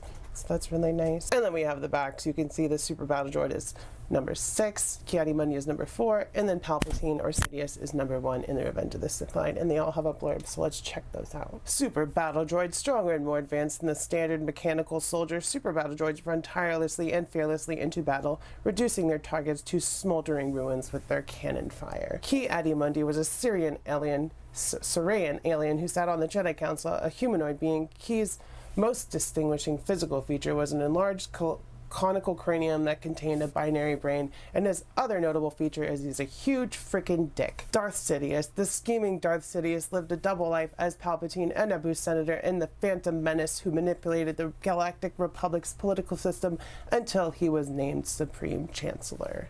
So yeah, here's the other side. There's nothing on the top or the bottom, so with all of that being said, let's get these bad boys open. You can see how carefully I've open these boxes so I don't damage them, because, you know, I'm gonna keep them. And here they are out of the box. I'm not gonna put them on the spinny table because 3 of them would just topple over and make me so mad and make me cuss and all that stuff. Nobody wants to see that. But here you can see our Super Battle Droid. He's not all scuffed up. He looks brand spanking new, so no weathering on him, but it is cast in like a silverish gray plastic. And then you can see that dome on his head is in the nice like metallic-y kind of blue. Got that red dot painted in there, and then you've got some more darker plastic, and of course we've got accessory, but we'll talk about those later. Super cool. He's about as tall as you should be. Super Battle Droids aren't that tall, but they are taller than like a normal human. But because Ki-Adi-Mundi has a giant freaking head and he's a giant freaking dick, he's a little bit taller than the Super Battle Droid. And when I say he's a dick, just watch the Clone Wars. He does not treat the clones very nice. So it's kind of like, they probably felt pretty justified when they just blasted him apart with their blasters, but you know how it be. But the paint on his unfortunately shaped head is really nice. You can see his beard is painted in gray. We've got those nice eyes painted in there. Well, I wouldn't call them nice, but they're peering out through the sculpt and they looked really good. And then we've got some texture down there on the robe and some paint on the belt. I think it's all new sculpt, and then we've got some boots down there that could be on, probably is, especially those hands, because you got some big hands. They're humongous hands. And then we get over to Sidious, probably the coolest of the 3. Unfortunately, his head doesn't move because of that big robe that they gave him. Let me fix it so you can actually see his face. But the face sculpt looks really good. That Sidiousness comes through. It's nice, soft, good robe on a pretty articulated body, other than that head not being able to move at all. Like, he's just looking straight forward no matter what you do. He's just like, ultimate power, but only straight in front of me. But yeah, we got the dark maroonish red color with the black accents in that thing. He's got his lightsaber finally, so super cool figure to add to the collection. Like I said, I don't really get many Black Series figures anymore, except for the ones I really, really want in my collection. And obviously Jedi from the prequel era and the Clone Wars I'm going to grab, and some interesting new sculpts like the Battle Droid, Super Battle Droid, super cool. And Palpatine is just the ultimate villain, so gotta get the other version of him, because it's only the 3rd version. They had the original release, which they redid in the archive, and then they had the throne room one, which I have, and then of course now we have this one. But yeah, we'll throw that in the comparison. But there's a quick look at all 3 of them. Let's check out their height. Checking out their height, the Super Battle Droid stands at 6 1/4. Ki-Adi-Mundi stands at, if I can get it on him, almost 6 1/2, like 6 1/4 and some change. And then Palpatine stands at about 5 1/2, a little bit over 5 1/2. Going over the articulation, we will start with the Super Battle Droid. At the shoulder, comes up not even 90 degrees, but we do get full rotation. We get a single hinge at the elbow, but it also rotates there, so you can do that, you know, blasting pose. And this also comes off. It was hard for me to get back on, but we'll just go over that as articulation if I can get it off again. But that comes off, so you get that part. And there's actually a nice pivot there in the torso. Legs come up, single knee, but they go pretty dang far, so he can actually kick his own back, not his butt.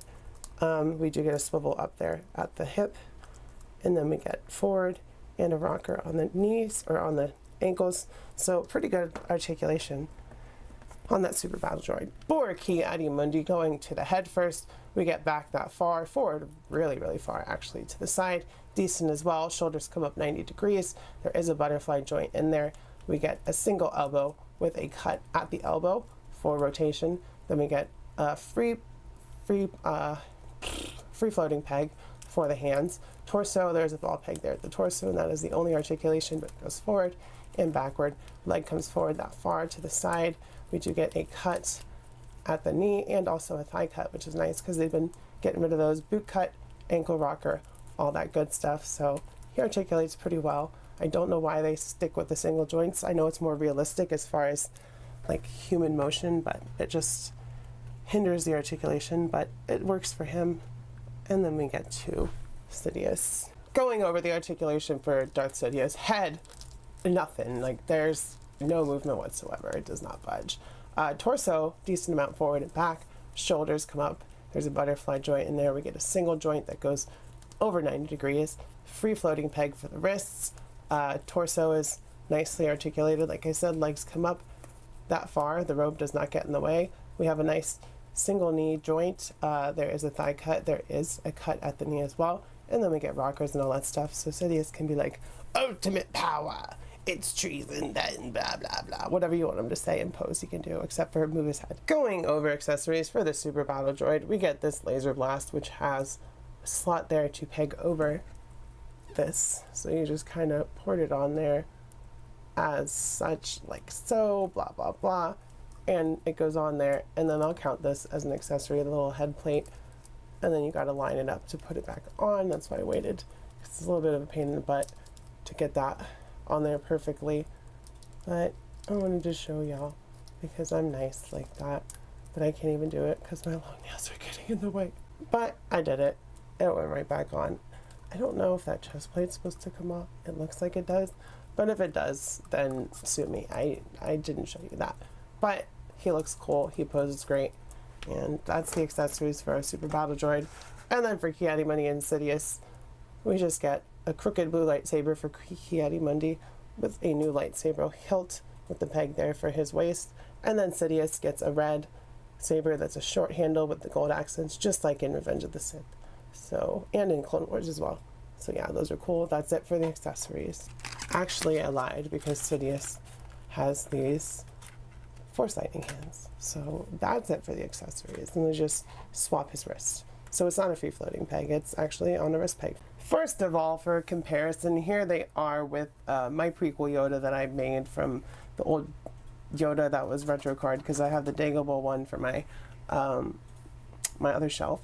And then we have, of course, Emperor Palpatine from Return of the Jedi, who's about the same height and also has soft goods, which is nice. Here they are with Anakin and Ahsoka from the Clone Wars. Here they are with the Clone Wars Maul and Obi-Wan. And then lastly, here they are with Dooku and Aayla Secura, because I think we really need to do Star Wars comparisons here. So with all that being said, y'all, I will say that these three, well, I'm holding two, but three Star Wars Black Series characters are totally worth it, because they're totally worth it to me, because I didn't have them in my collection, and that's the main reason to get them if you're like a completionist like me when it comes to like Star Wars or like Marvel. If I don't have them, I'm gonna get them because it's the only place they're making them, and that's just how it is. So yeah, if you guys like this video, make sure you smash the like button down below. Hit subscribe if you're not subscribed. Check out my 2 giveaway videos. We're doing one at 3.5, one at 5K. Check out my Patreon, which is $1 a month for early videos. Comment on the video. Let me know how your day is going. Just what's up, you know, do all that stuff. As always, I love you. I will see you next time, and bye-bye. Mwah.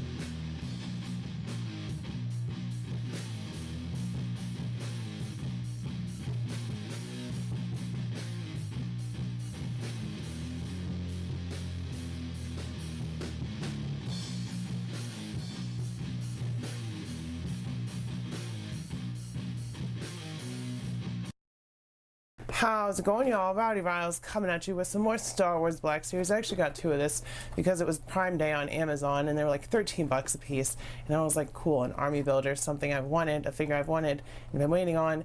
Now I can get 2 of them because I waited. So we got the Rebel Trooper from Endor on the retro card. So yeah, super excited to get him open, to put him on my shelf, all that stuff, because now I got 2 of them and they come with 2 different face sculpts, so it's perfect. I just like the Hoth Trooper. This one is really cool, so I'm excited to take a look at these guys. At the top, you can see it says 40 Return of the Jedi because it's for 40 years. Star Wars Return of the Jedi, Rebel Commando, and then it says Kenner because it's based on those classic card backs. And then of course we get the figure and a shot from the movie. And on the back, it's just that classic retro card. It says Star Wars, the rest of the figures in the Return of the Jedi wave. And then it says, commemorate the 40th anniversary of Star Wars Return of the Jedi with figures from the Black Series featuring classic design and packaging. So with all that being said, let's get these bad boys open. Here is our Black Series Endor Rebel Trooper out of the box, and it has a different box or face than the one in the box because it has a swappable faceplate. And this is that older guy that took over Stormtrooper armor and tried to sneak in on Endor. And some people think it's Cody. I mean, Captain Rex, but it's not Captain Rex. It's somebody else. His name is Nick Van Sant, and that's who this is supposed to be, the Endor Rebel Trooper. And then the other face is just some generic guy, I'm pretty sure. I don't know. But you can see he's got the same helmet that we see in the movies, and he's got some camo pants and basically forest gear because Endor is a forest. And yeah, it'll be cool to have 2 different Rebel Troopers on my shelf. Checking out the height of our Endor Rebel Trooper, he stands at about 6 inches tall to the top of his head, and it knocked him over. Sorry about that, dude. Going over the articulation, starting at the head, he has a nice generous amount forward, not so much back or to the side. Shoulders come up about 90 degrees. We do get butterfly joints, full rotation at the shoulder, and then we get a single hinge with the rotation at the hinge as well. Then we get pegs for the wrists. Only articulation at the waist is a ball peg, but he goes forward that far, back that far. Legs come forward to the side and not back at all, but we get a single joint at the knee, which is really tight. I don't know if you saw that. We don't get a boot cut, but we get a rocker, and then we get a rotation at the knee as well. So standard, updated, new as far as Black Series is concerned articulation, which means no double joints. For the accessories, first of all, you can see we've got the old man face on there, but we also get this face, and I'll show you how to swap it. So you really just peel the face off and then you just peg it on there. I have the other one still in box, so I haven't opened it up yet, otherwise I would have both Rebel Troopers here. But you can see how easy it is, and then you have troop building possibilities. And I'm sure, I don't know, I'll try it out. I'll grab the Hoth Trooper and see if we can swap those faceplates. Sadly, they're not interchangeable. They don't fit. That's a really missed opportunity on Hasbro's part. And we also get this backpack, and I'll show you. You just put it on like you'd put on a backpack in real life, you know, put one arm through at a time, bring it through the back, put it over your shoulder. I'm really sorry about the focus. I need to like stay further away, I think is the problem. And then he has a backpack, so that's once again something else you can have different between the 2 figures. And then we get 2 different blasters, both of which we have seen many times in the Black Series. We get a Rebel blaster, and then we get this rifle. So that's it for the accessories, although he is packed, especially for the price that I got him for. So really dig figures like this. First up for scale and comparison, here's our Endor Rebel Trooper with a Hoth Rebel Trooper and an Ewok. I forget his name. I really forgot it. Here he is with Endor, Han, Luke, and Leia. And like I said, I do have another Rebel Trooper, so they'll all look really good together on my shelf. My Return of the Jedi shelf is not that crowded, so. Here he is with some Marvel Legends, some Jada toys, and lastly, some SH Figuarts. With all that being said, y'all, I will say that the Endor Rebel Trooper is totally worth it because it's totally worth it to me. I mean, 13 bucks a piece for 2 of these guys with 2 different head sculpts. It's a no-brainer if you like to army build like I do. Try not to do as much of it anymore, but for that price, it's a steal. You get 2 for the price of 1. So yeah, totally worth it to me. If you think this video is totally worth watching, hit the like button, hit the bell, if you want to know when the videos are uploaded, and also hit subscribe so that works as well. Because if you're not subscribed and you're here watching this right now, you may as well, because you watched the whole video. So pretty please subscribe, and of course comment down below. Let me know if you got anything for Prime Day, if you got one of these, if you already had these, if you want them to do more figures like this, how your day is going, all that good stuff. Check out the Patreon. It's $1 a month for early videos like this one. With all that being said, I love you. I'll see you next time, and bye bye.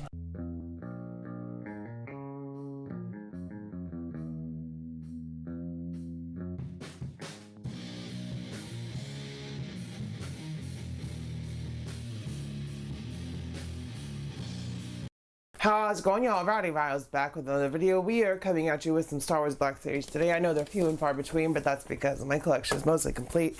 And now I'm just getting figures that I don't have from like older movies, or not even like the shows anymore. I'm done collecting TV show Black Series. I don't have room on my shelf. Clone Wars is over. Rebels is over. So yeah, we have the Book of Boba Fett Cad Bane, which is really cool to see him in live action. And we have Dr. Aphra, who is canon. She's in the Star Wars Marvel comic books.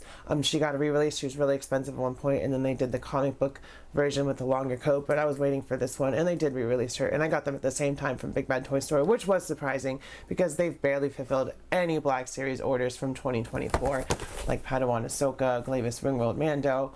I did get Emperor Palpatine and Ki-Adi-Mundi from them, but like there's like really important releases that you just haven't gotten yet. The pre-orders either got canceled, like the Return of the Jedi Darth Vader. Still don't have him because I pre-ordered him from Big Bad Toy Store, so it's kind of disappointing. Kind of a bad year for Black Series for me. 2024, this is coming out in 2025. But yeah, with all that being said, let's take a close look at the boxes and we'll get these bad boy and girl. Here's our Dr. Aphra box. You can see it says Star Wars The Black Series Dr. Aphra, and it is in the old style box because this is a straight up re-release. She is number 87 in the original line. And then there's the back. We've got a headshot and a blurb. On a mission gone wrong, Dr. Aphra finds herself at the hands of the formidable Sith Lord Darth Vader. A rare survivor of such meetings, Aphra is recruited by Vader for her skills in reprogramming droids and her apparent lack of remorse on breaking the law to get what she wants. So yeah, she's kind of a bounty hunter for Vader in the comic book, but she turns good eventually. There's that side. Top of the box, we got Nada. There's the bottom. Cad Bane is in the newer style box. It says Star Wars The Black Series, Star Wars The Book of Boba Fett, Cad Bane. On this side, we get some nice artwork. On the back, there's the artwork once again. He is number 5 in the Book of Boba Fett line, and we do get a blurb. Renowned bounty hunter Cad Bane was known for his impressive arsenal of weapons and allies. His work with the Pike Syndicate on Tatooine led him face to face with Boba Fett. It is not the first time they met. He's taken out plenty of clones in his day, and he even mentored Boba Fett for a while. Open window on this side. Top of the box, same thing. There's the bottom, and with all that being said, I will never say no to some bounty hunters. As you can see, we've got our bounty hunters out of the box. Here's Cad Bane and Dr. Aphra on the spinny table. If they want to focus, Dr. Aphra has her flight helmet. She's got a red vest. She's actually got a tattoo. I didn't know. She was all tatted up like that. And then, of course, Cad Bane's got his classic duster. And, you know, he's got the blue skin. Cause I forget what his race is. It's not a Rodarian. Is it Rodarian? I don't remember. But you can see she's, of course, got pinned legs because she's an older figure, and they're double knees, which is also for older Black Series figures. So I don't know if it's the Jaina Solo base that they're using or whatever. I don't know what it is. But I don't have Dr. Aphra, so it is cool to get her. And then Cad Bane, of course, is from the live action Book of Boba Fett Book of Boba Fett show, which actually kind of sucked. But at least we got a cool live action Cad Bane. He's got his ammo packets down there on his boots. He's got his holsters. He's got his ammo there on his belt as well. And he's got his breathing apparatus there on his back instead of... Is it supposed to be on the back or on the front in the cartoon? I don't remember. But I think I have it on the front. Maybe I'll have to swap it around on my Bad Batch one. But yeah, it is cool to get them. I'm trying to make sure that it stays focused in here. Dr. Aphra has a very nice, there we go, she has a very nice face, as you can see. I think it has photo reel on it, like the photo printing, and Cad Bane has a great sculpt with those red eyes, and they've got a slight gleam of yellow in the middle to really accentuate that they're kind of glowing, and then he's got those blue bracers on instead of some gray ones, and I don't know why they did that, just to give him a pop of color maybe. He does still look like his animated counterpart, which is cool, and it was really great to see a lot of animated characters come into live action in 2022 and 2023. That was really cool. So we're slowly getting those figures in live action, and Clone Wars and Rebels have a soft spot, so of course got to pick up at least an animated Cad Bane and a live action Cad Bane. So both really cool figures that I didn't have in my collection, and they look great together. But they're not going to be, I don't know where I'm going to put Dr. Aphra, but Cad Bane is going to go on my Mando / TV show shelf. So checking out their height, Cad Bane stands at about 6 1/4 to the top of his hat, and Dr. Aphra stands almost to 6 inches to the top of hers. So without them, they're just slightly under that. Going over articulation, we will start with Cad Bane here. Going over the head, starting here, it goes forward and backward to the side, so we do get some rotation. Shoulders come up over 90 degrees. Is there a butterfly in there? There is a butterfly joint in there. Single elbows, so no bicep cut, but we do get a hinge at the elbow, and then of course we get the classic wrist joints. Is it the same? Yeah, we get a hinge at the wrist. It doesn't seem to be any torso articulation other than a ball peg at the waist, so he goes forward and backward about that far without the use of his legs. Legs come forward that far to the side. Single joint at the knee, so no butt kicking action. We do get a boot cut though, and we do get rockers, so he can still pose up pretty decently. It's just Black Series, as far as their engineering, is way different from the Marvel Legends series, and I guess that makes sense because they're going for more realistic figures as far as comic book, but even the MCU figures have way better articulation than Marvel Legends at the same scale. So I don't know what their reasoning is there, but that's Cad Bane's articulation. And for Dr. Aphra, she's an older figure, so it will be a little bit different, but we do get the ball hinge, so she gets forward and backward. Her hair doesn't get too much in the way, side to side. Shoulders come up 90 degrees. We get single elbows, no bicep cuts, but she goes 360 in the joint, so that's good. We get a ball joint at the wrist. For ab crunch, we actually get a ball peg in the upper torso and an ab crunch, so she goes forward and backward. You can see her cool circuitry tattoo on her arm. No waist cut, legs come forward to the side, double knees. She's got butt kicking action because she's older. We get a thigh cut, no boot cut, but we do get rockers. So I would say she articulates much better than Cad Bane, which is kind of crazy because she's an older figure. But like I said, as far as the engineering, Black Series took a step back at some point. For accessories, Dr. Aphra has her pistol right here, which I don't know, it looks kind of like Han Solo's, but it's not, so I think it's a unique sculpt. We do get some silver, if it would stop fucking sliding, god fucking damn it. We do get some silver at the tip, and it, like I said, it looks like a new sculpt for her.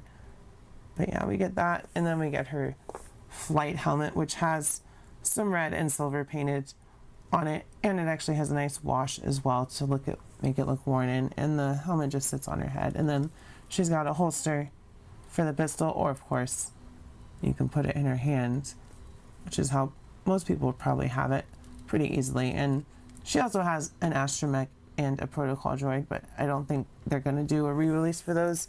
At least it hasn't been announced yet. And that's it for Dr. Aphra's accessories. And for Cad Bane's accessories, he comes with 2 of the same pistol, so I'll only show you one. They look exactly the same. They got a little scope, they got a little bit of paint and silver accent on there, some brown at the handle, and they actually have a port at the end, so you could put an effect piece in there if you wanted to. So those are nice. We get 2 of those, and they fit into his holster because, you know, he's a cowboy, Star Wars bounty hunter kind of guy, so he's got 2 holsters. And of course, it wouldn't be Cad Bane without his hat, and he's obviously changed his hat over the years plenty of times because this one is much smaller than some of the hats he's worn over the years, but it just fits right there on his head. Sorry, my hair keeps getting in the shot. And it, you know, has the same effect. I would just prefer a much more wider brim for Cad Bane, but he's definitely cool. And yeah, that is their accessories. So that means it's comparison time. First of all, here they are with animated Cad Bane, and while he does look similar, there are some differences, like the hat, the face is more narrow on the animated one, and the aesthetic is generally the same. We got the duster, the holsters, the boots, the gauntlets, all that stuff, but slight differences between animation and live action. He's a Duros, that's what he is. I forgot the race, but he's a Duros. Here they are next to Boba Fett because, you know, Cad Bane's from the Book of Boba Fett and Dr. Aphra's a bounty hunter, so it all works out. And, you know, Cad Bane raised and trained Boba Fett at some point, and then they became enemies, and apparently Boba Fett ended him in Book of Boba Fett. So here they are with Chrysanthemum from Book of Boba Fett for a bigger character, with Fennec Shand, with R5D4, and then with the man who swooped in to save the Book of Boba Fett show at the very end, Mando. And this is actually a Book of Boba Fett Mando anyway, so. He's even got the metal plate from where Boba Fett shot him in the head, and that's apparently where Boba's dent in his helmet came from too, so that's cool. So that makes that canon. So with all that being said, y'all, always cool to get some new bounty hunters in my Star Wars collection, especially if they're cool characters like Cad Bane and Dr. Aphra. If you like this video, hit the like button, hit subscribe, check out my giveaways. We're doing one at 3.5 and one at 5, so 5 is a little bit away, but 3.5 is right around the corner, so check out how to enter those. Comment, let me know if you have these figures, if you got them on the first release, the reissue. Well, this guy's new last year, but I got him within like the last 3 months of the year, even though he was supposed to come out way before. It's just how Big Bad Toy Store has been getting their Star Wars stuff, like I said. But yeah, do all that stuff, keep your head up, stay brave, I love you, I will see you next time, and bye-bye. Mwah.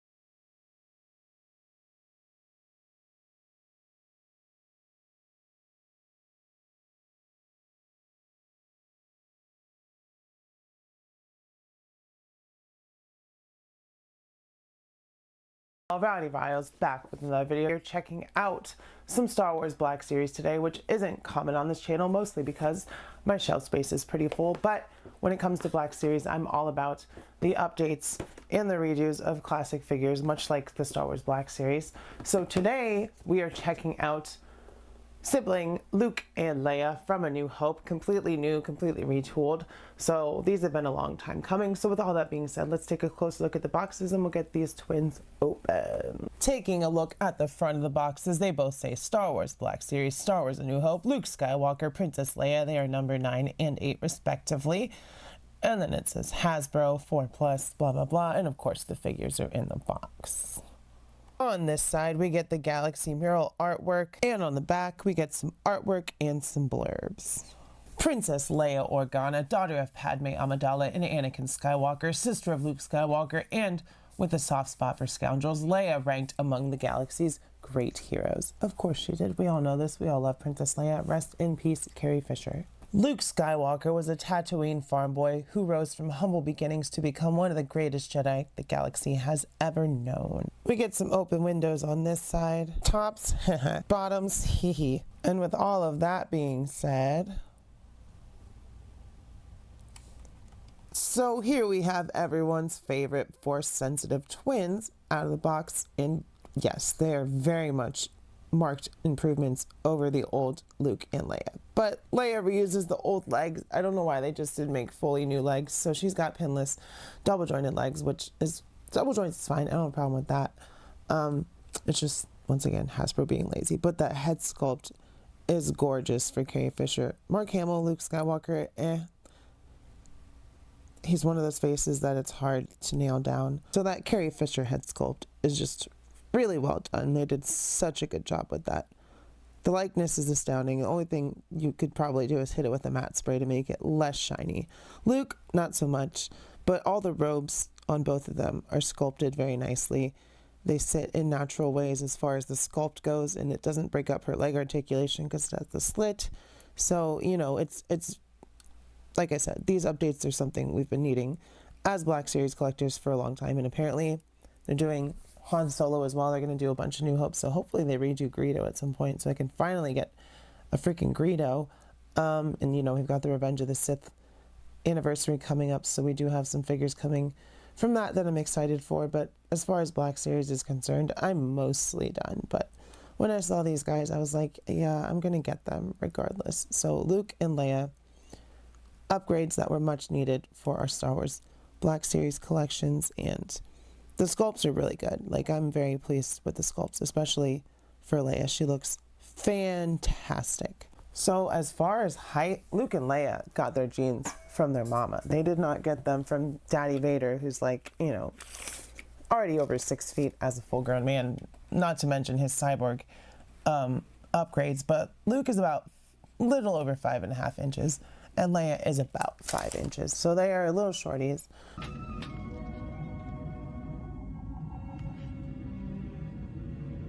Too little short for a stormtrooper. Huh? Oh, the uniform. I'm Luke Skywalker. I'm here to rescue you.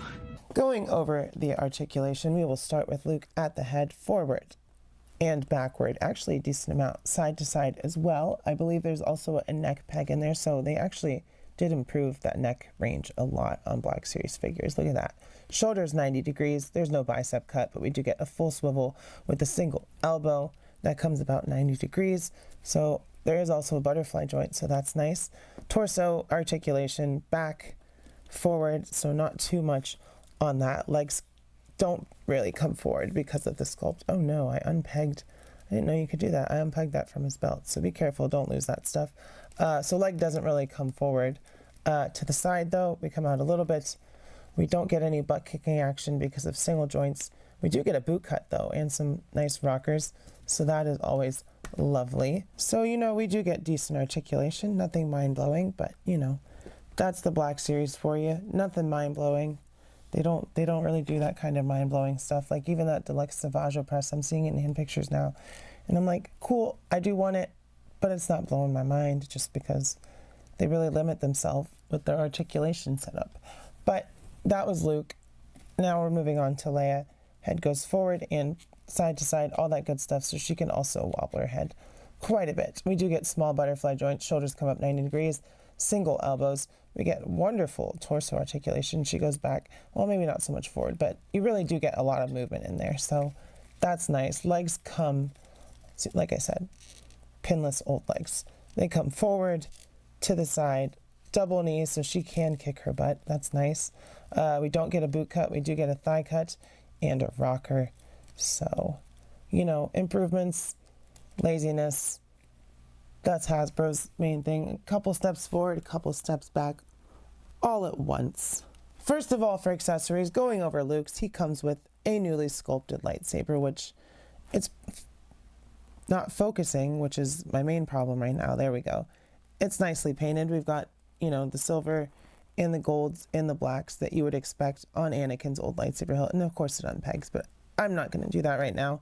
And then we also get this pair of binoculars, and I would say we've seen it before. It has a hole in the back that you can use to peg onto his belt. So if you don't have lightsaber on there, you can peg the belt on there. So that's cool. And that is all that Luke comes with as far as accessories. For Leia, first of all, we get 2 blasters. We get her signature little blaster pistol, and then we get a stormtrooper blaster rifle as well, because, you know, we get a stormtrooper blaster as well because she uses that quite a few times, and it's got the silver painted. And we also get her normal pistol blaster that we've seen many times in the Black Series. So we get that. And then the last thing that we get, because she had cloth goods last time, is a swappable hood. So let me swap that out really quick. So you just pop her head off, and you take that other collar off, and you pop this one on, and then hopefully you can still get her head on the ball peg in there. Yeah, should be no problem. Which I would say a sculpt for something like this is definitely a better option than a soft goods, because the soft goods just won't sit right. But there you go. There's Princess Leia with her hood up, Carrie Fisher. Help me, Obi-Wan Kenobi. You're my only hope. First of all, here they are with the old ugly ones, and you can just see how much better the sculpted outfits sit than the freaking soft good ones. Luke looks like he's wearing a skirt. What a piece of junk. Which is a custom head sculpt that I had to put on there because the old one was so bad. But yeah, these guys are not going to be on my shelf anymore because they got replaced by them. Here they are with Giraffe Neck, A New Hope Han, who definitely needs an update, and supposedly there's one coming this year. Here they are next to Old Ben Kenobi and Daddy Dearest, with some Action Force and G.I. Joe, and lastly with some Marvel Legends and Power Rangers. So with all that being said, y'all, I will say that this new Black Series Luke and Leia from A New Hope are totally worth it, because they're totally worth it to me. It's been a long time coming for these. Those other ones are pieces of crap.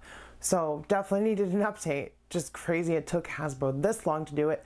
But when it comes to stuff like this, I will always grab it. So that's what Hasbro should be focusing on. Updating older figures that people need for their collection that they want, but don't fit in with the rest of theirs because they look old as crap and outdated now. So that's what these are. If you like this video, smash like, hit subscribe if you're not subscribed, comment, let me know what your favorite Star Wars movie is, if you like these characters, how your day is going, just say hey, do all that stuff. Check out the giveaways, 3.5, we're giving away a retro carded Venom. We're also coming up on memberships here soon, so make sure you watch some videos and let me know what you think we should do with memberships. Early videos, sure.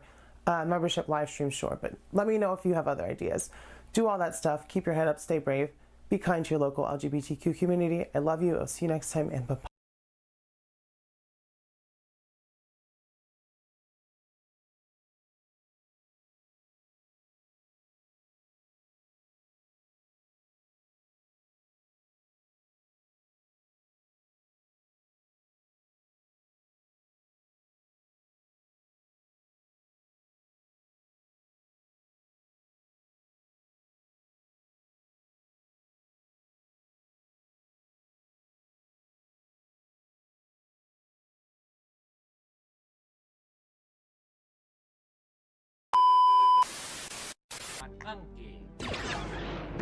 So I wanted to really quickly talk about this Greedo figure. As you can see, it looks like Greedo from the movie, but I had to fully paint this figure to make it look like this. This was the Kenner colored Greedo that Hasbro released a couple years ago. I think it was the most recent Greedo release. If not, well, I'm just a dummy because I painted a figure for no reason. But I'm sure at some point they'll retool and reissue a new Greedo to go with the A New Hope line, just like they hopefully do with Ben. But yeah, I had to repaint him from head to toe. The part I'm proud of the most is the eyes. I think I did a really good job on the eyes, but the vest I had to get from the Skywalker comic, whatever it was called, Luke, that came with a bunch of accessories, and I painted that and trimmed it up a little bit at the neck. And then I had to paint his whole body that teal color, which I had to mix the paints. Same with the yellow stripe. I had to mix the paint to match what we were seeing on the Black Series. And he won't focus when I zoom in for whatever reason. Can you stay focused, Greedo? But you can see I painted his skin color as well. I gave him a nice black wash on there. And like I said, the eyes. Hello, Greedo. Don't know why I won't focus on him. The eyes are really cool. I just put some silver over them and then I kind of wiped it off and it gave it that shiny look. There's some parts that I'm not too happy with, like the arms. It's my first time fully painting a figure from head to toe. Like I painted his belt, everything. So I think it probably could have turned out better, but at the same time, it's just going to sit on the back of my shelf. I'll probably hit it with another clear coat spray paint one more time because I did a brush clear coat every other time, but I'll probably hit it with the spray can and just get it all over except for the eyes. And hopefully that'll make the rest of the paint stay because it's chipping off at the joints and I just completely, I don't know why it won't, just completely took it off at the shoulder joints. But yeah, the application's a little sloppy in some parts, but I did what I could. It's my first time. I did thin out the paints and all that stuff. I just did a lot of layers. Why will it not focus? What is up with that, y'all? That is so insane. I don't know what's going on, but I'm gonna have to figure that out. But yeah, I just want to show off this custom hand-painted Greedo that I did. Gotta take some pictures with Han. That'll be fun. And yeah, it'll just sit on the back of my shelf. So there you go. If you like this, smash like, hit subscribe, become a channel member, do all that stuff. Comment, let me know if you like my paint job. If you think it sucks, please don't say that. I'll start crying. How your day is going, just say hey. Do all that stuff. Be kind to your local LGBTQ community. Keep your head up. Stay brave. If you're protesting, be safe. He does not want to focus. I love you. I will see you next time, and bye-bye. Mwah.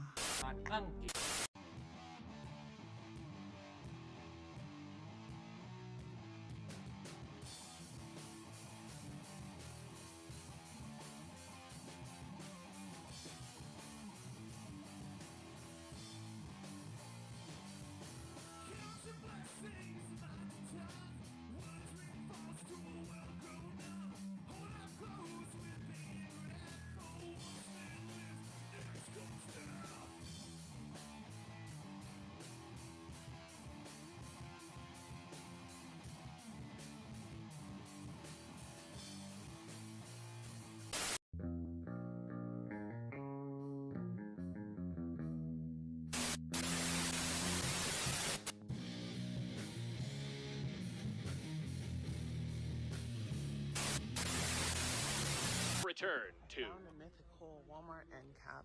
Ah, Morty, you're still watching this crap, isn't this? To review figures and toys and stuff, aren't you a little old for toys? Ah, jeez, Rick, you know, I don't think you should call her a bitch, and I kind of like her videos, so maybe you should shut the up. Thank you, Morty. Thank you.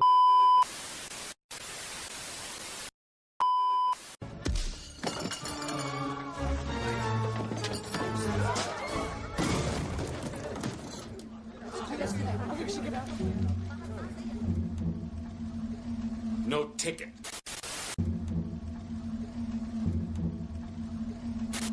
Don't make me kill you. Anakin, my allegiance is to the Republic, to democracy! If you're not with me, then you're my enemy. How's it going, y'all? Rowdy Riles back with another video. I'm super hyped for this figure. You know I've been talking about it, needing it, wanting it, because we already got Obi-Wan, so we definitely need Anakin from Revenge of the Sith. So yeah, I finally got it. Big Bad Toy Store shipped it. Pile of loot. We got Anakin. So with all that being said, let's just get into it. I will do what I must. You will try. Taking a look at the front of the box, it says Star Wars The Black Series up at the top. Number 5, Anakin Skywalker, Star Wars Revenge of the Sith. We get some lovely galaxy artwork on this side of Anakin Skywalker. On the back, we get a bigger picture of that art, and we get a blurb. Anakin Skywalker, now Darth Vader, turns to the dark side and battles Obi-Wan Kenobi in a lightsaber duel on the lava planet Mustafar. Open window on this side. Top of the box, we got nothing. Bottom of the box, and with all that being said, me, Anakin, me. I have failed you. I should have known the Jedi were plotting to take over. Anakin, Chancellor Palpatine is evil. From my point of view, the Jedi are evil. All right, we finally have our Star Wars Black Series single release Revenge of the Sith Anakin Skywalker out of the box. I've been waiting for this guy for a while. Amazon screwed me over a couple of times with getting him shipped out, but finally Big Bad Toy Store came through with the pre-order. So that's where we got Anakin. He looks great. The articulation is definitely much better than the archive. I don't have the archive anymore. I got rid of that. I will say the likeness to Hayden Christensen is kind of there from some angles and kind of not there from other angles, but it's still a much needed update. It looks great. Look at his tunic. It looks leathery, and then the stuff underneath looks like it would be cloth because it's more of a matte.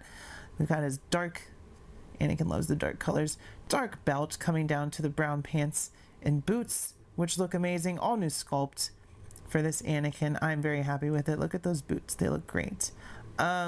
Just a stellar year for Black Series as a whole. Maybe not with pricing, but with sculpt and figures and updates and new releases and all that stuff. Hasbro's been killing it, at least on this end. But like the price is outweighing what you're getting for it at this point. So for me, I'm glad to be getting all these figures like Han Solo, Obi-Wan, Anakin, Chewbacca before the price jump, because at that point it's just not really worth it for a Black Series figure. You get one accessory. That's his accessory right there, his lightsaber with the removable blade and the hilt that you can put on his belt, that is Anakin's one accessory. They could have at least included robes or the alternate hand with him and not the head sculpts, but you know, Hasbro gonna Hasbro.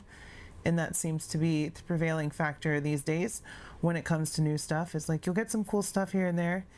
You'll get some awesome updates that you needed. And then everything else, it's just like kind of underwhelming. So this figure though, much like Obi-Wan and Han and Chewie, and then most of the releases this year, is a much needed addition to the collection. And I really have no complaints about the figure itself. I just wish that he included more. They did a great job with his hair though, because his hair is notoriously like hard to sculpt because it's all flowy and kind of curly, but kind of wavy and straight in some places. So they did a good job. He looks good. And there it looks like Hayden, but you know, from the front it's kind of soft. Like the features are just kind of soft in my opinion. But I do really like it. Do not get me wrong. Needed this figure for a very long time. And I do actually have the Sith archive head sculpt still. Yeah, that archive head definitely doesn't fit. It would need to be dremeled and repainted, so I probably shouldn't have held on to it, but here we are with giraffe neck, Darth Vader, Anakin. I'll just leave y'all on that. You took her from me! I hate you! Taking a look at his height, where's tape measure? I found tape measure. Anakin stands at just about, well, a little over 6 inches, like 6 1/4, if even that, but he is over 6 inches, which is cool because I believe Hayden is like 6 foot something, so works for me. All right, so like I said, we get one accessory. We get his lightsaber with the removable blade. Stand up, Anakin. I'm glad that this Anakin, a lot of my Anakins that I've had have had really, really loose ankles. So it seems like they fixed that issue with, because it's a new sculpt. So they reuse those legs, those feet a lot. And it was an issue. Blade comes out. Handle is actually painted completely, unlike Obi-Wan's. And then it just pegs in to his belt. Right there. That is the accessories. Going over the articulation, starting at the head, forward, very much forward. Backward, not as much because hair gets in the way. Side to side, decent range. Shoulders come up over 90 degrees. That's crazy. And you can actually see the butterfly joint in here. Forward, backward. No bicep cut, but you get a 360 hinge at that single joint, which comes over 90 degrees. Works really well, so that means he can hold his lightsaber with 2 hands. Torso articulation goes back, forward. It's just a ball peg. There's nothing else in there. Leg comes forward decently far. To the side, same. Can't quite kick his own butt, but we still get decent range out of that single joint. Do we have a thigh cut? No thigh cut. We do get a boot cut, however, separate from the joint or the hinge and swivel at the knee. So there's a boot cut, and then we get rockers. And then we get the updated hands on a floating ball peg, which works so much better, in my opinion. So, Anakin here can definitely articulate. The figures from 2025 are definitely some of the better articulated Black Series figures. There is no doubt about that. And it has been a great year for Black Series. Also, no doubt about that. So I really can't complain about this figure itself. I can complain about Hasbro's business practices and what they include and all that stuff. So, but for $25.99, that's about the threshold of a normal release Black Series figure with one accessory. It's like, any more than that, and where is the value for what you're getting? But Anakin looks fantastic. It's over, Anakin! I have the high ground! You underestimate my power! First of all, for scale and comparison, well, let me... Hello. First of all, for scale and comparison, here he is next to his master Obi-Wan and his Padawan Ahsoka As you can see, Anakin is of course the tallest, and I think he scales really well with the new Obi-Wan and even the mid-teenager Ahsoka, because obviously this isn't like season 1 and season 2 Ahsoka. This is like season 4 and 4 through like 5 or 6. But yeah, they all look great together. Super duper excited to have Anakin finally to have this trio together, take some pictures, do some Revenge of the Sith pictures, all that good stuff. You know how it be. Here is Anakin next to his new master, Darth Sidious, and his new master's old apprentice, Count Dooku, who towers over Anakin. And if you remember, at the beginning of Revenge of the Sith, Anakin kinda decapitated Count Dooku, just a little bit. Kill him now. Do it. Just a little bit off the top. Here is Anakin next to Clone Wars Anakin and his most faithful clone comrade, Captain Rex, captain of the 501st, Anakin's personal detachment of clone troopers. Did I say that right? Detachment? I don't know. But yeah, definitely cool to have the different stages of Anakin. I'm just missing Phantom Menace Anakin at this point, but he is coming. I am going to get him. I have a gift card coming from Amazon, and he is in my cart waiting to be shipped, and then hopefully I can get started on that 2025 video once I get him and a couple of others in my hands. But yeah, that does it for Star Wars Black Series comparison. For some Marvel Legends, here he is next to Maximum Deadpool and Maximum Spider-Man for maximum comparison. And lastly, for comparison, here he is with Jada Toy, Shaggy, and G.I. Joe Classified Cover Girl, because she's within reach. And yeah, you're gay. Hey, you're just mad because I'll be able to do something with my tired hands that you'll never be able to achieve in your entire life, kid. So yeah, you're gay.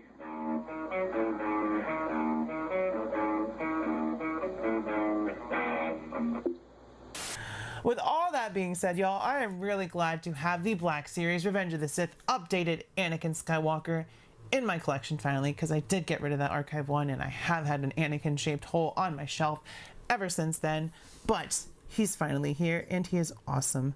Like I said, it would have been nice if Hasbro had included a couple other accessories, maybe a robe to differentiate it from the SDC set, so that people who had that would be more interested in buying it again. I don't know, just something else. But regardless, I'm glad I got him before the price hike. He looks great. The likeness to Hayden Christensen is iffy from some angles and great from others. He's just got one of those faces I guess. But yeah, he's gonna be posed up next to Obi-Wan on my shelf, and I'm really happy to have him. If y'all like this video, make sure to smash that like button, hit subscribe if you're not subscribed. If you're new here, welcome.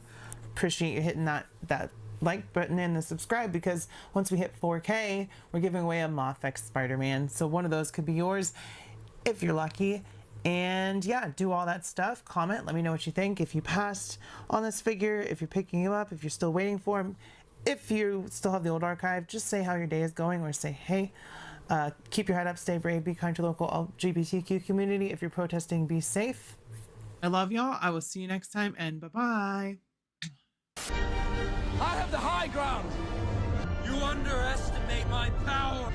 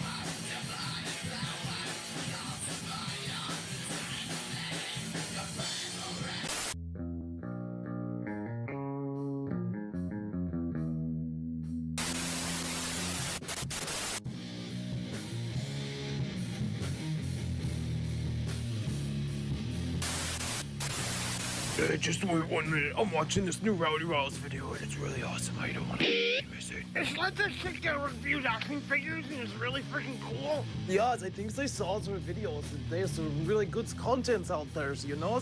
She reviews these ponies and stuff because you knows I love ponies.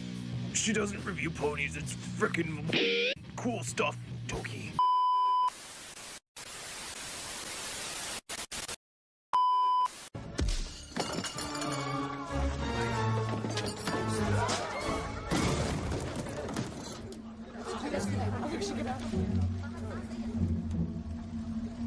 No ticket.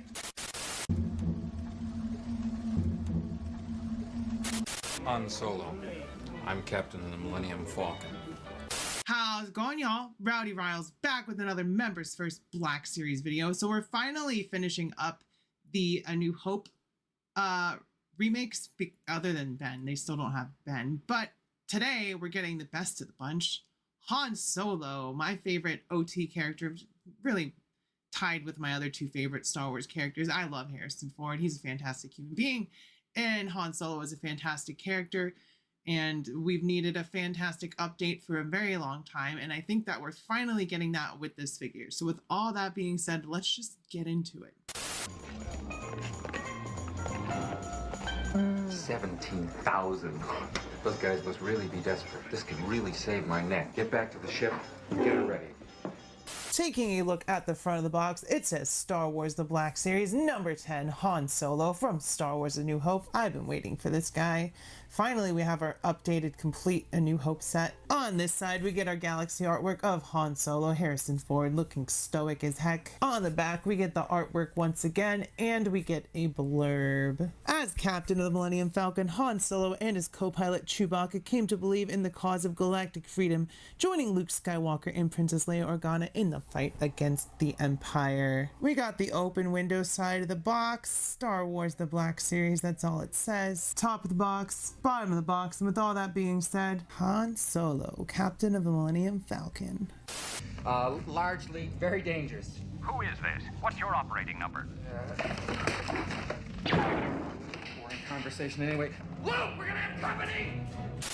Alright, so here's our A New Hope Han Solo out of the box.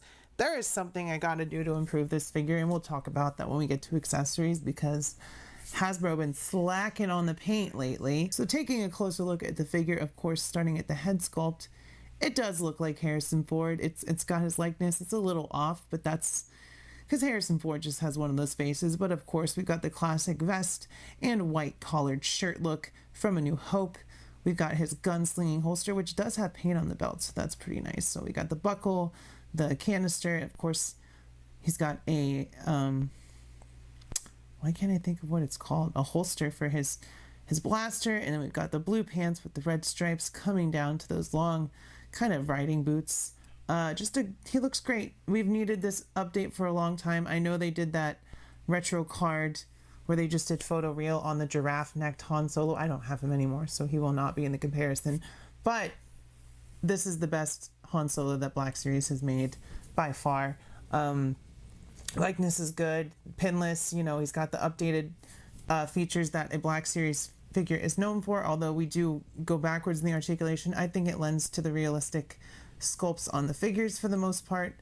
And yeah, I'm just very happy to finally be rid of all those original A New Hope figures, because my God, were they ugly. They were so bad. So finally, we've got the dirty, rotten scoundrel himself, Han Solo. And I couldn't be happier to finally finish that. Now I'm just waiting on Anakin. He's in my pile of loot. He just needs to be shipped. So then I think I'll be done with Black Series for the year, and I can do my top 5 video. I think that'll be fun, because I don't think I have enough to do a top 10, but I could definitely do a top 5. And I'm sure he'll be in it. My dead body.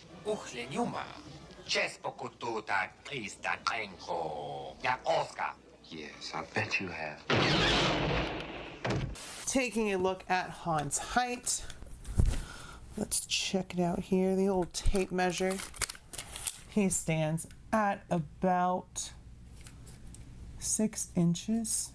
Over 6 inches. He stands at about 6 inches tall. And then we're going to go over, first we're going to do the accessories because I had to fix something on him, and I will point that out here. So this is the blaster that he came with. As you can see, it is unpainted. There is no paint on there, which sucks because the old one had paint on it. It looked good. So I was looking for another pistol, and I did have one, but it was not painted. This one came from the archive old Han. So, you know, he changed his blaster in A New Hope, or from A New Hope to Empire and Return of the Jedi, but he still kept that old rusty blaster around. So I painted it, painted the handle brown, painted the muzzle silver, and I put a little bit of a wash on it to give it that kind of like, why is that? There we go. To give it kind of a more aged look, and I definitely improved it, because why are you going to give us an unpainted blaster at this point, Black Series? You're making these figures that we've been waiting for so long for, and you're going to cheap out on the paint when it's literally just on the tip and on the handle. So I did it myself. There's the before and after. It's not a new sculpt, so it's completely the same. Yeah, this one that he came with is going to go to the archive Han. And this one, hopefully, it should be dry. It should be dry at this point. This one will go with him, because I did give it a matte spray as well, and then I kind of retouched the tip, just the tip, to give it a little bit more shine. I think it looks good. So yeah, that is his accessory. Now we can go over the articulation. Starting at the head, he goes back that far. Forward, whoa, really far. Shoulders come up 90 degrees. We do get a butterfly joint, so that goes back and forward. Single joint at the elbow. No bicep cut, but we do get a full 360 at the shoulder. Ball peg at the lower torso, so you can go forward and backward. Legs come up that far to the side. Almost kicks his own butt with that single joint, which is great. There is a boot cut, which is nice, and there's also a cut at the knee. So, standard Black Series articulation, nothing crazy, but it's a vast improvement over the old Han Solo that we had, to be sure. So, it's something we needed. And if you want to know what I used to paint that pistol, I just used some paint pens. Very easy.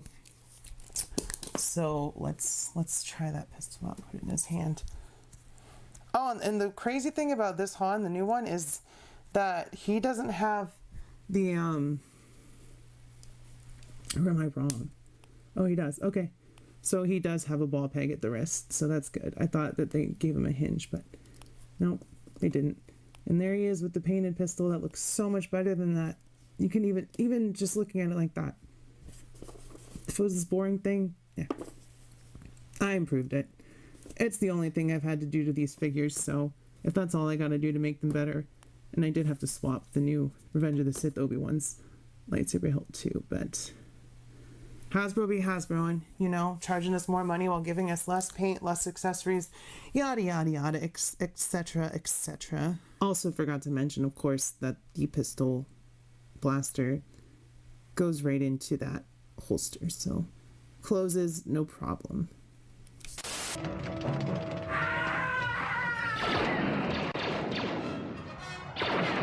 First of all, for scale and comparison, here he is next to the rest of the updated A New Hope figures. Finally, we finished that. Well, we still need an old Ben Kenobi. Like, they really need to redo that figure from the ground up. So hopefully we'll get that at some point. But as you can see, Leia's the shortest. Luke is next. Han is third. And of course, Chewbacca is the tallest. No duh. Here he is with Stormtrooper Han and Luke, and I wanted to try something out because this Luke got an updated head, but well, would you look at this? Would you look at this? Totally works.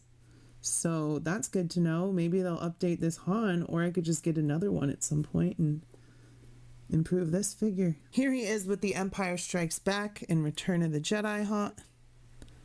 Here he is with the Empire Strikes Back and Return of the Jedi Han. I really do think he's the best looking of the three, and or second, and Bespin is third, just because the sculpts are very different, but also all Harrison Ford in their own special way. Here he is with Hoth Han and Old Man Han from The Force Awakens. I almost forgot to do this comparison. Here he is with the Adventure Series, Indiana Jones to his left, to his right is Mezco, and to the far left, we've got the SH Figure Arts for all my Harrison Fords from different lines and companies and movies.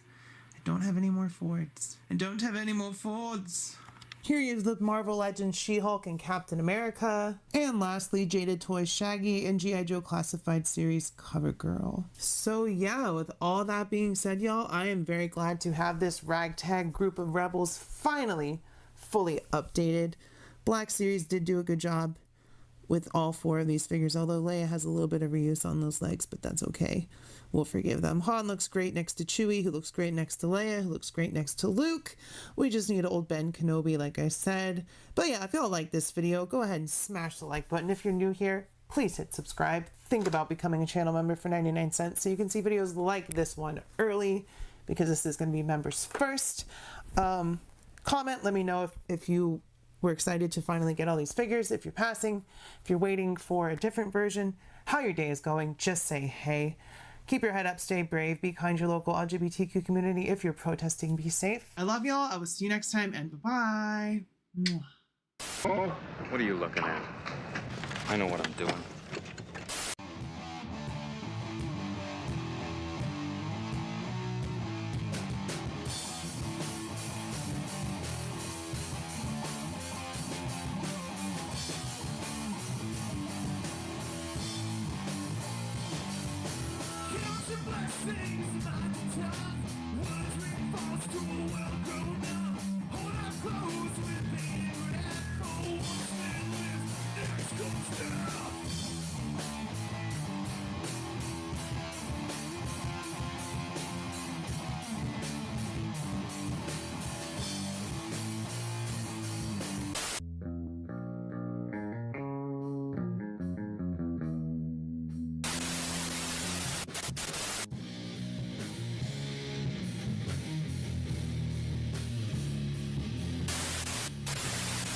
Just wait 1 minute. I'm watching this new Rowdy Rouse video and it's really awesome. I don't want to miss it. It's like this chick that reviews action figures and it's really freaking cool. Yes, I think they saw some videos and there's some really good contents out there, you know? She reviews the ponies and stuff because you knows I love ponies. She doesn't review ponies. It's freaking cool stuff, Toki.